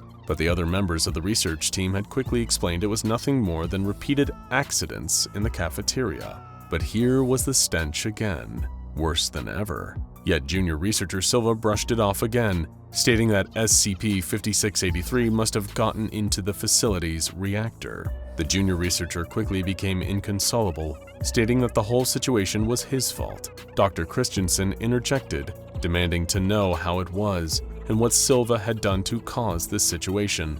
He replied that it was his duty to oppose ill-advised actions, and when Christensen had declared his intention to use Y-910, the junior researcher hadn't opposed him. Shifting the blame from himself onto his subordinate, Dr. Christensen chastised Silva over how many personnel had died because of the junior researcher's refusal to do his job, ignoring that it was Christensen's own ambitions that had led to the current chaos. Refusing to be made a scapegoat, Dr. Christensen vowed to pin the full culpability for SCP-5683's containment breach onto junior researcher Silva, saying he'd tell the O5 Council the so-called truth about what had happened. But Silva pointed out that there wasn't much of a likelihood that the bunker would survive the reactor overloading.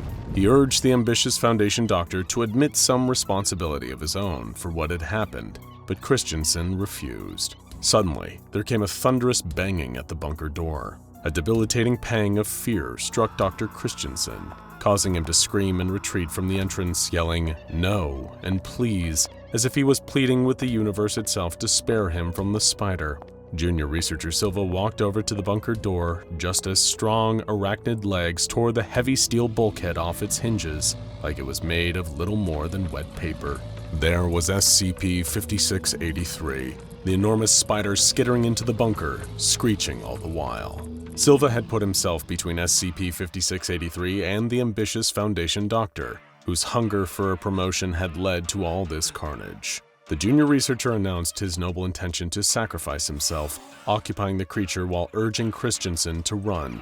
The doctor shoved Silva towards the spider and prepared to run, then all of a sudden, SCP-5683 vanished. Junior researcher Silva told Dr. Christensen he was disappointed, before researcher Miles, researcher Hall, and security chief Ade all entered the bunker through the torn open hole where the door had been. Christensen questioned where SCP-5683 had gone, to which Silva explained there was little reason to keep a dummy around once it had served its purpose as a substitute. "You mentioned you worked with the lizards, sir," the junior researcher recounted, "that there was a containment breach. If you don't terribly mind me asking, how did you escape that situation? It seemed quite lethal, didn't it?"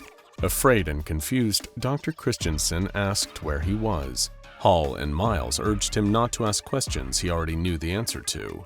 Silva explained who they all were, a jury, specifically Dr. Christensen's jury, and according to them, the ambitious doctor had disgraced himself again. Christensen had been there for a long time, a considerably long time, reliving the same events over and over again, with SCP-5683 acting as a substitute for SCP-682. It was the same situation, he'd made the same decisions, the same mistakes, and it had cost lives. Now Dr. Christensen was trapped in an endless loop, penance for the casualties that had occurred at his hands, all in the pursuit of his own selfish personal gain. He asked the jury how long he'd be stuck there, a question Silva responded to with, "Until you take responsibility, sir."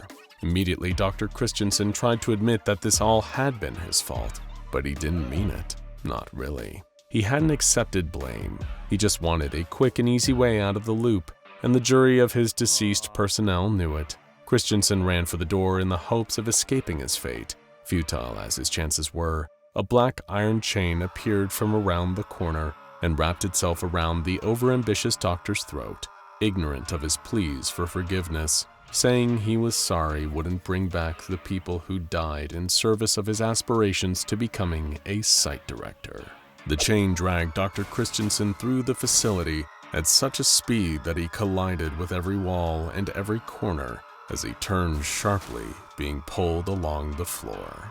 But that and the walls quickly crumbled away, revealing a sight that made Dr. Christensen start screaming that it wasn't his fault, and he never really stopped. What followed involved a great deal of blood and fire. Once it was over, it left behind the same awful stench the doctor had smelt before, and he'd soon be smelling it again too, as the cycle repeated itself. The directive had come straight from a member of the O5 Council. They were impressed with Dr. Christensen, and the ambitious Foundation doctor had been hoping to snag a director position at Site-04. But there was one final test for Dr. Christensen to solve the SCP-5683 problem. It was July 2007, and the dry New Mexico heat could shrivel your average outsider into the size of a small keychain. Melinda and Bailey, two young women dressed in impeccable costumes of the Harry Potter characters Luna Lovegood and Hermione Granger, were getting ready for a momentous event, the release of Harry Potter and the Deathly Hallows, the final installment in the epic saga of the boy wizard and his quest to defeat the evil Lord Voldemort. They, like so many other cosplaying fans, had driven out to Page One Books, an exquisite bookstore in the very heart of Albuquerque. It was miles from where the two of them had lived, but more than worth the drive to be part of the Potterhead fever, long before the series' author would lose her mind on Twitter and make the books a lot harder for most people to enjoy. Trans rights, by the way. Bailey and Melinda were counting the seconds until the bookstore's doors finally opened, and they could get the answers to so many of their burning questions. Why had Snape killed Dumbledore? Would Harry, Ron, and Hermione find and destroy the last few Horcruxes, allowing them to finally destroy Lord Voldemort once and for all? And most importantly of all, would their ships sail? Mel was Harry Hermione all the way, but Bailey, controversially, was all about Ron and Draco. The two of them couldn't be more excited to be part of literary history like this. The bookstore's doors opened, and little by little, the line fed in. It was worth the long drive in the late evening and facing the sweltering summer heat. When the two of them were holding copies of Harry Potter and the Deathly Hallows and walking back to their car, they knew it had all been worth it. Mel thought, this must have been how Jesus felt when he finished writing the first edition of the Old Testament. History, incidentally, had never been Mel's strong suit. Melinda and Bailey set off back to their homes in the sticks. Bailey was driving. She'd been kind enough to give Mel a lift, knowing they were probably their neighborhood's biggest Potterheads. It warmed their hearts to see all this enthusiasm for the book series they loved so fondly. Seeing so many others in costume, or with vinyl decals or bumper stickers in their cars declaring their love of the franchise. They'd seen Hagrid grabbing a mocha in Starbucks, Mad-Eyed Moody had been filling up his Buick at the Gas and Gulp, and Sirius Black had passed out from heat stroke and needed to be attended to medically. With an all-black costume in this kind of weather, that much was basically inevitable. As Bailey and Melinda continued their drive, drawing closer to the witchy wilderness of Cibola National Forest, they continued sharing their thoughts, feelings, and predictions about the book to come. They couldn't wait to read it. Was it even possible for someone to be this amped about a book? Their enthusiasm was so great, they didn't even notice, on those long, winding back roads, that another car had started following them. It was 8:15 p.m. now, pitch black, the kind of darkness where bad things happen. Evidently during a lull in the conversation, Mel turned her eyes up to the rearview mirror and spotted the car behind them. It was a car they'd recognize anywhere, a turquoise blue Ford Anglia 105E. To some, this would be a mostly unrecognizable, if a little old-fashioned car, but to Melinda and Bailey, it could only ever be the enchanted vehicle of Arthur Weasley, the father of series mainstay Ron Weasley. The car, which had become iconic since being featured in the books and films, was able to fly and turn invisible, and had gotten the main characters both into and out of a variety of amusing scrapes. Mel told Bailey to take a look, and she couldn't help but chuckle in admiration. Plenty of Harry Potter fans were in town tonight, and some took it further than others. At times, Bailey wondered if her 3 Harry Potter bumper stickers reading, "My other ride is a Nimbus 2000, Save gas, take the night bus," and "All aboard the Hogwarts Express," respectively, were a little excessive. And then there was whoever this was, whose intense Harry Potter fandom led them to buy an authentic Harry Potter car. Neither Bailey nor Mel could make out the driver. The car's windshield was slightly fogged up. Strange, seeing as it was such a hot evening out. They noticed that the car also must have had broken turn signals, because anytime the car needed to make a turn, the driver's arm would slide out the window and make the appropriate gesture. The Ford Anglia kept pace with them, following them at every single turn.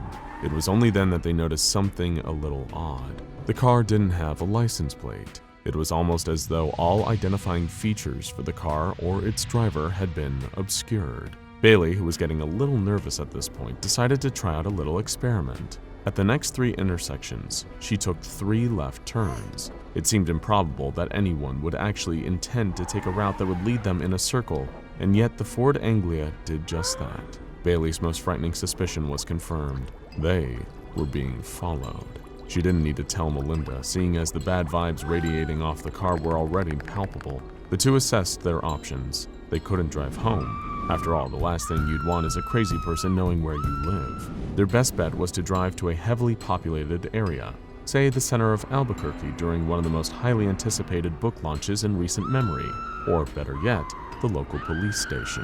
Whoever was driving this car wouldn't dare try anything there. Bailey and Melinda sped up and took off in the direction of the city, but to their horror, the Ford Anglia sped up in kind. Bailey was pressing the gas pedal down to the floorboards, and still the Ford Anglia gained, its headlights glowing like menacing white eyes. In an instant, it pulled ahead of them, the driver's hand emerging once again. This time, it signaled for them to stop. The two of them would sooner drive their car off a cliff than stop for whoever was behind the murky front window of the Ford Anglia. As the Ford began to slow, perhaps hoping to box them in, Bailey pounded on the gas again and lurched forward, weaving around the Ford and passing it once more.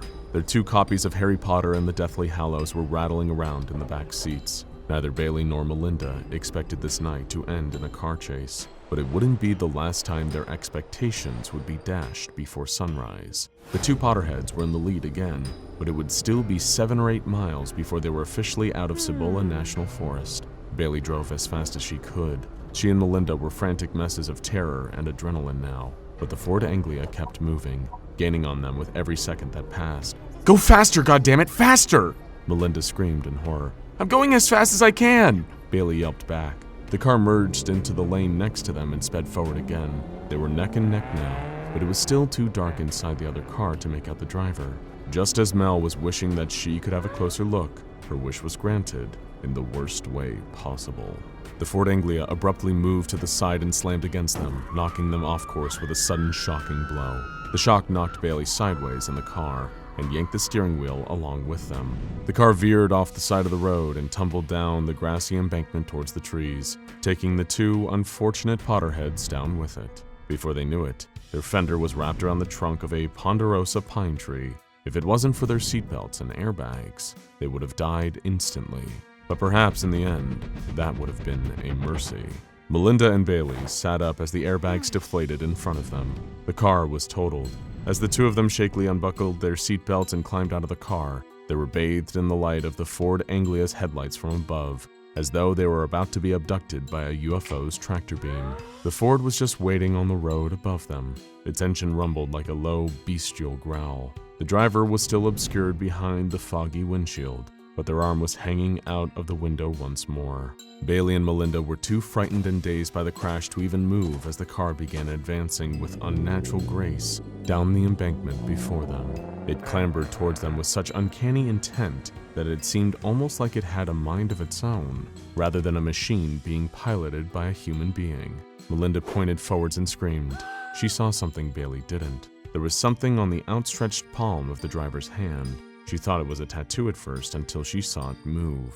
2 human eyes were fixed into the center of the flesh, staring directly at her, like a crustacean's eyes on stalks. Moments later, the car was upon them, and Melinda's scream was silenced. A concerned passerby found Bailey's abandoned car crashed in the ditch beside the road the next morning. The 2 women were never found, and 2 bashed-up copies of Harry Potter and the Deathly Hallows were discovered on the car's floor, among all the shards of broken glass, never to be read.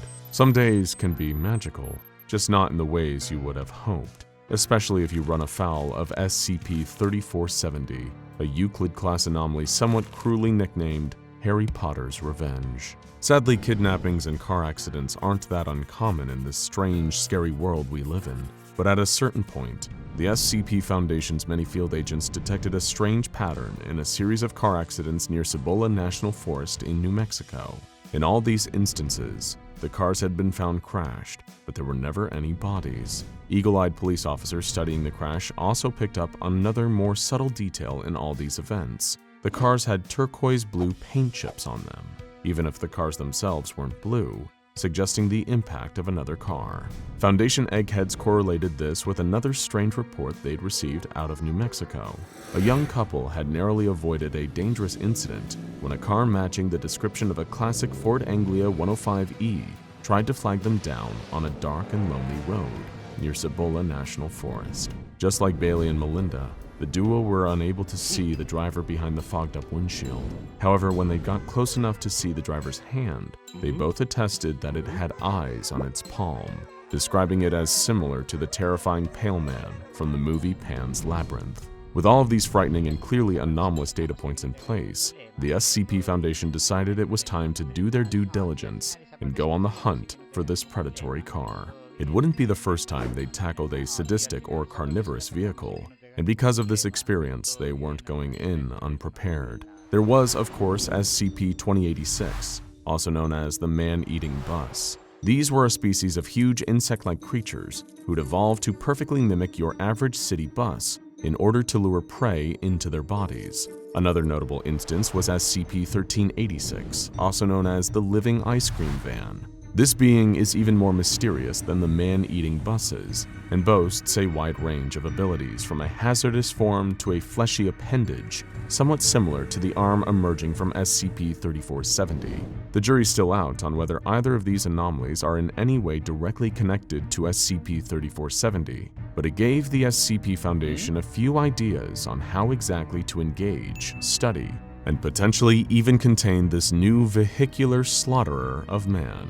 As you've probably come to expect by this point, where there are still so many unknown variables involved, the Foundation decided to fall back on Old Faithful, throwing a couple of D-classes at it and just seeing what happened.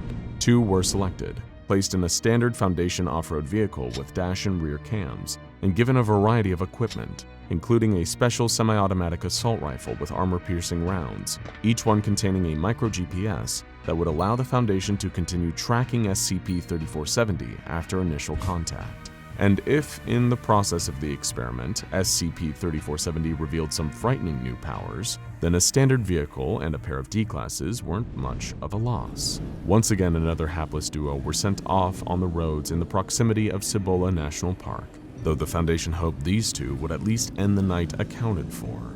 They patrolled the roads, once or twice remarking on the beauty on the stars above, while not much of anything happened. Command kept close tabs on them back at the nearest containment site, feeding orders through earpieces and watching the live video feeds. As the drive continued, the 2 D-classes finally encountered SCP-3470.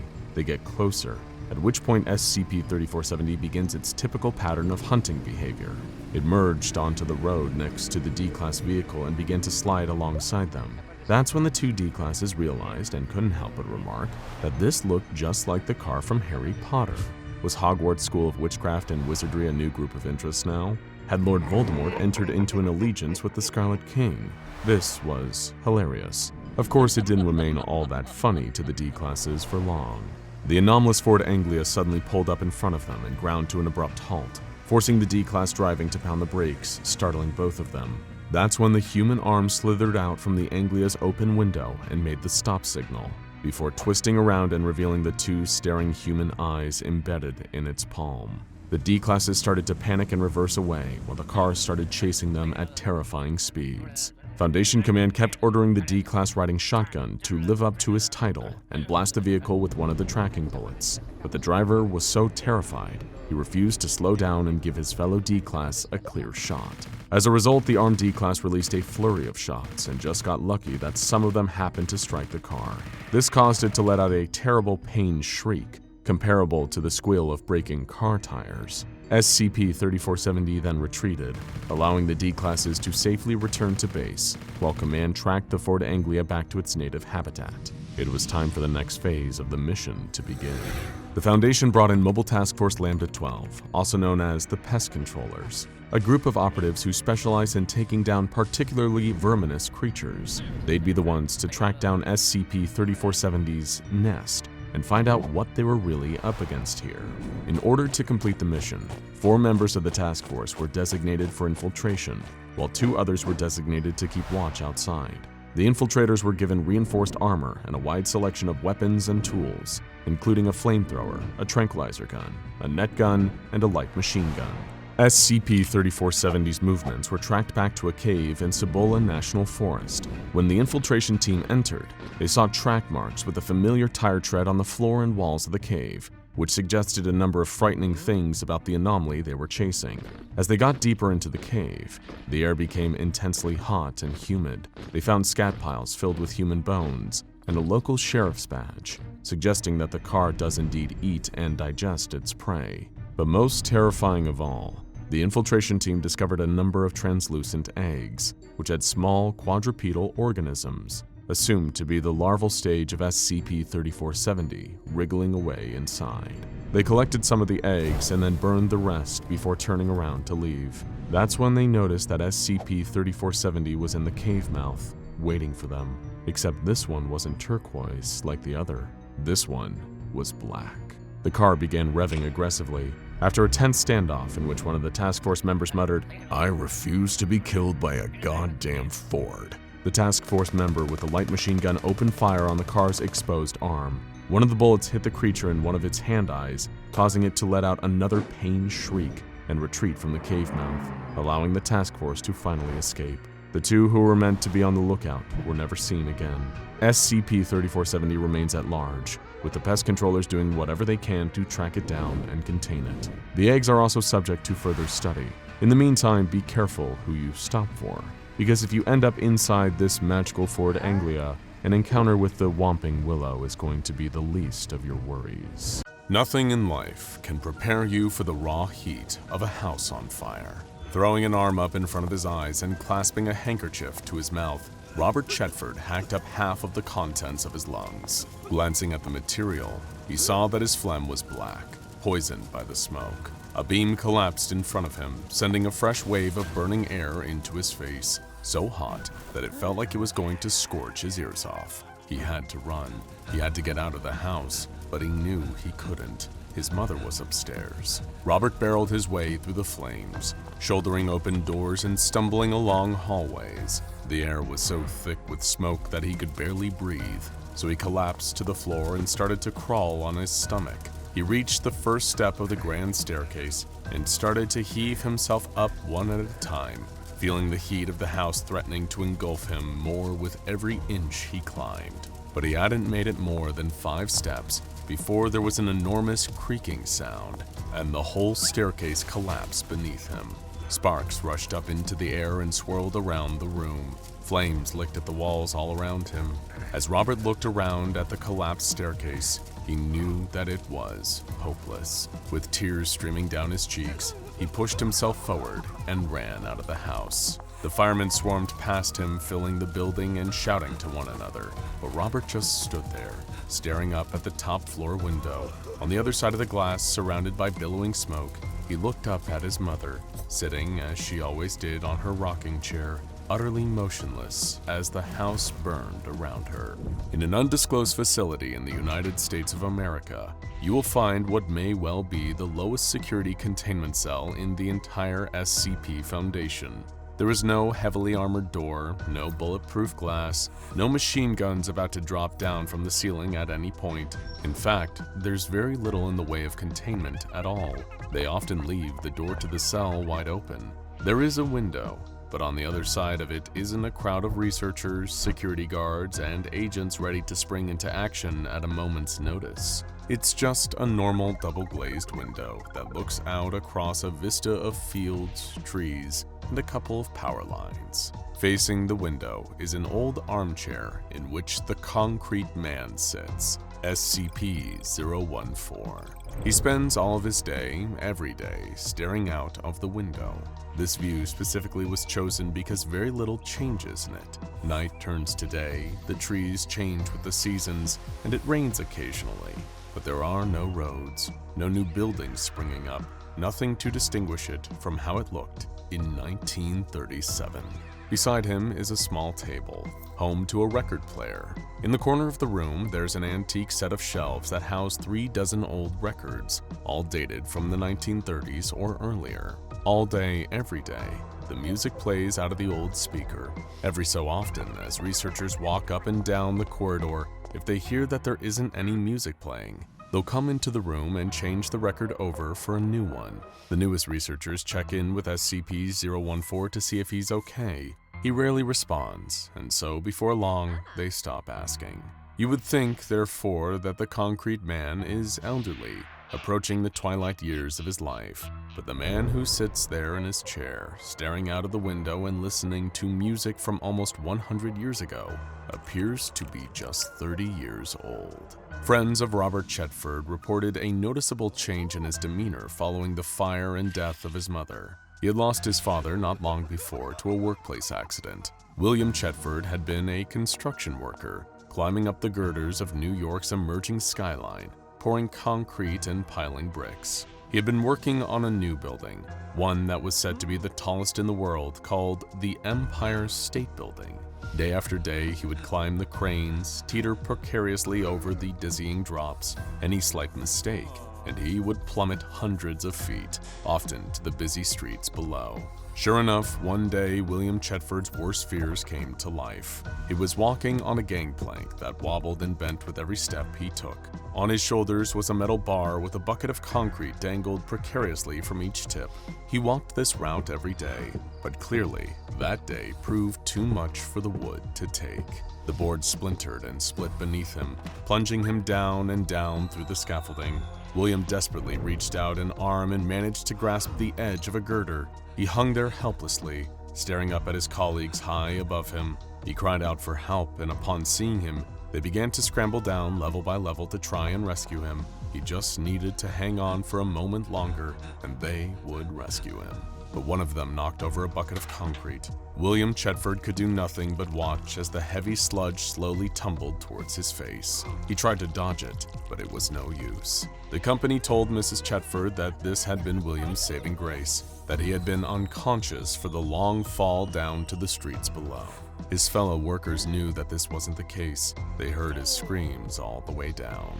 Mrs. Chetford didn't believe any of it. They were lying, all of them. The company, his co-workers, everybody. She knew what had really killed him. It was the same thing that was killing her slowly, the same thing that had been passed on to their son, concrete poisoning. She'd approached the Wall Street Journal, New York Times, and any outlet she could, but none of them were remotely interested in the story. There were chemicals in the concrete. It wasn't safe to use. It never had been. She'd been working in nursing homes and seen the effects of concrete on construction workers. They'd become paralyzed, unable to move, spending so many years breathing concrete air, letting it absorb into their skin. Their bodies had slowly started to turn into it. She knew it. She started to go crazy, pinning up news clippings, medical journals, photographs, maps, anything she could find, all over her walls, her entire bedroom. She had red string hanging from the walls and ceiling, connecting to every surface. Robert watched helplessly from the doorway, unable to do anything as he saw his mother steadily entering into psychosis. But the further her paranoia went, the less energy she seemed to have for it. Weeks went by, and her manic fervor was replaced with lethargy. She got slower and slower in her movements, talked less and less at mealtimes, and began to sit down for extended chunks of the day. Robert, assuming that she was tired from grief, did what he could to help. He carried an armchair up to her room and placed it in the corner by the window so that she could look out over the world around her. He thought she was resting, but it soon became apparent that she wasn't really resting. She was withdrawing, almost freezing over. Desperate to try and get his mother to re-engage with the world, Robert sat down with her to try and understand all of her conspiracy theories around his father's death. She explained slowly and calmly that the concrete being used in New York was poisoned, cursed. She didn't know where it had been dug up from, how it had been mixed, or who was behind it, but she was getting close. Maybe it was the US government. Maybe it was the same witches. Maybe it was God himself. But she knew her husband, and she knew he wouldn't have fallen that day. He had walked across that plank thousands of times without incident. There was no way he would have made that mistake. Robert tried to connect the dots of what she was saying. Did she really think that it was the concrete that had killed his father? She said that it was, and that the same concrete is now killing her. She showed him her hands, turned them over front and back under the light for him to inspect. They looked just like normal hands, elderly, wrinkled, with deep veins popping out, but normal. She scratched at them and tried to feign pain for the effects of her fingers. "Look," she said. "You see that powder coming off them? That's concrete powder." But Robert didn't see any of it. The concrete man came to the Foundation's attention a couple decades ago. Construction workers in New York in the late 1990s were hard at work clearing out the foundations for a new skyscraper. The site was built on top of what used to be a residential block. But one intrepid builder soon discovered something that shook him to his core. There was an old cellar beneath where the building used to be. The lock on it was heavy, thick with rust, and had been open for close to 70 years. He and his team managed to pry it open, put on their flashlights, and went inside. What they found was a basement apartment still sitting there beneath the rubble. It was a relic of its time. Thick dust covered every surface, ugly wallpaper surrounded them, and ancient appliances covered with rust sat in the kitchen. It was almost like walking through a haunted house. The builders joked about ghosts stalking these corridors as they made their way through. until they reached the bedroom. Sliding the door open, they faced a man sitting there, staring at them from an old armchair. The 4 burly builders screamed like little girls for a split second, then burst out laughing when they realized that the man wasn't real. He must have been a waxwork or something. He was sitting so perfectly still and hadn't reacted at all to their presence. They went over to inspect what he was made out of. They tapped on his forehead, lifted his arms and dropped them, and were surprised at how convincing the fake man was. That was, of course, until he politely asked them not to touch him. This time, they really did scream like girls, running straight out of the basement into a local police station. This basement apartment was where Robert Chetford moved following the fire in his parents' home and the death of his paralyzed mother. Racked with guilt, he had never been quite able to process what had happened to cause his mother's mental state to deteriorate so rapidly. By the time she died, she had been looking at her hands and genuinely believed they were made of concrete. She would not move, she would not eat, she would not sleep. For days, she would just sit, staring out of her window. He knew he should have taken her to a doctor, but they just couldn't afford it. Maybe if he had, this would have all worked out differently. Robert would think about it hour after hour. He would sit down in the armchair in the corner of his room and ponder what had happened. It was difficult to keep track of time living in the basement. There were no windows, no daylight at all, but he didn't think he had been sitting there for very long when he noticed the skin on his hands starting to turn gray. Without panic, he slowly lifted his hands to his eyes and inspected what was happening. His fingers, down to about halfway through his palms, were dry and solid. He could move them just about, but it took a normal effort, and he could see cracks running along the back of the concrete when he did. So he decided not to. He wouldn't say he felt calm exactly, maybe disconnected. He didn't feel particularly hungry, he didn't feel particularly tired. In fact, he didn't feel much at all. His concrete limbs were only a passing curiosity to him as he sat in his chair. Very occasionally, he would get up to put on a record on his record player, then return to his seat and stare at the wall. That would be every couple of months at most. The rest of the time, he would just sit there. One day, he noticed in a vague corner of his mind that the ground was shaking and dust was filling the room. The ripping sound of dynamite and the heavy stone just above his head told him that the apartment block towering over him had fallen down and almost come through his ceiling. Robert just sat there, unconcerned. Another day, some indeterminate time later, a group of builders came in dressed in peculiar, futuristic clothing, with bright yellow hats and reflective vests. They seemed rather startled to see him, though in truth, he had little care for seeing them. What did perturb him was when a group of people claiming to be agents from the Foundation came into his room and carried him out. He didn't like the noise, didn't like the change. If he wanted to move, he would move. Not that he could, of course. He was now entirely made of concrete, but that was beside the point. These people put him in the back of a van and drove him across half of the United States. They wheeled him through brightly lit rooms and into a disgusting modern white box. They had done the courtesy of bringing his chair along and found a new record player for him, with a whole selection of albums lining a shelf on the wall. He would have appreciated it and said thank you to them, but he didn't really care. He wasn't present at all. This was, of course,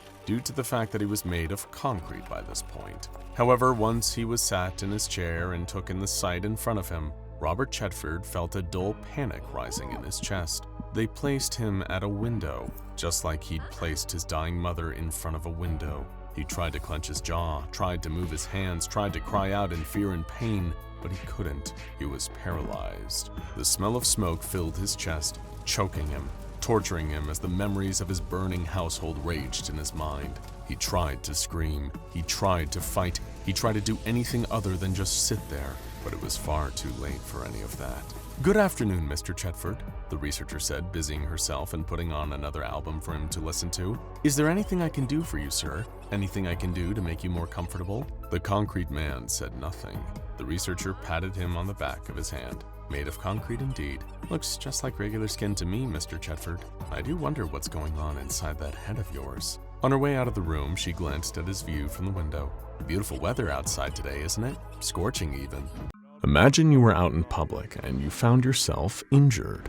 Maybe you were in an accident and couldn't move, or someone had mugged you, and in the ensuing scuffle, you'd ended up getting hurt. Laying on the cold, filthy concrete of the sidewalk in desperate need of help, what could be the one thing that might make you feel even the slightest bit better? Something the very sight of would be enough to tell you everything was going to be okay. The flashing lights drawing closer, accompanied by the sound of tires on the road and a wailing siren, all signs that an ambulance is on its way. But what if the ambulance that came to assist you ended up making you feel far worse than you were before, and leaving you with injuries unlike anything you'd ever seen? What if it wasn't an ambulance at all that came to help you? What if you were found by SCP-4419 instead? Jeremy had been having a somewhat normal day until his accident. Work had been another shift of long, arduous hours spent behind his desk. 5 o'clock finally rolled around. He grabbed his bag and punched out.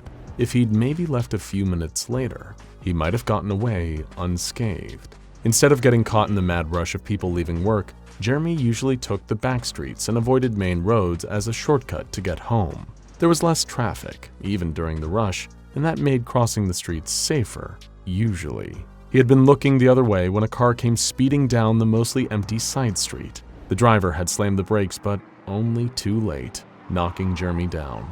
Winded, he collapsed, unable to stand as the force of the impact had broken his leg. The driver and a few nearby onlookers huddled around Jeremy as he lay there with his injury. Suddenly, the noise of an ambulance caused the other pedestrians to mostly disperse. Still trying to catch his breath, in the last moments of his fading consciousness, the last thing he remembered seeing were a pair of figures. They had jostled rather aggressively through the crowd, reaching down to lift Jeremy up and shoved him into the emergency vehicle. They were considerably rude for medical professionals. Nobody around wanted to argue with them. Most would even go so far as to call them hostile, but that was nothing compared to the horror that awaited him when he reopened his eyes, laying back on the road where he'd been found. His body had been rearranged. He barely recognized it as his own.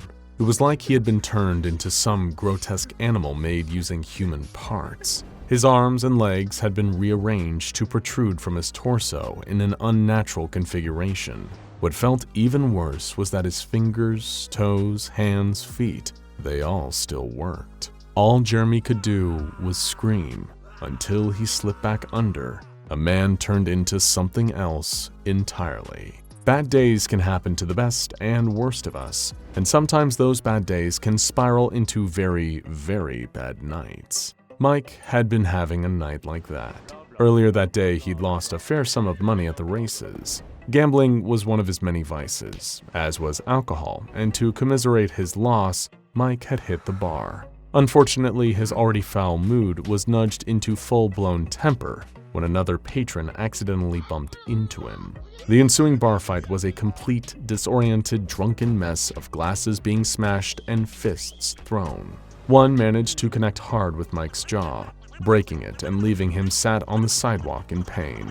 Cop cars had shown up, officers breaking up the ruckus and paramedics arriving to treat the more badly injured patrons. It was then that 2 paramedics silently walked up to Mike and grabbed him by both arms. As much as he tried to pull away from their forceful grip, his arms were covered in bruises and cuts from the glass. Their fingers dug in, honing in on those painful, wounded spots so that Mike could really feel his own injuries as they pulled him up against his will. Trying to verbally protest only hurt his jaw further, meaning he could barely call for help as he was bundled into the back of an ambulance, doors slamming shut behind him. The next morning introduced Mike to a whole new and far grislier definition of the word hangover. One of the staff who worked at the bar found him, just waiting outside when she came up to open for business a few days later. Sitting out front, Mike had been left in the gutter, although it took the bartender a moment to notice just what was wrong with him, and when she saw it in full, she screamed. Instead of Mike's jaw being fixed, it had been wrenched open, far wider than natural. It was locked in a permanent, gaping expression, the sides of his lips sporting splits that ran all the way into his cheeks. Lodged between both rows of Mike's teeth, fused to his gums, was a piece of glass, too thick for him to break to free his jaw or even bite down on. A mouthful of glass shards and blood, cuts lining the inside of his cheeks, fragments lodged inside his tongue. All of that might have been preferable, a mercy, compared to what actually happened. The glass was keeping his mouth stretched out, stopping him from speaking like a transparent gag. And as if not being able to speak or beg for help wasn't bad enough, anyone that looked through that little window was also offered a whole other horrific view. They could see Mike's heart. It had been pulled from his chest and reattached at the back of his throat, still beating as tears rolled down his face. He couldn't eat, talk, only breathe through his nose, and it hurt. Reg and Lee had vowed when they first got married to love each other for better or for worse, in sickness and in health, until death did they part. And death very nearly almost parted them. If given the choice between dying together or suffering through what ended up being done to them, not even their love for each other would have made them want to stay alive. The rain was beating down on the windshield as the couple drove home in silence. They'd had a big argument. In fact, it was small in the grand scheme of their relationship, just a lover's quarrel. In that moment, though, it felt like the biggest problem in the world, as those types of squabbles often do. But it would have seemed quaint compared to the fate that awaited both Lee and her husband that night. Visibility was poor. The headlights were doing little to help Reg see through the downpour or the dark. He found it so hard to see that he almost missed their turn, quickly wrenching the steering wheel to try and correct the mistake. Reg lost control of the car as it slid on the slippery road, flipping sideways and rolling as the rain continued to pour. The airbags deployed. The force of being thrown around even with her seatbelt on caused Lee to suffer a number of broken ribs. Meanwhile, Reg's arm was broken when the driver's side door connected with the ground and dented inwards. As the couple were left buckled in their seats, upside down and both crying at the pain of their injuries, they spotted the unmistakable silhouette of an ambulance driving through the rain towards them. They were both so relieved that neither one of them realized they hadn't called the emergency number yet. Although the rain had long since stopped by the time Lee woke back up, the storm was just beginning. Her head was spinning. Everything was sore and aching. She had expected to be in a hospital, maybe with Reg in her bed beside her, both of them recovering but alive at least. Pushing herself up by her cut, bloody hands, Lee could feel something heavy behind her, a weight on her back, like having a rucksack strapped to her, only it was harder to move. Almost the same mass as a person.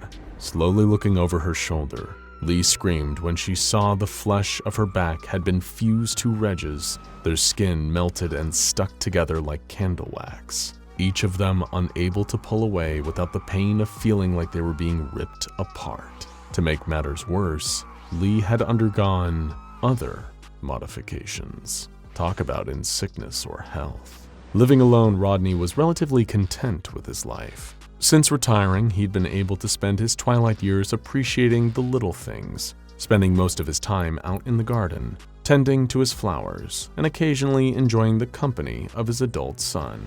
Unfortunately, with old age comes the increased risk of health problems, and to say Rodney had himself more than his fair share of heart difficulties, or a bum ticker as he called it, was an understatement. While out in his garden, Rodney suffered a violent heart attack and collapsed, wheezing and struggling to breathe. Luckily, his son Keith was in the house at the time. He witnessed his elderly father drop to the ground and ran out to help him, calling for an ambulance as he tried to calm Rodney down. The emergency services seemed to arrive much quicker than Keith had been expecting, a pair of paramedics rushing through the house to lift his dad away. What struck him as strange was neither one would tell Keith which hospital they were taking his dad to, and they outright refused to let him ride in the back of the ambulance to keep Rodney lucid and reassure him that he was in safe hands. When Keith went to climb into the back, one of the paramedics pushed him by the chest with enough strength to knock him over. As he pulled himself off the concrete, the rear door slammed shut and the ambulance sped away to God knows where with Rodney in the back. After a few days of hearing nothing, Keith had already tirelessly been calling every hospital in the area to ask if his dad had been admitted. None of them had seen Rodney, and his worried son had just been about to call the police to file a missing persons report when his elderly father appeared on the doorstep. Immediately, Keith drove his dad to the emergency room, trying to explain what had happened with the strange ambulance. While the hospital maintained that it wasn't one of theirs, they admitted Rodney and gave him a full examination, only to find something that would turn the stomachs of the world's most seasoned doctors. Rodney had more than one heart. Someone had given him not just a spare, but 11 additional hearts. They were stuffed between his natural organs, like too many books squeezed together on a shelf, and not one of them was beating. They were causing far more harm than good. Rodney's insides were riddled with these foreign bodies that were stopping his lungs from fully inflating, resting on his stomach, and wreaking havoc with his bodily functions. Upon discovery of these extra hearts, Rodney was rushed into the operating theater, with his son nervously pacing in the corridor outside. Sadly, a doctor would soon appear to tell Keith that the moment the surgeons removed one of the additional hearts, Rodney's old bum ticker had finally given out. Sometimes, as sad as it may be to reconcile with, tragedy strikes. One night, a fire broke out in a crowded bar, leading to a whole host of people suffering severe burns and requiring urgent medical attention. What they received instead was far more brutal and barbaric. Joyce had been in the bar when the alarms started to ring. Nobody knew what had started it, only that they needed to evacuate. But it didn't take the flames long to reach the alcohol behind the bar, and before long the whole place was ablaze, everyone panicking and barging past each other to get out. Once free of the searing heat, swapping it for the biting cold of the night air, the commotion didn't seem to end. Someone near her pointed to an ambulance that had just arrived, and a duo of paramedics that were manhandling some of the more badly burned bar patrons, forcing them into the back of their vehicle. Along with about 6 others, Joyce marched up as the group protested how the injured drinkers were being treated. When the paramedics refused to stop, things got uglier. The ensuing brawl left Joyce and the other 6 people with skull fractures, but rather than just leave them behind, the paramedics grabbed them too. Joyce was pushed into an already overcrowded ambulance. There were 26 people crammed in there total, including her. 19 of them had nasty burns on their skin, wounds that were only made worse by being packed together in such a tight space and jostled around as the ambulance drove away. There were no sign of the missing 26 bar patrons for around a week. The families of those that had disappeared after the fire urged the police to keep searching for them, with no bodies recovered at the scene by firefighters. Nobody had a clue where the group had gone. Joyce's partner, Al, even printed off missing flyers and handed them out to anyone who would take them. They also happened to be the caretaker of a local community center, and after another day of worrying tirelessly about Joyce, Al moped back there to clean and lock the place up. What they found waiting for them was like something out of an old horror B-movie, or something found in the deepest parts of the ocean. Filling one of the rooms of the community center was a huge, watery mass. It wasn't pure liquid, although Al first mistook it as the result of a leaking pipe. The mass was fluid. It twitched and shivered whenever they reached out to touch it, almost like a living thing, or what was left of a few living things. Say, 26 bar patrons melted down and reduced to a collective liquid mass. Now, you'd think having an accident out in public would be as bad as things got, but that's nothing compared to being injured in the line of duty, right in the middle of a war zone.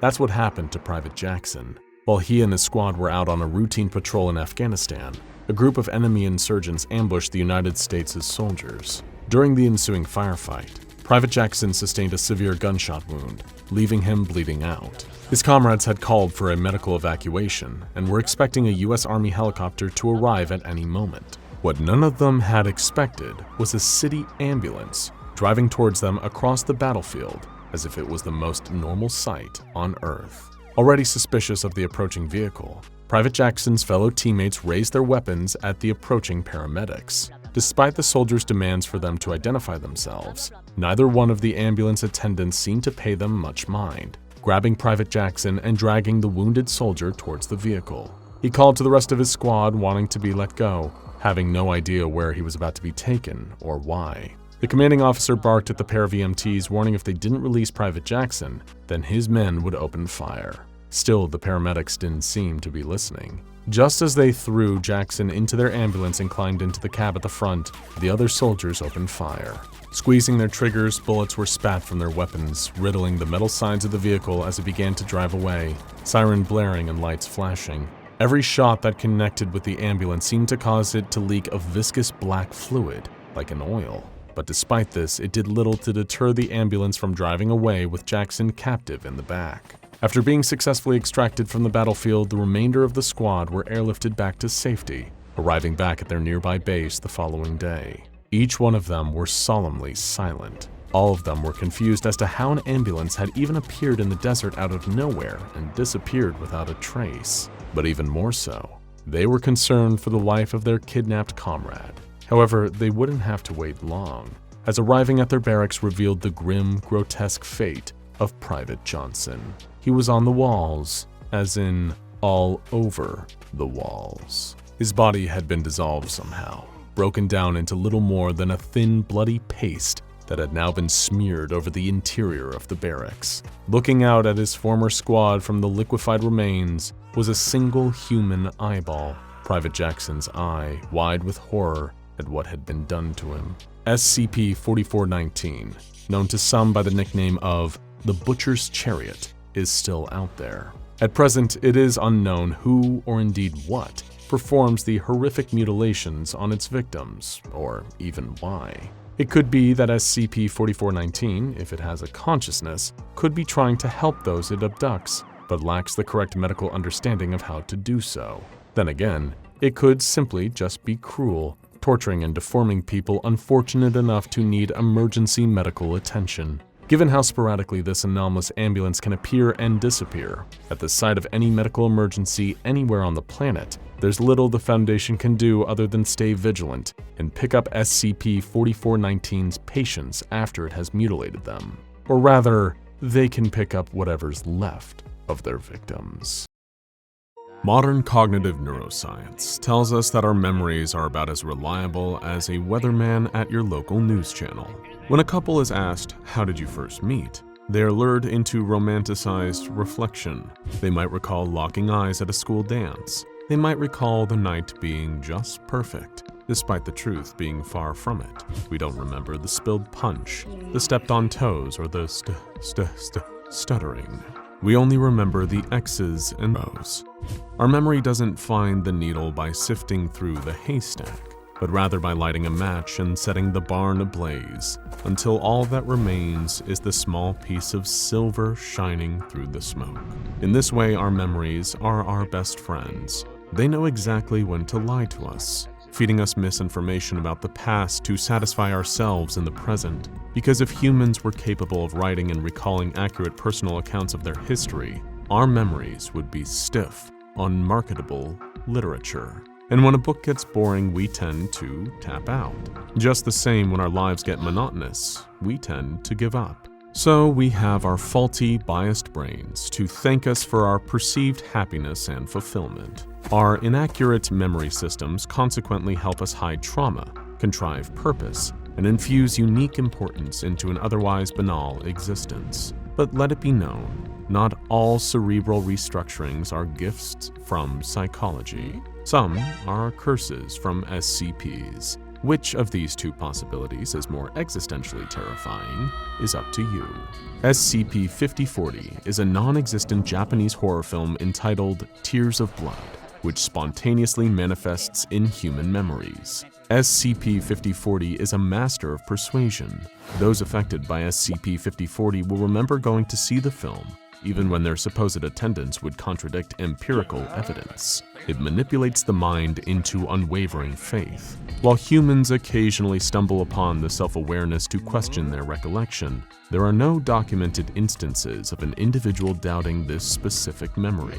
Somehow, beyond the Foundation's understanding, SCP-5040 manages to suspend the skepticism of its victims. They accept the memory as canon, as brute fact. Victims of SCP-5040 do not need a ticket stub to know they have been to the theater, and SCP-5040 afflictions can occur any place where movies are shown. It even transcends laws and navigates social norms. In cultures where its content would usually be prohibited by regulations and frowned upon by the public, it still inserts itself into the memory of its prey, and once that memory is planted, it's an event that can't be forgotten.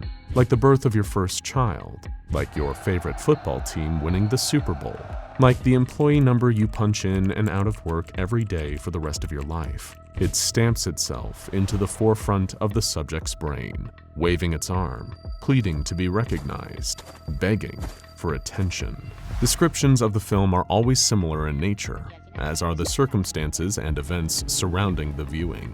However, reports of SCP-5040's story and characters are never fully consistent from one subject to the next, and the film's setting, subplots, character names, and much of the dialogue are different for each viewer.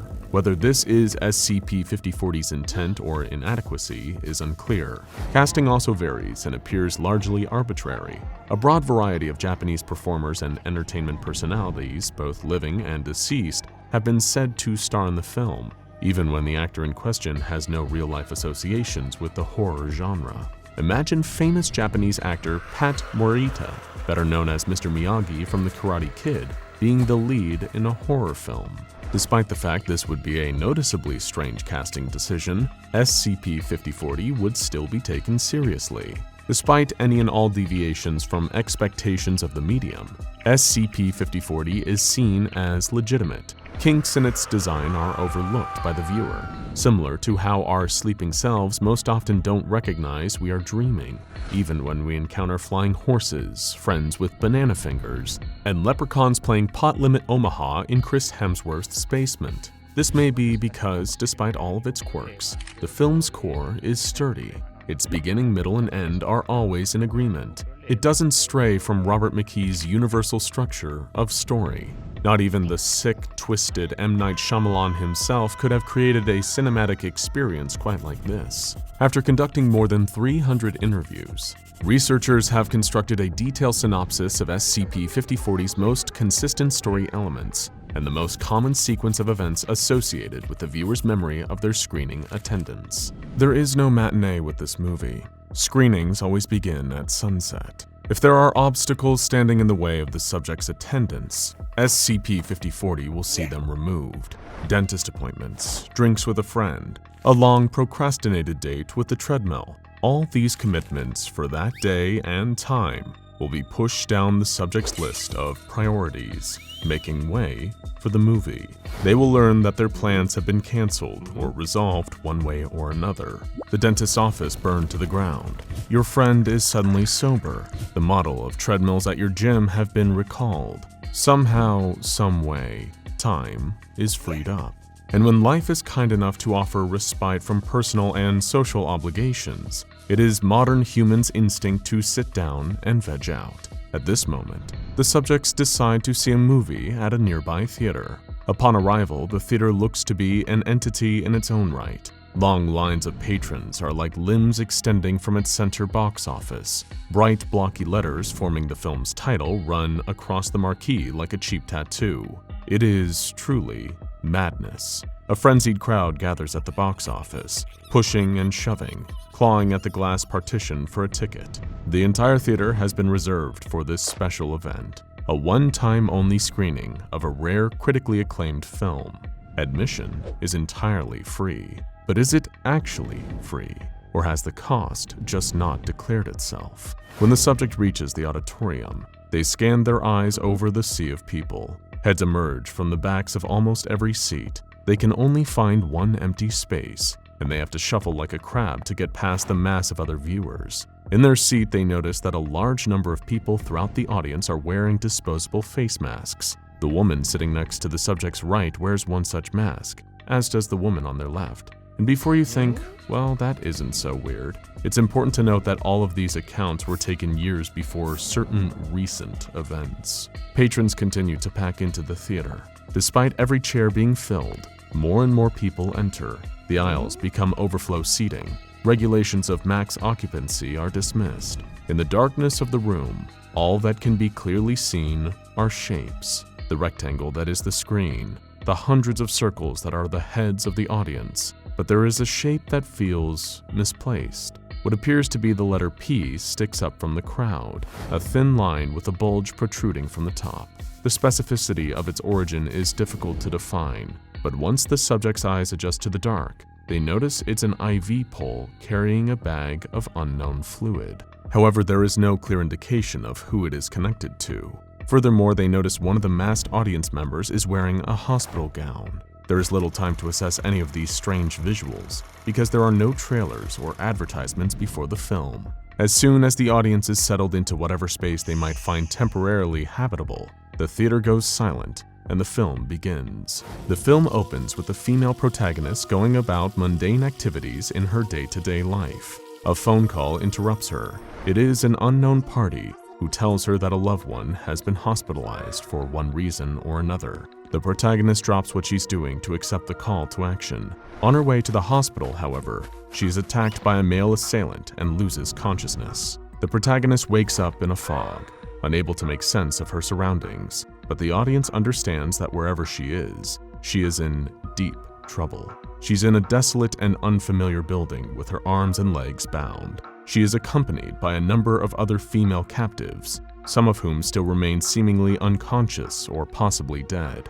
The women briefly discuss their strategy to escape, but they are interrupted when the kidnapper appears. Descriptions of hairstyle, eye color, and wardrobe would fall short in showing us who this character really is. Instead, his swift and decisive actions do the talking. He sees one of the women crying and kills her without hesitation. The kidnapper reveals to the woman the code he intended to operate under. He would release the captives after 24 hours, but only under the condition that they do not cry. During the film, the kidnapper demonstrates various forms of physical and psychological torture on the group of women. Despite their best efforts, the captives are unable to hold back their tears, and one by one, they are murdered until only the protagonist remains. Frustrated by the protagonist's unremarkable resolve, the kidnapper takes more extreme measures, increasing intensity of her torture. However, the protagonist is not one to be messed with. Despite being tormented, she seems in control of the situation. She doesn't succumb to the traditional dynamics of torture. Even while on the wrong end of the bat, she isn't afraid to swing. She fights back how she can. She mocks and insults her captor, and it's then she finds his weakness. Although a physically empowering villain, he is emotionally fragile. Her grit frustrates him, causing him to lose focus and become noticeably rattled. As the protagonist continues to weaken her kidnapper with words, the subject in the audience notices what seems to be a slight echo in the dialogue. They look up to see if something is wrong with the speakers. They even wonder if this is a stylistic decision made by the director. But then they notice where it is coming from. They eventually realize that the two masked women sitting beside them are quietly repeating every line of dialogue as it occurs. Their lips moving causes their masks to shake softly. With each word, the air from their whispers blows the cloth away from their mouth, only for the mask to collapse back in when the syllable is completed. If the subject looks even closer, they will see that the lower half of the women's masks are saturated with saliva. Things don't get any more pleasant when the subject shifts their gaze down the woman's body. Just near their waists, their hands are clasped together so tightly that their fingernails are digging into their skin. They tremble and fidget, as if having taken on the burden of the world's anxiety, and no medication can calm them down. Fingernails dig deeper into their skin, drawing blood and foreshadowing the film's finale. At the film's climax, the kidnapper approaches the protagonist with a double-edged razor blade and announces that even if she is freed, she will spend the rest of her life horribly disfigured. This leads to an argument between the two, the subtext of which alludes to themes such as nature of inner and outer beauty, the value of women in society, and the societal stigma against expressions of vulnerability. The argument on the surface, however, does not sound sophisticated or profound. There is no consolation for a fight having emotional depths. At the end of the day, the blows will always feel more physical than intellectual. Eventually, the kidnapper loses patience and grabs the protagonist by the shoulders and slams her to the floor. He reaches out his hands and grabs her by the face. The subject's attention is again pulled from the screen when they hear groaning from every direction. The wordless hums fill the theater with a sense of worry and uneasiness. So much so that the subject feels the room getting smaller as the air polluted with angst grows thicker. As the subject brings their eyes back to the film, they see the kidnapper gripping the protagonist's lower lip between his thumb and forefinger, squeezing tight as to pop her lip like a balloon. The kidnapper then takes the razor blade to the victim's lips. He pauses to mock the protagonist, and while he does this, blinded by pride and arrogance, she jolts into action, grabbing the razor right out of his hands with her teeth. She follows up her burglary with assault. Her neck stabs forward, and in a blur, she stabs the kidnapper's eyes out. It happens in an instant. The kidnapper has no time to react. Blood spills from his face. Screams pour out of his mouth. During this time, the protagonist maneuvers the razor into her fingers. She hacks away at her bindings, but they are stubborn and resist her sawing. The battle continues, and the kidnapper is able to tear off the victim's lips entirely. She looks like a monster now. As the kidnapper smiles and celebrates his wrongdoings, the protagonist finishes freeing herself and slits the kidnapper's throat with the razor. The protagonist locates the exit and scrambles towards it as the kidnapper bleeds to death on the cold, hard floor. The protagonist then speaks her final words. Due to her injuries, her voice is muffled and raspy. She bears down and calmly speaks. One last time, she mocks the kidnapper, telling him that he cried tears of blood and therefore had to die according to his own rules. During this climax, it is reported that the subjects experience a sense of dread unique to any other terror ever felt. Strangely, the feeling appeared not to correspond to the scene in the film at all. It is a feeling entirely separate from the viewing experience, as if for a moment, the subject is taken out of the moment in time and transported to a realm composed only of fear and anxiety. But just as quickly as they left, they returned. The Foundation sees it worth mentioning that this peculiar moment happens to occur during the film's most clearly recalled scene. While descriptions of violence vary from one viewer to the next, the climax is unshakable in its consistency. This is further evidence that SCP-5040 has a core foundation that remains intact. False memories are given validity by our peers. When we tell a story, the inaccuracies are often the best parts, the exaggerated drama, the rearranged sequence of events, the jokes you thought of in retrospect, but weaved into later accounts. While a storyteller knows when to lie, a good storyteller knows how to not get caught. SCP-5040 captivates its audience, but it seems to know how much it can get away with. By providing a consistent, objective truth, a climax that is reported the same across all accounts, SCP-5040 insists, even if only briefly, on being a credible film, not just a random sequence of 24 frames per second. Eyes back to the screen, the film abruptly cuts to an unspecified point in the future. Now wearing a face mask to hide her disfigured mouth, no different than the one seen worn in the theater, the protagonist walks down the street to her apartment, indifferent to the crowd of paparazzi that follows her. It is clear that this is now just a part of her life. The lights flash on her face. When she reaches her bedroom, the protagonist slowly pulls down her mask. Face free from cloth, she stares at herself in the mirror. It is silent. What she sees is less notable than what she doesn't. The lower portion of her face is gone. She focuses only on that. It's hard to know if she will ever see into her own eyes again. Her gaze might forever be fixed on what she can't get back. And through those eyes that long to see more, she sheds a single tear. Over the course of several minutes, her weeping gradually builds into frenzied sobs and shrieks. It can first be misinterpreted as bad acting, a case of doing too much. But as the crying carries onward, it's understood that the horror in her wallowing is all too real. The film cuts to black and the credits roll, but the sound of the protagonist's cries continue to play with no other audio until the credit reel ends. And even then, in silence, it's hard to say if she ever stopped crying. Audience members remain silent after the movie ends, exchanging only whispers as they exit the theater. Feet step over small red puddles and stains on the theater floor as if they are sticky puddles of soda. Those who remain past this point experience an escalating feeling of unwelcomeness until sitting and staying is more physically demanding than getting up and walking out. Some experiences will stay with you forever, even if they never actually happened. Some say that SCP-2102 was a mistake, an abomination created by an accident of medical science. Maybe those people are right. Maybe there's much more to it than that. Either way, they don't know the full story. How could they? They weren't there. They weren't there all the way back in 1972. But Dr. Pavel Zukal was. The earliest moments, the events that directly preceded SCP-2102's creation began on March 2nd. The wind was carrying an unforgiving, freezing bite with it as Zukal made his way to the Institute of Experimental Medicine, ZISAV, in Czechoslovakia.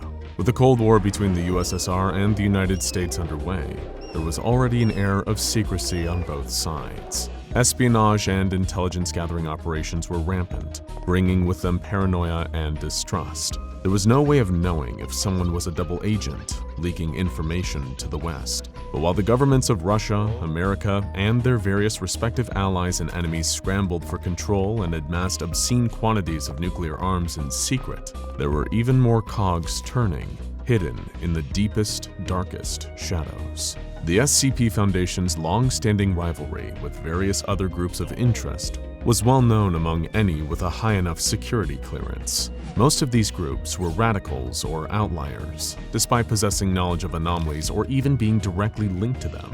A lot of GOIs were independent of any world government. But for decades, the Foundation had been aware of a directly competing establishment, effectively a parallel of their own organization on the other side of the globe.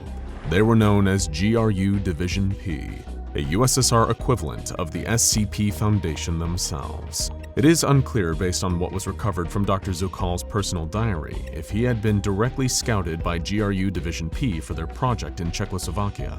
Given the air of secrecy engulfing the USSR at the time, it is possible that Pavel himself had no inclination that Division P was even involved in the project, due to take place at the Institute of Experimental Medicine. He might have suspected, but with no way of knowing for sure. Similarly, there was no way Zukal could have known where the project would lead, what he would have a hand in creating. The initial few weeks after his arrival at the Institute were rocky, to say the least. Zukal, along with a team of scientists and technicians working on orders direct from Moscow, had to contend with unreliable equipment and difficulty getting electricity to power the project. Eventually, after clearing those initial hurdles, testing could begin.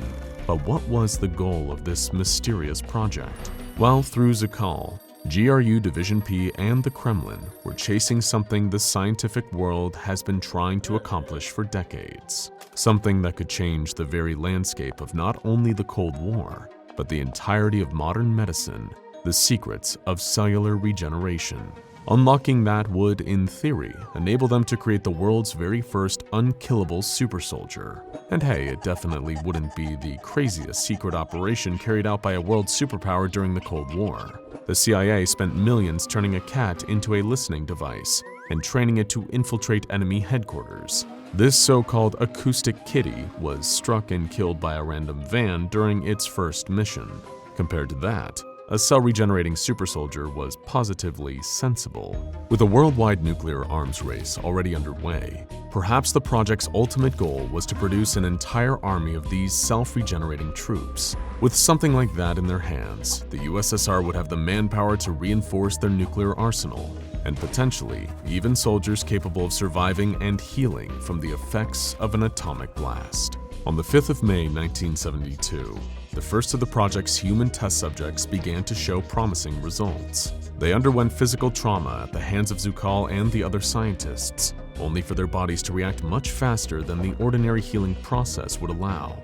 Rapid clotting took place in the affected areas, preventing the subjects from bleeding out. However, this quickly went awry.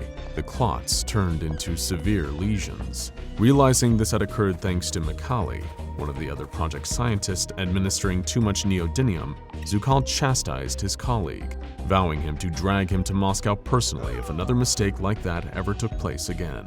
Unfortunately, by the last few days of June, Dr. Zukal and his team were no closer to success. Every subject that underwent testing succumbed to the same necrosis. Reducing the amount of neodymium had only made the reaction worse, something Pavel couldn't allow Mikhaili to know without the risk of it being held over his head for the remainder of the project. In every instance, the doctors were able to trigger rapid cell division, 50 times faster than that which occurs in the ordinary healing process of human beings. But the biggest drawback was that this division would quickly become uncontrollable. It was creating enough new matter on a cellular level that it would choke each test subject in its own excess waste. As you might expect, Dr. Zukal noted this in his diary that this process wasn't a pretty sight. Come mid-August 1972, the project scientists decided they needed a test subject with more resilience than the average person, and a suitable candidate was provided.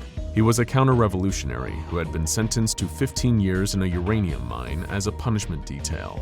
Despite such an extended period of time under the harsh conditions of the mine and the close proximity to a radioactive element such as uranium, the man managed to survive unscathed. Upon closer examination, this new guinea pig, referred to as X16, had a rate of healing twice as fast as that of an average man.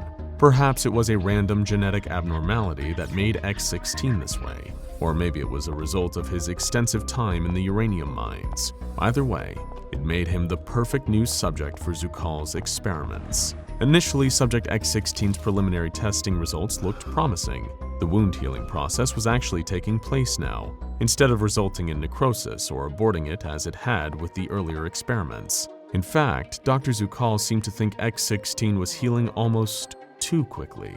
But nevertheless, testing continued, although not without a different type of problem. The questionable morality of what they were doing began to set in for Pavel, causing him nights of endless tossing and turning, unable to sleep as he reflected on what he'd done. X16 had managed to survive for much longer than the earlier test subjects, but it was clear that the torture this man had to endure was exacting a heavy toll.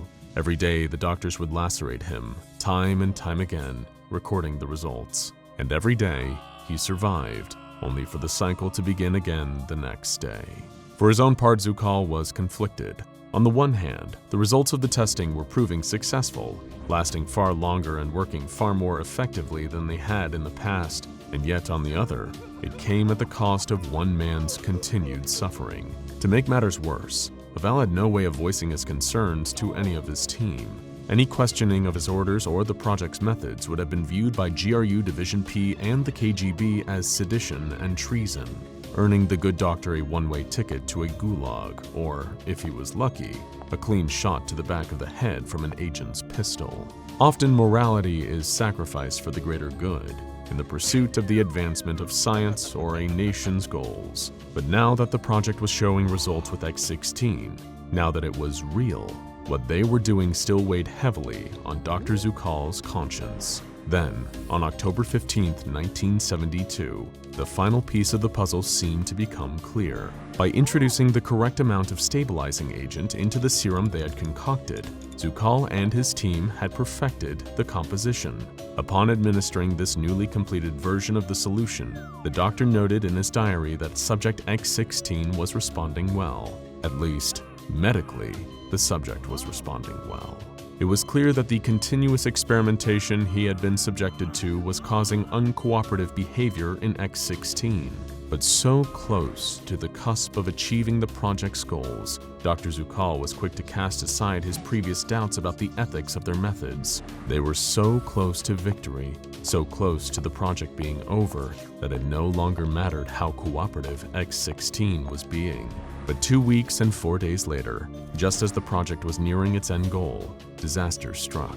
MU Dr. Elena Orakova was one of the scientists on Zukal's team, who had primarily helped when examining the early cell divisions, those that were leading to necrosis and causing test subjects to produce too much excessive genetic material. Elena had made a startling discovery and immediately brought it to Dr. Zukal in a distraught show of panic. The cell samples they had used to test their serum were now gaining mass, seemingly from nowhere.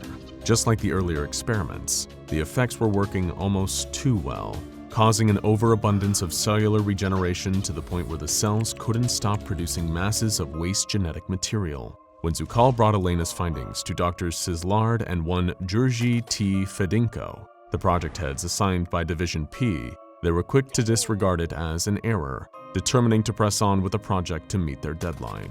Over the course of the following weeks, up to late November, Zukal was trying to determine what was causing this change. It was clear that unless he and Elena could resolve the issues with the serum, Subject X16 would be a total failure. But time was running out, with their superiors at GRU Division P and the Kremlin expecting results by early December. Under untold amounts of pressure and subsequent stress, Dr. Pavel Zukal found himself losing time, unable to sleep to the point where he was drifting off whenever he was on the verge of a breakthrough. By the end, Elena was the only member of the team trying to help him methodically figure out what had gone wrong. The deadline for the project arrived on December 2nd, 1972. Pavel didn't sleep all night leading up to it, knowing he would have to present a functioning super soldier to GRU Division P. In the best case, he was risking being accused of negligent failure, forced to restart the project from scratch, making his months of hard work redundant. But worst case scenario, Zukal could be charged with treason for having not completed the task he was selected for. On the 2nd of December, he wrote, "I really don't know which is better. Tomorrow is a day too." Nobody knows if Dr. Pavel Zukal lived to see that tomorrow. His final diary entry was made on the day SCP-2102 was born. For months, the SCP Foundation had operatives embedded within the Czechoslovakian government as part of innumerable Cold War espionage gathering efforts. During that time, their agents had gathered enough intelligence to make the Foundation aware of a GRU Division P project based at the Institute of Experimental Medicine, and that the scientists there were looking to unlock the secret of rapid cellular regeneration. Someone, possibly even one of Zukal's team, had managed to infiltrate the project and had leaked documents to the SCP Foundation, explaining what was going on in Czechoslovakia. The plan was that the Foundation would move in secret of course, to extract and contain test subject X-16 in January of 1973. That day would never come to fruition though. On the 2nd of December, only a month before they had planned to act, the Foundation became aware of a catastrophe occurring at the Institute of Experimental Medicine. One of their agents in Czechoslovakia alerted them to a disturbance that had caused civilians and scientists alike to run from the institute in fear for their lives. Something had gotten loose, and the Foundation had to act fast. Luckily, a reconnaissance team was stationed in Eastern Europe. Members of various mobile task forces who had been spying on GRU Division P and the rest of the USSR. Moving quickly, the recon team was deployed to Czechoslovakia. Led by a field commander named Merrick, they were given the objective to determine the cause of the situation and, if possible, recover its anomalous source. Merrick and the recon team arrived on site at the Institute's grounds. The entrance to the bunker which had been housing the project was left wide open, with not a soul in sight. As the team progressed further, Merrick couldn't help but notice a pungent smell permeating the labs and offices that they passed. Foundation Command urged their operatives to proceed cautiously and recover any paperwork they could. Among the logistical documents was a diary belonging to one of the scientists, although the name Pavel Zukal on the cover was no longer legible, forever lost. The further he and the other MTF agents progressed, the worse the smell got. They located an elevator, deciding to take it down to the lower levels of the bunker. One by one, the team filed in, Merrick radioing command. "Command, any seismic activity in the area?" he asked. Not that we know of, Merrick," came the Foundation's reply. "Why?" I think I just felt something move down there." The elevator had barely descended a foot before it hit something, stopping in an instant. As Merrick tried once again to contact Foundation Command, that same something came tearing through the elevator floor. Over the radio, the SCP Foundation were treated to a cacophony of screeching, tearing metal, along with the screams of their own men. What Merrick and his team had encountered may have once been a man, perhaps someone subjected to cruelty and torture, but now all they saw was an amorphous, fleshy mass. Immediately, the recon team opened fire, engaging what they assumed was a raging monster. It probably never occurred to them that they might have just wanted to be free after years of imprisonment, followed by months of horrendous experiments. Minutes later, Merrick was able to get in contact with Command again, locked in a heated battle with the entity. But every round fired, every shot their guns landed, nothing was having any effect. Whenever Merrick dealt damage to the creature, part of it seemed to grow, faster and faster each time. Their guns were useless, unable to stop the expanding monstrous test subject. Even grenades thrown by the MTF operatives, causing multiple explosions, did little to stop the entity in its tracks. Listening in over the radio, knowing they had few options left, the SCP Foundation dispatched a pair of F-4 Phantoms, long-range supersonic fighter jets, equipped with a payload of M47A1 napalm incendiary bombs. With Merrick and his men almost on the ropes, Command issued an order to retreat. They fled the bunker, only to feel the ground shake beneath their feet. The monster had breached the topsoil, still coming after them. Jones, one of the Foundation's agents, was pulled under the encroaching shapeless mass, crushed to death as it continued its pursuit. Utterly horrified at the sight and speed of the creature, Merrick started begging Command over the radio to get its fighter jets to the scene. 6 minutes later, the sound of twin turbine engines shot through the air, followed by the whistle of bombs careening down towards the ground. In a second, Merrick, his team, and the creature were engulfed in a fiery explosion, the heat proving enough to cauterize the fleshy abomination's expanding tissue. Ever since December 1972, the entity now designated as SCP-2102 has been housed at Site-122, contained by the SCP Foundation. They keep it in a modified cell, restrained at all times with its hands and feet in padded sleeves. This is done in order to prevent the risk of injury, either accidental or intentional, given both SCP-2102's anomalous properties and its self-destructive tendencies. Its body is covered in scars, both from its previous escape attempts, back when it was known as Subject X-16, and from burns from the F-4 Phantom's napalm payload. These particular injuries seared the entity's ears, mouth, and eyes closed, rendering it deaf, mute, and blind. If SCP-2102 ever suffers any form of external injury, its anomalous properties will trigger. The creature, as you might have guessed, possessed an advanced form of cellular healing, able to regenerate from all wounds inflicted on it. However, the process was never perfected. It still works too well, so well that SCP-2102's cells don't know when to stop. Instead, they continue producing bodily tissue, expanding its mass into every available space without a halt. The process can be slowed if an obstacle is introduced, boxing in the exponentially growing tissue.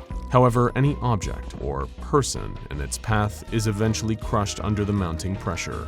At present, the Foundation still has no idea how much SCP-2102's tissue could expand, potentially even posing a risk to the entire world if left unchecked. There is only one surefire way to stop the creature's healing. It can only be halted by cauterizing the open wound with intense heat. It's literally a surefire solution.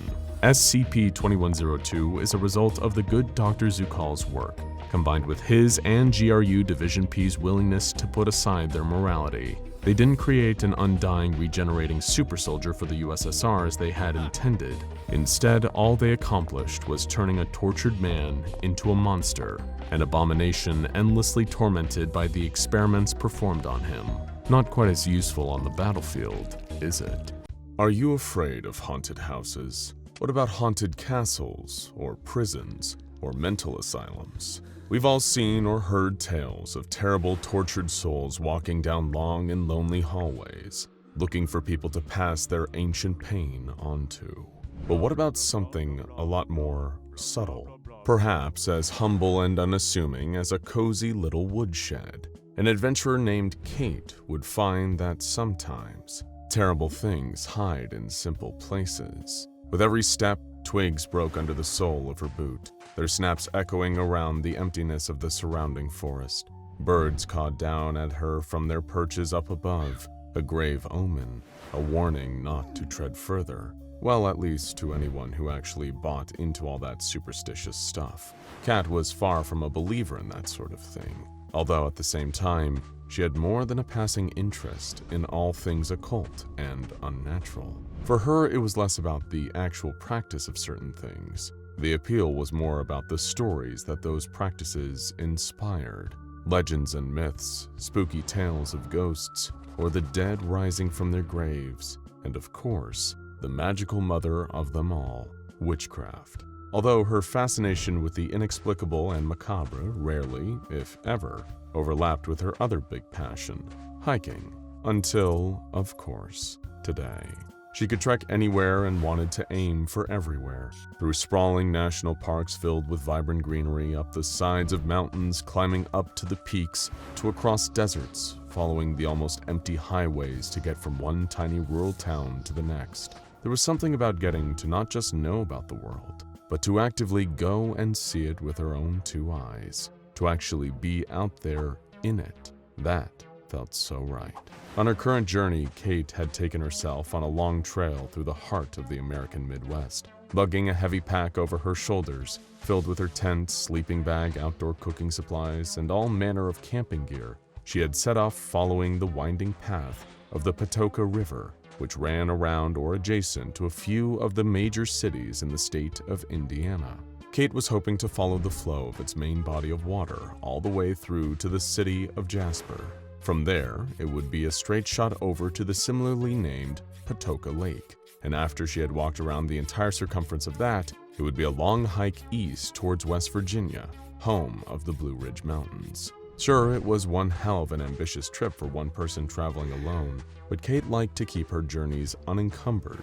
Having someone else coming with her would just slow her down, or they wouldn't be able to keep up with her at all. There's no fun at all in that. Stopping for the night, Kate lit herself a campfire. She had to make sure to keep it far enough from the trees to avoid starting any potential catastrophes, but also not too close to the wet bank of the Patoka, otherwise her kindling wouldn't catch alight. There were so many variables to consider for any aspiring camper. Sparks from the flint that she always took on her travels struck the dry twigs she had collected, and soon a gentle orange glow and wave of low heat were radiating from it. The fire provided Kate with just enough light to unfold and peg down her tent as the diminishing visibility of the dusk gave way to the encroaching nighttime darkness. Before getting comfortable in her sleeping bag, she put out her campfire using water from the Patoka, then zipped up the front of her tent, keeping a flimsy cloth barrier between herself and the local wildlife. Not everyone found it easy to sleep in the woods as Kate did. She couldn't remember a time when the noise of breaking twigs or the sounds of movement outside had ever kept her awake. Even now, the rustle of leaves and branches did little to disturb her, regardless of whether it was just the wind or something else moving through the bushes. Woken up by the sun rising, its warm light breaking through the trees, Kate readied herself to leave. She never stopped at the same place for more than one night, and rarely slept for any longer than she needed to. A nice 8-hour recharge of her energy reserves, and then it was back to the open road. After a quick breakfast, she packed up her single-person campsite, folded up her tent, and stuffed it back into her bag. Kate had been just about to leave when she noticed something was missing. Her compass. It had been in her backpack, which she kept in the tent with her all night. Quickly scanning the ground around her, she couldn't see it. Weird, but she figured she had obviously dropped it at some point during her hike and would have to pick up a new one when she got to Jasper. It didn't matter. She could just follow the Patoka River as planned, although it didn't quite sit easy with her the rest of the day's trek. She'd packed the compass. That she was absolutely certain of. After all, she knew it wasn't like her to leave it behind. But then again, could she have forgotten it entirely? Over the next few hours, the question went round and round in Kate's head. As she walked along the bank of the river, silently starting to doubt herself, she drifted a little deeper into the woods, until out of the corner of her eye, she spotted something standing among the trees. It wasn't an animal or even a figure, but a structure. Spending so much time out in nature, anything man-made usually stuck out as an obvious, unignorable eyesore to Kate. She looked at it from a distance. It looked like an old house, isolated out in the woods, a short walk from the Patoka River. Checking the sky over her shoulder, Kate noticed it was getting late again, the daylight having gradually lowered while she had been wondering about why she had left her compass behind, or if it had been taken. Deciding to set up camp closer to the little house, she turned and headed in to inspect it closer. The place was far from the lap of modern luxury. Not that Kate couldn't live without running water or electricity for long stints of time, but it wasn't a house that had been built recently. Although she was no expert in either archaeology or architecture, Kate didn't think anyone had lived there for decades, possibly even centuries. It was almost medieval, a single room that was completely ramshackle, practically falling apart at the seams. Everywhere she looked, the wood that had originally been used to build it was either rotting away or had been broken into splintered remains. Plants from the forest had started growing through the floors and the walls, as if nature was trying to reclaim this spot of land where someone had once come to get away from the rest of the world. Sighing, Kat shook her head as she looked at the dilapidated house. There was no way even she could sleep there. It was too much of a safety risk. Parts of the ceiling could easily fall on her during the night if the wind picked up enough. Turning to leave, she stopped in her tracks as she noticed another structure, much smaller, behind the house. It had been so dwarfed in size by the slightly bigger building that it was completely obscured from view, but it looked to be in much better shape in terms of its structural integrity. It was a woodshed, its front door hanging lazily open. While not exactly brand new by anyone's standards, it was at least far more intact than the main house. Taking a few steps forward, Kate felt something like glass crunch under the heel of her boot. She scanned the floor, instinctively checking for any more so as to not injure herself. Even with the low amount of sunlight fading ever rapidly, it didn't look like more. Kicking her boot to loosen the shard, she made her way towards the woodshed, not noticing that what she'd been standing on had been a compass. Reaching the shed, she peered inside.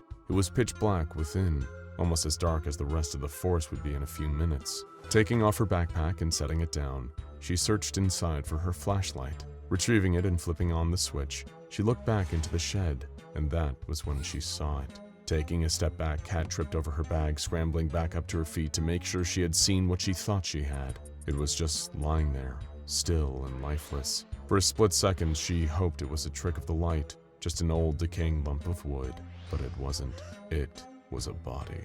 The remains were charred, reduced to little more than bones some time ago. Even the ground next to it looked like it had been scorched, blackened by some intense fire damage. Kate's eyes were so transfixed on the burned mass of bones that a sudden sound startled her. Thunder growled above, immediately telling her she had little choice in what to do next. Her options were either she could sleep outdoors and get drenched by the rain and possibly catch hypothermia from being cold and wet, or she could spend a night in the cramped confines of this woodshed, which she would have to share with a long dead body.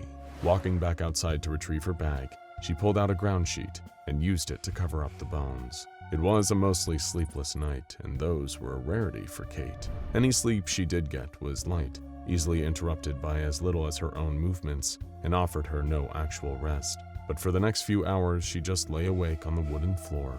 It wasn't the sounds of rain drumming against the shed's ceiling, or the booming of thunderclaps that were keeping her awake. Thoughts of what she was going to do about the bones kept coming to the forefront of Kate's mind. Should she report it to the police when she got to Jasper? Was there even any point if she had no idea where on the map this abandoned place was? Frustrated, she tossed and turned, eventually sitting up as something made a sound. It was a low, creaking, rusty metal hinge, screeching for a lack of any oiling over the years. The door was open, swinging lazily in the decreasing winds, its lock having long since broken.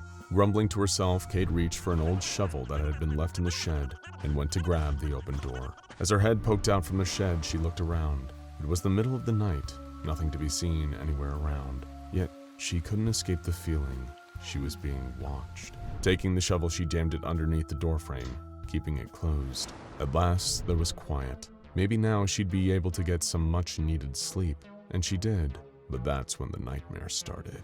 The dream was bizarre, unlike anything Kate had ever experienced before. She instantly recognized the warm, flickering orange glow of a large fire before her. Naturally, she started to pace her way towards it, the fire's heat washing over her the closer she got. But as she approached, Kate noticed something moving amongst the flames. Arms flailed, trying desperately to extinguish the blaze, legs kicking and writhing, and that was on top of the screaming. Another figure was standing facing the bonfire, their back to Kate as she walked closer still. With every step, the sounds of insects buzzing could be heard getting louder and louder. But it wasn't until she stepped near enough that she saw where the noise was coming from. A swarm of bugs was darting through the air, hovering around the other figure. There were enough of the insects that they formed what looked like a cloak, every part of it moving and buzzing of its own accord. The whole nightmare was so vivid, Kate had no idea if it had been brought on by her exhaustion or that her mind was still fixated on the bones she'd found in the woodshed. Dehydration, lack of food, or even some other influence. It could have been any one of those factors that had caused her to dream a dream like this, or a combination of all of them. Nonetheless, she could feel the bugs tapping at her skin as she walked up to the other figure, still unable to see them clearly. The noise of insect wings whizzed past her ears louder than ever, loud enough to be real. Putting a hand on the figure's shoulder, Kate turned them around. It was a woman, or what was left of her. She had huge gaping wounds left by something that had been cruelly buried in her face. Yet somehow, she was still standing, dead but also alive at the same time. The swarm of bugs around her moved with her body as she turned and faced Kate, a pair of glassy eyes staring at her. They were both blank, completely empty, each one missing its pupil. Opening her mouth, the woman let out a piercing, blood-curdling shriek. All around her, the sound of the bugs got louder, almost deafening, and as she screamed, so did Kate. Panting and shuddering, she bolted upright, shock racking her entire body, heart thudding against her ribcage. Instantly, the exact moment she woke up, Kate realized that feeling was back. She had spent so much of her time hiking through the woods on her own that she could tell when someone was watching her. In the dark, she fumbled for her flashlight and clicked it on to reveal the door was still jammed shut. Apart from her, there was no one else inside the shed, no one alive at least. Looking over her shoulder, she could see the bones behind her and immediately backed away from them, as far as she could in that tiny wooden hut. She had covered them before going to bed, she was certain of it, hadn't she? All of a sudden, Kate felt her skin start to itch, an intense, irritating feeling. She had experienced the effects of poison ivy and all sorts of plants that caused similar reactions, but this was easily 1,000 times worse. Her skin felt like it was burning. She scraped her fingernails down her exposed arm, trying to suppress the itching even for a moment, but it did nothing. She scratched at the other arm over and over again in one spot until her flesh was pink and raw. Still no change. Kate raked her nails over her own body, this time leaving a deep scratch trailing over her arm. Under the light of her torch, she'd realized that she'd drawn blood. She looked back at the bones in the scorched corner of the shed. The skull was facing straight towards her, hollowed-out eye sockets staring as empty as the pupilless eyes of the woman in her nightmare. It had done this. It must have done, she thought. Reaching towards the door, dropping her flashlight, she wrenched the shovel out from where she used it to wedge the entrance closed. She stood up, kicking her sleeping bag and backpack to the side. As hard as she could, desperate to make the itching stop, Kate brought the shovel downwards. The head of it snapped the already weakened floorboards of the shed, exposing the soft, dry earth beneath. Maybe if she buried those charred remains, whatever was happening to her would stop.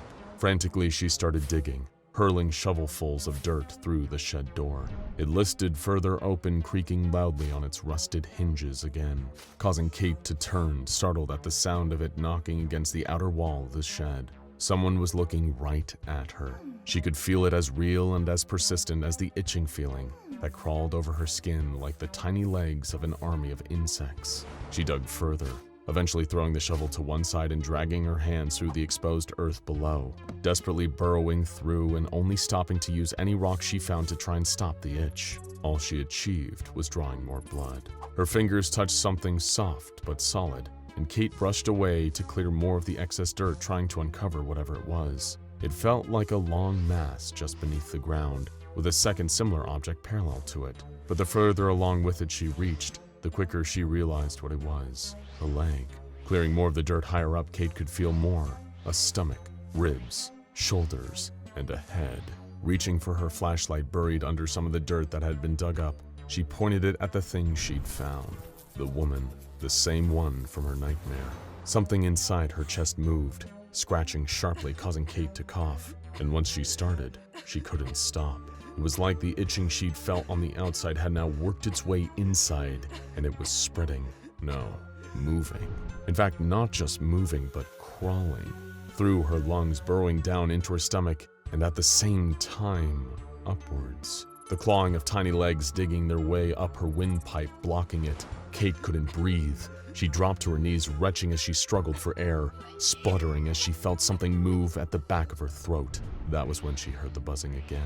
Locusts. A swarm of them came spilling out of Kate's mouth. She couldn't scream, let alone catch her breath. They filled the shed in seconds, engulfing her entire body, as more and more of the desert bugs still came pouring from her mouth. Outside, the wind kicked up again, with enough force to blow the door to the woodshed closed, trapping Kate inside with the bugs that tore at her. There was a single word on the wooden surface of the door, written in deep black charcoal. She'd missed it. The door had been open when she found the shed. The word was witch. The SCP Foundation would later find this cursed cabin and would naturally lose a number of D-classes to a horrific form of locust-based suffocation. While there are clues as to what exactly is going on in this terrible place, from the malice of a long-dead sorceress to the lingering revenge of a woman wrongfully persecuted, definite answers as to the anomalous mechanisms of the shed known as SCP-4595 still elude even the Foundation's finest minds. It's a place so mysterious and dangerous that the special containment procedures read, "For safety purposes, no personnel are permitted to enter SCP-4595. SCP-4595 should only be entered by authorized testing personnel under the supervision of the SCP-4595 Research Lead. Under no circumstances is SCP-4595-A to be disturbed in any way." So perhaps we'll never truly know why a humble wooden shed in Jasper, Indiana causes such horrifying effects for its victims. The SCP Foundation thinks it's safer to just lock it away and forget about it, letting its ancient wood and old bones rot in the dark. But if you are really curious about the truth, you can always take a walk down the side of the Patoka River and pay the witch a visit. If you're lucky, you might even get to leave. A shot zipped past his head, narrowly missing, leaving an indent on the wall mere inches away. He froze, peeking out from cover, scanning the area for any sign of the enemy. Nothing, not a single movement. But still, he didn't feel the least bit safe. There was a more secure stronghold, a bunker only a short dash from where he was squatting. Gripping his weapon close to his chest, Private Mitchell took a deep breath, psyching himself up before rushing across the battlefield towards what he hoped would be better cover. Ducking under a camouflage tarp that covered the entrance, Mitchell was met with a sight of his squad mates, all sitting huddled in the foxhole, some looking dejected and miserable, others cowering in fear, all apart from Sergeant King, who sat cross-legged in one corner, wearing a permanently crazed, wide-eyed stare on his face. An exhausted Private Mitchell sat down with the others, unable to offer more insight than a nod of mutual condolence to his comrades. For a while, the members of MTF Iota-17, the unit codenamed the Greendale Humans, found themselves feeling the simultaneous mix of frightened and bored. Each one of them could have achieved the same sense of anxiety by drinking 10 cups of black coffee, loudly knocking on their drill sergeant's door in the middle of the night, then rushing back to their barracks to hide under their bunks. Movement from outside caused the whole team's heads to swivel, peeking out of a gap in the outer wall of the bunker. They saw the enemy immediately. Two of the ghostly incorporeal figures roaming the battlefield outside, not to be underestimated despite the baggy, oversized tactical gear they wore, and weapons that looked too big for them. And two outside meant the other three were still out there somewhere. One gave a nod to the other, instructing him to scour the area surrounding the bunker. Mitchell was terrified, and all too aware that there were too many of them in the bunker. The enemy was bound to find them soon. All of a sudden, Sergeant King seemed to stir from his strange trance and produced a box of matches. He held out 4 in his hand, keeping them covered so that nobody could tell if they were picking a long one or a short one. The first of MTF Iota-17, Private Davis, reached for a match as they were offered, his heart dropping as Sergeant King pointed it was a short one. Next, Private Byron picked out a match, a long one. Private Mitchell's pulse skyrocketed as Sergeant King offered him the remaining 2, knowing that one would be long, the other short. He reached out and plucked a short one.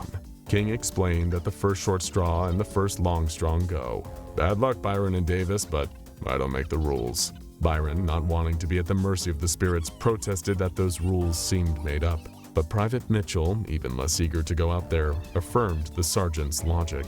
Hanging their heads, both Private Byron and Private Davis gathered up their weapons and sluggishly walked out of the bunker. Moments later, still safe inside, Private Mitchell overheard the enemy taking fire, followed by the sound of splattering and yelps of pain from his 2 fallen squad mates. He offered a concerned look to Sergeant King, whose wide-eyed expression was doing little to ease Mitchell's nerves. They got our boys good, King muttered, rocking slightly. Tagged them like the Bowery Wall. Still, lucky they didn't get hit by the cannonball. Mitchell asked in disbelief whether the enemy really had their hands on a cannon.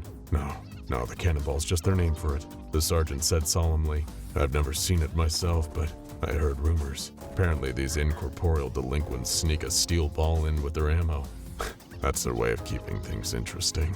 Who was it that said war is hell, or was it war makes people crazy? Crazy. I was crazy once. Mitchell sighed and asked why they don't just throw in the towel and surrender.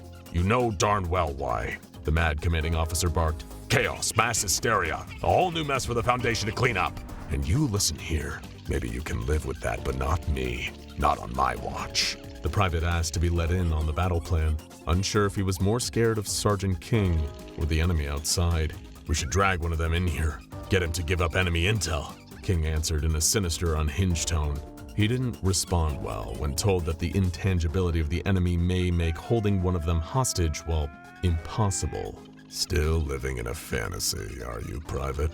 King chuckled maniacally and didn't stop for a full, unsettling minute. Look, I've had it up to here with the enemy and their dirty tactics. I say it's time we went full Return of the Jedi. We're the Ewoks and they're the Empire. Now belt up and bear out. Grabbing his weapon, Sergeant King suddenly hopped to his feet and bellowed, letting out a primal scream up towards the heavens. Then he rushed out of the bunker, screaming his own name until a barrage of enemy fire opened up from all directions. Still cowering in the safety of the bunker, Private Mitchell sighed again as he looked at his commanding officer covered in splatters of paint.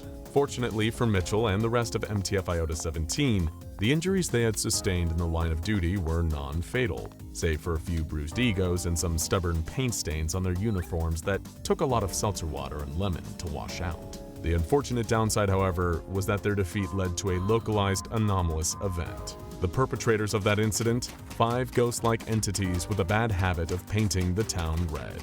Literally. Meet SCP-2629, sometimes more commonly referred to as the 29-Year Paintball War. See if you can guess how it got that nickname.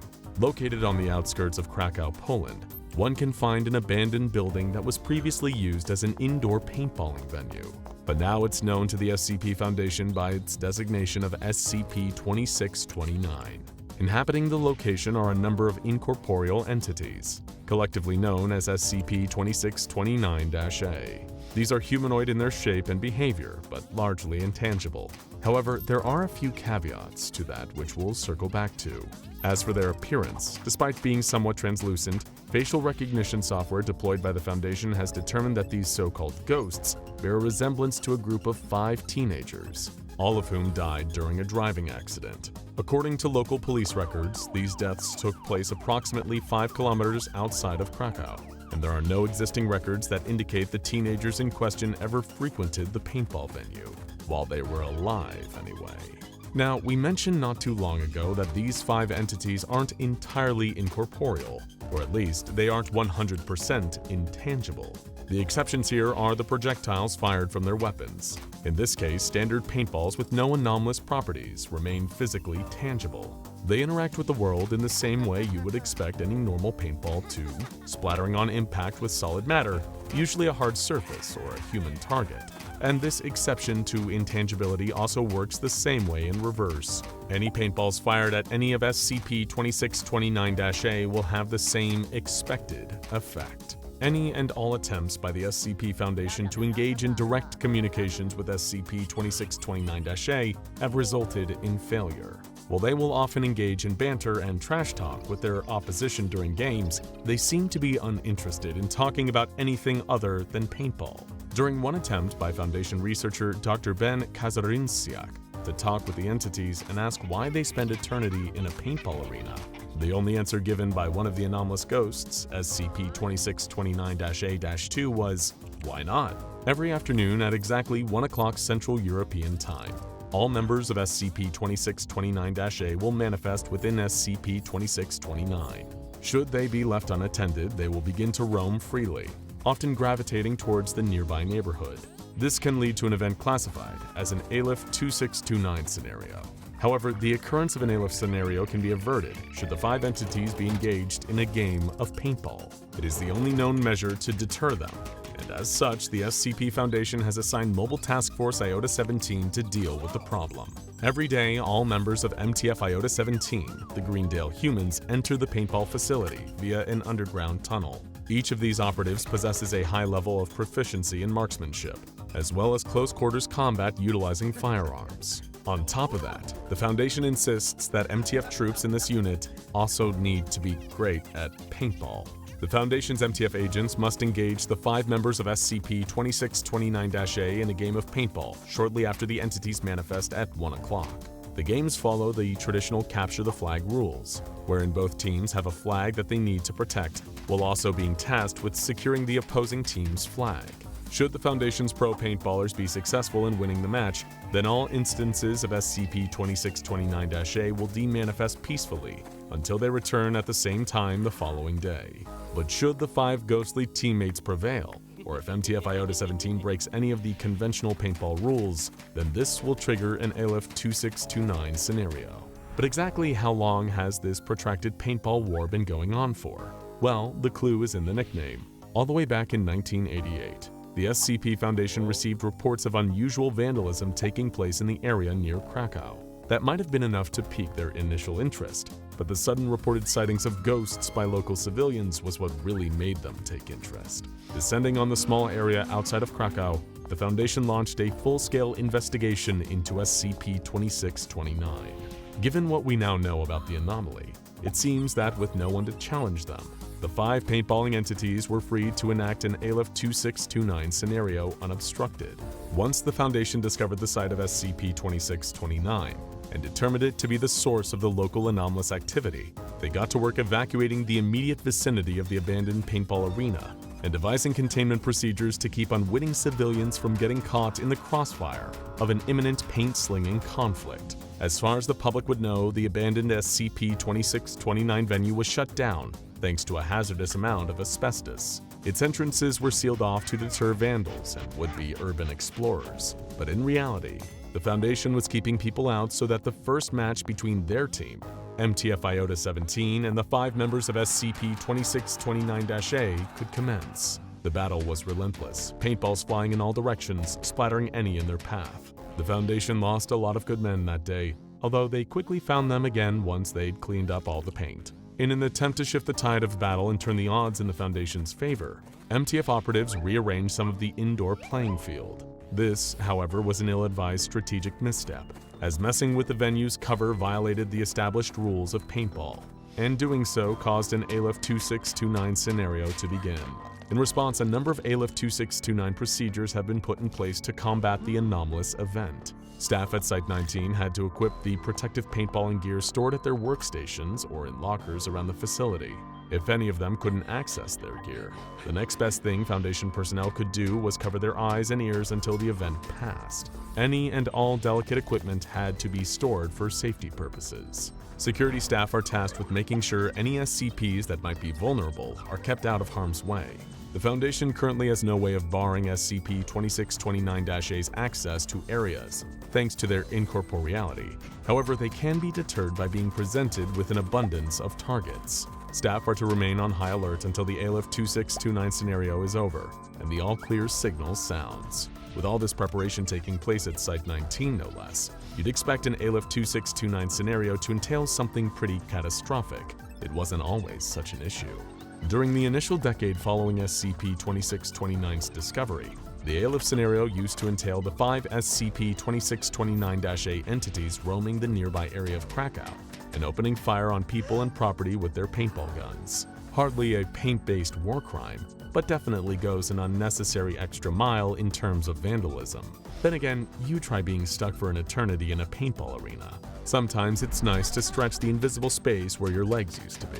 And by now you've probably made the connection, the unusual vandalism that drew the Foundation to SCP-2629 in the first place was the ghostly teenage paintballers literally painting the town whenever they manifested, only to fade away after a few hours. But that's only what the Aleph scenario used to entail. It happened during the 12th consecutive year of the Paintball War. A third MTF loss against SCP-2629-A caused yet another Aleph scenario to activate. But this time, instead of roaming the local neighborhood, the incorporeal teens' victory sent them to one of the Foundation's most highly guarded facilities, Site-19. Multiple unsuspecting Foundation research personnel were splattered with paint, the first of the Paintball War's casualties to fall outside of a 250-meter radius from SCP-2629. The Foundation launched an inquiry into how these 5 incorporeal anomalies were able to breach the security of Site-19, citing loose lips among MTF Iota-17 about Site-19. As such, they were banned from ever mentioning Foundation operations during their paintball skirmishes with SCP-2629-A. However, the lasting damage was already done, and unlike a paintball splatter, there was no wiping this away or covering it up. Every loss that MTF Iota-17 incurred in the coming years would result in all 5 of SCP-2629-A manifesting within Site-19, celebrating their capture the flag victories by committing paintball retribution against Foundation personnel. Staff and corridors were splattered with paint, and attempts to return paintball fire were unsuccessful in dispersing the incorporeal attackers. One researcher even sustained an eye injury after being struck in the eye by a stray paintball. As the years rolled on, MTF Iota 17's losses began to increase rapidly. More and more Aleph 2629 scenarios were occurring each year. Foundation facilities abruptly and messily redecorated by a volley of paintballs. The Site-19 director issued a communique to the Ethics Committee, requesting the termination of SCP-2629.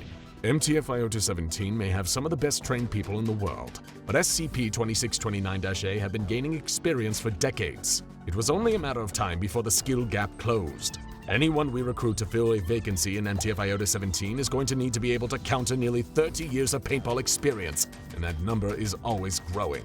All 5 of SCP-2629-A had already gotten tired of trashing their own neighborhood, and before long, they'd similarly get bored of trashing Site-19. The question was, once that happened, where would they hit next? Ranger Halter felt the bark of the tree trunk slamming into his back, practically knocking all the air out of his lungs as he tried desperately to slow his frantic breathing. The sound of his own panting filled him with a sudden, horrifying thought. If he could hear his own ragged breaths, then it could hear them too. He clamped a hand over his mouth, clenching his jaw shut so tightly that he thought his teeth might splinter as he pushed them together. His free hand gripped the tranquilizer gun, shuddering as the snap of a twig rang out somewhere behind him. It had caught up to him already.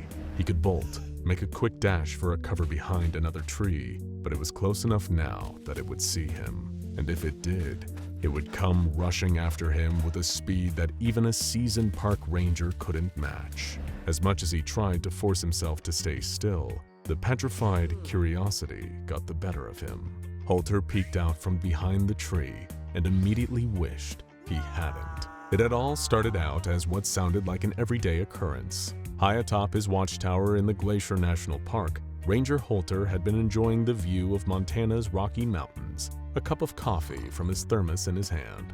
Then the familiar squawk of his radio had cut short his appreciation of the serene scenery. Halter sighed, tossing the remaining contents of the cup over the tower's railing, wondering what kind of day he was in for as he went to answer the radio. Most of the time, things in Glacier Park were as peaceful as they looked, but the park ranger knew that staying vigilant could make all the difference when it came to finding a missing hiker in time, or the difference between deterring a group of campers away from a family of bears and having a hell of a mess to clean up. He pushed down on the button for the microphone, connected to the bulky radio that took up practically an entire desk.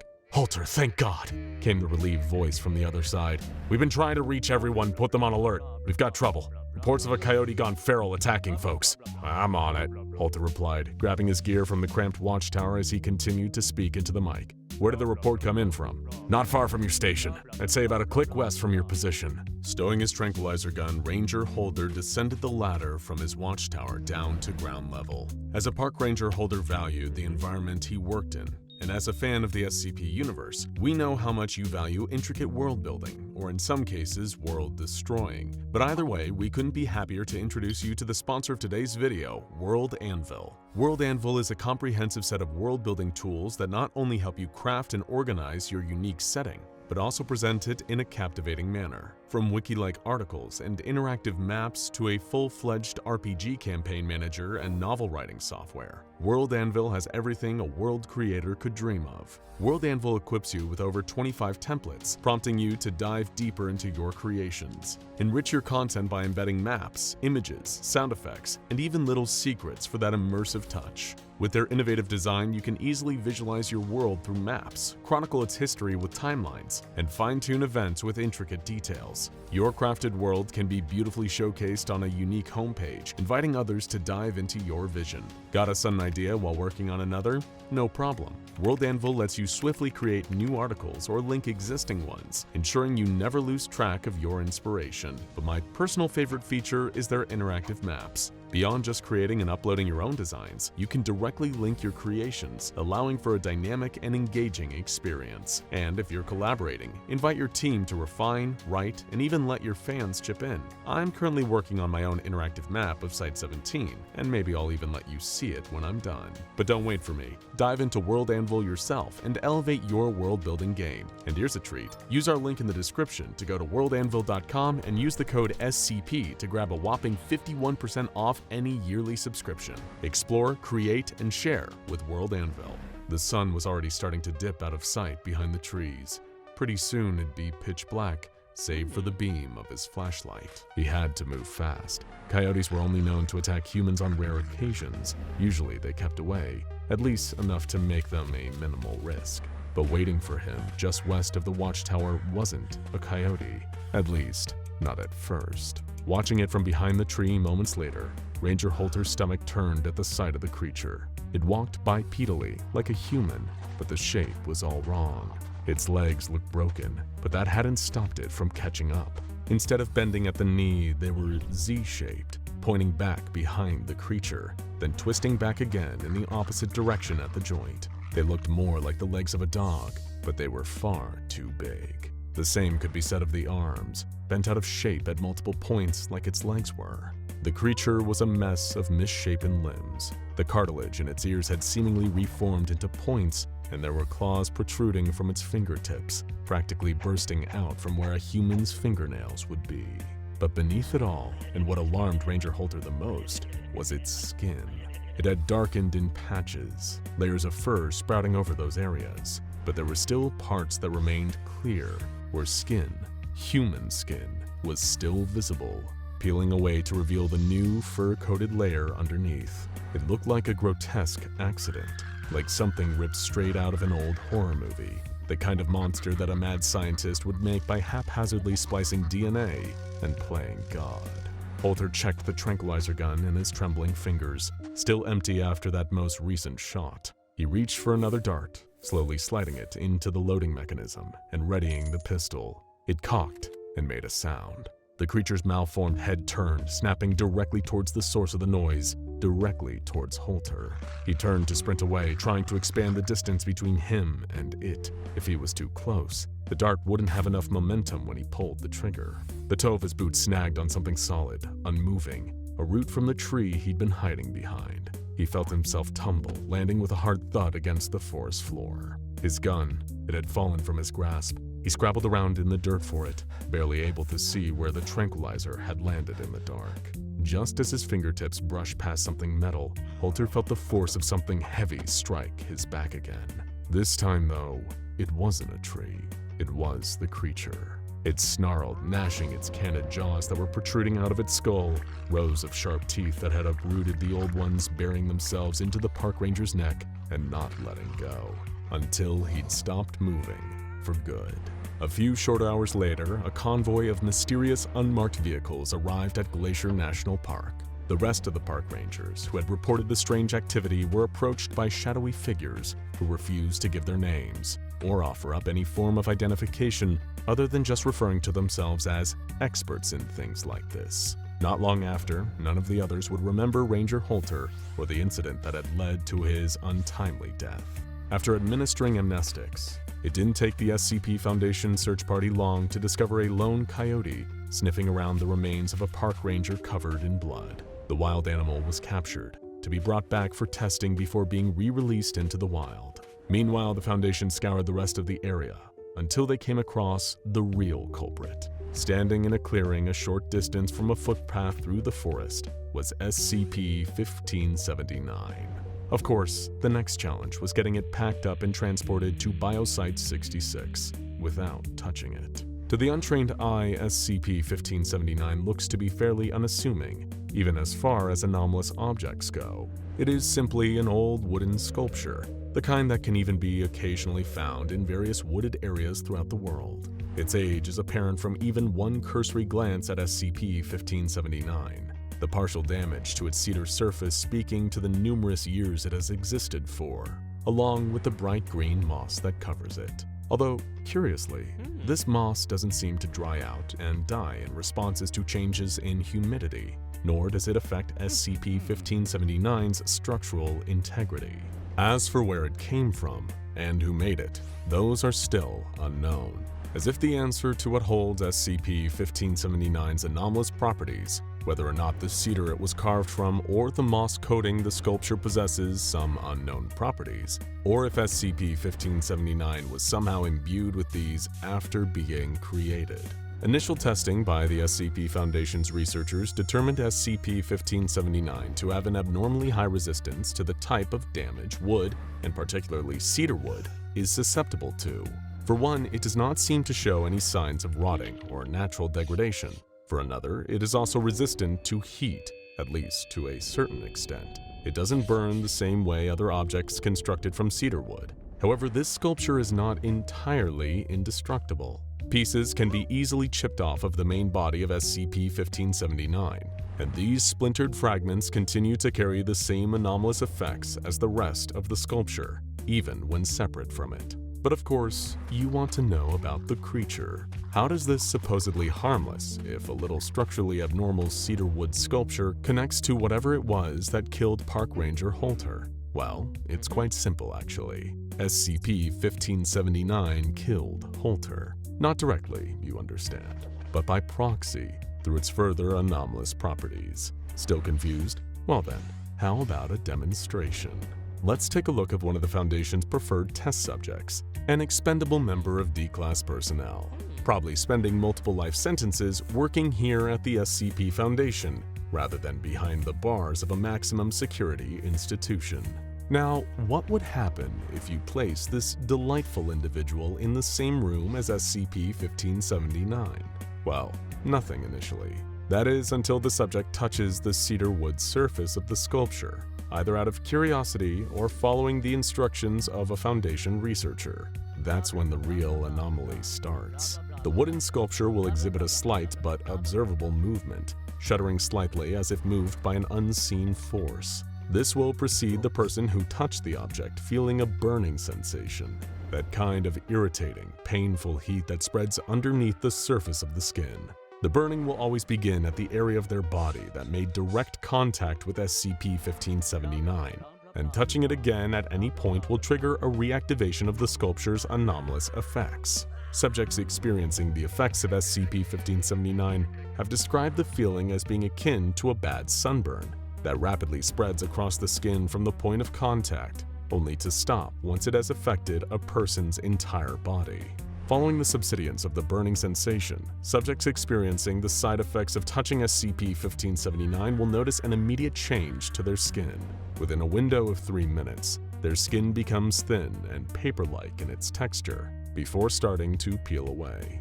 Once this stage occurs, the peeling skin will reveal a new layer underneath, hence the colloquially used codename for this anomaly, different skin.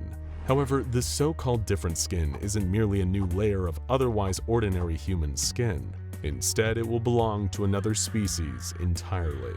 A person coming into contact with SCP-1579 will find themselves rapidly developing new skin that shares the physical traits, as well as matching DNA, to that of a number of animal species. It should be noted that these features will continue to rapidly develop until the subject is entirely transformed, and is no longer considered to qualify as a human being. As for the specific transformation that occurs, there are a number of known outcomes that repeat in the following cycle. Let's say our D-Class, we'll call them Subject A, touched SCP-1579 at the start of the cycle. They would, after the burning sensation stops and peeling begins, start to sprout dark feathers across their torso, arms, and upper legs, likely with a great deal of pain as the sharp quill of these feathers start to burst out from beneath the skin.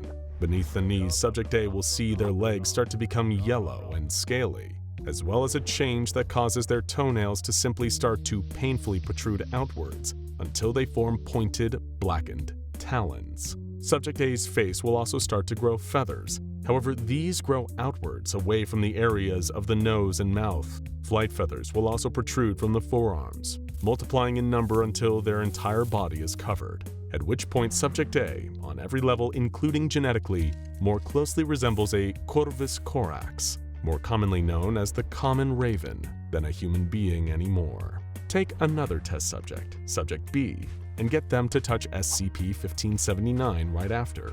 Their different skin is covered in brown fur that's approximately 4 inches long. Their lips and skin underneath the fur will darken, and their nose will become constantly moist. Claws will start to grow from their fingertips, although these will be notably smaller than those of a fully grown creature of the same species, an Ursus arctos horribilis, or a grizzly bear.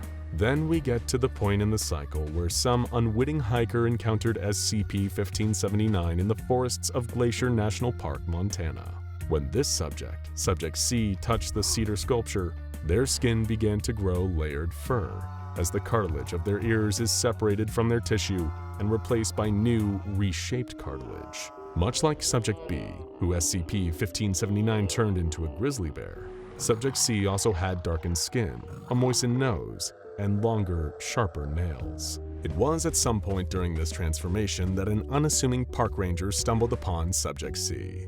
Frightened by what he saw, this ranger was unable to identify that what he interpreted as attacks by some kind of half-human, half-animal hybrid were actually desperate pleas for help, as Subject C was transformed into a coyote. Although it's hard to say which physiological change triggered by SCP-1579 is the most alarming or unpleasant to experience, the fourth kind is in no way any more pleasant than the preceding three in the cycle. Subject D of this particular series of tests will find the new layer of skin that emerges under the old to be hairless and of a green coloration, often with brown markings. Unlike the previous instances, their skin will rapidly begin to dry out, and seems to be far more reactive to the humidity of the surrounding environment. It is also far thinner than that of the skin possessed by other transformations that SCP-1579 causes. So thin, in fact, that the eyeballs of Subject D will be visible through its eyelids, which rapidly become translucent, similar to those of the Suracris regula,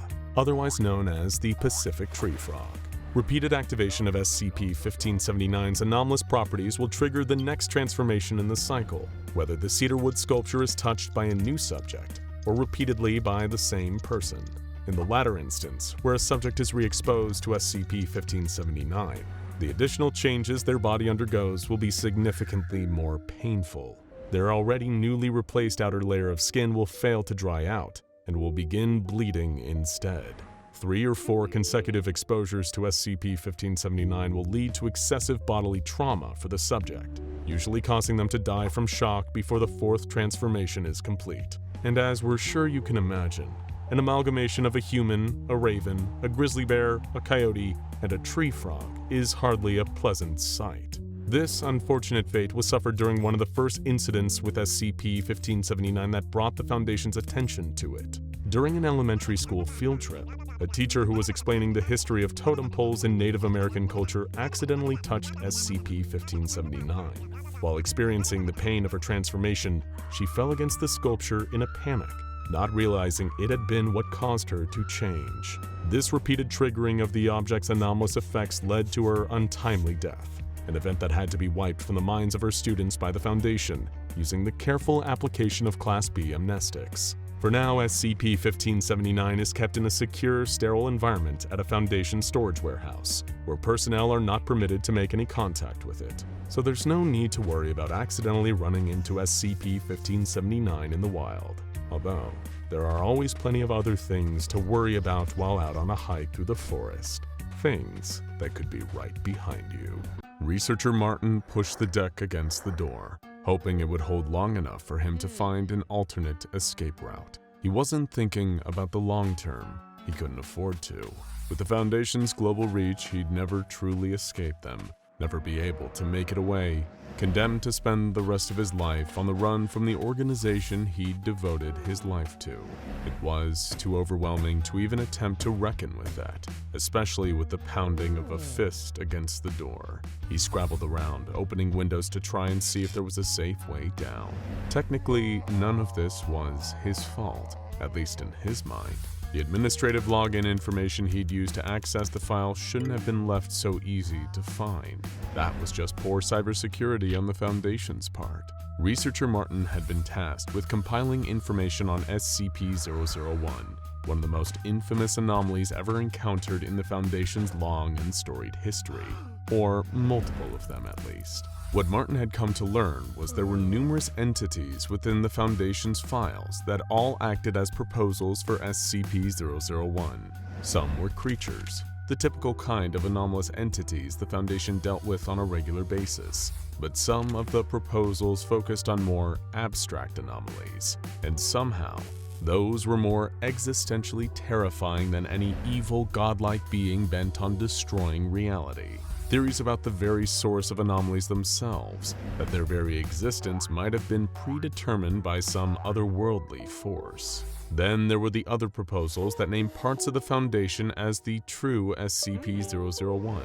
Those seemed to suck researcher Martin in like a vortex, dragging him down a deep, dark rabbit hole that made him start to question everything he thought he knew about working for the SCP Foundation, and the one that had toppled him into a full-blown conspiracy-obsessed stupor that there was no coming back from, the Noir Box Proposal. The weighted head of a battering ram splintered the wooden surface of the door, spraying fragments over the room. The table propped up to keep it shut toppled under the force of the entry as a squad of shadowy figures in full black combat gear rushed inside.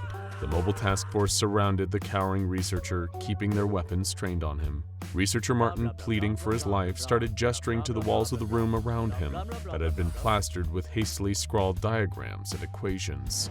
Martin tried desperately to find some concise, easy-to-understand way of explaining to the soldiers what he'd uncovered. They only picked up on a few words like many worlds hypothesis and splitting universes, but ultimately they didn't follow what he was saying and weren't sent there to hear him out. All the MTF had been told was that researcher Martin had breached Foundation security and now posed a risk of exposing sensitive information about SCP-001. There was only one path of recourse: termination. However, unbeknownst to them, Dr. Martin was fine. At least a version of him was. One who never learned about the Noir Box proposal for SCP-001 and hadn't gone mad trying to unravel its mysteries. Instead, he was a respected higher-ranking member of the Foundation who was alive and well, in a completely different timeline. The formation of the SCP Foundation has always been shrouded in mystery, with nobody really knowing what the true origin of the organization is, and what is merely just a cover story left in the archives to keep the truth hidden. SCP-001, the Noir Box proposal at least, might hold the answers to the questions surrounding how the Foundation came to be. 3 times over. Known as the Tindalo's Trinity, the file pertaining to this anomaly is buried deep in the SCP Foundation's database, under layers upon layers of encryption and security clearance requirements. It requires someone at the very top level of the Foundation to access, a member of either the Overseer Council or the Foundation's High Command, or Overwatch. But wait, what are those? Aren't they the same thing? Well, yes and no. The exact name of the high-ranking secretive group that runs the Foundation has often been interchangeable, whether they're known as the O5 Council, the Overseer Council, etc. But what if it wasn't just many different names for the same governing body, but actually separate names for alternate versions of the ones who control the SCP Foundation? Allow us to explain. All 3 of these groups, the Overseer Council, High Command, and Overwatch, have come to a consensus that SCP-001 is an anomaly that connects with the Foundation's very origin. They believe that the founder of the SCP Foundation, also known as SCP-001, was anomalous in some way that caused them to interact with time in an unusual fashion.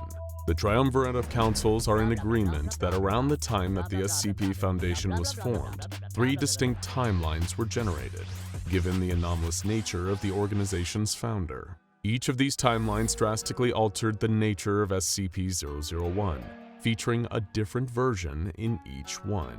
In the first, commonly known as Timeline HC, where the Foundation is run by a High Command, SCP-001 was an anomalous human corpse. This timeline's SCP-001 still exhibited all the behavioral characteristics of a normal human being, but could additionally replicate itself at an erratic, uncontrollable rate, usually when performing tasks that could have multiple possible outcomes. SCP-001 in Timeline HC also interacted anachronistically with its environment, passing through solid matter that predated it or would outlast it. So it had to be contained in a room that was constructed before it existed as an anomaly.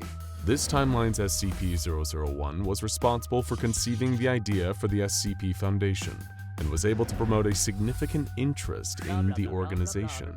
However, they were assassinated before the Foundation was officially codified, with the culprits being a version of Mobile Task Force ALP-0, who are believed to have originated from either of the other 2 timelines. While this seems to have been done to deter the Foundation forming in this timeline, it seems to have had the opposite effect. Despite the assassination of SCP-001, occurring before the official formation of the SCP Foundation in Timeline HC, this version of the Foundation was successfully codified by the 13 members of what they referred to as High Command.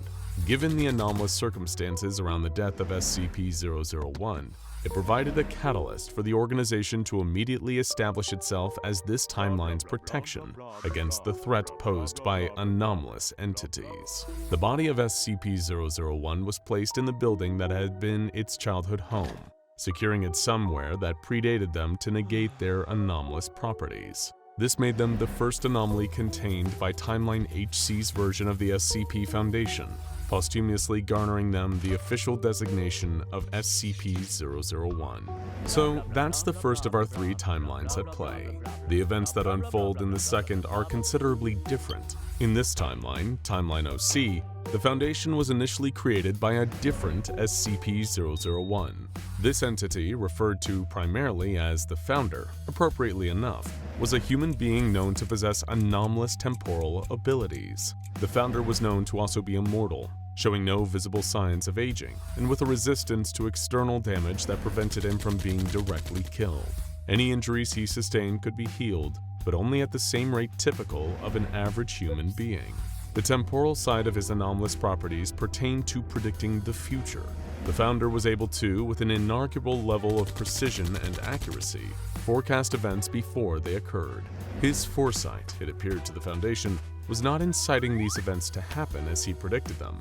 However, everything he ever predicted would occur became an inevitability, impossible to delay, avert, or alter through any means.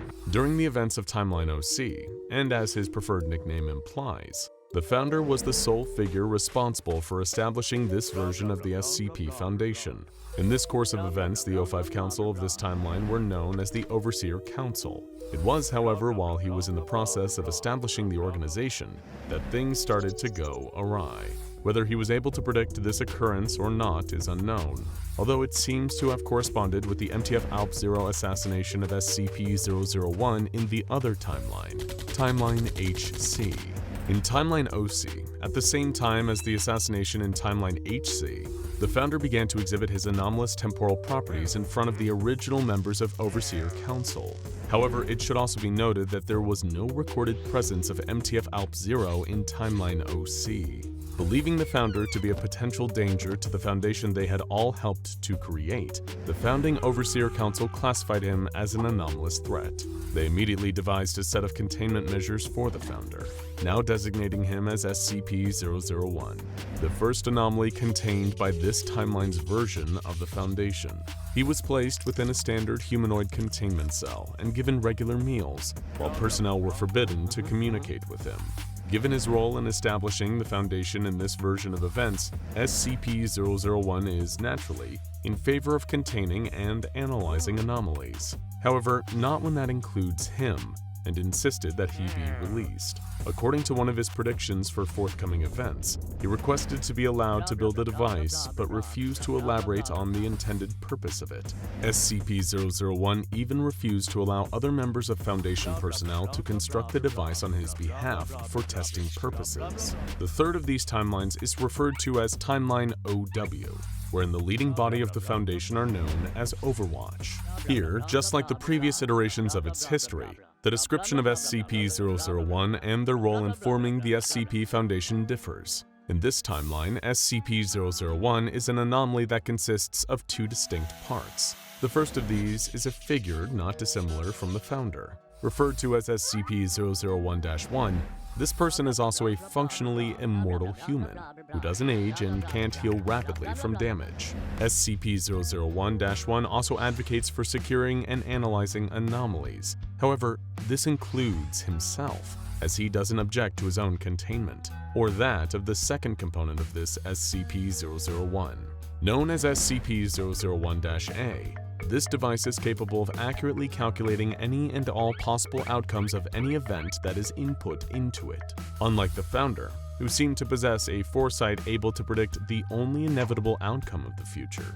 SCP-001-A is able to account for the possibility of multiple potential futures, even down to accounting for how its own predictions could potentially influence or alter outcomes. In layman's terms, at least one of the eventualities predicted by SCP-001-A will always be accurate, unless the predictions are to do with its own future, or the future of SCP-001-1.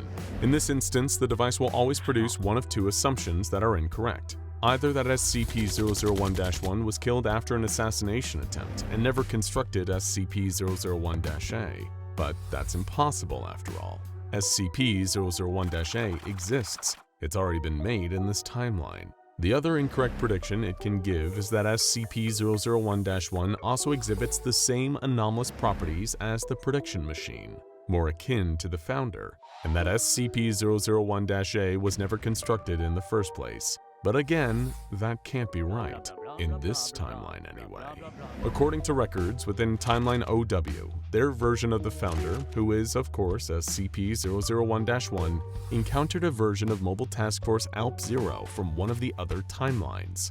They presented the Founder of the OW timeline with detailed blueprints for the construction of SCP-001-A.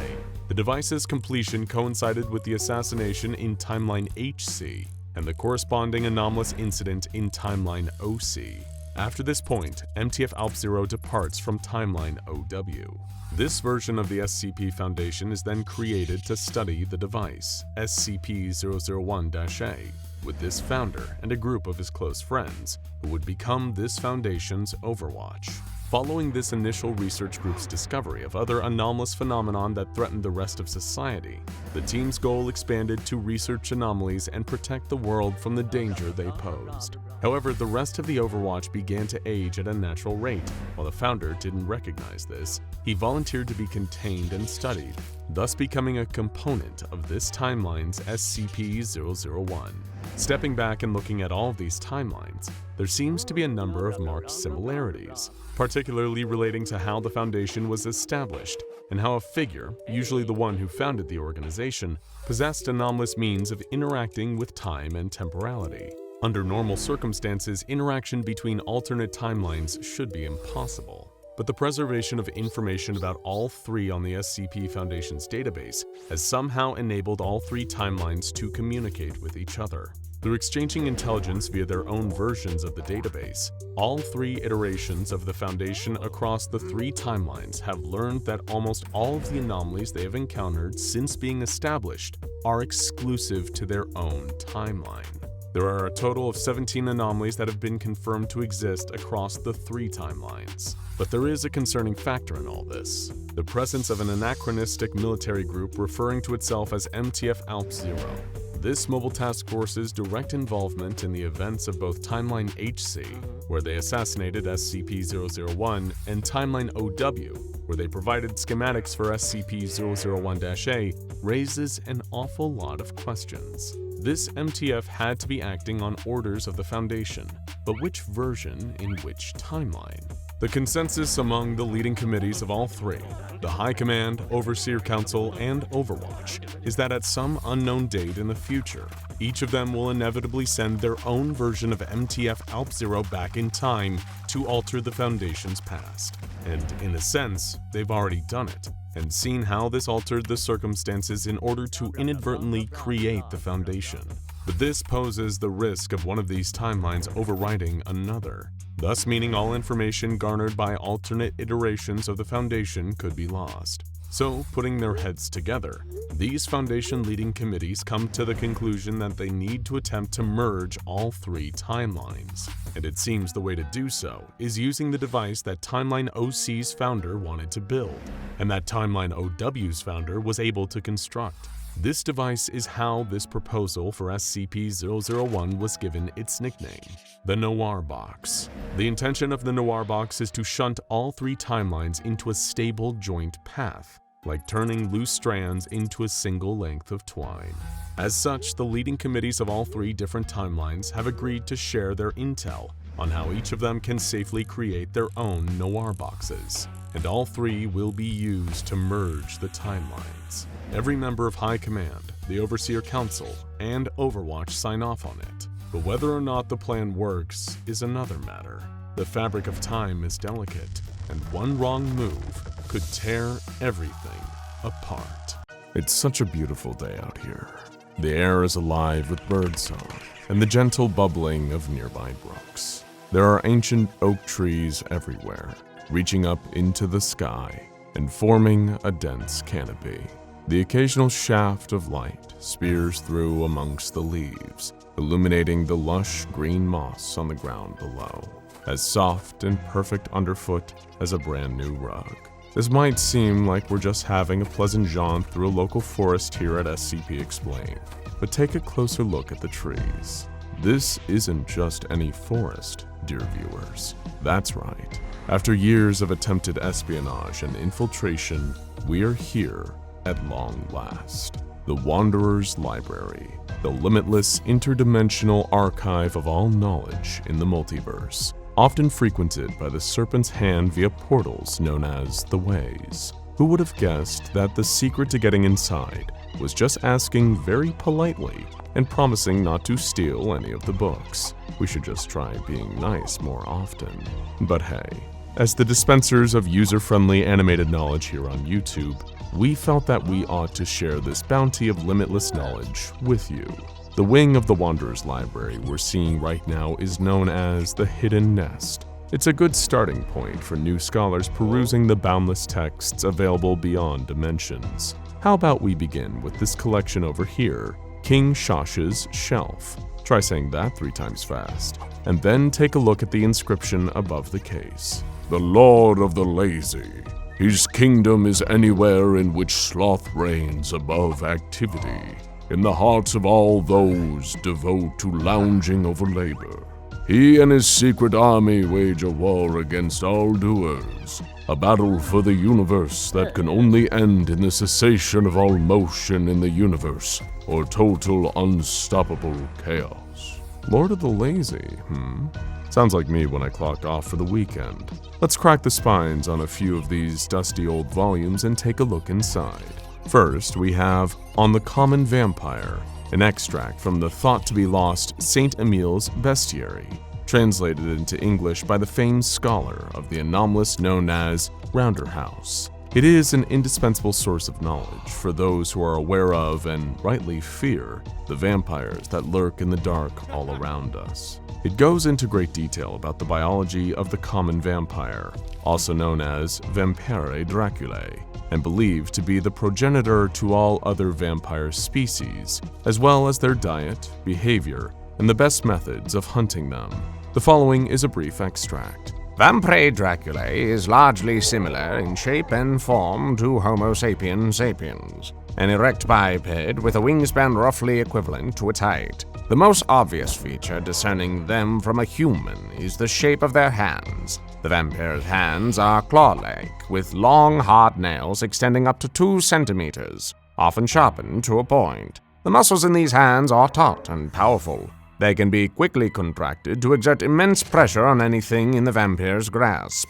This ability is commonly used to crush the skulls or bones of prey. Naturally, the vampire's teeth are the second source of notability. The fangs of a vampire are stuff of legend, and it is difficult to extricate myth from fact. Dissection of the adult specimens have noted sexual dimorphism in the dental region. While males have 208 teeth to the female's 2. They are less dangerous. 4 of the males can be described as fangs, both front-facing, 2 on the top and 2 on the bottom, each a centimeter above the gum line. Comparatively, females have 8 fangs, 4 on the front and 2 on each side. Her front fangs are up to 1.5 centimeter above the gum line. The legends have preserved one important bit of truth regarding the fangs. They are used almost exclusively to suck blood from the vampire's prey. They bite into the flesh, most often of the neck or thigh, and the vampire uses its lips to create a seal around the incisions before sucking. However, study of their feeding habits has led me to an intriguing discovery. As soon as the beast separates itself from its prey, its saliva soothes the wound, and encourages faster clotting. While this is pure speculation, your author theorizes that this is an adaptation to preserve the life of the prey in order to remain a consistent food source. A truly fascinating piece of technical literature. Next, of course, there is the short but haunting piece titled Leavings of Another World, written by the great thinker Jack Manganese. This tome carries an important lesson to all who wander through the hallowed halls of the Wanderer's Library, about the power of words. But it's not the kind of power you might think. Allow this extract to expand on that. Words have power. Indeed, they have the power to create, but mostly they have the power to destroy. Does that really surprise you? Let me demonstrate. Please think of an animal, any animal. It could be anything, right? Two-legged, four-legged, wings, anything. But now suppose I said, think of a quadruped. It can no longer be two-legged, can it? It can no longer be a bird or a fish. And if I said, think of a black, domesticated feline, your choices are narrower still. And finally, think of Bastet, my pet black cat. At that point, you have no choices at all. You may believe that each step gives you more information, but what it really does is limit your imagination and destroy possibilities. The power to destroy, you see, is much greater than the power to create. You didn't notice because you, yourself, are a creature of thoughts, ideas, language, and ultimately, of words. Suppose I told you there was once a world without language, without ideas, without words. Of course, world itself is a word, so it wasn't really a world, but we have to call it something now, don't we? In this world, there were no limitations. Everything that could be, was. Everything that couldn't be, also was. It was a vast place of infinite complexity, but also of infinite simplicity. Since everything that was or wasn't also was or wasn't everything else, the endless variety was, in fact, all the same. You say it's difficult to describe? Indeed, that's the point. It can't be described. It was everything and anything and something and nothing, and all at once and not at all. What happened to it? Words, of course. It started with a single simple word, in a language that no one speaks anymore. No one knows where it came from or how it sounded, but I'll tell you what it meant. It meant red. And as soon as there was red, there was also not red. The world had been neatly cloven into red any every somethings and not red any every somethings. It was the first division, and the very idea of division spawned more ideas and more words. One, two, separate, together, us, them, and from these came more, many, many more. The piece then goes on to reveal that the proliferation of language destroyed this world further, until all that was left was the wreckage, our world. How a universe of infinite possibilities is slowly dulled by the ever-expanding power of nomenclature. Truly a disturbing thought for the more metaphysical among you. Let's take another book from King Shash's collection. Next comes a frightening parable about hubris from the Bard, known as Jack of Trades. Like many a classic parable, this piece tells the tale of an intelligent spider, a Jack of Trades, as the story puts it, whose arrogance forges him into the architect of his own demise. Let's take a look at an extract, shall we? I once met a spider named Jack. A sizable fellow he was, the size of my fist and 8 legs as long as my hand. They were dexterous too, complementing his keen mind. That was where his name came from, Jack of Trades, for with each leg he would conduct each of his trades. With one he was a blacksmith, forging steel like silk, that with another he would spin into death traps. With a third he would contemplate the design of his web, for he was an architect. With the fourth he would climb the tallest of trees and bask in the daylight, so that all would see his splendor and in it take delight. Oh yes, he was proud. Why wouldn't he be? He was the most talented spider to have ever graced the land, his crafts as numerous as they were grand. I don't just weave webs, he said to me. I weave works of art, my traps instruments of death so much finer than all the rest. Then one day, Jack hatched a plan.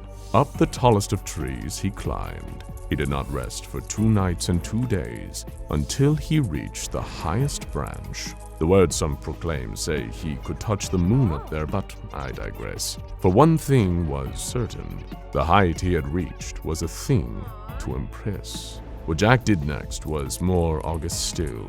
Working each of his renowned legs, he weaved a web from the base of the branch to its end. So mighty in scale was it that he said it would catch him the sun and make him master of all that it touched. It will bring me the moon too, he told me once, and with the light of the brightest star I shall be master of the night. Catch them he did, for as the sun climbed it found itself twined in the mesh of Jack's web. As for the moon, it soon found itself strewn with Jack's string, which clung to its opalescent veneer as it drew near to its ever-evasive lover, the bringer of day. Now they were tied to one another in Jack's trap for him to reign over. It was thus he crafted himself a throne of sunlight and moonlight, the very heavens made to bow before his majesty. Yet, it was not to last. The rest of the tale details the downfall of Jack the Spider as he devours the sun and moon above, driven by his boundless hunger for greatness. Soon enough, he was left with nothing to consume, and in his despair, tumbled from his web down to his doom. So is often the way with those pushed by unchecked ambition. Time to blow the dust off of another one of the library's forbidden texts. This one, entitled A Restless Wanderer on the Earth, is a particularly interesting piece for anyone fascinated by the enigmatic life of SCP-073, also known as Kane. This piece features a person named Bluebird buying a jar containing Kane's memories from a merchant, possibly affiliated with Marshall Carter and Dark Limited. It is a complex tale concerning many small fragments from Kane's life, thousands of years in the past. Here is a brief excerpt. The man found Kane, Ben Adam, in the endless wilderness of the Between Places. The man was beautiful to look upon, with bronze skin and shaggy black hair. His clothing was cut of animal skin, of fashions pleasing to the eye. But Kane was not pleased to see him. The man knew his name. "I am a priest," the man said. "A year ago you passed through my village. I wished to follow you then, but I was held back by the others. Then the crop failed, and a plague swept through our village. Only I was able to save myself, and then there were none to hold me back. I have searched for you since, and now I have finally found you." Kane frowned. He tried to wander only those lands where the soil was wild and suffused with power enough to resist his curse, or else lands where the inhabitants knew how to refresh the lands which his curse had made barren. When he needed to pass through civilization, he avoided the fields. He had long ago discovered that his curse had a limit, 48 cubits around him, or a length similar to 12 times his own height, enough to judge with the naked eye. But that did not account for the times he was not fully aware. Often taken with wanderlust, sometimes not even fully awake, he would walk in a trance according to where his feet took him alone. After these periods, he could awake having destroyed the entire harvest for a village. "I am truly sorry," Kane said. The man looked astonished. "You are Kane, the Wanderer, father of the lost children and the great beasts. You are the god of death. The other gods, the lesser gods, could not save my village. I worshipped them once. I despise them now. I come now to worship you." "They were your family," Kane said. "Even if they were not, I cannot be pleased about bringing more death to those who did not deserve it." "You are testing me, my lord," the man's teeth gleamed. "I promise you, I will not disappoint you. I will become your follower and your priest." "Foolish," Kane said and continued walking. The man followed him. It is clear that the curse Kane is forced to carry since committing the terrible sin of murder against his own brother weighs heavily upon him, and the powers he possesses now are both a blessing and a terrible detriment to the normal life he would have led. As with anything involving Kane, it is a deeply tragic tale. Next comes another insight into a normally secretive world, a piece entitled The Exhibition, written by an aspiring artist named Artifacts. The piece details his frustrating experience hosting his artwork at a private exhibition hosted by the sinister members of Marshall Carter and Dark Limited. And, of course, here is a brief extract. "I had never been so disappointed before. Tonight was supposed to be my big night, the Anart exhibition that would have defined my career, hosted by the richest men of the anomalous world, Marshall Carter and Dark. Luminaries from all across the multiverse had come to see our work. I remember how surprised and excited I was to see the letter that I had even been accepted into the exhibition. To receive one of these had been my dream since I was a child, learning about all the wonders of the anomalous on my father's knee. Oh, the letter looked so formal with the logo of MC&D printed at the bottom that I thought it sealed my future forever. I spent 5 hours fretting beforehand. I eventually settled on a suit to wear, a black and white chessboard pattern only with actual chess pieces that moved and played games over the fabric. I had specifically requested that it be made with some of the most famous games of history sewn into it. When I looked down at myself, I could not tell which game was which. Before I could second guess my choice of clothing, I looked at the time and realized that I was running slightly late and left in a hurry, rushing to the portal that the letter told me to go, in between a bookshop and a bowling alley. When I arrived, my astonishment at seeing the place was a feeling I would never forget. It was ridiculously surreal, like if MC Escher painted an art museum, and the museum was filled with Escher's paintings, with the paintings themselves being alive. Oh, the chandeliers were made from glowing crystals, almost looking more like disco balls than chandeliers. The crowd there was as impressive as the art, with all sorts of people from all sorts of dimensions, dressed in finest suits, capes, and cloaks that money could buy. As I approached the host, a tall, imposing figure with gray robes, a metal mask, and a mane of white hair, I felt very intimidated. Yes. I've been awaiting your arrival, Natura. He was saying to a woman before him, a human with a green dress that I would quickly notice was actually made out of leaves, and dark green hair to match flowing down past her shoulders, with flowers in her hair and clothes. Your work is waiting for you in the West Wing. The woman, who I assumed was named Natura, eagerly nodded and looked over to her right. She started walking so quickly she almost bumped into me.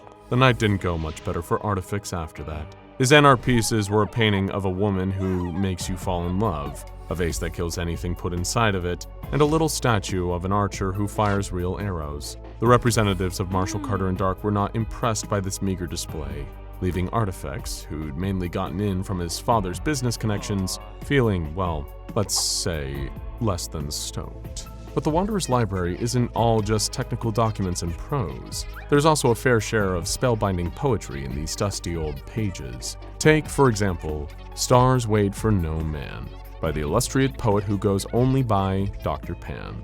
It is a powerful and melancholy piece presented here in full. The abyss is an infinitude, unknown and unknowable. Creatures with mouths over throats seek insight into their existence, gazing at that which only gazes back. They choke as they look, windpipes bent awkwardly, tears trickling from their eyes, windows reflecting, a goal unachievable. Eyes peer into darkness, searching for more and more, yearning, hoping, desiring, but not doing, never going, weeping at the beauty beyond reach. A number tried, reaching out to the void, but the other scoffed, drowning the doer with tears, all while they rested, their asses in the dirt. An eternity separates that which seeks and that which is sought. Eternity only grows as they gaze on, dreaming, but not doing. Stars wait for no man. The Wanderer's Library is a truly fascinating place, with so much strange beauty and arcane knowledge to gather up and learn. Would you like us to cover more of the many esoteric volumes in the library's infinite shelves? Let us know down in the comments. And we thoroughly recommend you check out all the full tales in the library itself using the link in the description. Just be careful when you do so. It is so very easy to get lost in there. Now go check out SCP-6000, The Serpent, the Moose, and the Wanderer's Library, and SCP Serpent's Hand Explained for more on the legendary library between dimensions.